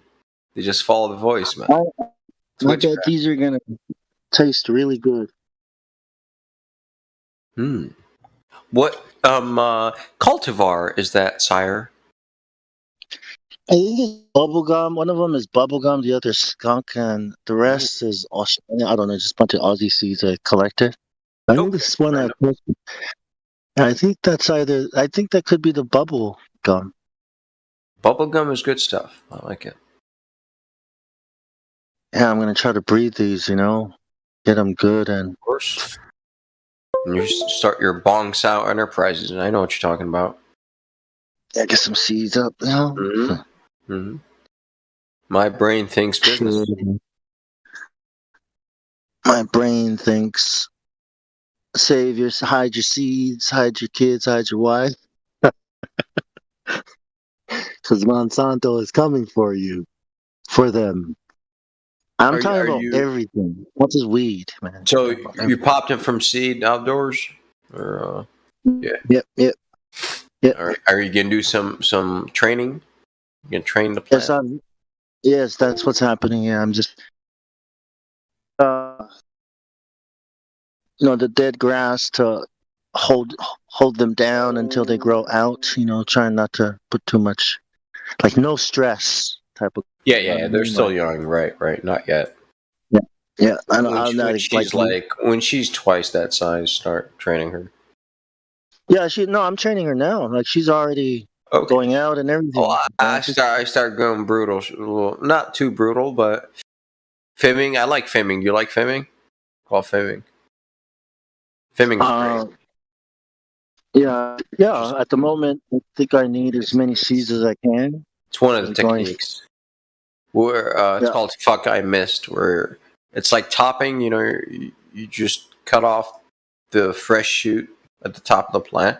But this one, you miss the shoot. So you leave the shoot, you snip half of it off, so it doesn't lose that top growth, but it gets scarred, and that sends hormones to it everywhere, not just because if you top it, then it could no longer send fresh shoots from over there. It has to divert the energy to the other branches and it becomes bushy. Do you take off the leaves, like the top of the leaves? So here, look, the node, the most high node, you just with your fingers take that off. However, that will stop the increase in vertical height from that area, and it's going to send it out from the branches. You know what I mean? And then, so whenever you do that, your branch will get divided. Yeah, you're going to get more branches. Called topping. Yep. Yeah, and they'll get bigger. It'll send out. Send out more chemicals to save the plant. You'll get more budding sites when you do that, pretty much. So you do. I use it all the time. This is the first time I'm not doing it. I mean, that's what I mean by no strengths. Just train it and try to. And plus, topping just creates a lot of work for one plant. On one plant. But this is why training it. I was like, why top it when you can? Can use with top and train, dude. Dude, plants are fucking resilient. She'll take it. Top and train, dude. I go. I go not brutal, but gentle brutal. You know what I mean? Like, listen, babe. Listen, bro. I've topped them and had a fucking pine tree when I was done. All right, you top and you trim and you give her space. Like you pull them apart, the branches apart, so you get when you take the D top, every other top gets bigger. Every other one, because the plant thinks it's dying, so it doubles up on the chemicals it's sending up there to save. Then you retop those, man. Then you retop those branches later on, and you keep on doubling up the branches. So you'll have so much, like, bro. You'll get like dry weight 3-4 kilos off your fucking bush, man. Dry weight. I used to do that way. That's why I'm doing it this way. This is like the opposite. You get a Christmas tree versus like a wine cup. You know what I mean? Type of shape. Yeah. That's why I wanted to try this because one, it's natural. Two, there's no stress, and I really want to know what the smoke and the taste is like after. Like how much more better, or the highest balance, the highest because I'm letting it do it. I used to feed it fertilizer. I've never grown naturally, helping it, be happy type of thing, and while it gets what it needs. So it's a thing I'm trying. That's what I'm saying, right? And it's natural, but I'm trying to do it as natural because the idea is you get 200% yield from any farm that you apply the soil food web idea to aerate the soil, make sure it's not an anaerobic system that you're growing all these things, and it removes fertilizer, removes having to plow so deep. It's a very shallow, almost a no dig, because you want to preserve the life that's in the soil. I mean, to help the plant. Dude, your plants look good, man. I mean, yeah. If I was you, not just me, because that's me, I would add more nitrogen because it can take it. It's a tad yellow and in a fresh growth. However, that's what it's supposed to look like. But it can still eat a little bit more. And if you want to, it's got all the nitrogen. Yeah, it's already got all the nitrogen in the soil. That's why So you amended the soil? Okay. The soil, yeah. I'm just gonna let the plant do the thing. Yeah. Well, how do you know the soil is fertile with nitrogen? Did you add because it's of compost. Yeah, I've composted it for years, and I chicken shit. I've got worms. Yeah, I've got everything in the ground now. You know, it's nice, very healthy. Okay, nice. Yeah, I've got piles of compost here. I've got another pile. You fed the ground. No, Yeah, time for the plant to eat. Yeah. Good stuff.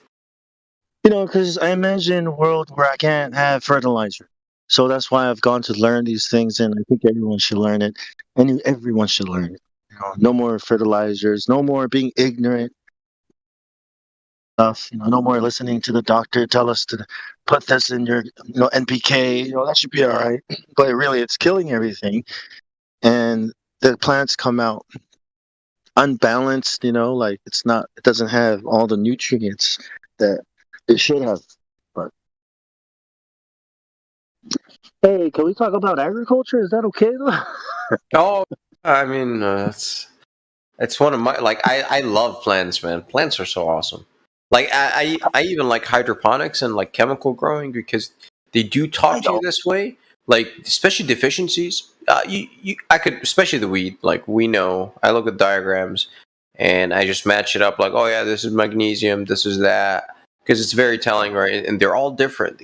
Like, so she'll talk to you, right? It's kind of like, hey, bud, this is what I look like. I look like shit because of, and then you got to diagnose. Oh, okay. You have this, magnesium deficiency. So you need to know now as an organic gardener, if your plant shows magnesium deficiency, where to get magnesium from. Well, it's already in the soil. The magnesium, all the elements, all the things that the plant needs in the soil, right? It's just that you have to get the soil to a plant.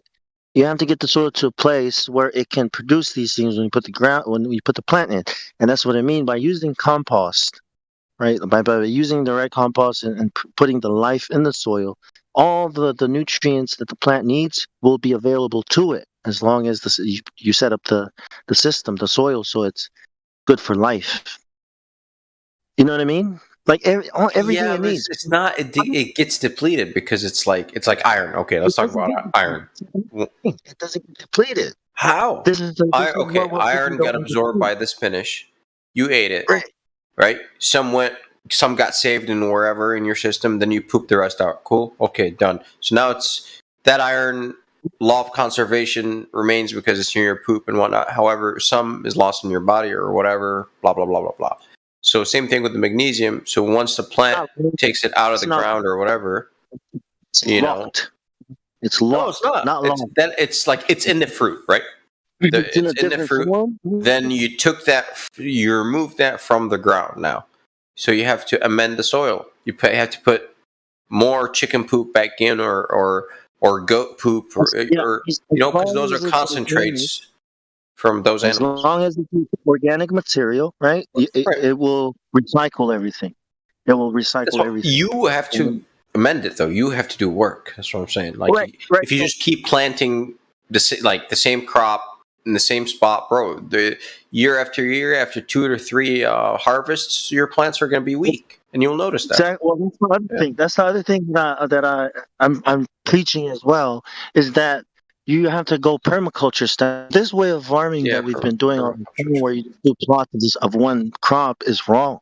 We have to permaculture it. We have to set up an ecosystem. Dude, fish tank. Food. Aquaponics, bro. What's up? You got an aquaponics tank? Since you like permaculture. I haven't. I don't think aquaponics is a bit it's pretty cool. Difficult to set up unless you live near like a natural, water thing where fish. Well, you make your own pond, right? Then you feed the water from your pond to. So that way you're farming fish. Like there's some meat right there, and then the water. Yeah. I heard it tastes Well, your plants will taste good though. Sell it. I don't know. Yeah, that's a great idea too. Like aquaponics. I mean, It's pretty cool. some fish. I like the natural idea of allowing, like, letting the plants filter out the fish poop from the water. It's great, phenomenal. Like, Yes. from a fish tank. It's pretty efficient. Yeah, I think we should get away from buying fertilizer and adding chemicals to the soil because it kills stuff. You're just destroying the ecosystem. I mean the food web, the life that's inside the soil. I am starving. I need to eat. Going full hydroponic, man, that's crazy to me. It's like letting a human. You never went full hydro? Bro, hydro is the best. I mean, I've done. It's called. What was the word? It's a hydroponics where you put water in a bucket and you put the food in. Is that it? The name? Uncirculated, non-circulated hydroponics. Yeah, that's what it's called. It's from Hawaii. It's good, man. I mean, I got the plant. But then I just followed the recipe. It would feed a tomato plant, and I had to order all these chemicals, and I had to wait for it to come in the mail. Then it's like, what the hell? Don't I have these chemicals available to me here naturally? Like, why the hell doing all this? And that's when you start learning that, holy shit, this is all because of an industry that wants to make money. That's why we're ignorant of how plants work, how the soil works, right? And we're just feeding the system, destroying the earth, and then climate change is because you guys. Like what? You're smoking too many coconuts, man. But food forest, man, that's so awesome. Like I'm a one trail. family. You could probably grow enough food in your land to feed your whole community. Call me a Kuma. Kuma. I am a Kuma. Check it out. If you go start doing that, somebody might motherfucking school you. I am a Kuma. From Africa. Kuma. You gotta make the voice like. Hey.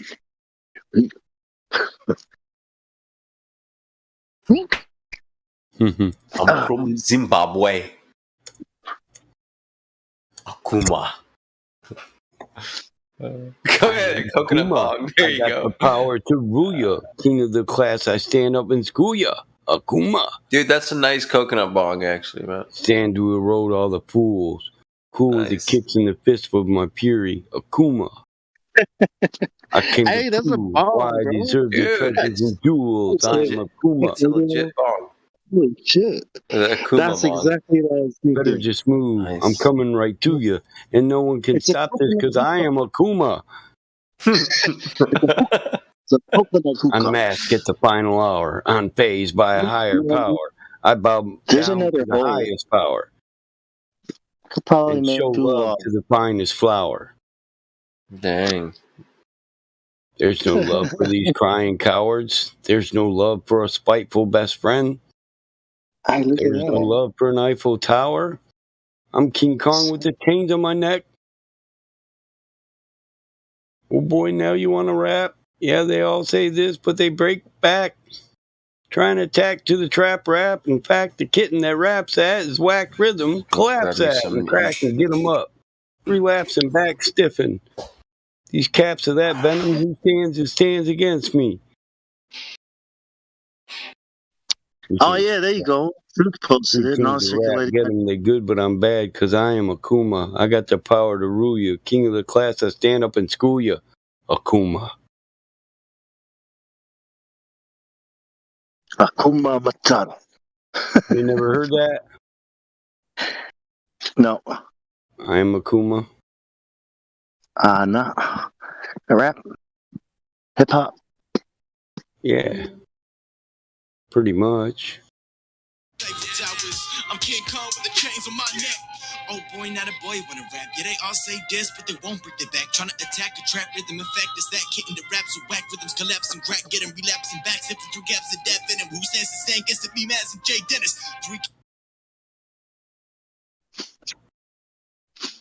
Look for it on YouTube. Akuma. Akuma. Akuma Matata. Akuma means demon. Ah, yeah. Is that like Japanese or what? Something like that. Demon, like aliens.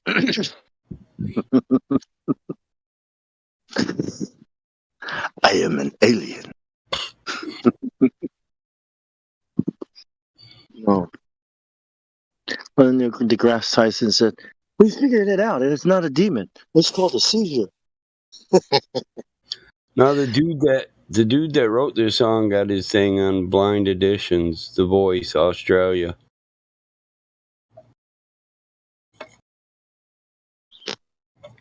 He rapped his own original. I like to watch that, The Voice, all the other America's Got Talent, shit like that.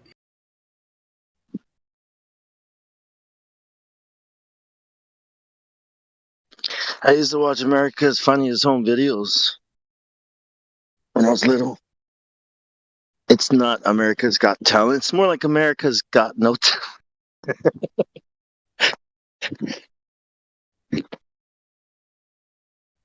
Yeah, American Idol, right? Superstar.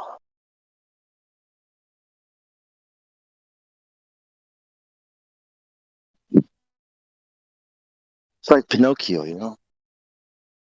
You're gonna be a star. Come to Hollywood.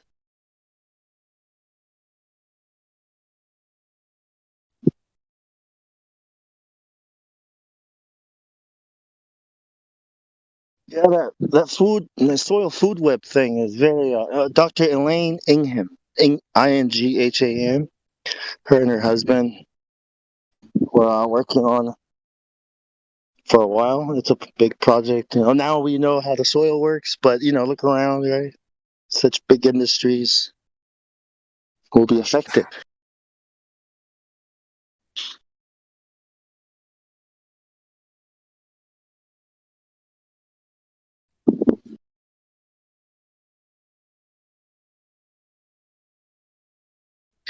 So, it's a conspiracy. Yeah, that's what I'm trying to say.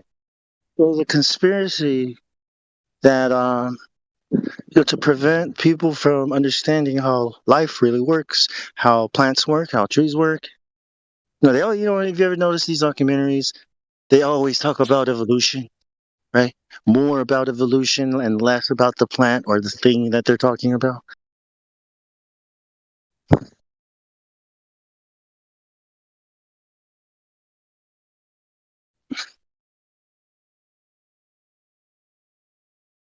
All because I found out that cannabis is actually good for you.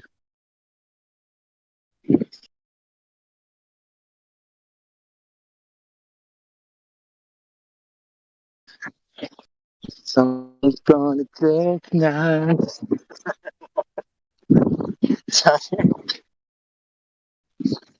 Guy gonna bust my bell tonight.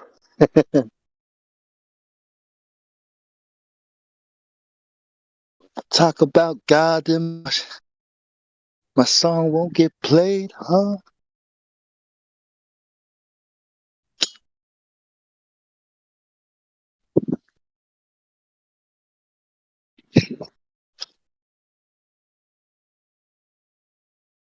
How the earth works, right? I mean, that's what we're talking about, right?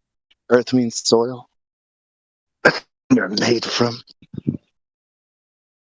ash to ash, dust to dust.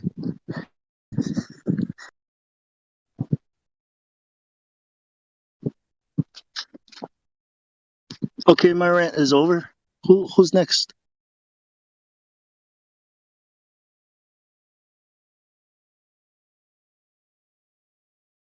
Who wants to talk some shit?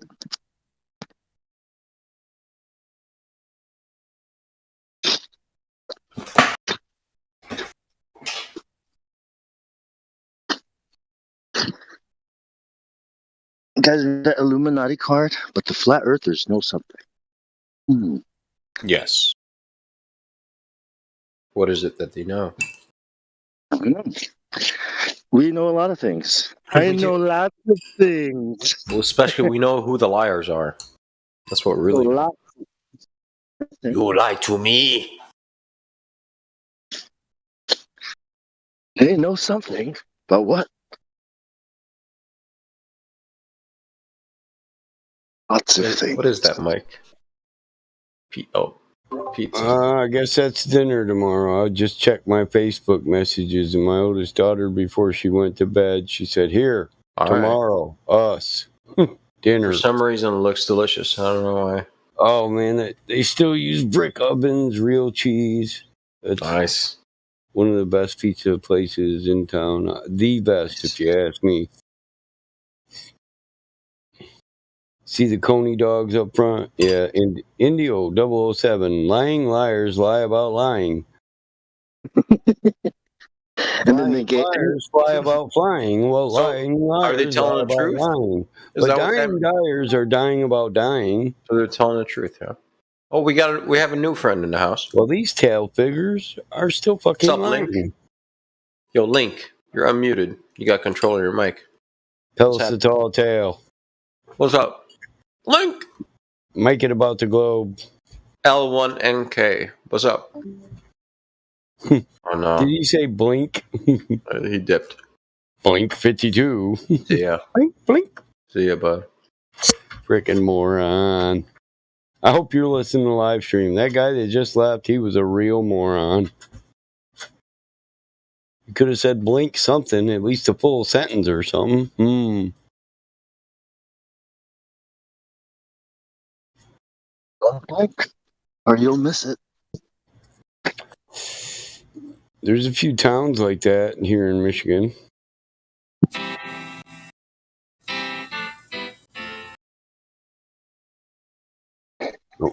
Don't blink or you'll miss them.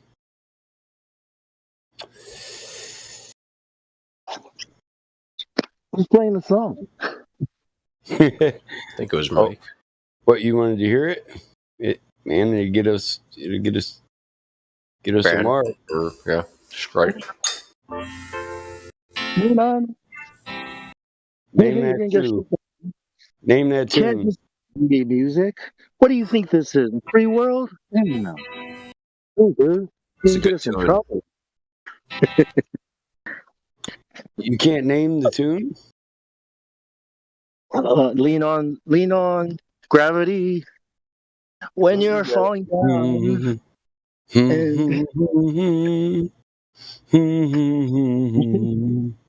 Now it's counting. Cavendish?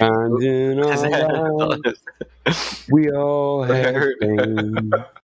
We all have sorrow. Lean on Neil deGrasse Tyson. If we are wise, we know that there's lean on the tomorrow. Lean on me. Make coffee. Yeah, make coffee. Chugga, bro. How about that one? You gonna drink that coffee while you listen to me whine about my problems? Get a cup of coffee. Goes chugga. We're fucking dying here. Every time I try to whine to my brother, he's like, "I wish I had your problem." Shit, shut up. We're dying, man. God damn it, bro. Yeah, but how about that chugga, eh? Hey? Chugging, bro. Chugga. You chugga? He says, "I'll trade you my wife for your 5 chick problem any day, Mike."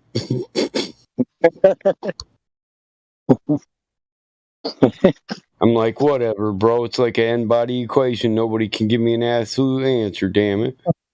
Honestly, don't get how Christmas balls can wait here. That's crazy.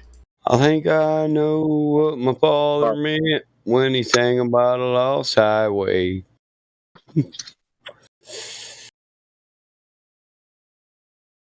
Look, man, I don't know what. Every time people say refraction, and I try to explain what would happen if we went up into space, right? If the Earth is a ball and refraction makes it look flat, and we fly up into space, like, what would we see? How would we see this We'd ball get refracted, bro. You'd be refracted. Well, space would be refracted. Refracted space. I know we're about to ignore the shit out of radius. Who cares, right? It looks flat, right? I get it. But when does it pop back into a ball with that radius, though? Right? That's when you hit the refraction limit. Alpha. When you hit the roof. There you go, punk. Yeah, that's when you hit the refraction index. Yeah, you gotta open this hatch and then climb out, and then it'll. Then it'll climb out. Look, Truman. I know you've been wanting to go to Fiji, all right? But we're just not ready for Fiji. Okay, let's go now. Let's go to space now, huh? Hey, what if I sent you guys? What if somebody? What if like somebody like? What if NASA? Like like what if like? What? What like right now? Hey, Bong, do you eat a lot of rice? Not anymore. No. Only when I'm lazy. Oh, okay. Only when I don't feel like cooking. I'm like, okay, everybody eats rice today. Sorry. I'm not sure if in Samoa you guys eat a lot of rice or not. No. Or like the Asians or not. Well, in Samoa, if you eat rice, if your family's eating rice, that means dad is lazy and doesn't have a plantation, and you can only eat Chinese food that comes from China. Okay. All right. So you're not gonna eat the awesome stuff that you can grow in your backyard? You're gonna buy from China? I'm lazy, bro. Like, Give where me are you gonna 2 get the money? bags of rice, 1 bag of flour. You know what I'm saying, Samoa? I like Chinese food. I'll be honest, it's delish. Got to be able to make gravy. All the MSG in there. Even if you have a job, right? Like if you don't have a farm or a plantation, you're not going to be eating well. You're going to at all. Because it's not like if you spend more money, you're going to be eating well. You're just going to be spending more money. Where if you have a plantation, you're considered very lucky because your whole family eats well. You're never, hungry. You're never. Listen, bro, I have a plan. Mike, you sell your farm and buy a big boat, Noah's ship, and then pick us all up, and we'll head to American Samoa, where Bong Sao's got some islands, and we're just gonna kill all the indigenous people, white man them, bro. Let's go. We'll say they were savages. Flat Earth Observatory and all that shit. We'll call it the Batcave. That's not weird. I don't know why America's talking shit about shit. Shit, they was all savages, and we just, we helped them out with that. We savaged them out. What are you talking about? It should be called the American Samoan Yeah, we got a treaty. Look, listen, those 2 over there, we left 2. Those 2 signed the treaty, damn it. This is our land. Get the fuck on. Hey, Mike, were there a lot of Samoans in the Marines? Like as many in the Army or no? You kept 2 guys? Yeah, 2 guys. We don't want them reproducing. No, there were some Samoan people in the Marine Corps. Yes, Mom. I mean, the Marine Corps is not as big as the Army, but yeah, most of them are in the Army. I knew 2 of them. It should be called the Samoan Army or the American Samoan Army, and not the U.S. Army, because a Marine's a Marine. Because all Samoans go to the Army. That's why, or play football. You know any Samoan chants? Or sing somewhere over the rainbow. War chants? Yeah, we got all kinds of war chants. Drink coconut milk all day. Give us a war chant, man. Come on. So we the choo. We don't have that many. The Maoris got way cooler war chants. Holy shit! I thought there was a lizard was a goddamn alligator freaking toy. Sorry. I thought you guys would compete with them. No. They got you beat then. No, Maoris are fucking way cooler in my opinion. Okay. Way cooler. Yeah. Except we don't have coconuts. That's the problem. Nibbling on sponge cake. Only we had coconuts. Watching the sun bathe. They don't have coconuts? Not really. Heads covered with oil. Coast. Yeah, it's like 4 9 pins. Got seasons and shit. Drumming my 6-string Seasons. on That's so. my front porch swing. You're like Native Americans or Indians or something like that, right? Yeah. No. We're playing. Shrimp, they're beginning to boil. Wasting away in Margaritaville. Searching for my long lost sacred We're heading to your landmark, so Mike is going to sing us there. That there's I'll captain the ship. Man to blame. Cyrus the pirate. And we'll do some raiding on the way there. Don't worry. I'll bring the weed and the guitar. I'll bring the guns and the ammo. From Mike's farm. I want the Samoan to bring the fucking ukulele. Just in case we have to fight for me while I sing Margaritaville. I don't know the reason. Stayed here all season. With nothing to show but that brand new tattoo. Way too much salt in this rice. Hell yes, it hurts. But it's a real beauty. Less is more. Well, I think she might be an Nantucket. Yeah, less is a lot more. I just learned that. I'm good. Yeah. That's the first thing you learn as a. I haven't got a clue. You can always add more, but you can't take it out. That's why. And less is more. Y'all don't like Jimmy Buffett? Subtlety. Yeah. Want the salt to bring out the taste and not to dominate, not to make it salty. Yeah. Kind of bring the taste out a little bit, and that's it. You don't want to taste the salt. I like salt. You are the salt of the earth. Yeah. And if salt loses its saltiness with it, we throw it out. Saltiness. You bring the flavor out of the earth. Oh, isn't that cool? That's a good line. I am a Kuma. Guess who said that? I am your ruler. I came here to school you. Oh, really? Best MC in the world said that. He's dropping bars all over Rome. Yeah, Marcus Aurelius? I like Marcus Aurelius. He's got good stuff. Meditations. It's all right. Meditation. He's got good wisdom. Are you not entertained? Yeah. Oh, he was a tall dude, right? Almost like a giant. Do you guys know about that? No. Gentle, giant people. Like, please. Usually no, nice people. Dude, stop being an asshole. Short people are always trying to prove shit. I'm still working. Really fucking tired, and my hand is on fire. But I mustn't give up. Don't give up on your dreams. Sounds like porn. Marcus Aurelius said, everything we hear is an opinion, not a fact.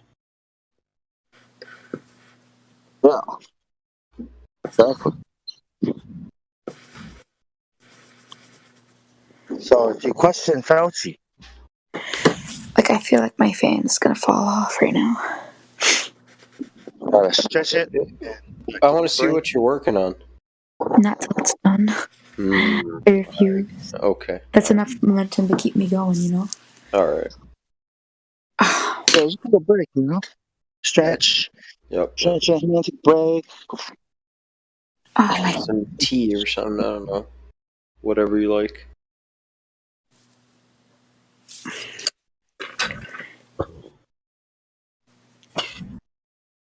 Change the dirt. Right? Dirt? What dirt? Yeah. Like, you know, metaphorically speaking and literally speaking, like, you know, like a double. Started from the bottom, now we're here.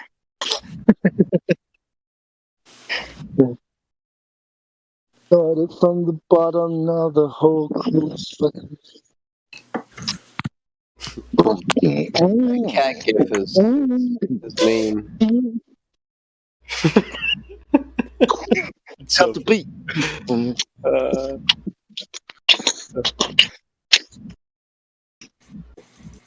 that's a cool beat though. What beat? Started from the bottom, now we're Drake. Like 40. The evil beat. Yeah. Damn. The Bumble beat? The evil beats. Bumble beats. That make you want to shoot one or rob something, you know? I like Bumble beats. Yep. Copyrighted, okay? Yep, copyrighted right now.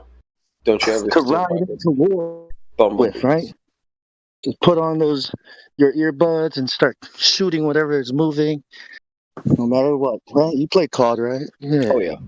Well, I haven't played any video games in a long time. You kill everything in front of you, right? You didn't think about it. Just like COD.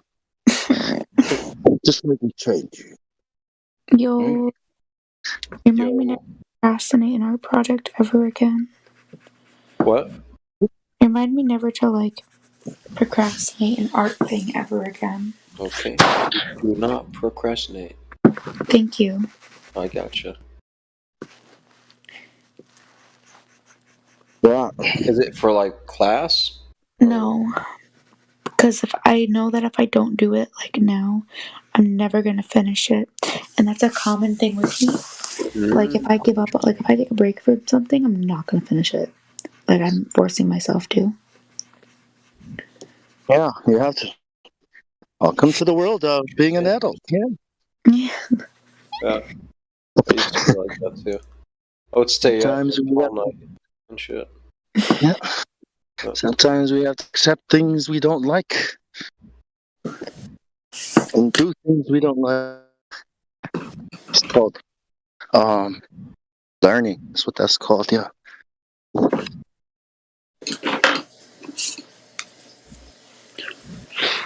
You don't do it. How are you going to learn how to do it? So, because the idea is you have to be able to do that easily, right? So how are we going to get there if we can't even do it once or twice, right? Sure. Yeah. So what's hard now, the more you do it, it's going to be easier. It's always the first time you do something, it's going to be hard. You drive a car, right? When you first drove the car, you had to think about all the things you had to do. Speed limit, your brakes, your signaling, all this. I just saw something. Yeah, it was kind of overwhelming at first, right? I remember distinctly lowering the gas because I didn't know how much pressure I had to put on. I was gone. Yeah, it's like driving a car. It'll get easier the more you do it. But it's the doing it part. That's the trick. Okay, I just got to do it. How am I going to do it? Maybe after I eat lunch, I'll start after lunch. Okay, I'll go eat lunch first. After you eat lunch, oh, wow, I got to do this thing. No, I'll do it tonight. I'll do it tonight. Okay. That's exactly what I do, Bong. That sounds like me, bro. You know what? Let me. I'm gonna do it. You know what? Let me roll the joint first. That way, I enjoy it while. Yeah. Then it's like, hold on. Let me tip. Well, I end up rolling the joint. Then it's like, okay. Let me take a puff. Then I'll get started on this project. And I used to do that all the time in school, man. It's horrible, man. Horrible. I have a collection. Go ahead. Yeah. I have a collection of eraser shavings over here. Would you like some? Collection of eraser shavings. Or not eraser, yeah, that too. I mean, pencil shavings, from sharpening my pencils. Okay. No, but thanks for offering. Are you selling it now? Yeah, you're selling it on Etsy? I'm having a compost, so thanks. Appreciate it. Thanks. I would rather see the drawing, when you're done. My fucking arm is numb as fuck. Well, you know what you can do while your arm is breaking? You can look up how to turn it into an NFT. Stop. Nice little break. He's like, I know how to help you.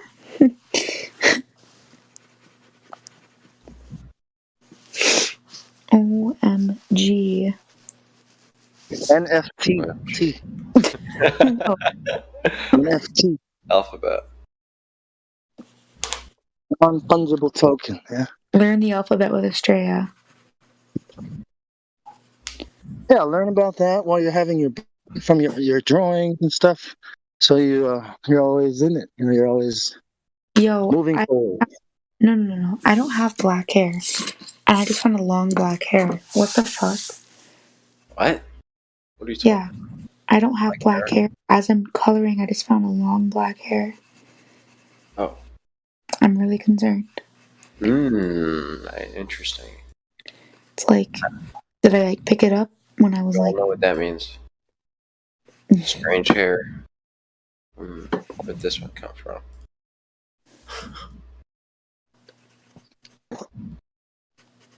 I'll be back.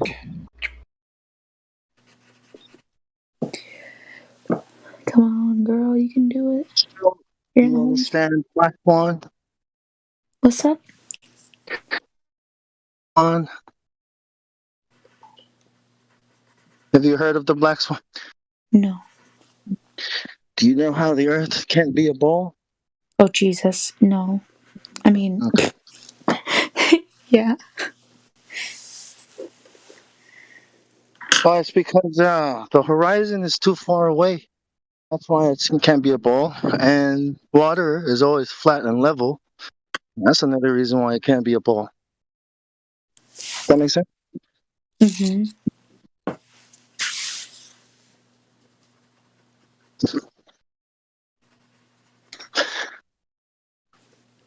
Is there any reason why anyone would think it could be a ball? Just by walking around and experiencing life. You paint one up and you show it around and you say, hey, look at this. This is what's going on up there. Yeah, but what would be the reason to think that? Like, what made you think that it could be that, a ball? We were taught it in school, I guess. I mean, like, the first time somebody brought up the idea it could be a ball, what would have made that person think it was a ball? Pardon? Oh, never mind. Continue. Yeah, if you weren't taught it, if nobody was taught it, why would anyone think it was a ball, right? Because that's what I mean.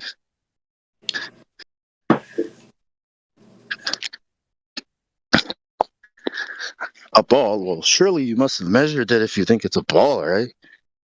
Yeah. Well, I didn't exactly measure it, but you could. Yeah, I made some assumptions, but you didn't measure it. Nobody measured it. Using that measurements, they're able to point out how the Earth curve. Jupiter has a weight. Mars has a weight. They know the distance. They know the size. Shit, what don't they know? I mean, okay, this is how it was done in the past. See, we just do this and that. You think they've got those answers for us? How can we know we live on the ball, NASA?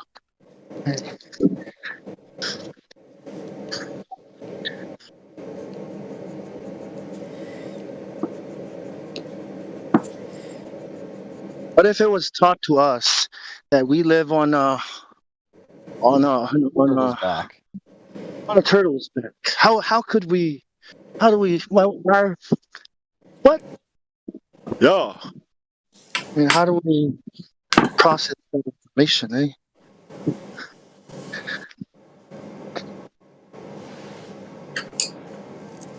Turtle's back? Well, there's a visible universe of 13, maybe close to 14 billion light years. We can see it all easily, It's easily done.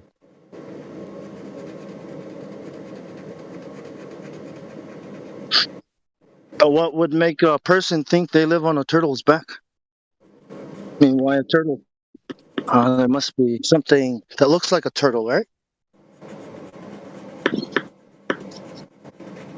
You reckon if it's a turtle's back, that it should look like a turtle's back and not like a flat land? Now that makes sense. Yeah, that's what I mean. Like, you reckon if somebody says they think we live a ball, do you think it should look like a ball in order, at least? Should at least feel like a ball, right?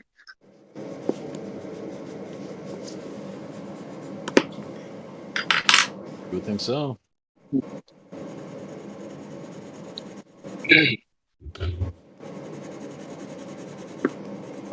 Here's some creativity happening.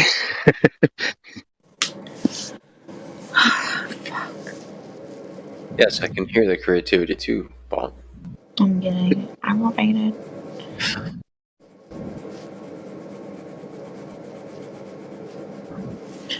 No, that's What just are you doing? let that confuse you. Hey, you know that painting you had, right? That What? painting you posted?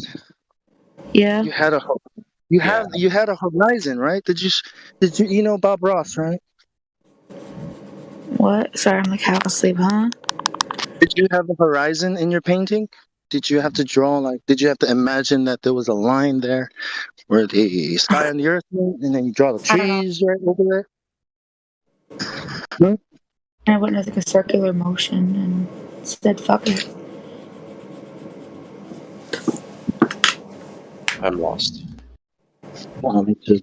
Yeah, circular motions, dude. Like following the sun where it would set, you know what I mean? Oh, okay. I'll have to scroll up to see it again. It was a really good painting too. Thanks. I like it. Yeah, it's good painting. We should turn it into an NFT. How do you do that? You just go to OpenSea.io. Okay. Create an account. Open. You gotta have crypto wallet. You gotta have a wallet and all that. Okay. And you don't have. When you pay the fee to OpenSea. You gotta wait for it. Okay. Yeah, OpenSea.io. You can turn anything into an NFT. Artists and work is pretty good. I think you should definitely do it.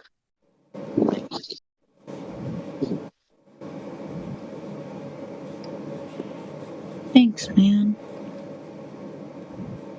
Yeah, man. You got if you got more of that, post it. I really like it. I always wish I could fucking paint like that, you know. I don't think I have it in me. Flat Earth artists are way better though, especially the ones in the past.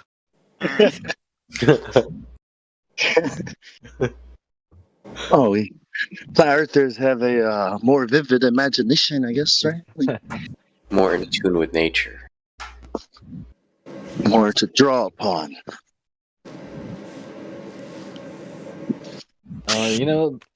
Maybe this sounds a little weird, but things become more possible on the flat Earth. Freedom. Does William Wallace say? Freedom. And how does that? Mel Gibson. Who? Mel Gibson. Oh. I thought you said Bill Gates. I was like, Bill Gates? I don't think he says that, man. Any last words? Freedom. Morning. Cut the ship.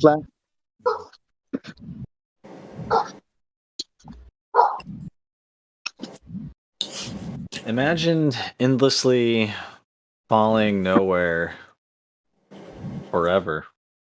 Been there, done that.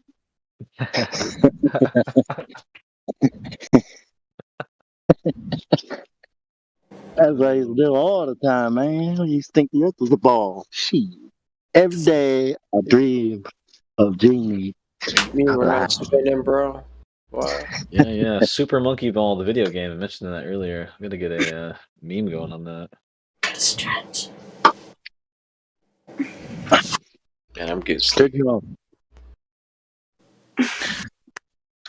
That's the life of an artist, and it gets easier, I think. Well, I don't know. Yep. Everything's easier.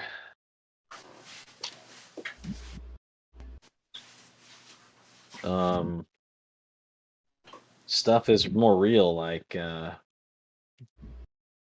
what's more real? Like passion. Passion on the globe Earth is like, that's pretty intense, but passion on the flat Earth, no, that's something.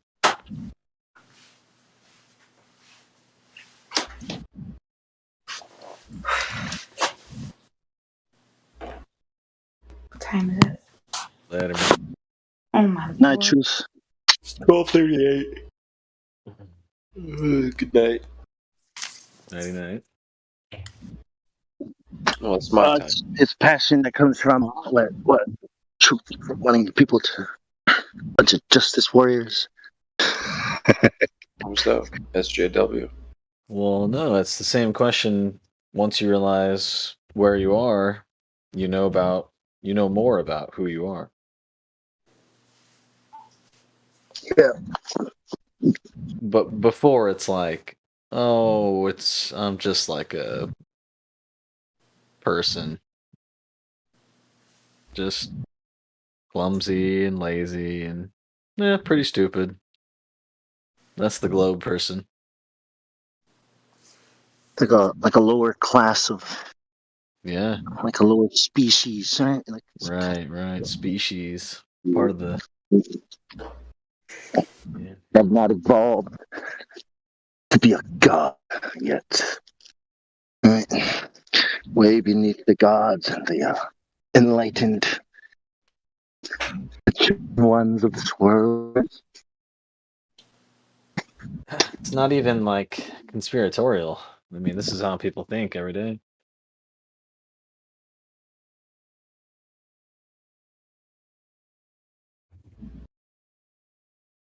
Yeah, it's funny how the people at the top treat the people at the bottom like sheep or cattle.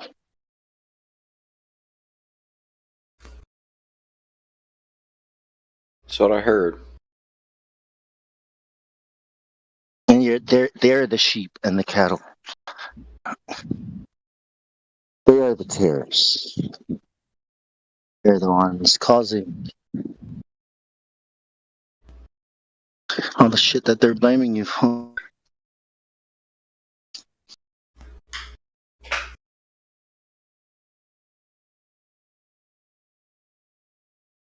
Now is it how do you even say this? Is prophecy something that's going to happen, or is prophecy something that people are going to make happen? Both. Yeah, I guess you can't get around. People make it happen, but people are involved. I mean, people are used. People happens to people.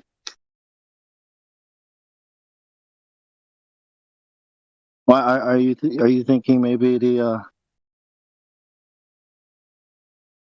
the prophecy and people work together to accomplish goal? Is that it? I guess at a certain level of resources, you could probably make it happen. I don't know. Depends on what it is. Well, then maybe you were the one prophesied Then about. it's right. I guess it makes you the one. I don't know if Alexander the Great knew he was the leopard in the Daniel's dream, but maybe because he did wear that leopard skin, right? All right, you guys have a good night. I'm gonna try to wake up early tomorrow. We'll see. All right, serious. Yep. Have a good one. All right. It was good chatting. Take it easy. Hey, you too, man. Peace.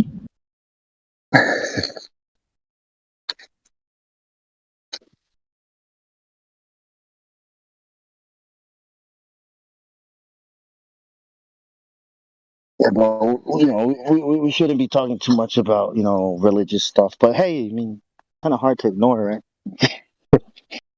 Exactly. It is happening.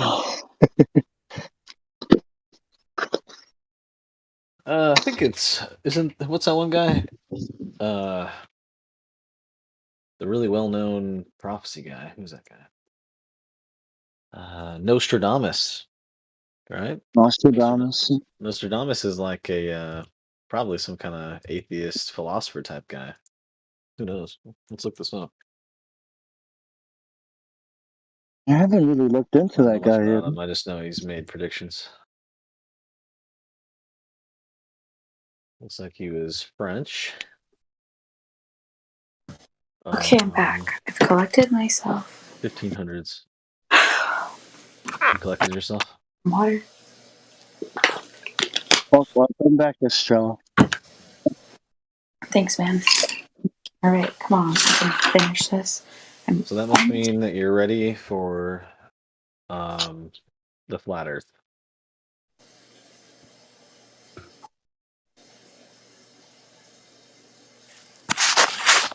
The wide plain.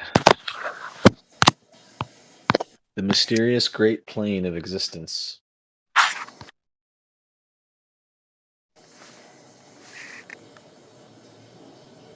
That's how I'm starting to look at it now. Hey, this thing we're on, that thing up there, and down there, planes of existence. Oh, I've been really been able Interdimensional. to get rid of all that space stuff. So it's getting pretty interesting. A plane of existence means everybody's on the same level, right? Mm-hmm.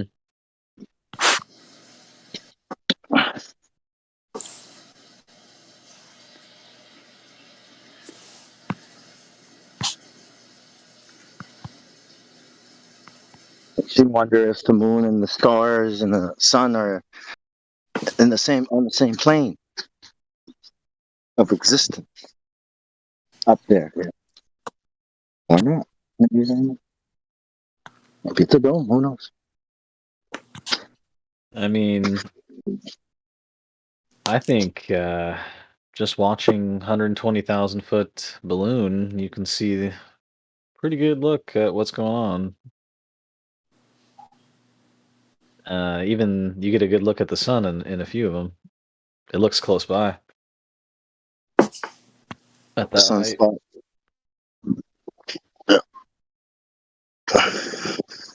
I mean, really, there's no reason why people should think it's far away. It's the same size as the moon, and you can see that easily.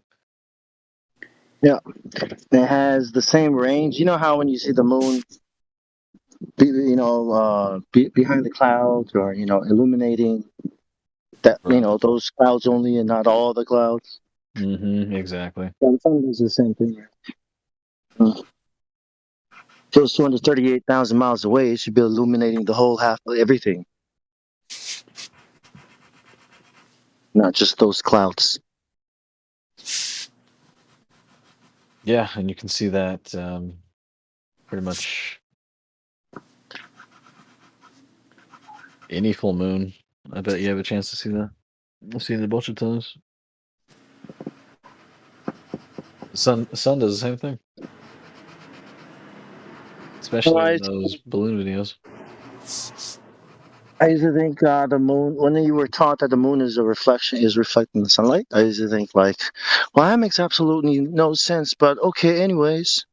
That's not, you know what I mean? Like, okay, anyways, I don't know anything about that, so yeah, okay, that's okay, I'm not...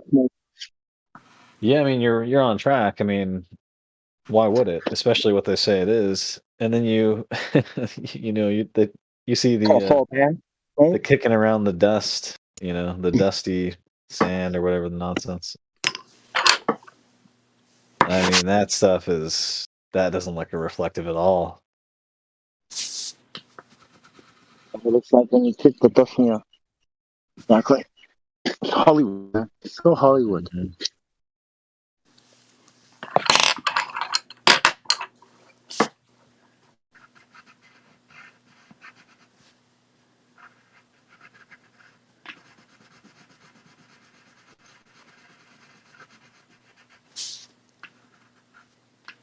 Race. Estella, have you heard of the radius of the globe at least? Of a what? Radius. The radius. No. Yeah, it's the length from the center of the ball to the outside of the ball, right? Radius. Oh, I thought you said. Radius, do you think diameter, circumference. you're hideous? I don't know. The radius is how big a circle is, or how big the ball is. The opposite would be circumference, radius. Yeah, I know that. Sorry. It tells us the size of a ball, right? And we've been told that there's radius, but then when we go check, it looks flat. And you know what they say after that? They say, "Oh, it's so big." You know that, right? Mm-hmm. Well, how big is it? I don't know. Well, we know the radius, right? What's the radius? Of what? 3,000? 3,000? Radius from the middle to the out. Okay, it's roughly 4,000 miles. 3959. Okay? Can you remember that? I'll try. 3959. Yeah, roughly 4,000 miles. 3959. So imagine a basketball, right? And we go measure the radius of that basketball, and then we see that the radius and the curvature match up. They correlate. The curvature of that basketball is what we might call the horizon, right? Right? Mm-hmm. Right? Okay. So if we scale that basketball up so the radius is roughly 4,000 miles, right? Yes. Curvature of that ball is still the horizon, right? Yeah.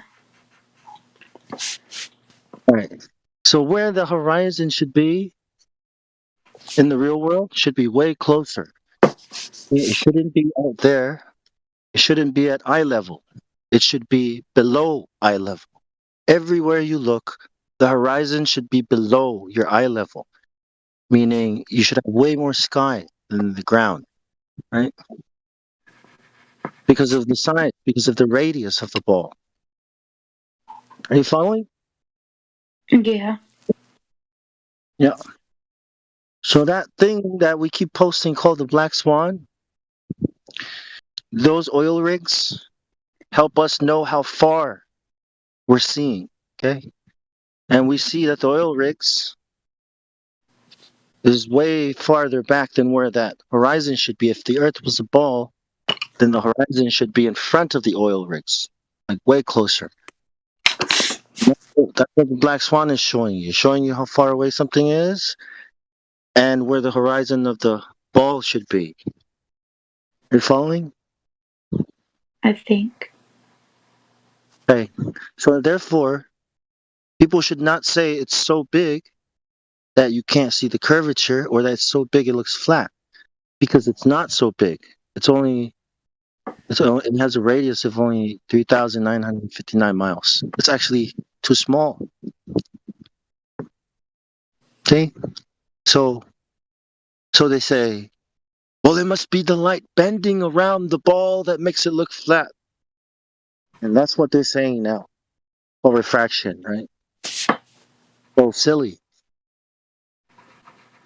When do balls look flat? Have you ever seen a ball that looks like a table? That has a flat surface on it? No. I mean, so why does our ball look flat, like a table? I have no fucking clue. 70% is ocean, but all the water that's been measured with lasers and other ways is all flat. So 70% of the Earth is flat.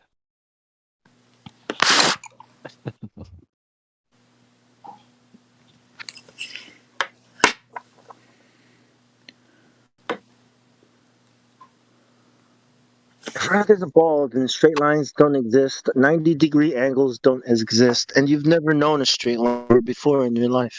Did you know that table in front of you is curved if you think the Earth is a ball? Can you work with that as an artist? Can you draw a straight line and call it a horizon on your paper and think this is a curved line? How does your brain do that? Like, your brain is like stupid. It's a straight line. I'm an artist, right? Like no, but science. 90-degree angles don't exist, and the ball Earth says. You know what I mean? So what? Who's lying here? Is the Earth lying? Are your eyes lying? Or are people lying?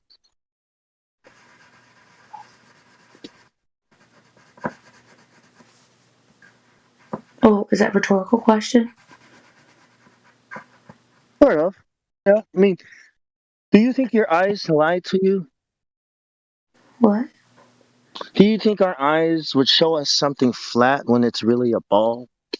I mean, think our eyes. Like we can't see germs. Well, yeah. We also can't see unicorns and gnomes and you know what I mean? Can you see Darth Vader?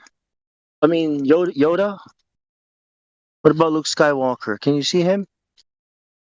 No. Okay. Doesn't mean he doesn't exist, right? I really hope they don't.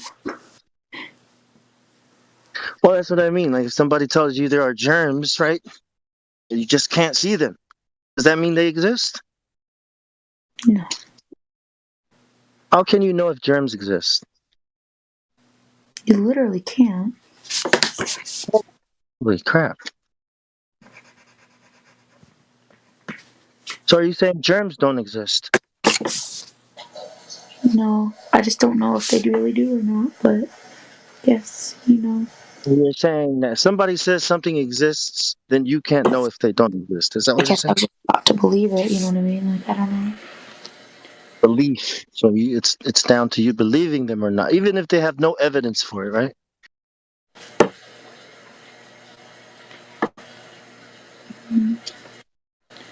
So can a ball exist but not look like a ball? No. Can a ball look like a table? Fucking no. No. So why do people say the Earth is a ball? I don't even know. Well, there's people upside down somewhere, right? I've never seen. What does upside down? What does that even mean? Like, are they standing on their heads? Oh, you mean if we took a picture from space? Oh, that would be cool. I'd So love to see. everyone's, in fact, your up is different than my up. Well, then it means up and down cannot exist on a ball because up and down would imply everyone is looking at the same direction, right? Up. Out and down becomes in.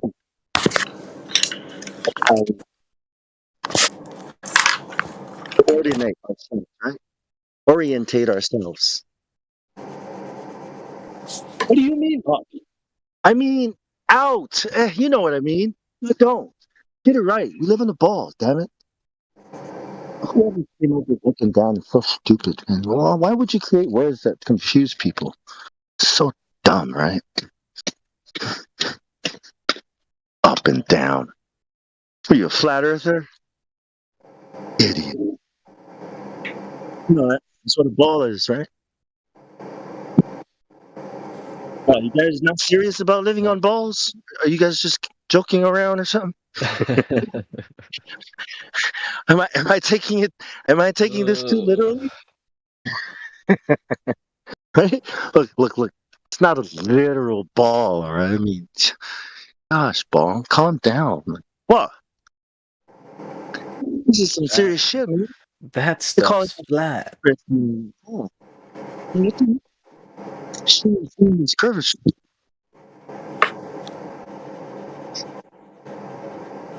Yeah.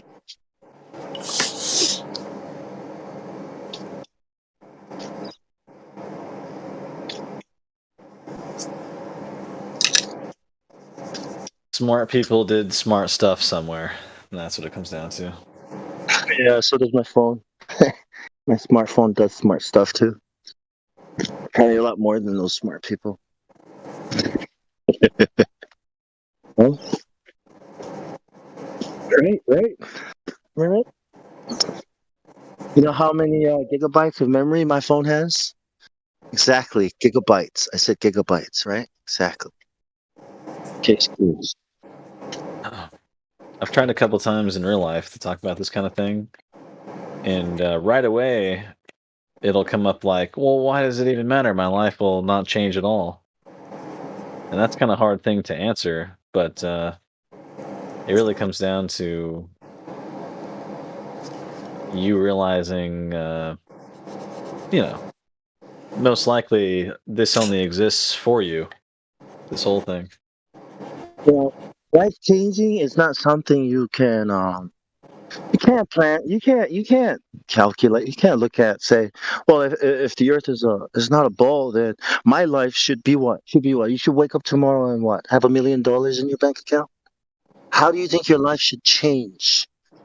What do you mean your life's not going to change? From what to what? Well, what are you expecting to change? What do you expect truth to do for you? Fix all your problems? Shit like that. Like, what kind of change? Right? These questions people have is like they're trying to figure out how it's going to work out with no information. Right? Thinking the Earth is a ball. How can you think of how can you figure out what kind of change is going to happen to you if you think the Earth is a ball? Like you don't even know what's possible. You know what I mean? Like.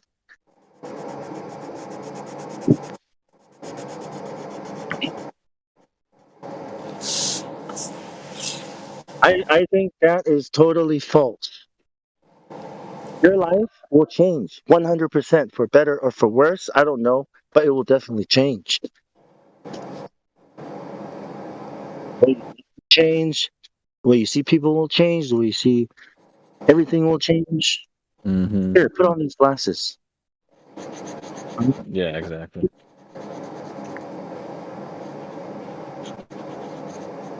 You nailed it. You nailed it on the head. That's exactly what it is. How about that too, Well, I still gotta get up and go to work tomorrow, pay taxes, and be frustrated with this bullshit system. And as I kept learning more and more, I started thinking, I don't need this fucking job. Like, the only reason why I have this job is because I want bullshit. I don't need to pay these people. The only reason why I come here is because I need this fucking money. I don't need this fucking money. This is nothing. Oh, fuck this. You know what I mean? Things are changing. Come home, like, what the fuck has happened to you? You done flare? No. Well, a little bit. Like, oh my God. Look at what Flat Earth has done to my husband. Oh my God. Like, don't say it like that. Gosh, it's not Flat Earth. It's not. Life will change, man. Yeah. That's literally the sky is only over Earth. If you can put your mind there, that's where you need to be headed.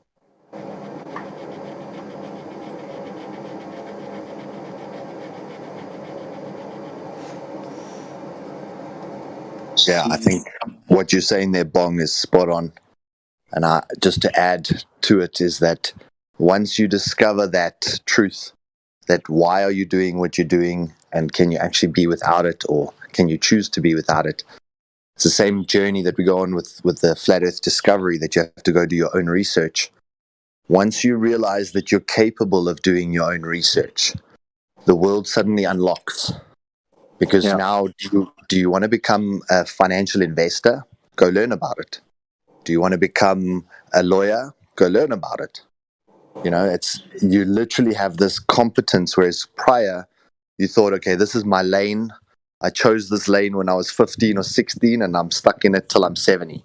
I'm just going to stay in this dead-end job, pay my taxes, and there's no other option. For me, about 8 years ago, I started to say to myself, I want to be at home and be paid more than anyone has ever paid me previously.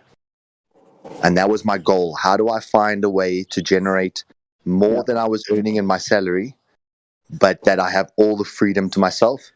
It took me about 4 or 5 years of multiple entrepreneurial ventures, of trying to figure out what works.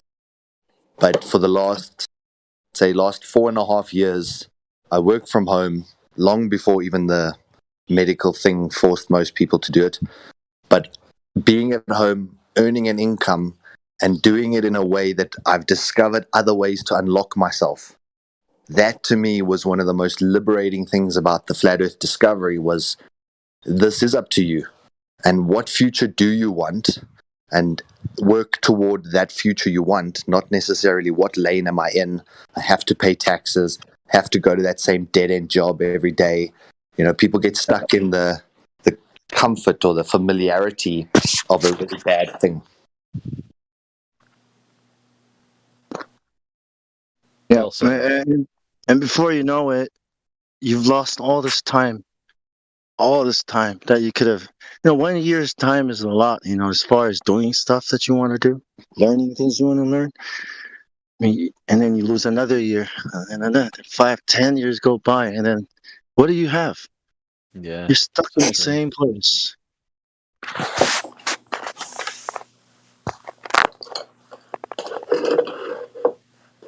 Yeah, I think once you learn that we only have a certain amount of time, people lived and died thinking the Earth was a ball.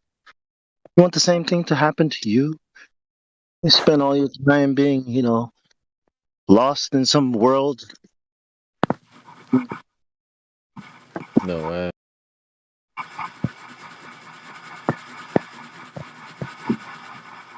Yeah, I often think that, like, when people die, my first thought is that they died not even knowing where they lived.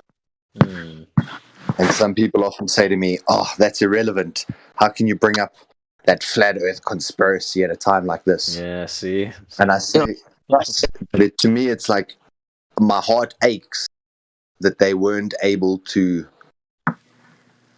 sort of know, especially the Christian ones who are like, no, that person's gone to heaven, it's fine. Still, to me, I think, what must the look on their face be when they get up to heaven and they realize everything that they had thought was wrong? Yeah. That the Earth that God created for them, they never knew it. They never knew the Earth that God created. Yeah. And for me, that's that Bible verse that says, if I tell you of earthly things and you cannot understand, how can I ever tell you of heavenly things?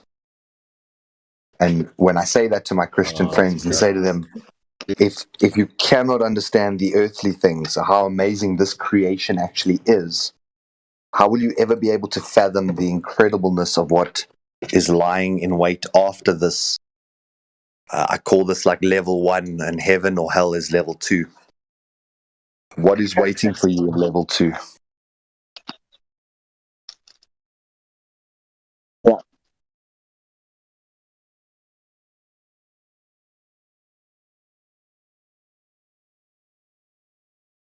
Level 2. But then the Christians say to me, well, they knew the Creator, and that's what matters. And I don't disagree. I do think that that is the truth that this journey kind of leads you on. Many will say to me in that day, but Lord, did we not preach in your name and cast?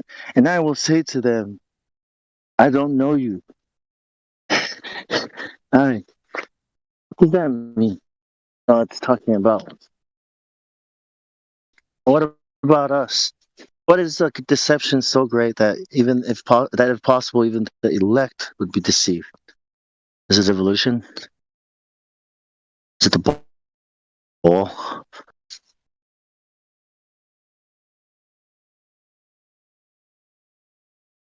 Go to church on Sundays. We go party on the Saturdays, Sabbath days. Christians,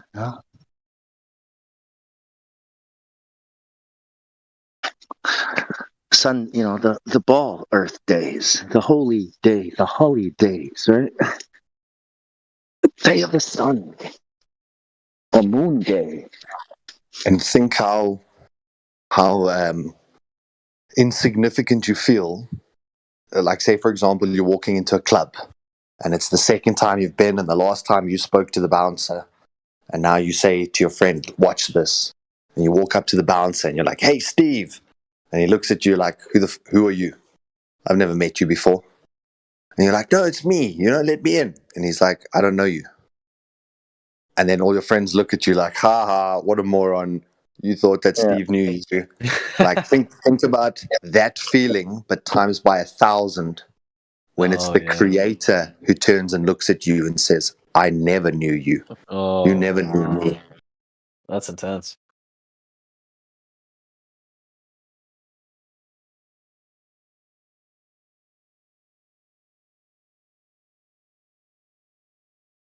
Exactly.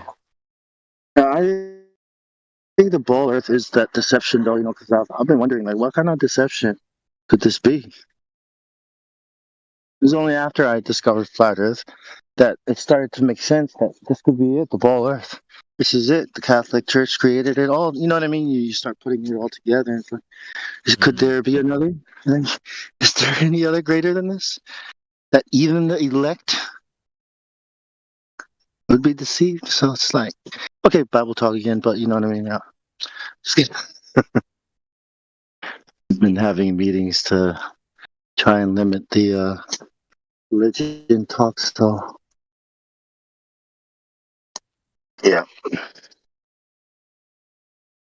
Everything would change, man. Everything. But if you don't think anything will change, then you're just talking about money, right? You know what happens when you get money? It won't matter anymore. Money's not gonna matter. It's gonna lose its value to you. And then what's gonna be? What's the next? Power? What power? What? What kind of change are we expecting?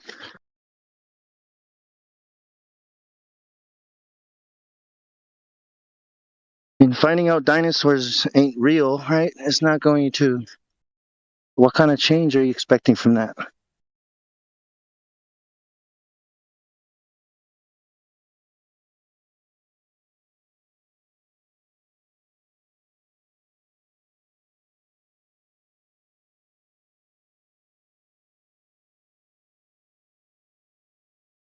And some people don't care because of that, eh? Like, doesn't matter to me.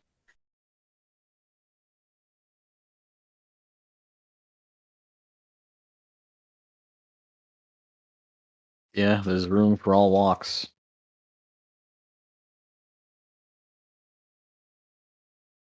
And there's evidence. When someone... Sorry. Go ahead. When someone says that it doesn't matter to them, indirectly they're actually saying it hasn't affected me yet. Because most people only start to pay attention when it affects them.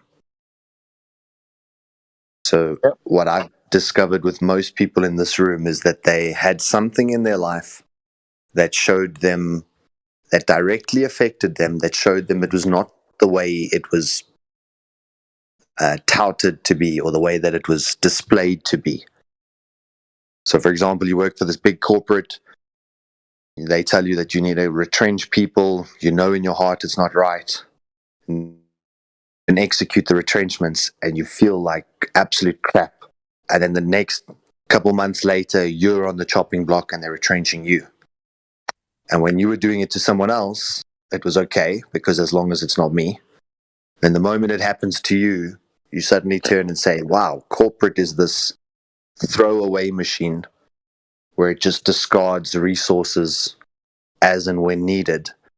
Then suddenly you realize that the corporate machine is not there for your benefit because it's now directly affected you.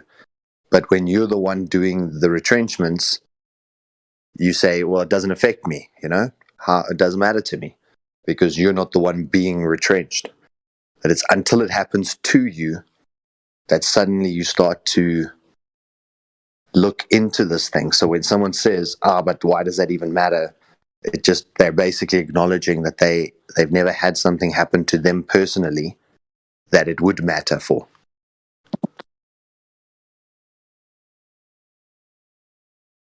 kind of like when they say, why would they lie? They've just acknowledged that there is a lie. Now they want to know why. So if they ask, why would they lie? Thank them for their concession. Yeah. They want to know how the lie is affecting them or can affect them, that they should care, right? They want the last page of the book. Who has those answers?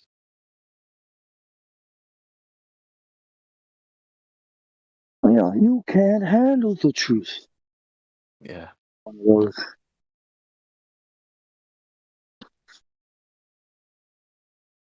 I want the truth.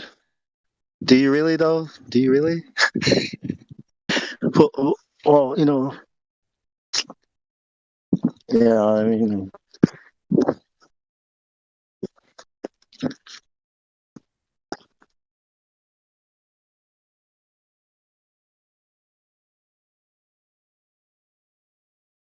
I think truth is very much truth has a certain flavor or a certain taste to it.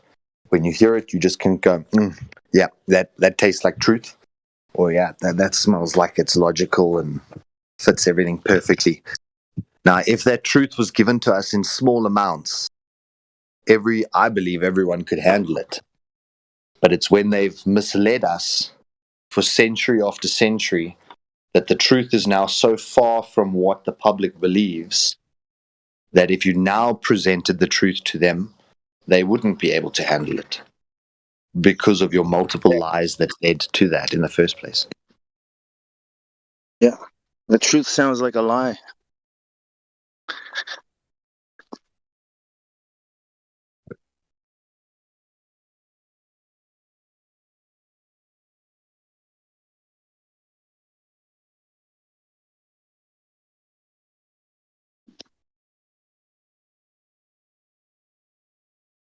I mean, I like to think that I'm a good man, but the truth is, the ugly truth is, I'm not. Nobody wants to hear that, right? Like, but that's the truth. And the fact that you can acknowledge that shows that you probably are a good man.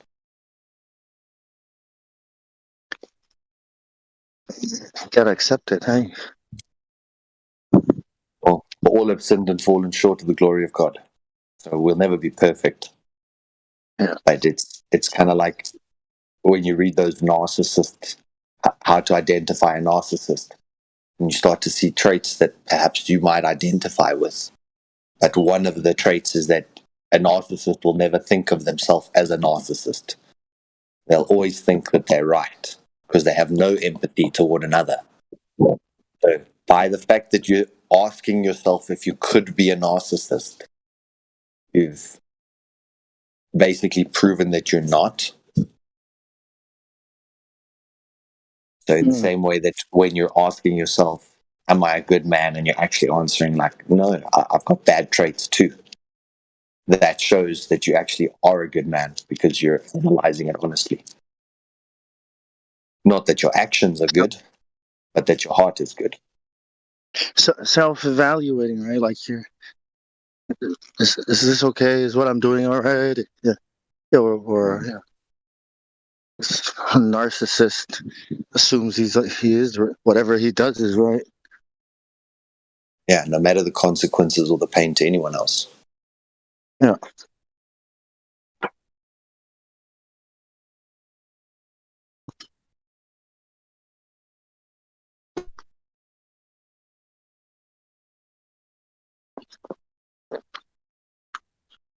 I wonder if that's a trait that the anti-flat earthers share. Yeah. And you know, they say that flat earthers are narcissists, you know, like that we're arrogant to think that the universe revolves around us, you know, and I'm like, wow, look at this guy. Thinks he knows everything about the universe, but calls us arrogant because we don't know anything about it, and we're just calling it as is. It's like, what the hell? Who's the arrogant one here? Yeah, they can't even see it. But that's also... Yeah. Go ahead. No, go ahead. I was just going to say that it's one of those things that it blows my mind. Like when you discover the flat earth truth and then you hear terms like being level-headed or being, leveling the playing fields, or these things that are generally, these things that are generally considered to be like a positive, and then it's a leveling. And how we use this language, but we never actually listen to what we're saying. And one of the biggest things, especially with this whole medical scenario that we've been in for these last few years, they keep saying, stop acting like the world revolves around you. Mm-hmm. Now, the heavens do revolve around us. Mm-hmm.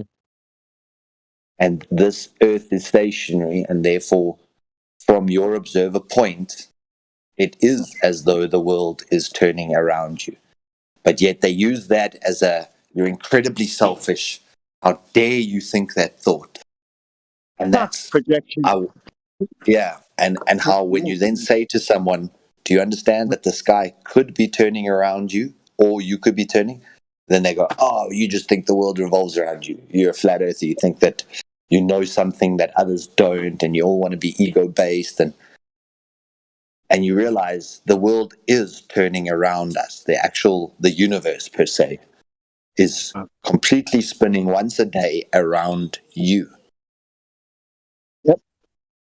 And that's how incredible you are to your creator. Not that makes you special in your own right, but that he placed you in this place where the universe revolves around you. And yet our controllers use that phrase, don't act like the world revolves around you, to constantly make you feel small. Yeah. Like you're nothing in this world, right? Like you're nothing but an accident in this world, and it's better off without us. As if we don't have a place in this world. You know what I mean? As if nature has a plan. Some kind of great. As if they're talking about some other god, man. It's like, are you sure you're not religious? Because what are you saying? You're saying, these people. That they're saying that. Like I already said that. I bet they have a deep fear, a deep fear of realizing that. That they are a part of something, and they might not even know it. And if it revolves around you, that means you're in the spotlight, which means each one of your actions have been observed. Right. I think they're just mocking people. You know what I mean? Like, they're the ones who act like the world revolves around them. The people scientists, these people that develop these theories, they act like the world revolves around them, and then they yell at you and tell you to stop acting like the real world revolves around you, right?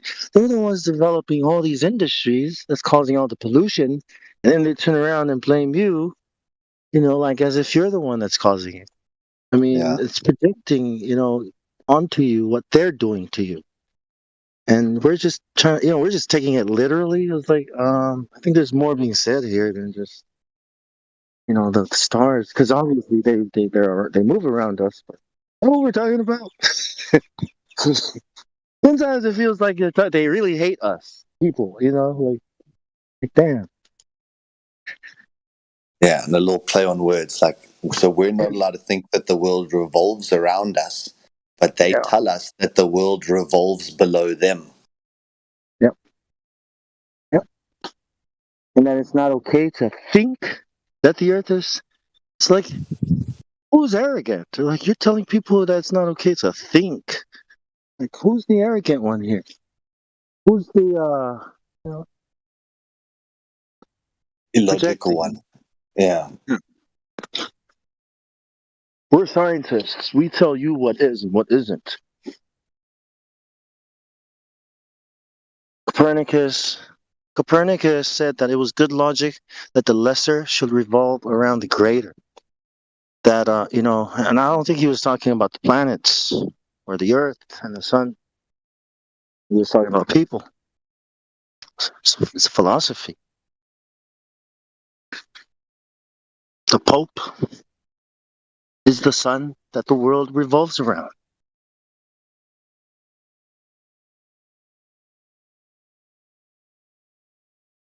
Religion, it's a conspiracy.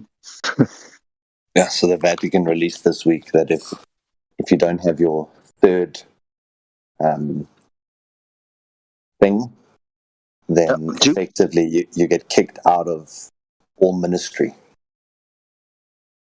And there are cardinals all around the world coming out saying this is the Luciferian baptism, because it's baptism by child death.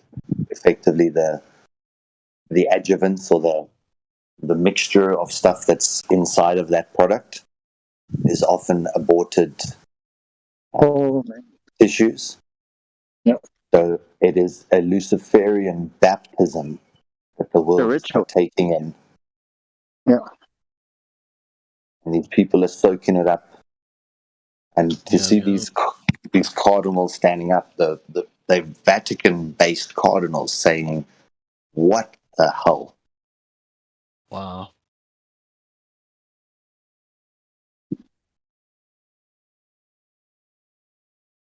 This makes me think that we're probably a lot closer to our Lord's coming than we realize. Mm-hmm. Yep. I mean, how many signs has there been, or how many do we need? Volcanoes, tsunamis, nation against nation. Like, go read Revelations again. It feels like you're reading the newspaper. No, Lord is coming. Stop this crap. Fucking hell.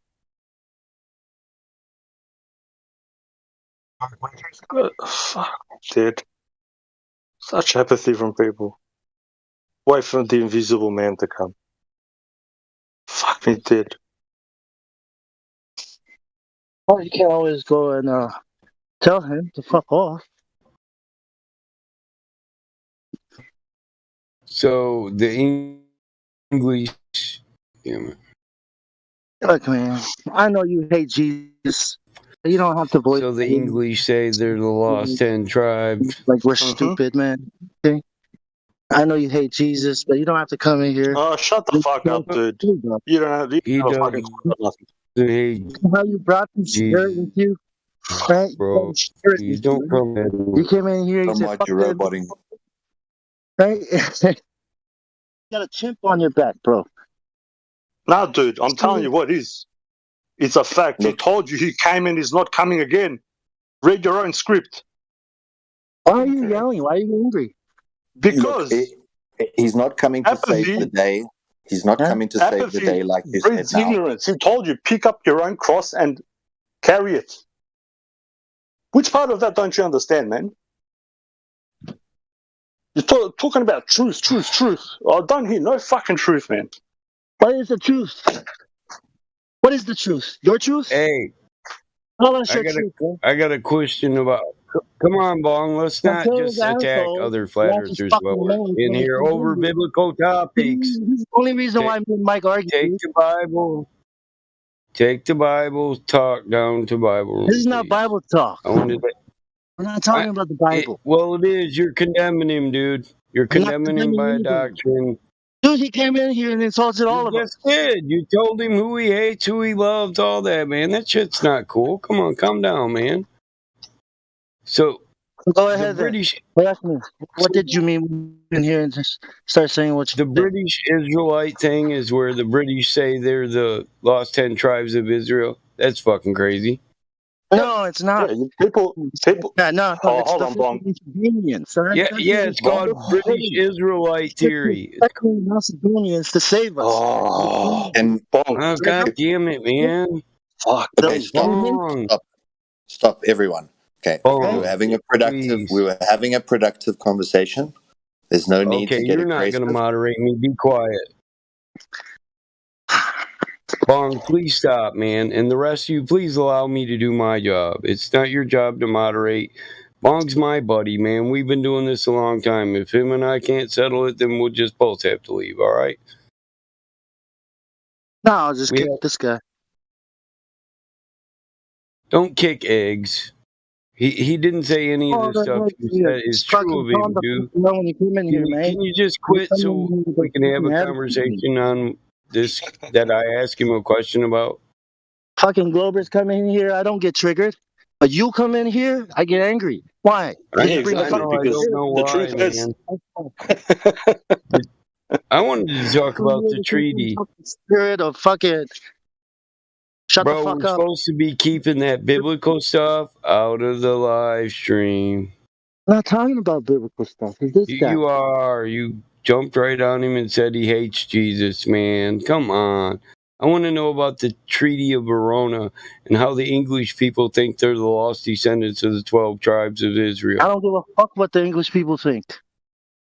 Yeah, I know, and I don't care if you think he believes. If you think he hates Jesus, you don't know because you don't listen to him. You just get triggered. Fuck him. I've already heard what he has to say. You just I know admitted what the it. fuck he is. I live in Australia, and I know people like. yeah, sure. You think people like you think that they know everything, and that's the The problem. only way we're gonna settle anything is with our fists. That's who you are. Okay, well, Whatever you want, dude. You had to take it to a private Not gonna lobby talk. then because I can't I talk don't with want you. it in the live stream, You're a violent Bong. person. You can hear it in your fucking voice. I Bong. smash people like you, motherfucker, at work. Come Shut on, the fuck Bong. up. I'm trying not to get mad, so either you're gonna have to take it to another lobby or just pipe down, one of the two. Because really, this isn't for live stream, bro. Don't you fucking Rolex. Watch your fucking mouth. You just got here, nigga. He really didn't say nothing, dude. Just because I'm You said you spoke for him and told him who he loves and who he hates. The thing that he tells you not to do, not to throw stones, you do, and that's the problem. Everybody thinks that they know everything, and this is the problem. Yeah, especially you, rolling your heels under your mouth the way you let do. me You're talking finish about speaking. yourself. That's the problem. I'm not talking about myself. What have I spoken about myself? You fucking came in here with your fucking bullshit attitude. You ain't got What nothing did I to say? What did I say?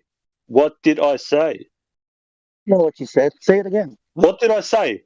Say it. You said that we were talking about imaginary man who's going to come from the sky to save us. Exactly. Right? Now, I wasn't saying neither one of us was talking about waiting for him to come and save us. We were simply talking about an impending event.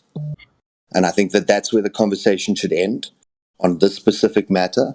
Yeah, maybe we should go on to something more productive. Stuff, if you haven't heard, tell us what truth is. if you right? guys haven't heard, we don't want the biblical stuff in the live stream any longer. This is why, too. You three are a great example of why we don't want this in live stream. Us three. We were doing fucking great all fucking it's week. a biblical conversation, and then in comes a person who disagrees with it, and the next thing you know, threats are being thrown around and people are cursing. Come on, man. Good job, Biggs. I mean, how many times do we got to say we don't want religious stuff in the live stream, bro? Fucker. I'm not on nobody's side. I'm saying this isn't the place for this. Oh, man, this guy's a piece of shit. Fuck him. You're a fucking cocksucker. Go fuck yourself, man. Fuck you. Who the fuck do you think you are? Who the fuck do you think you are, bitch? Fuck you. Go fuck yourself, man. Fuck yourself. Fuck. Okay, this is unnecessary, guys. This is really unnecessary. Every time this butt hurts about something, man. I didn't even say anything. I didn't say anything. Shut the fuck up. Just shut up. Put yourself on. Yeah, whatever. Whatever. Bro, you gotta calm down, man. Everybody's gotta just calm down. That's it. This is if we fight. So that's never gonna happen. So chill out. Yeah, we just don't need to be propagating this crap on live stream, man. Every time I come on here, I try to bring in a documented fact about something, and somebody gets their butt hurt. Why you fucking failed again? Hey, shut up, please. You better. Listen, we all know what it is. It goes against your doctrine. You got mad and you attacked him. Okay? I don't have a doctrine. I treat people the way they fucking treat me. You come in here treating me. Christianity's a doctrine, dude. Fucking egg. You brought this shit. Christianity is a doctrine. Show up, bring this shit here. So is Adventism. So is Protestantism. They're all doctrines. Yeah, fuck all those churches. Higgs doesn't know shit about what he's talking That's about. my point, man. Ron, you just triggered, man. Take a break. Come on, man. Please. It's too early for this shit. Come over here and talk about shit you don't understand. This is what, listen. I'm only going to say it one more time, then we got to quit. We don't want biblical crap in here because biblical people get emotional. And we don't want this on the live stream, man. Me and you gonna both be in trouble for this. And it's not fucked up to say separate your Bible and religious theories and beliefs from the scientific lobby. That's not fucked up. This right here is tainting all the work we do on a scientific level. All right, then let's talk about the fucking Freemasons and how they're gonna save us. About Bible. Let's talk about the globe religion. Let's keep the red herrings and the straw mans out of it. Let's just not talk religion.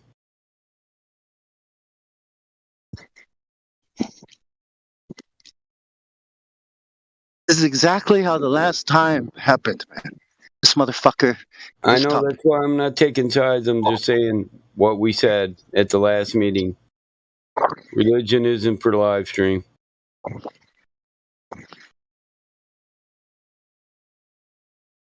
Back to thinking that the world revolves around people, and how we're not allowed to think that, but yet most people do. And yet we're told that the floor beneath us is what's turning, not that the world around us is turning. So then the point goes to, if that is happening, what are we doing?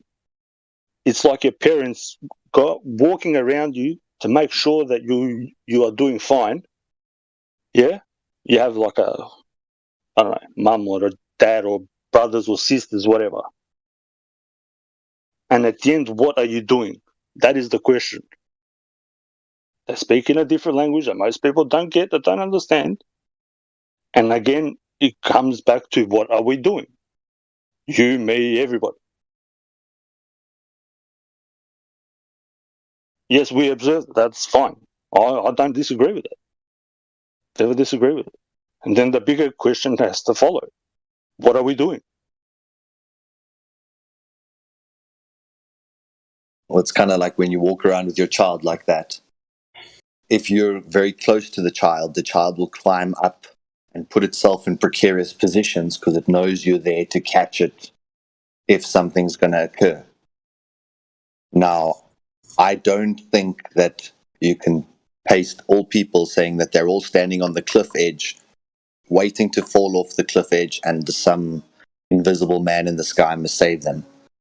They're not necessarily putting themselves at risk. But No, not all people.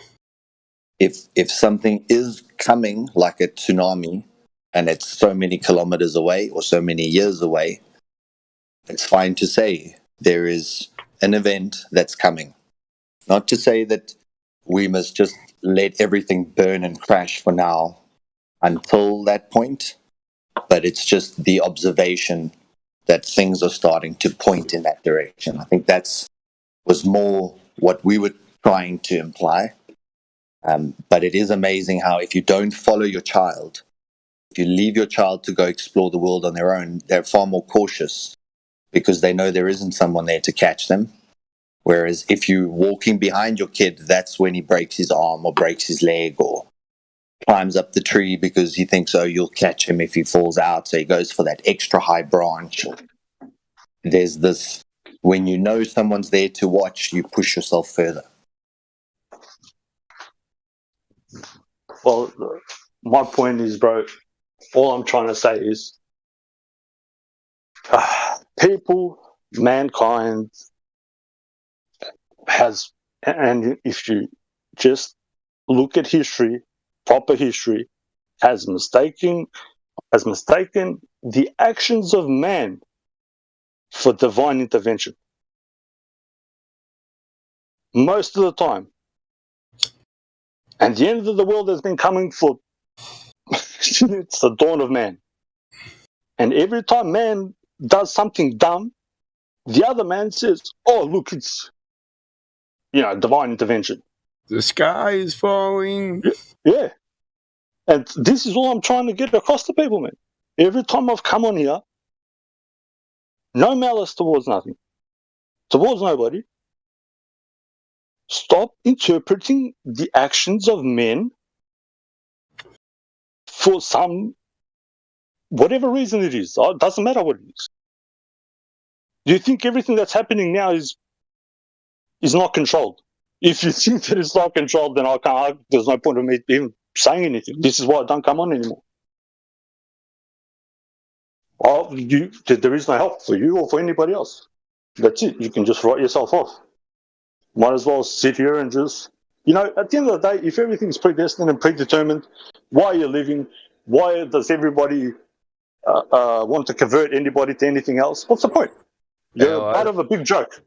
I don't take a Calvinistic view of predetermination. No, I'm just saying, but that's the way most people see it. Yeah, that's you get what I mean? Too. Everything's already written in the book. Well, you're full of shit because I ain't wrote my magnum opus yet, motherfucker. Yeah, that's what I'm trying to say, Brian. But I don't know if my English is bad, you correct me. That's all I've been trying to say the whole time. Every time I say this, every time, and I'll stop coming on here because of this. Sun, but then comes the one. Yeah, exactly. There's nothing new under the sun, but then we'll fall for the same fucking trick and the same, hoodwinking as was done, the past, 10,000 years of documented history. 2 societies ago, 2 eons ago. Yeah, exactly. 2 empires ago. Yep. People just like I don't want something just to miraculously happen and to help everybody. Yeah, I like to read on the treaties, though. I was wanting to know about that Treaty of Verona. Oh, yeah, that's when, that's the Treaty of, they've pulled it up. I need to, it's actually stated in the Congress. Yeah. Just on your point, look, I don't disagree with anything you just said. I also think that men have misinterpreted men's actions throughout the ages and then thought that there was some divine right or justification in those bad actions. However, yeah, but that's what I was trying to say. However, there is also this text that says we wrestle not against flesh, but against powers and principalities, the rulers of darkness. And if there is a spiritual realm, it can be affecting. Do you believe that there's a spiritual realm, or do you think that there's? Of course, bro. But you take man out of the equation, there's no evil. The evil is in man. I see the evil in the spiritual, and that man is simply the vehicle by which that evil manifests. Well, you're just saying what I said in a different way. That's fair enough. I can accept that. Yeah. I mean, we have great possibilities of men, but it's two-sided. It's a two-sided coin in this dualistic world. Everything we think of can be used for good or bad. Everything we do can be good or evil. It can all have the two sides of the coin's intentions, so we can do something good with evil intentions behind it. Like luring people into our good graces and making them feel secure around us. Yep.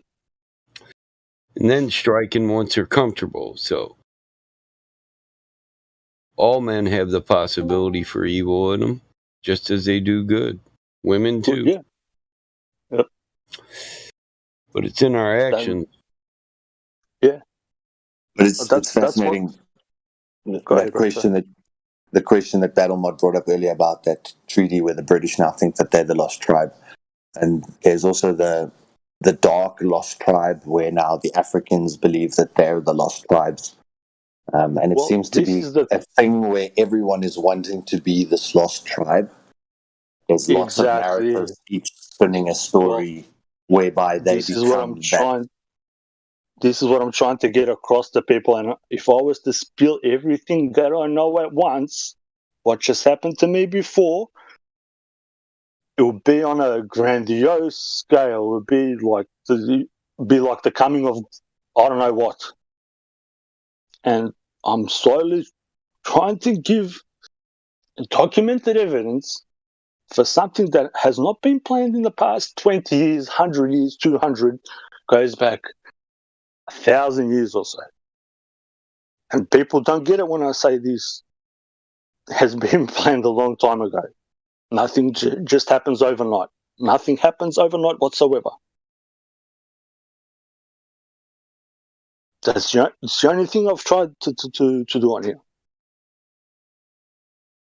Is this thing now, you're going to have so-called black people or so-called white people, which it's man. It doesn't matter if you, like, to me, I don't see colour. I don't care for it. But people that do see things in colour, you're going to have one side fighting for the so-called lost tribes on one side, another degenerate people on the other side fighting for something that doesn't really exist, which the so-called Israelis are just the Phoenicians. Just look at their alphabet. The so-called Wailing Wall is the Forte di Antony. It's the Anthony's fort. It's a Roman fort. It never was a temple. And if people just actually did historical research, they would find out a lot more. Like, you can just Google this. Like, do you think that I wasn't lied to about this shit? The people just thinking, oh, come on here and just blah, blah, blah, whatever. I was surrounded by this shit fucking day, all the time. Doesn't matter. Whether it's from the state or people or whatever. And all this stuff has an influence on how I'm going to live. I try to be good to people. You give them documented something and they will reject it. Even though the people... often... Go ahead. Yeah, what you're saying is spot on. And for me, it's how do you get people to have the ability to change their worldview? But it's also almost like an impossible task sometimes. I wonder how I managed it and how the people in this room managed it. When you discovered the flat earth truth, it was your entire worldview had to be discarded. And the worldview is what you build your life on top of. You build your very existence on your worldview. Of course. You take many, many decades, especially through your teenage years and your 20s, shaping who you're going to be as a character based on your worldviews. Mm-hmm. And for us to be able to change a worldview means you can start rebuilding. So you had a new foundation and you started building a new person on top of a new foundation. Yeah, I have to get rid of everything, bro. People can't. Yeah. And, the reaction you just got from Bong was you're challenging something which is his foundational, it's something that he's built his existence upon. So when you try and change his worldview on something that's it's still so pivotal or so like a pressure point in his foundation, that as soon as you just lightly touch on it, this aggression pops up. And it happens to all of us on different topics. Certain things that we have as a foundational tenet, someone attacks us on that, we aggressively explode. Whereby with the flat earth, we had to look at each one of those points in the foundation, realize that they were faulty, discard them, and start building a new foundation. So how was it that we were able to do that on some topics, but yet other topics we're still so polarized on? This whole lost tribe of Israel as well is like... Well, this is what I'm trying to say, bro. Murphy. Like Dave Murphy's become very much entitled. He's changed his whole rhetoric now. It's very black versus white.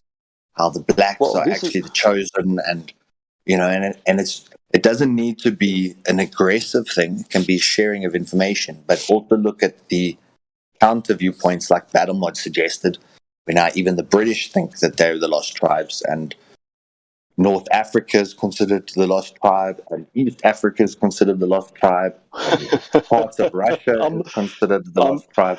You know why I'm laughing? Because that is the one world government and people don't get it. They're begging for it. I'm laughing because I'm going to cry otherwise. Higgs is the one that brought that up. Yeah, like, you don't understand how much this hurts me because I was in the position of knowing all this shit. I chose not to be on one side. Yeah. But the point about how when you attack someone or change someone's worldview, it's going to change who they are. It is an incredible, like revolution or revelation. I want them to be free. I don't want. Listen, the way I see it is, people talk about freedom and they can't even define it. You know what freedom is? I can explain it in like 3 words for me. Is let me be. So to do something, to be whatever you are, just don't do any harm. Yeah. Nobody forcing any belief or whatever. If you want a book, it's there. It's all there. And if I can just give an example, the Declaration of Independence. You have like 2 paragraphs. Hey, these people wrote 2 paragraphs, and everybody that was running away from religious persecution got the hint that, that these so-called monarchs, princes, and all these dumbasses didn't have a divine right to rule just from one document, one piece of paper. And I can't say it anymore. Like, how do I illustrate it anymore than that? The whole reason that those people went there to do that because they knew this shit was going to happen. And if I was to go into any other documents, like some of the tribes that were battle mighties from, they got informed that there's a bunch of degenerates that wanted to take over the world, and it's either going to be fucking sooner or later. So you say to people, all of you are free. Whatever, how do I put it? Whatever God, whatever meaning God has to you is for you. And be free.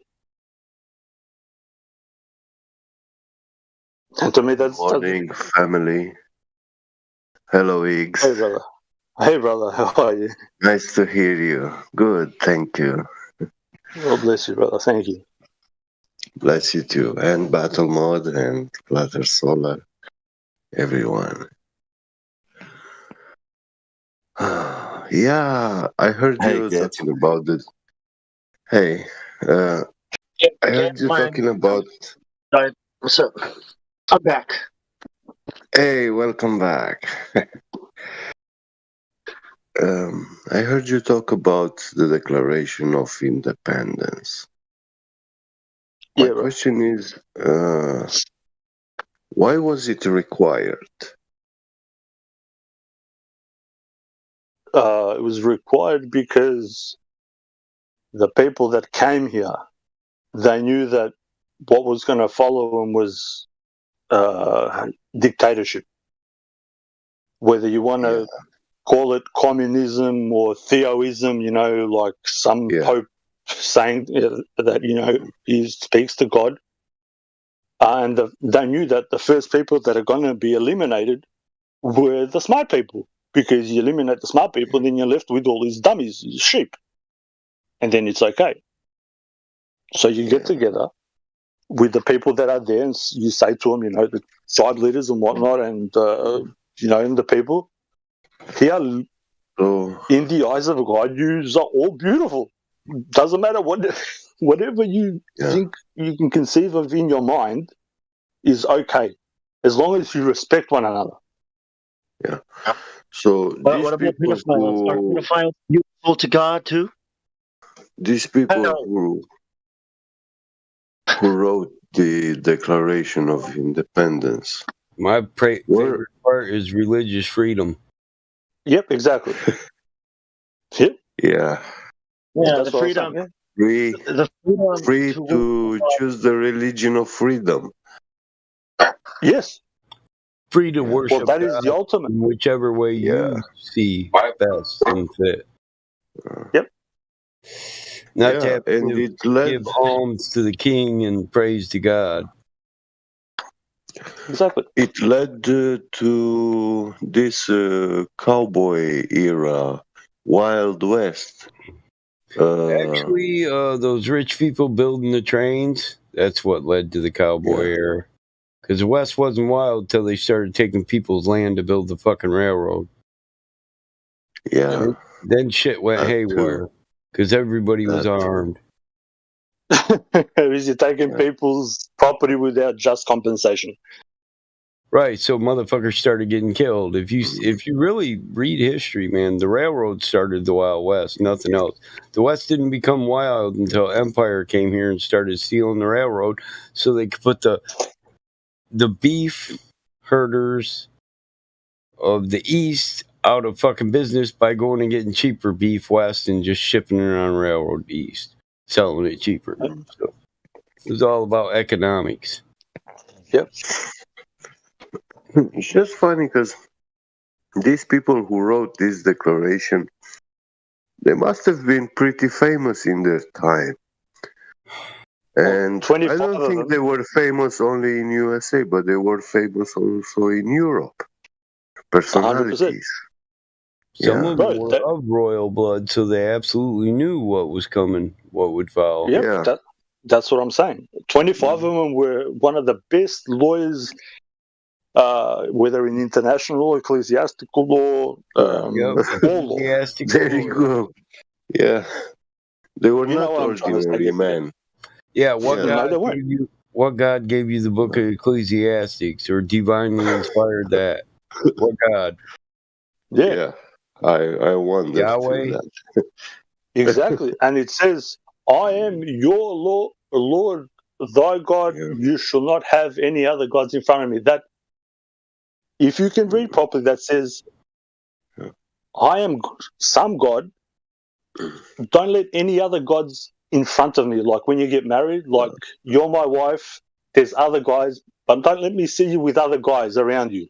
And people don't get the message of the book and attack me. That's not the message of the book, man. That's not what it means. It means there's only one God. That's what it means. The message of the Torah is God is your God and keep your face turned to Him. Give all praise to God. That's the message of the Torah. Follow my laws. Respect me. Love me first. I am Yahweh. I am your Lord. Yeah. I am what I am. I'll be what I'll be. I'll create what I create. What about rap gods? What about I change not? What about superstar? What about sports stars? You know, LeBron James calls himself a god, right? They call them little god. Oh, you know, this little god. They're saying that when they say they're shooting stars, or when they say they're stars. Yeah, well, that's why you go to the theater. Like Messiah. Yeah, stars, Hollywood stars. Yeah. Yeah, well, they are divine. Yeah. Yeah, where you see God speaking. Theo is God, and when you say Eta, as in orderly, God speaking. It's in the words. Yeah, they call themselves stars trying to lift their throne up above the Most High. Which you can't do. It's an oxymoron thing to think that, you know, if you're a part of the whole, that you can become more than the whole. That it's those people know that, but they sell that kind of nonsense, you know, to us. You know, I don't think the Creator needs me to protect him. He can protect himself. Well, good. If he needs me to protect him, then he might be in trouble. I'm also curious, who created that situation where people required the Declaration of Independence? I like those dumb people that say, can God do anything? You say, yeah. Well, can he make a rock bigger than he can move? No. I say yes. Can you make a rock spin around Yeah, he another can make rock? a rock bigger than he can move right now, but then he could increase himself, and then he could move the rock. So it wouldn't last for an eternity. Rock bigger than he can move. Right. Because he's the Almighty. He's the on-move mover. You know, here in New Zealand, there was the Treaty of Waitangi, right? And on the treaty, it said that the people were able to own stuff and all these things, but the treaty that they actually took to England that is recognized says the exact opposite. So who cares what the Constitution says? Who cares what they tell us the truth is? Because we know that they're full of shit. Well, I know that they're full of shit, bro. That's what I'm trying to say. The people in New Zealand did a good thing by saying the declaration. I've read it. I know it. I have the original somewhere. It says the same thing, similar to the one in the USA. Yeah, the one in the USA. That's not the one they recognize. They don't give a shit about that. Something that we look at and think, look, it's a declaration. We have rights. Like, shut the fuck up, cows. Like, what the hell do cows need to know about this? Yeah, but, you know what I mean? But bro, I get you, bro. I'm trying to say for us to do something, bro. I'm not dissing anybody's. No, I'm agreeing with you. I'm just. All I'm trying to say is, we believe in a greater power. Now, if we invoke that greater power and do something, and put motion into action, or action into motion, whatever you want to say. I'm getting my words mixed up now. We can affect change. Then we become them, right? Don't we end up being in their position? We know what's best for the world. Now we're the new world order. I mean, it's just going to change. You know, it's just going to. It's end up in the same place. You know, a small group of people who think they know what's best for the world is going to. You know what I mean? No. I don't say that I know what's best for people, bro. All I'm saying is... I'm talking about if people were to come together, it's just going to end up in the same place again, you know, where we started. A small group of people is going to try to acquire power and take it from the good man, you know, like the good people. Well, I get that. And I'm not going to say that there aren't fucked up people like that. The whole point is... it's either there is going to be opposition or there isn't going to be opposition, if that makes sense. Either we're going to willingly put our chains on, or we're going to do something about it. Do you get what I'm saying? Everybody that's got children, I've got nephews and stuff, bro. I don't want to see them, in a fucked up state. Why do these representatives of the people require a special army guard, secret service and stuff like that to walk among the people? Because they know. They know that if they don't have that security, they'll get their head chopped off. Yeah. Like for example, go ahead. There was a time when Bush went. I'm not sure. Was it the Gulf War or Iraq or Afghanistan? Oh, with the shoe. Yeah, and he went to visit the U.S. military, and when he visited them, he had all the soldiers' weapons taken the bullets out, and all the guns. No soldier, no U.S. Army soldier was allowed to have bullets inside his weapon. What? Yeah, because he might get popped in the head by one of his own. Because I'll most people that hear me on here know that I research law, and I've been involved in law. I've worked in the courts and all the rest of it. So, a long time ago, I went to look up the so-called CIA, and the IRS. The CIA is not listed anywhere in the U.S. Constitution it's not listed anywhere as a government agency. It's not listed. Neither is the IRS. Now these people are running the place, so it should tell you that the people, because there has to be good people. I still believe in that there is good people out there. I know there is good people out there. So there is a brand that is people, because of not reading, people have just taken on the face of the word, oh yeah, this is a part of da-da-da-da-da. But when you read the so-called law, they're not mentioned anywhere in there. So if they're not mentioned anywhere in there, there must be an outside force from somewhere. And I've called the CIA the Catholic Intelligence Agency because that's what it is. It's not the Central Intelligence Agency. Of course. You can read about the police, for example. You can read about the police. Yep. You've got the Fraternity of Police. It's a Masonic order. You can type it in Google it right now. It's called the Fraternity of Police. And you look it up, and they've got Masonic orders. Fraternal Order of Police Officers. Yep. Welcome to Rome.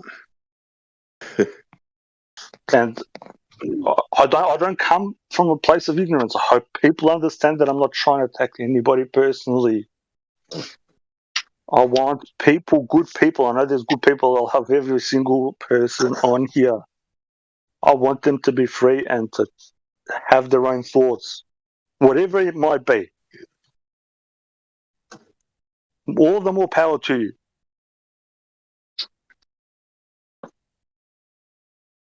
The reason why we're in this situation is because people have been telling us from the get-go what to think and how to think.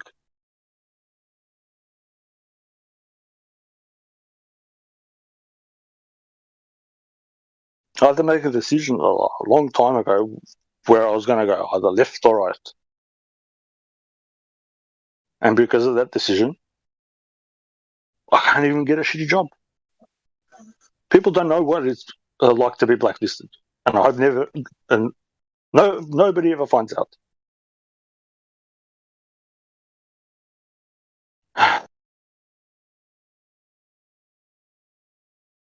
Well, every time as long there are good people in this world, it's not gonna burn. But there will come that day when the last good man is going to die, and in that moment, this whole world will be set on fire. Well, that's very well put. I hope people understood what you said. When the last good man gives up, that's exactly right. When the good people give up, that's when this place turns to shit. And that's when I speak. That's all I'm trying to say. Is it's for the good people to stand up. Let me tell you something about good people. Okay, there's this experiment called the Milgram experiment. Good people were invited to push the button. And when you push the button, it electrocutes the person on the other side. Nobody's really being electrocuted on the other side. This is an experiment, okay? And these good people, push the goddamn button, knowing they were hurting somebody on the other side. That's what good people are. That's what good people will do. Good people will march you into a fucking gas chamber because they're good people. No, I'm just using that. Yeah, I guess. I know the experiment, bro. This is what good people will do. Good people down the street will look at me and see that I don't have a mask, and they'll start. I get what you mean, Bong. Yeah, that's what good people are. Yeah, no one is good. If you offered me the button, I'd say I'm not going to push it if there's another person connected to the other end, because I really believe I am a good person. I don't want to harm other people unless they're trying to take from me that which is worth my life or the life of my family. Right? I've seen that. People don't know that they're doing evil. So I've seen that shit on TV, man, and that little Bible reading old lady kept giggling every time she hit the fucking button, Bong. Yeah. I was like, what the fuck is this? My brother's like, just what? What the fuck are you doing? What? I was like, damn, grandma's apping the shit out of me. And old boy was playing it good, like, screaming every time she hit the button. I said, man, that old bitch is fucking crazy. That's the old lady that taught me not to hit people at school. What the hell, man? Dude, if I'd have been on that game show and I kept hitting the button, my dad had came out of nowhere and knocked me the fuck out. Wow, I got the button for you, dude. You're all right now. You're safe now. Because my father was the one that taught me our children are our responsibility, not everybody else's. We can't expect a corrupt world to raise good children. We have to do that on our own. Yep. Well, I think we're going. Yeah, there is this thing. I live in the same belief my dad did. If you can't look around and say we live in an evil, corrupt world, then something's wrong with you, too. Yeah, of course. By default, if the world touches us. But I wanted to say this thing about you, Battle Mod, that a man with fear of his own father is a man with a legacy. Yeah. Well, hey, my dad used to slap me in the head when I was a kid. And I'll be in that barn that was his sometime working on cars and make a stupid mistake. And I feel air brush across the back of my neck. Yeah. He guided you. Yeah. Yeah. He showed you the way. Yeah. It's very good, you know. He didn't let you go astray. Yeah. Can you say it again? How does it go? Astray. No, I mean the saying you said. A man that fear his father has a stronger legacy. Yeah. Oh yeah. Hey, my dad's famous words were, "I brought you into this world. I'll take you the fuck out. If you're not going to do me good, if you're not going to do me good for mankind, I'll take you the fuck out." Every time my dad gets angry at me, I'm like, just don't kill me. Sorry, Bong. My dad says the exact same thing, bro. Since I was like 4 or 5 years old, he said, "Son, I brought you in. I will take you out, and no matter what law or whatever," he goes, "I will take you the fuck out of this world if you do any dumb shit." And sometimes you get the. You think the ambulance is? You think the police is going to get here on time? I knew what the wood chipper was for when I was 9, bro. Hell no, ambulance my ass.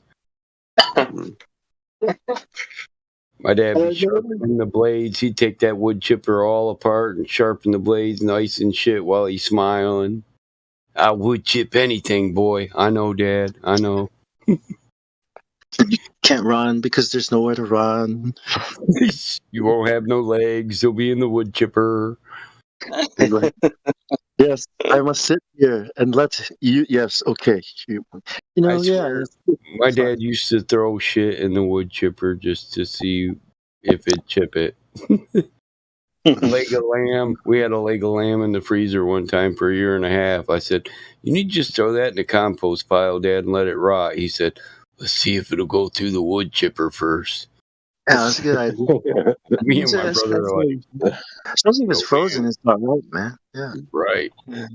It took a minute. That motherfucker, look, he dropped it down in there and it kept bouncing way back up out there and landing right back in it because it was frozen. It just bounced off the blades.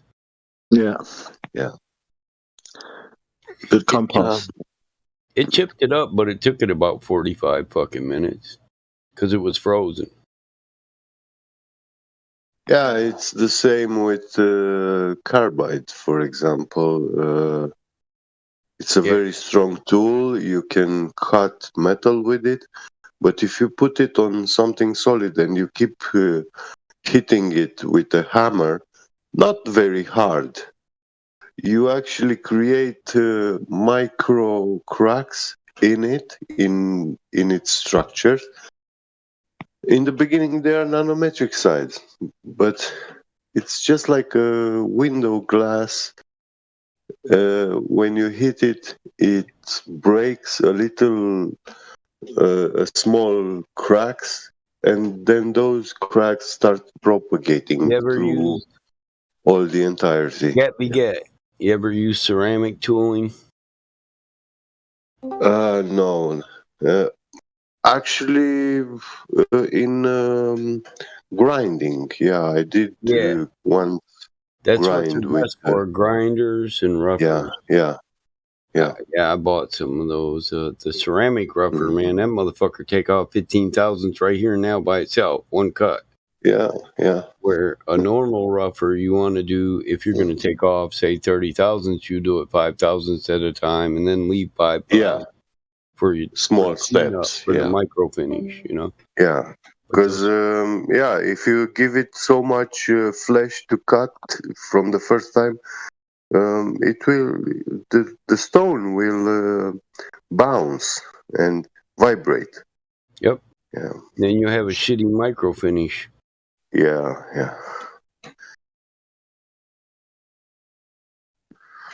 Yeah, I could run it. I can program. I can diagnose. I can repair the entire machine. That's how I got my machines. I bought broke down machines that people were tired of fixing. I didn't give a fuck how they were. One of my, I got an old General Electric NC. It's called it's a numeric chucker. It was, but I got a tower, old Dell computer tower running it. It doesn't have Fanuc controls. I have the Fanuc control conversion program downloaded into my Dell tower. And I'm actually on Windows. While I'm using it, I can grind the shit, write the program, throw the shit in there, and then I can play tic-tac-toe against the computer while I'm waiting for it to run. I get all kinds of machine operators out there, dude, that are like, dude, you got a Dell tower hooked up to this NC? I'm like, yeah. Why? Is that beyond why? Right? Is that beyond your thinking possibilities? The Dell is the computer that controls the machine. It has all those interfaces. Yeah. It's not an NC no more. It's a computerized numeric control. Motherfucker. Yeah. I've got something that I just want to demonstrate how pervasive what I'm talking about is. Battlemod, I'm not in front of a computer. I don't use computers too much. You've got Windows, obviously, I think. Yeah. Maybe. Okay. When you open up Windows, what is it, Microsoft Word, what is the font and size that pops up? Times New Roman or Arial. What is it? Times New Roman, what? 13? Or Arial Black, something like that. Arial. I'm not sure if they've one of these two. These two are the most common. Yeah, it should be a default one. I know what it was before. I'm not sure if they changed it. If Battlemod can see what it's on default right now. It used to be Times New Roman 13. Yeah. And if it's Times New Roman 13, you look up that passage in the Bible, what it says. And then you'll get a deeper understanding of why and what. And that's a default setting. So by you using that font, you go under their jurisdiction by using their font. And because it's Romans 13, if you'd like, you can read it out. This is for lawful thing. It's not a biblical thing. This is what I'm trying to tell or explain things to people, that there's a deeper meaning behind it. And if you read it, whoever wants to default what? Should be the default on Microsoft Word should be Times New Roman 13, unless they've changed it. You can get that when you actually install the program. You can uninstall it, and when you make a fresh install, it will on first time opening the program, it will have that default font. So that font Times New Roman, that's the default setting. And the size is 13 as well, which is weird, which all fonts usually go on 12 or on 14. But that is specifically put on 13 if you have a look at it. And as I said, you read that in the so-called Bible, and you'll tell you that to obey the Pope and the edicts of the book and blah, blah, blah, blah, blah. It's...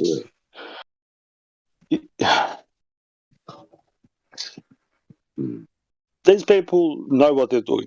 That's all I'm trying to say. And if you don't know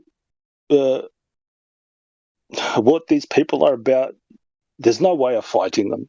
That's what I'm trying to say to people. If you get me what I'm trying to say. I hope I'm coming across in the correct way. The only way of fighting them is defying, like not submitting to them spiritually, Yeah, of course. I think information is much more dangerous today than it was, say, 50, 100 years ago, because the internet. And I think that's the best way to fight today. Where in the past you'd have to physically fight your way to the next town to tell people about stuff. Now you can just tell people about stuff. You know what I mean? So I think. Yeah. Well, using the internet. Yeah. No, 100%. I'm not gonna. I don't disagree with that bit. Instead of going around town to town preaching, now you can do it through the internet, and you got all sorts of characters saying all sorts of things with with nothing to back it up. Everybody's can. I don't mind. Anybody believing in whatever. It's just to be good to one another. They had ways of long distance communications even back in the days. The heliographs. Oh yeah. Well, I was reading. Soul be subject unto the higher powers, for there is no power but of God. The powers that be ordained are of God. Whosoever therefore resisteth the power resisteth the ordinance of God, and they that resist shall receive to themselves damnation. Yep. For rulers are not a terror to good works, but to evil. Ha! My ass. You see what I mean? Subconsciously, and everybody, most of the people around the earth that we live in, have heard this passage, and every day, most of the people use that, and every day they click on it, and knowingly or unknowingly, that is put into your head. I don't care if you think that what I'm telling you is true or not. It's just the way that it is. It's just the way that things work. I can't explain them. I didn't make this realm what we live in, so I can't say why or how. But it works that way. For some reason, it works that way. And these people know certain things and they use them. That is not an accident, bro. Like, you turn on Microsoft Word and it's on, Times New Roman 13. For fuck's sake, come on, man. You've got 1 million fonts. You can pick whatever, font size. But yet it's on that one and that specific one. It's I was reading not long ago some encounters. I think did I send you the FBI thing? You've got it, I think, in your thing, about the Roswell thing, that the FBI said that it was a crashed balloon. But in the 1800s, this is documented, there were people traveling in balloons and they'd come down and they'd do commerce. And this is in the newspapers early in 1800s. They had this fucking massive balloon thing filled up with, I don't know, whatever, helium, I suppose. Hindenburg? And a blimp? Yeah, like a blimp thing, in the 1800s, bro. And this is all, you can check this out, it's documented. Early 1800s. So, they're telling us about the Wright brothers, in the early 1900s, but people in, the Americas were hopping on massive blimps with, and with a little house attached on it, and we're fucking doing commerce. And to me, I've read quite a bit, so that's why I bring up certain things. It's not to hurt anybody's feelings. Like, fuck, man.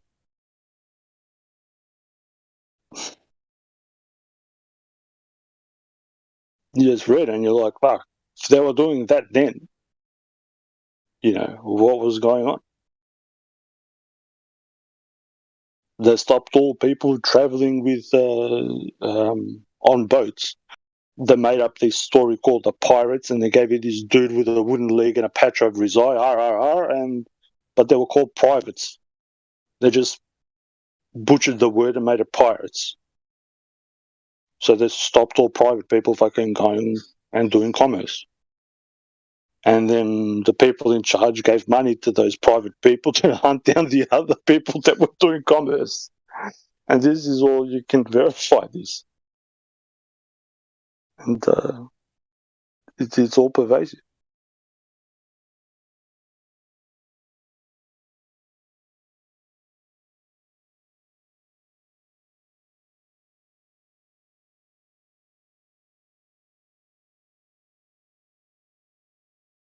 People with blimps.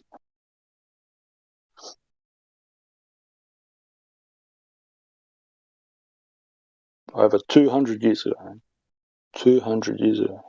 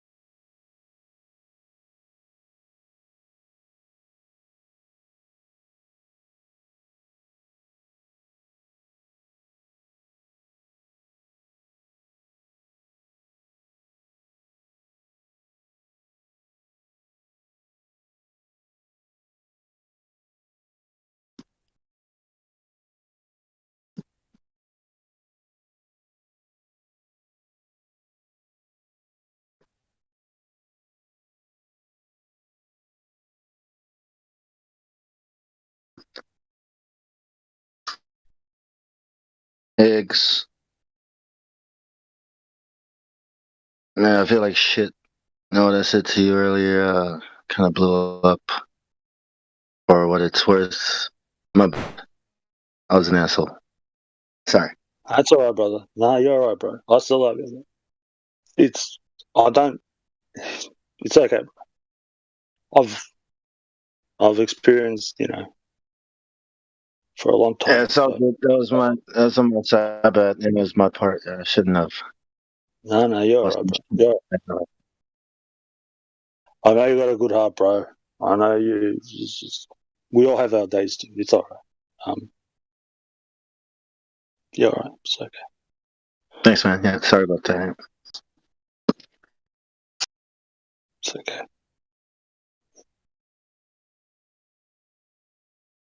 Want to stay for the record. I only wish good for every single being out there. That's all.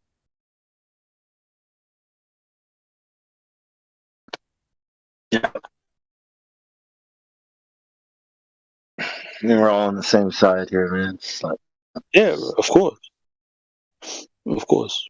Like, when I come across information, bro, like, I try to tell people, like, do you not think that it doesn't affect me?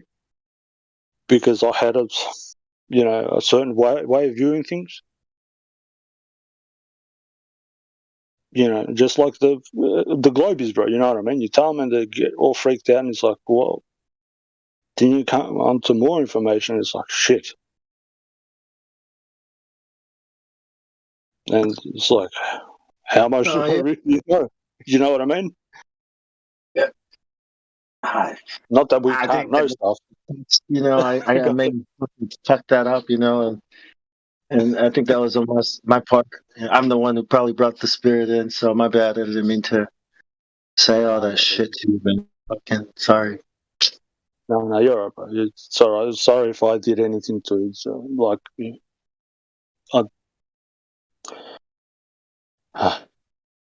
We're good.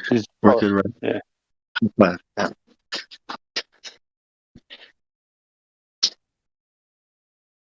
God damn, man. I don't know what it is, man. It's not. I know it's not you. I know it's not us, right? It's something else. That's something like, what the fuck, man? It's the pressure from the outside, bro. You have pressure from the outside, and then you have pressure from inside the family, and it's a build up, and then when I come, I don't believe in coincidences, so I come on like I haven't been on for ages, and I come on, and every time I speak is to empower people. I give documents and facts, so people understand that we are people. I don't care black, white, pink, purple. What if you're a unicorn? I don't care if you're a unicorn. If you think that you have the same rights as me, I don't care. I'm bipolar like that, I've been told that many times, dude. I think, not an excuse, but I'm just fucking weird, man. It's alright, bro. Like, listen, for some reason, I have an effect on some people. Some people see it as, what it is. Some people affect people like that. I don't know, bro. It's weird. It's weird. And then to put it this way, bro. It's the devil doing his job, his work. That's what I feel. It's like. But for me to hate you, bro, or to dislike you is to dislike myself. That's the way that I view it. So if I think it was on my side that the door was open. That's why I was like, "Oh man, I think I fucked it up though." Yeah, man. Nah, you're alright, bro. It's alright. My bad. Yeah, I'm saying, my mistake. It's alright, brother. We're good. It's alright. We're gonna be engaged, bro. Don't worry. The fucking communist state of New Zealand and the communist state of Australia, I want to be honest. Fight for the people. I want to be honest, man. Like before I, exploding like that, I knew that by bringing certain things up, I knew certain people like yourself. It's like, I gotta be careful what I say when I say this because X is here. You might cause something. I think that's what it is. So I'm just like, you know what? We got to put this aside.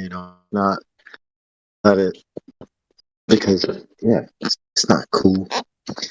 What do you call them? Strongholds? Yeah, I think that's what they're called.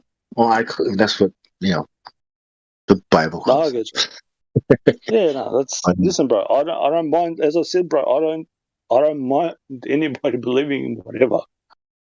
It's just that I hear enough of it, like in my surroundings. I don't watch TV, but sometimes I go somewhere and the TV's on. I hear it. This pessimistic view.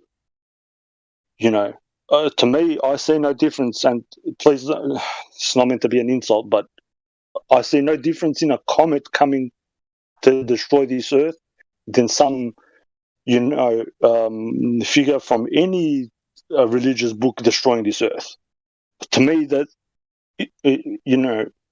one serves the imagination for the materialist, and one serves for the imagination of the guy who reads whatever book. They operate on the same principle, is what I'm trying to say, and I hope I'm coming across properly, bro. It's not an attack. I do. I agree, but you know what I mean. Like, is it not obvious that something bad is coming? Whether it's from a book or from science. I mean, isn't it obvious we're not headed towards a place? And it seems to be getting worse. Well, yeah, bro. Well, it is because we've allowed it, because we have not stood in the correct time to correct these things. So now it's coming forth. Because if you don't correct, just say if you made a mistake, if you don't correct it straight away, you will escalate. Just to give a dumb example, like me and you. If we didn't say, bro, don't worry about it, I had a bad fucking, day or whatever, we'll hate each other for the, next 10,000 years. And children and whatever. So if you don't pull up somebody that's doing something bad or harmful at that specific time, that compounds. It magnifies. You can't expect a bad situation to correct itself, bro. It's this thing called a higher power that it's the reason why. Because the question is there a God? And the answer for me is yes. Of course there is. Okay. Of course there is. Right.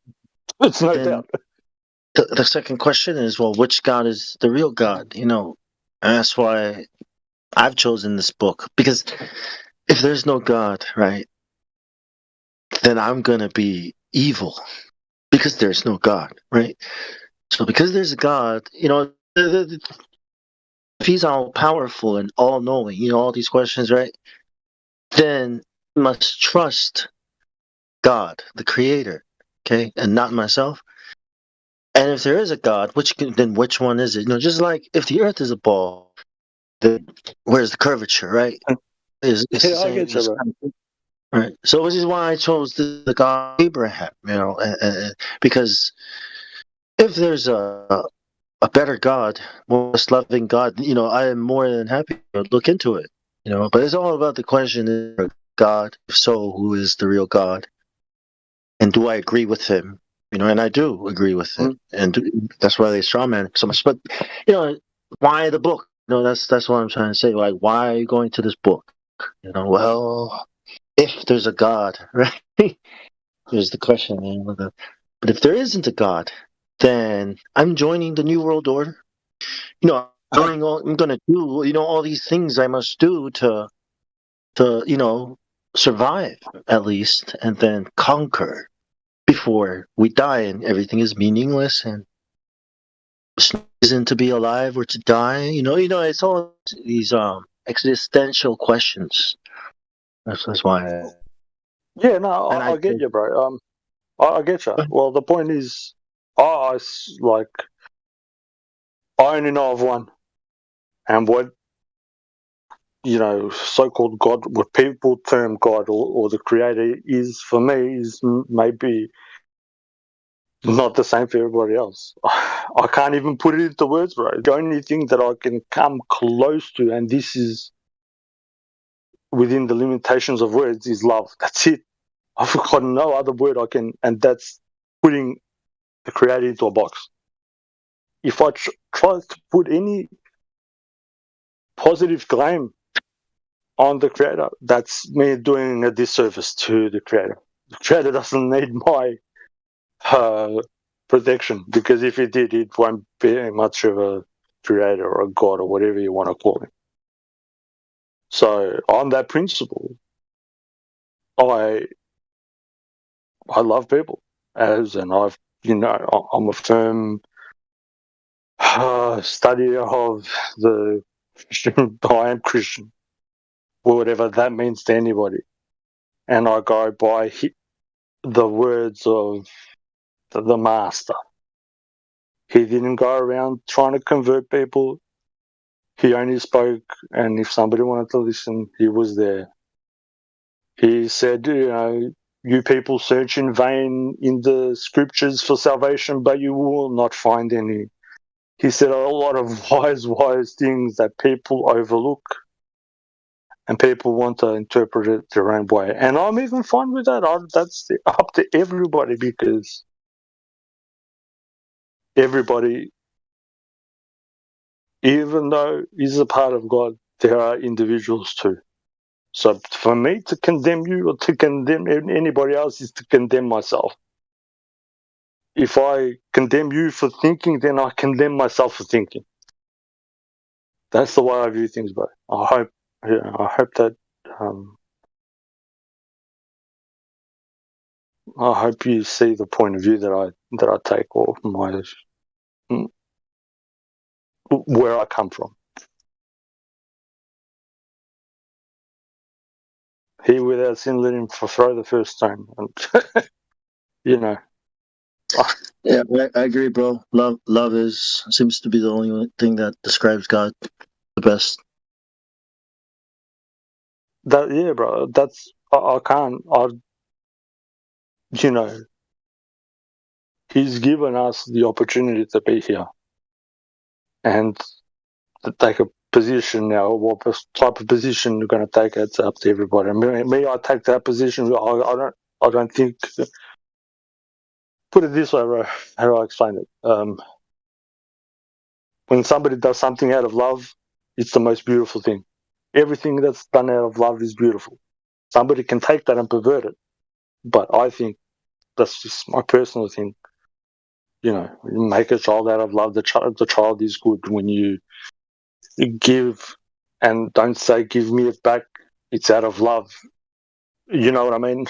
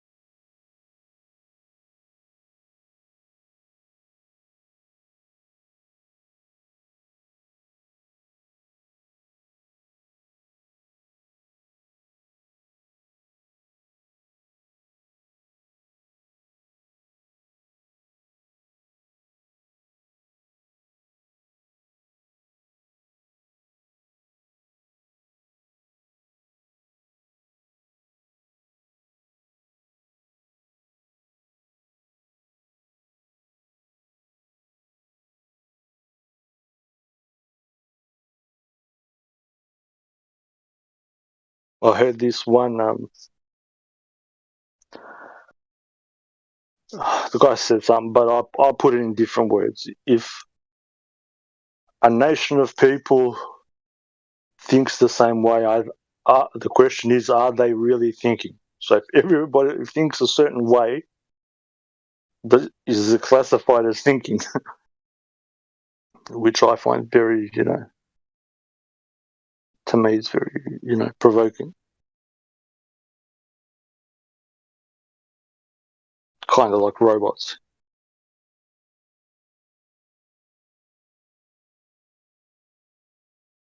And this is part of the whole trigger, bro. It's for people not to have or to be able to speak to other people, even though they might think differently. I can still love another person even if they think differently, as long as they do no harm.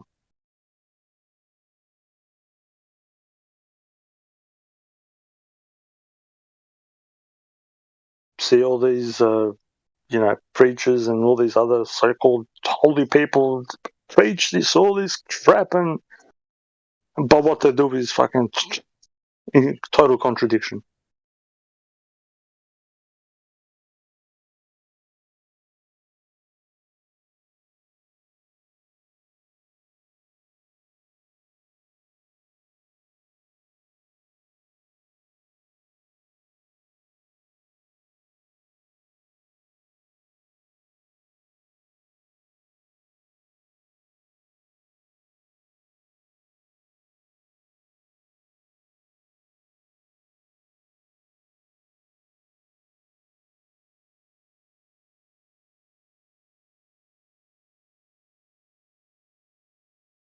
It's kind of hard not to talk about God, especially flat Earth.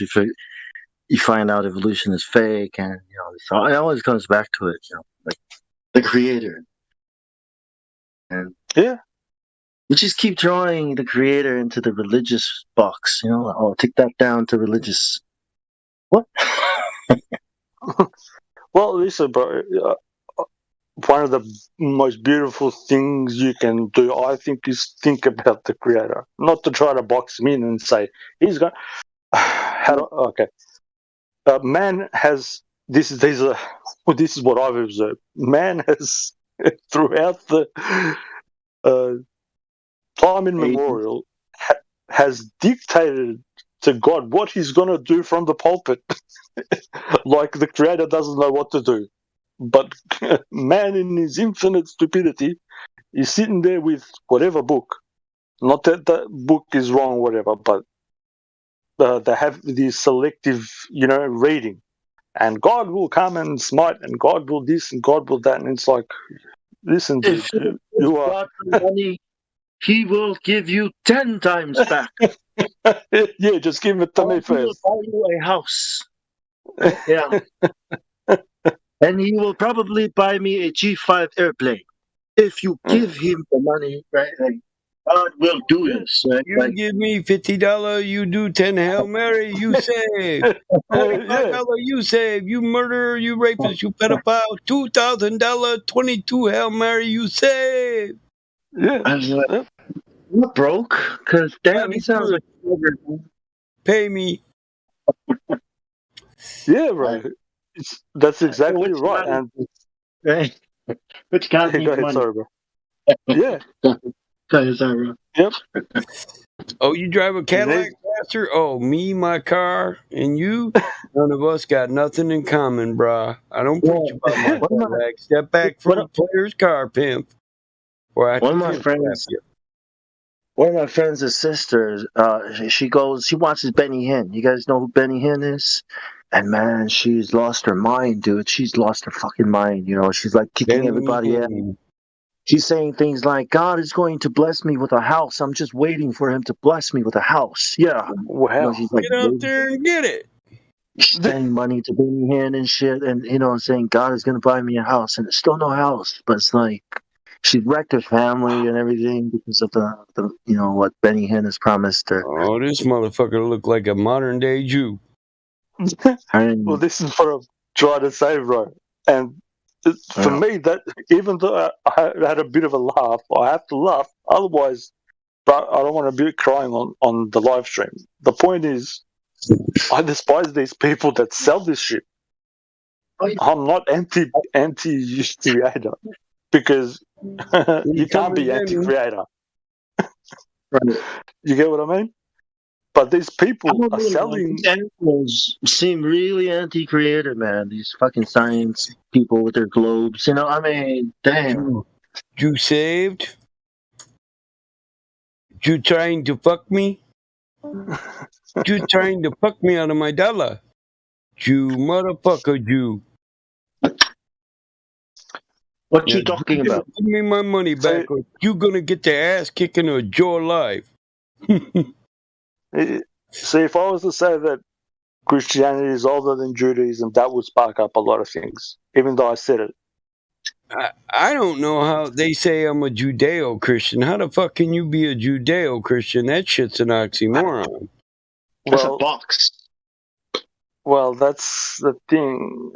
Yeah, Judeo people, they are against the Christ, and then Christianity, and then no, it doesn't work out. Well, can I say something? Negative. Exactly. So if you're a Christian, even though I've read it, I'm very, very familiar with the Old Testament.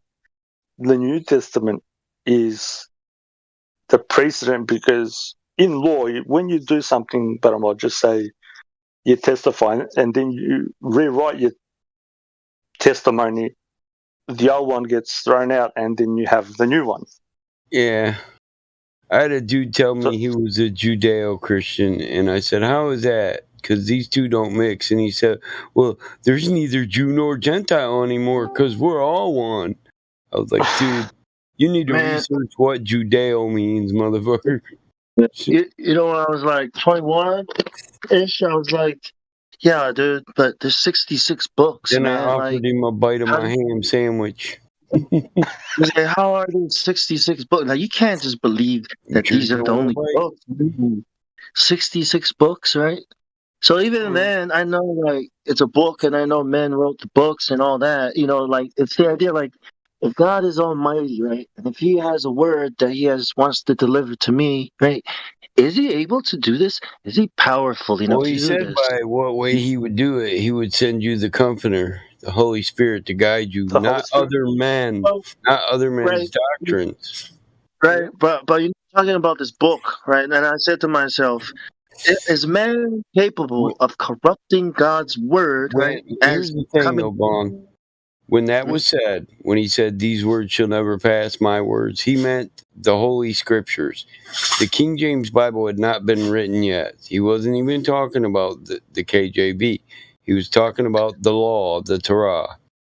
Right, but then I was trying word, to the great law. I was trying to decide, right, if I should actually get back into this book and read it as if God really did send it to me.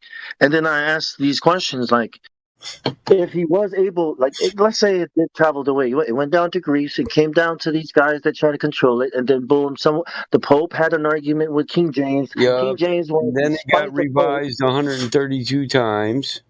Right, and then you had that Martin Luther guy, right? So I thought, another revision, new edition. But then here's the thing, right? After 15 edition later, 232 read. Yes. Yeah, revision. Is it still the valuable, unbroken word of God? And that's it. That's what Absolutely I mean. not.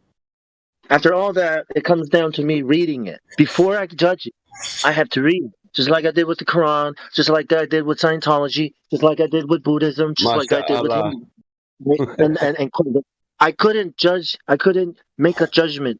Like, okay, after all that has been said, yeah, you said you did all these things to the book. What does the book actually say? So there's the matter of reading the book, right? And if God inspired this book or that book, by reading the book, God's power can start working, right? If there's a God, then yes, the answer is yes. If you start translating that back to Greek and Hebrew, you'll find that you can choose different meanings for every word. I'm not saying that the Bible is the word of God. What I'm saying is, if there is a God, right, and He is all powerful and He created this, the one that we all believe is the real God, right? Then the answer is yes. He is able to get His word to anyone that He wants because He's all powerful. And then the question is, well, which word is His word, right? And I've agreed with this one. Right, I've agreed this Bible, this Abraham guy. Here's the thing, though. The Torah is still written in forms where the wording was never changed. It's still in the original format. Right, and only by reading it, right? Only by reading the Quran, right? Only by learning the globe dimensions, the actual real thing, can you make a decision. Is this real or not? Is this true? Is this false? Yeah. But the problem is we need to know how the words were used and what they referred to in antiquity. And the problem with most your biblical Hebrew translators, they give you modern definitions like Strong's. Strong's always gives you the most modern Hebrew definition of that word. And it leaves out idioms. Do you know what an idiom is? One word that can mean an entire story. Now, you can't translate a word that means an entire story into another word that only means a singular function or action. It can't be done. Mm-hmm. You have to give the spirit of the word with it, not just the letter of the word. Anybody ever his face? You guys are all always talking about Darth Vader and shit. You all need to get hip on Jews in space. Your force. Bow down to the Jew force. What I was going to say, bro, do you know how we... Darth Vader ain't got shit on this. But I'm like, you know how I was talked about the Inquisition yet? And it's still going on. The what's it called? Have you ever watched that History of the World Part 1 where they're making fun of everything that we say is history, caveman, the Inquisition, all that?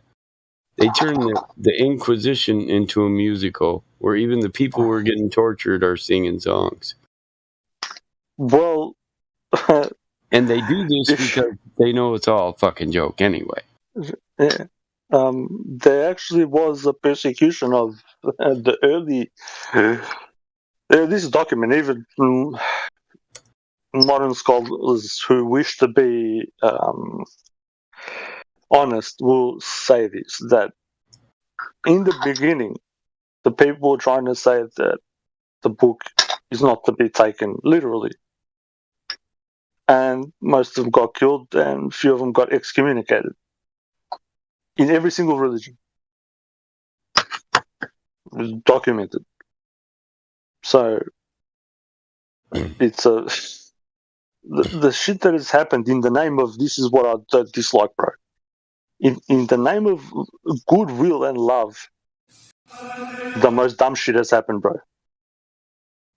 If that makes sense. No, I'm not saying that you or me or somebody else here has done. Well, here's a clip from History of the World Part 1, the Spanish Inquisition. They all had their own little inquisitions, though, didn't they? Oh, yeah. Yep. It's still going on till today. Heretics that needed excommunicated from their heads, right? Oh, yeah, brother. If you spoke out against so-called doctrinal theology or just the doctrine, and even though if you read the letters that these motherfuckers sent to themselves, like you can verify them with provenance these letters. Yeah, like when we cut your head off and kill your whole family and take your wife for a bondage, you'll know our God is God. Mm-hmm. But in their letters amongst each other, they ask the same questions that we ask. But even though they'll chop that dude's head off, as you said, my God, and da-da-da-da-da, but amongst each other, they speak about the shit that we speak about. This is the thing that gets me the most, and this is, people haven't looked into it or haven't, hasn't come across their path or whatever, but what me and you talk about, these people talk about, but you can't do it in public, you know what I mean? You'll be put on the stake or burnt alive or chopped head off or, we'll take your land and all this dumb shit. Because you dare to think. Because, God made you not to think. How dare you think? How dare you use... How dare you use your faculties, the God-given faculties of, reason, love, and, mind. How dare you do that? Let me tell you what to think. Let me tell you what to think. Give me your money and someday you'll have a house. Fucking hell.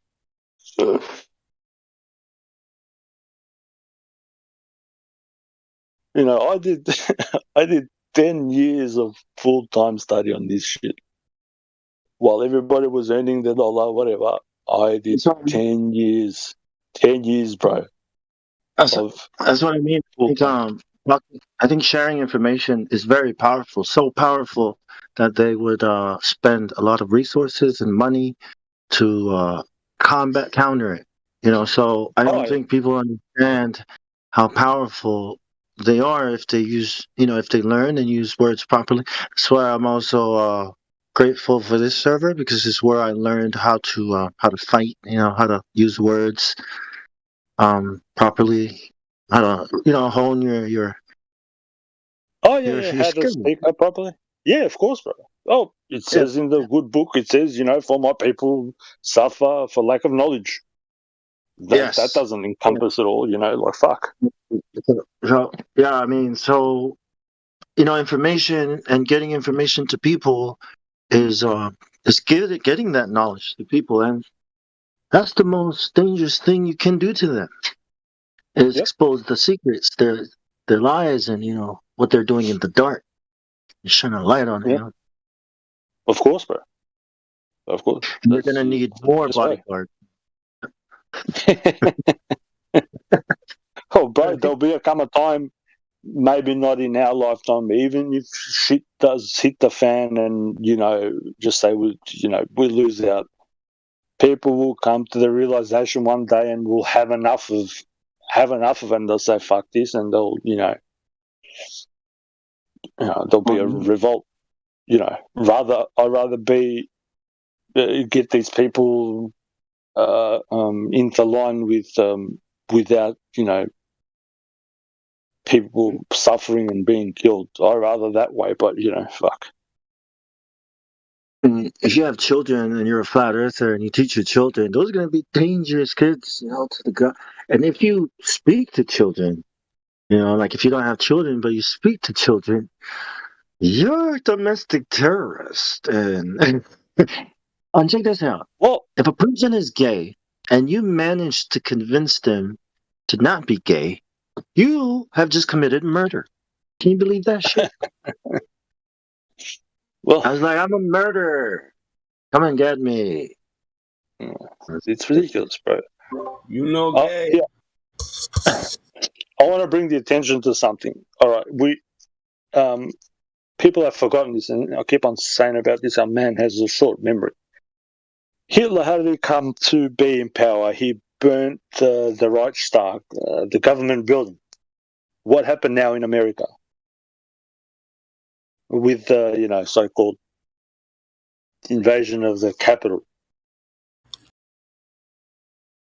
When I say over by an empire and it's being kept quiet. Yep, that's why I keep on asking on here. The gay lesbian empire. Yeah, I keep on asking what is the flag doing? Is it up? Is it down? Because I know what certain things mean, and there's certain people that are trying to do good things, Well, but they can take over our politicians and our government first, and not allow them to let us know. Yeah, that's under the rules of engagement for war. They don't need to tell you when they're engaged in war. Nope. Because, in their eyes, why should you be threatened and live in fear? Even though there's a war going on, you should be deluded and not know that you're being taken over by a foreign enemy. Because it's better for you. If a bunch of fucking pederistas and sodomites come over to take over your land, it's all right. You don't need to know. So it's too late. But I've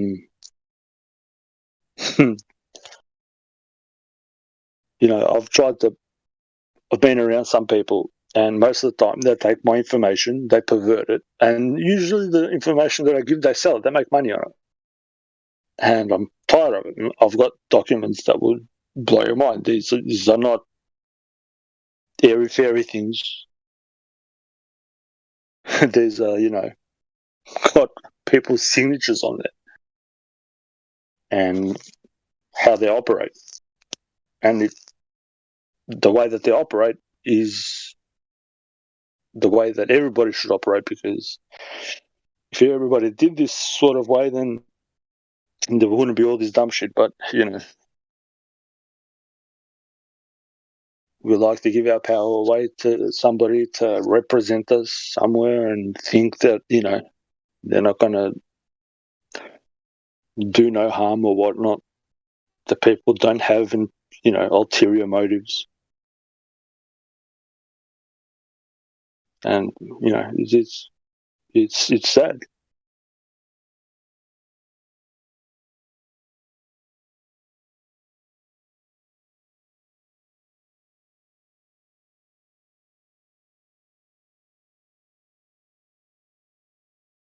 Yeah, was it MI5 and MI6?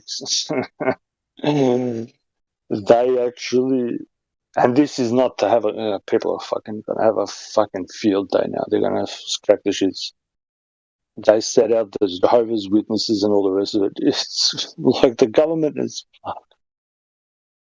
so.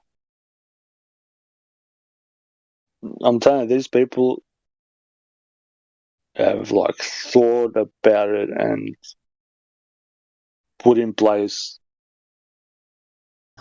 obstacles everywhere. Yeah, there's a guy named John Dee. You know John Dee, the guy from Queen Elizabeth's advisor. Yeah. Yeah, that's the 007. Yeah. That's the guy that developed the sextant and all these tools. That's the guy that talks to angels. That's the guy that helped to set up the New World. They called it back then, right? The New World. Correct. America. So, yeah, I'll give you something now. What is called the United Kingdom, what New Zealand and Australia is about, people don't ask whose kingdom and what kingdom it is, even though they're so-called Protestants, and I don't give a fuck what you, as I said, I don't care what your doctrine is. What kingdom? And again, I say, just because you believe something or you think of that something is a certain way doesn't mean that these people think of it is that way. This is what I'm trying to get across to people. I like pious people, good people. They're the best people in the world. But just because you are like that doesn't mean that these people who are selling you this thing are like that. So when they say the United Kingdom, what kingdom and who's united and all the rest of it, again, if you look up British Israelism, you'll find what the United Kingdom is. This is why I give out this information, because it's the holy what? British Israelism. The Holy Union? Yeah, so God's kingdom on earth, yeah. The United Kingdom. That's what we were a part of, apparently, when they say the UK, the United Kingdom. And like when I came here, and I really don't, I'm classified here as a wog, as a dude that doesn't know nothing, like a degenerate man. And when somebody tells me the United Kingdom, I'm like, who's united and whose kingdom is it? What's the kingdom for? None of these motherfuckers will ask a question. They just think that they know what it is. It's united and it's a kingdom. I'm gonna attempt. I remember the temptation, one of the temptations, the third temptation. He was taken to a high place and he was shown all the kingdoms of the world, right? He's like, all this has been given to me, and I can give it to whoever you have to do. Bow down, know me. All the kingdoms, right? And then he said that if by the devil's power he chases out a demon, then how can his house stand? And he said, by the power of God, I chased out this demon, then the kingdom of God has come down to you. Kingdoms, right? I mean, what's the difference with nations, peoples, right? But it also says that it also says that by exercising this demon, the only way that it can be exercised is by prayer and fasting. It does include that. Yeah, it's the Holy Alliance, isn't it? Not the Holy Union. I think it's the New World Order. There's always been this order has been even since the dawn of time. It's just that there's more people now. Maria Light. It is written down on paper. It's written down in biblical. The Tower of Babel is when all the languages and nations and kingdoms scattered, right? So if you think about it, Alexander of Rome, Francis of Austria, Frederick William III of Prussia. Prussia, yeah, that's the one that signed the Treaty of Versailles. It's the Treaty of Versailles, 1822. So Prussia, Russia, Austria, and some other countries signed that. Yeah, this was I need to find it. The final defeat of Napoleon, right? Yeah. And all those countries are made-up countries. Russia, especially Austria, and that never existed. Neither did Germany. Most of those places. So it's again to divide the people, because if people are together, united, we stand, and divided we fall. If you disenfranchise them from their land and tell them that whatever, then you get to get a grip on them.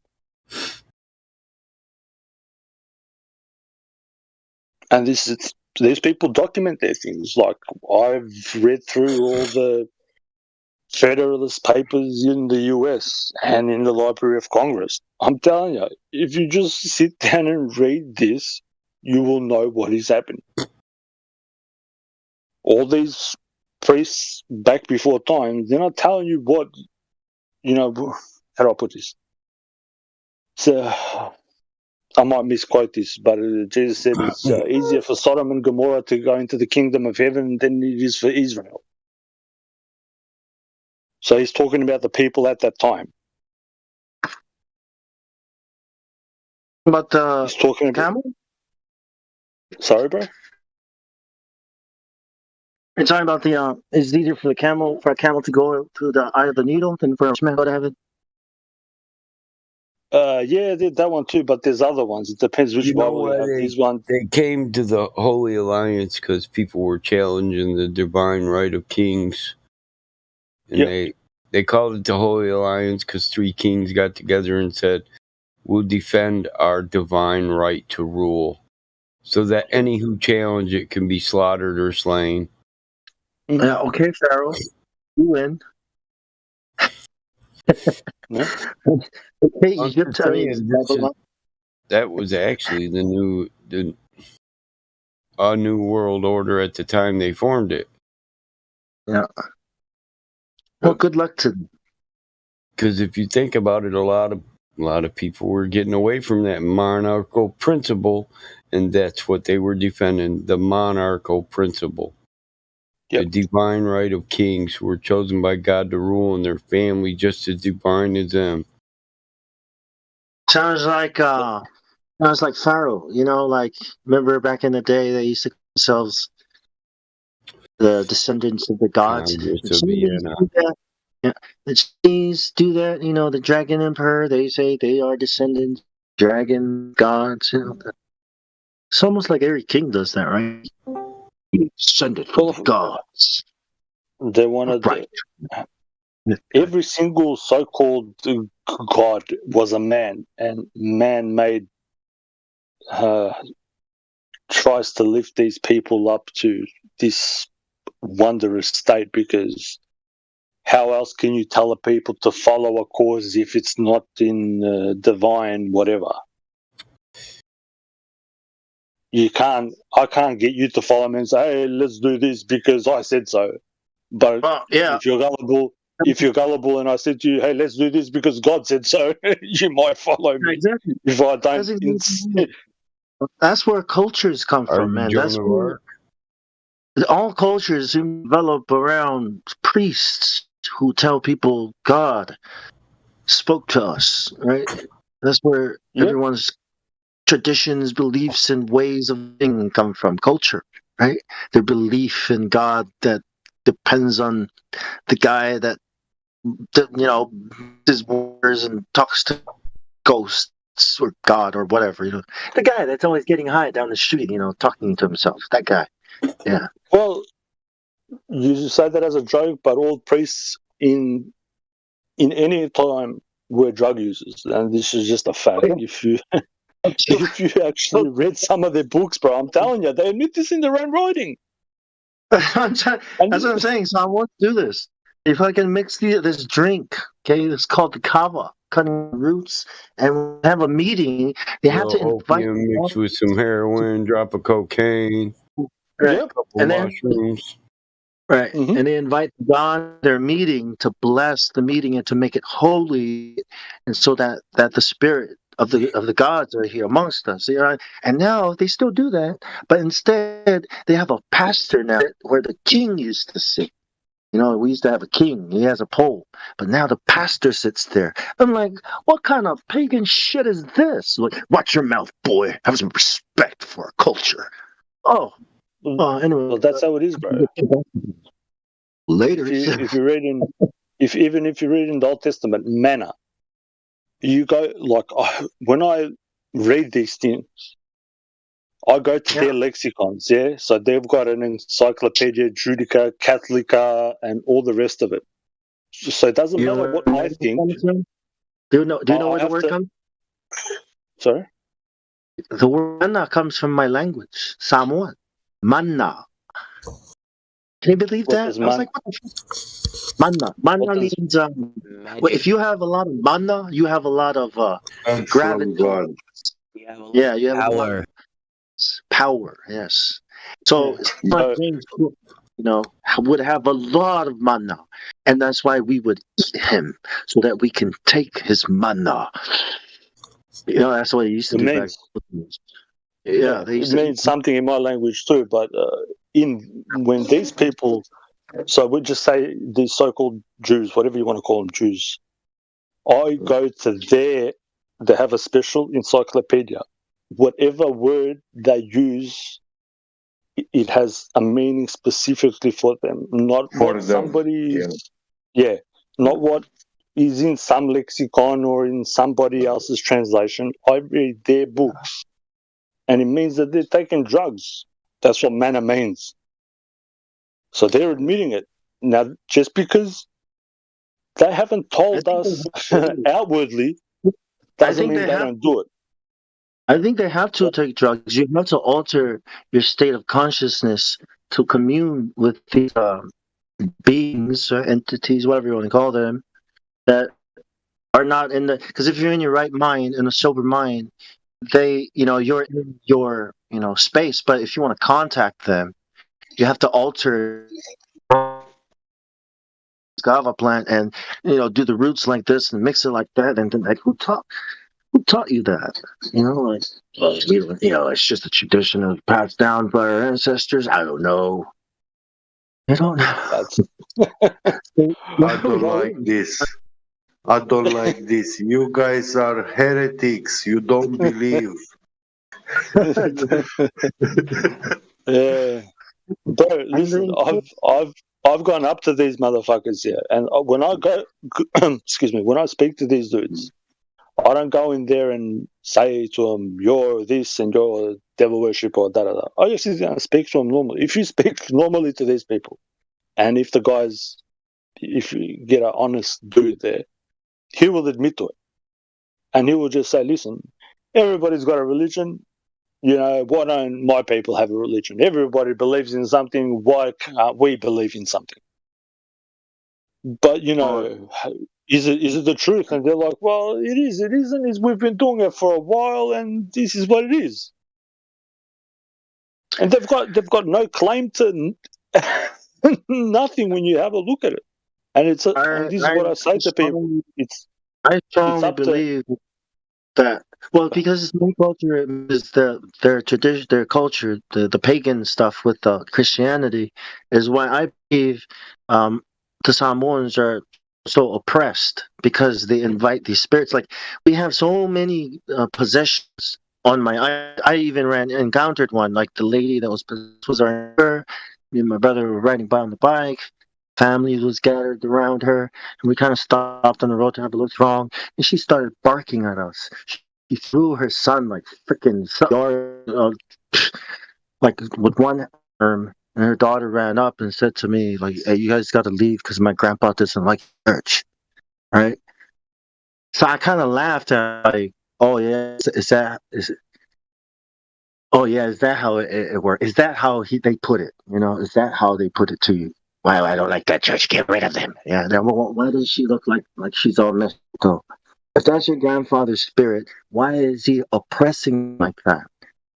You know what I mean? So because people invite these things into the as knowingly, they are oppressed. Things bad happen, but the Indians, the Native Americans, same thing. I see the exact same pattern happening there. Because of how much they're inviting these spirits. Look, they're not nice things, man. Like, these things, they're not nice. They're hateful towards people. I've seen it. I've heard them. It's like, that's not your grandfather's spirit. Like, nah, man. It's scary shit, but anecdotal. You know what I mean? It's just something. Yeah, I'll get you. Listen, bro, you have to know their history and what they've done before, and if there's, you don't know if the guy's been mentally, physically abused, if he's been on alcohol the whole time. It's a difficult thing, bro. Really, these are real possessions. Like, I was very. Bro, that's what you think, but what he's saying, what he's saying is actually true, bro. I'm an Islander too, bro. Like, what he's speaking is the truth because I see yeah. I try to find answers in science, man. I try to look for answers in science, and it's not even science. It's like science. It's like not, this is real. You know what I mean? The thing science. No, Neil deGrasse Tyson. That is not a seizure happening, right? They can't know what a seizure looks like. People can't talk when you have a seizure, right? That's a demon, or whatever they call it. It's just, I think that's what some things. science. I can't listen, bro. I'll agree with you. Some things you can't explain, and it is what it is, bro. I don't know how you can help people like that, but it is what it is. The one thing that and these are my thoughts. I'll make this clear. If us as people, as good people, invoke a so-called Satan that is doing bad things, we automatically, these are my thoughts again, we abdicate our responsibility. It's a escapism. The devil done and so then we're absolved of doing anything or being responsible. Those are my thoughts. I think that if we took more responsibility and stop that, it will be much better. The devil made me do it, and I'll just go around killing everybody. You know what I mean, or stealing or doing dumb shit.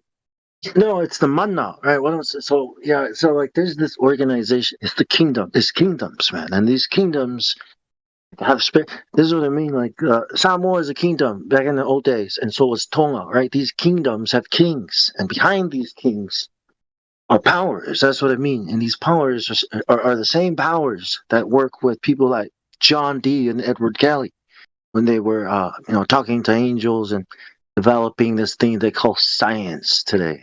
You know what I mean? The Royal Society. And I believe those are the same spirits that they're communing with.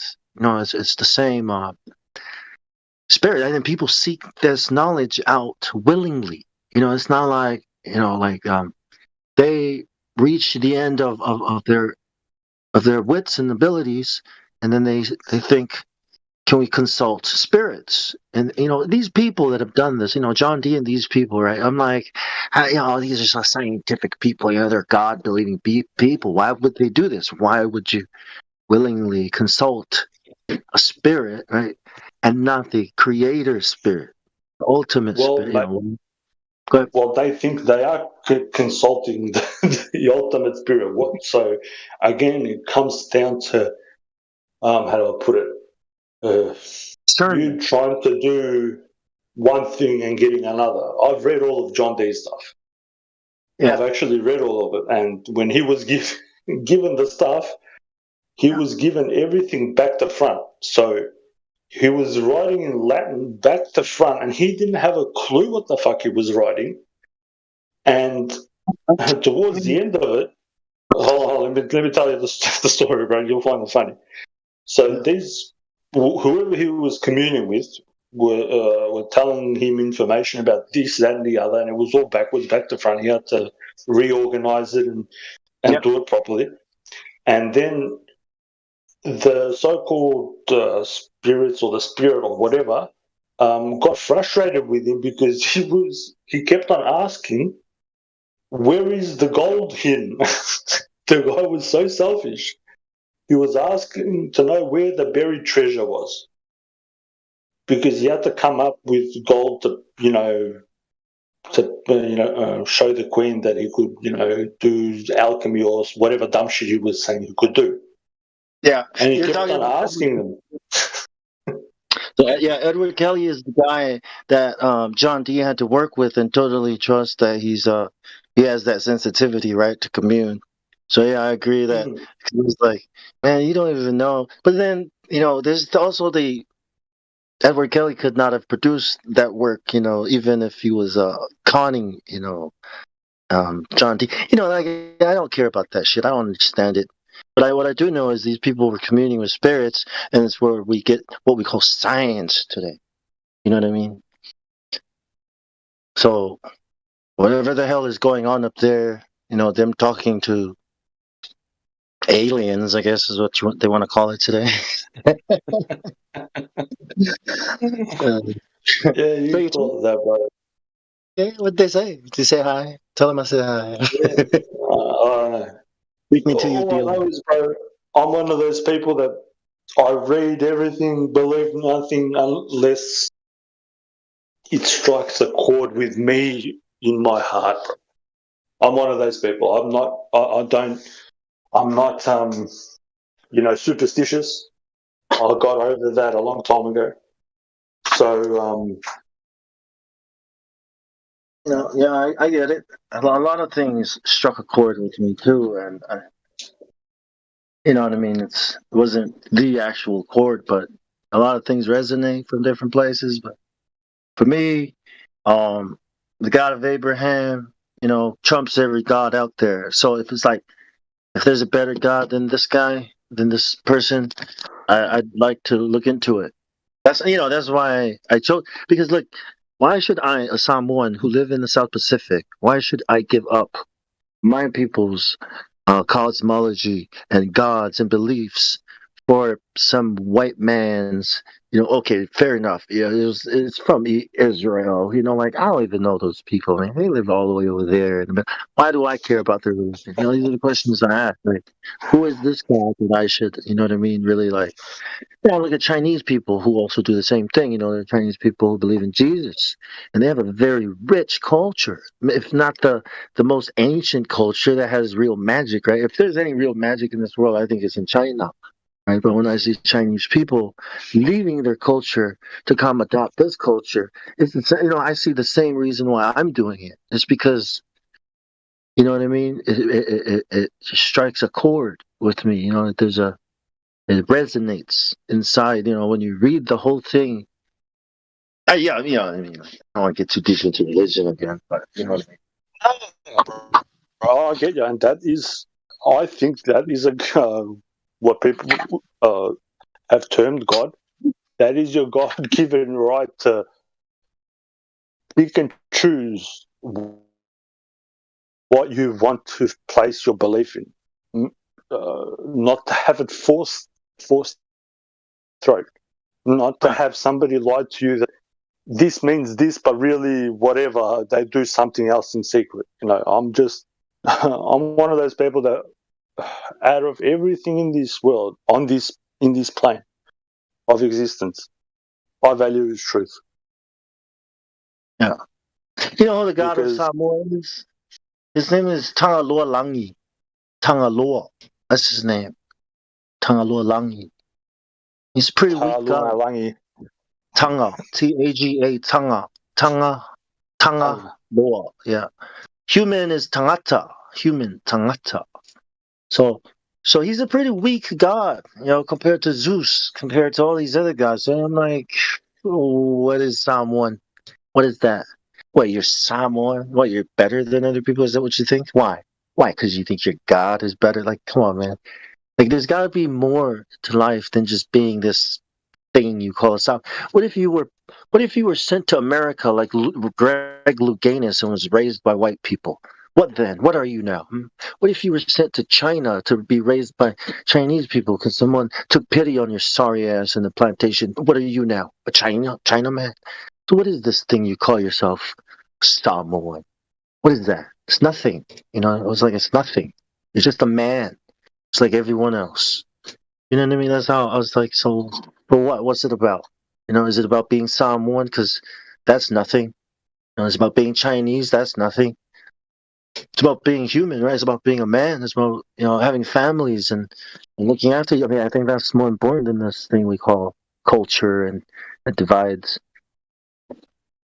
Yeah, you know what I mean? It's hard, yeah. Yeah. No, I get you. Well, bro, hey, Bob. I get into the... Go ahead. Sorry. Are you not drinking milk from your mother?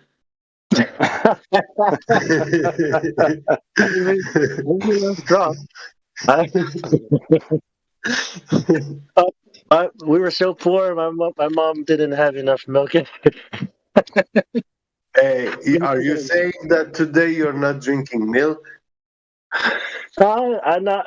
I don't. I try not to drink the cow milk, but Yeah. water. But so many people they do, and they don't call it their mom, They drink the milk, but that's not my mom. But yeah, you guys do the thing, right? I'm not. I don't. I'm not proud. I'm proud to be whatever I am. So I'm one where God put me, but I could have easily been put in Africa, and I could have been looking after buffaloes, digging holes and shit, and killing lions like a badass. But I'm stuck, Samoa, what to do? Islands. I could have been a Chinese person. That would have been awesome. I could have been Indian. That would have been awesome too. And so could have been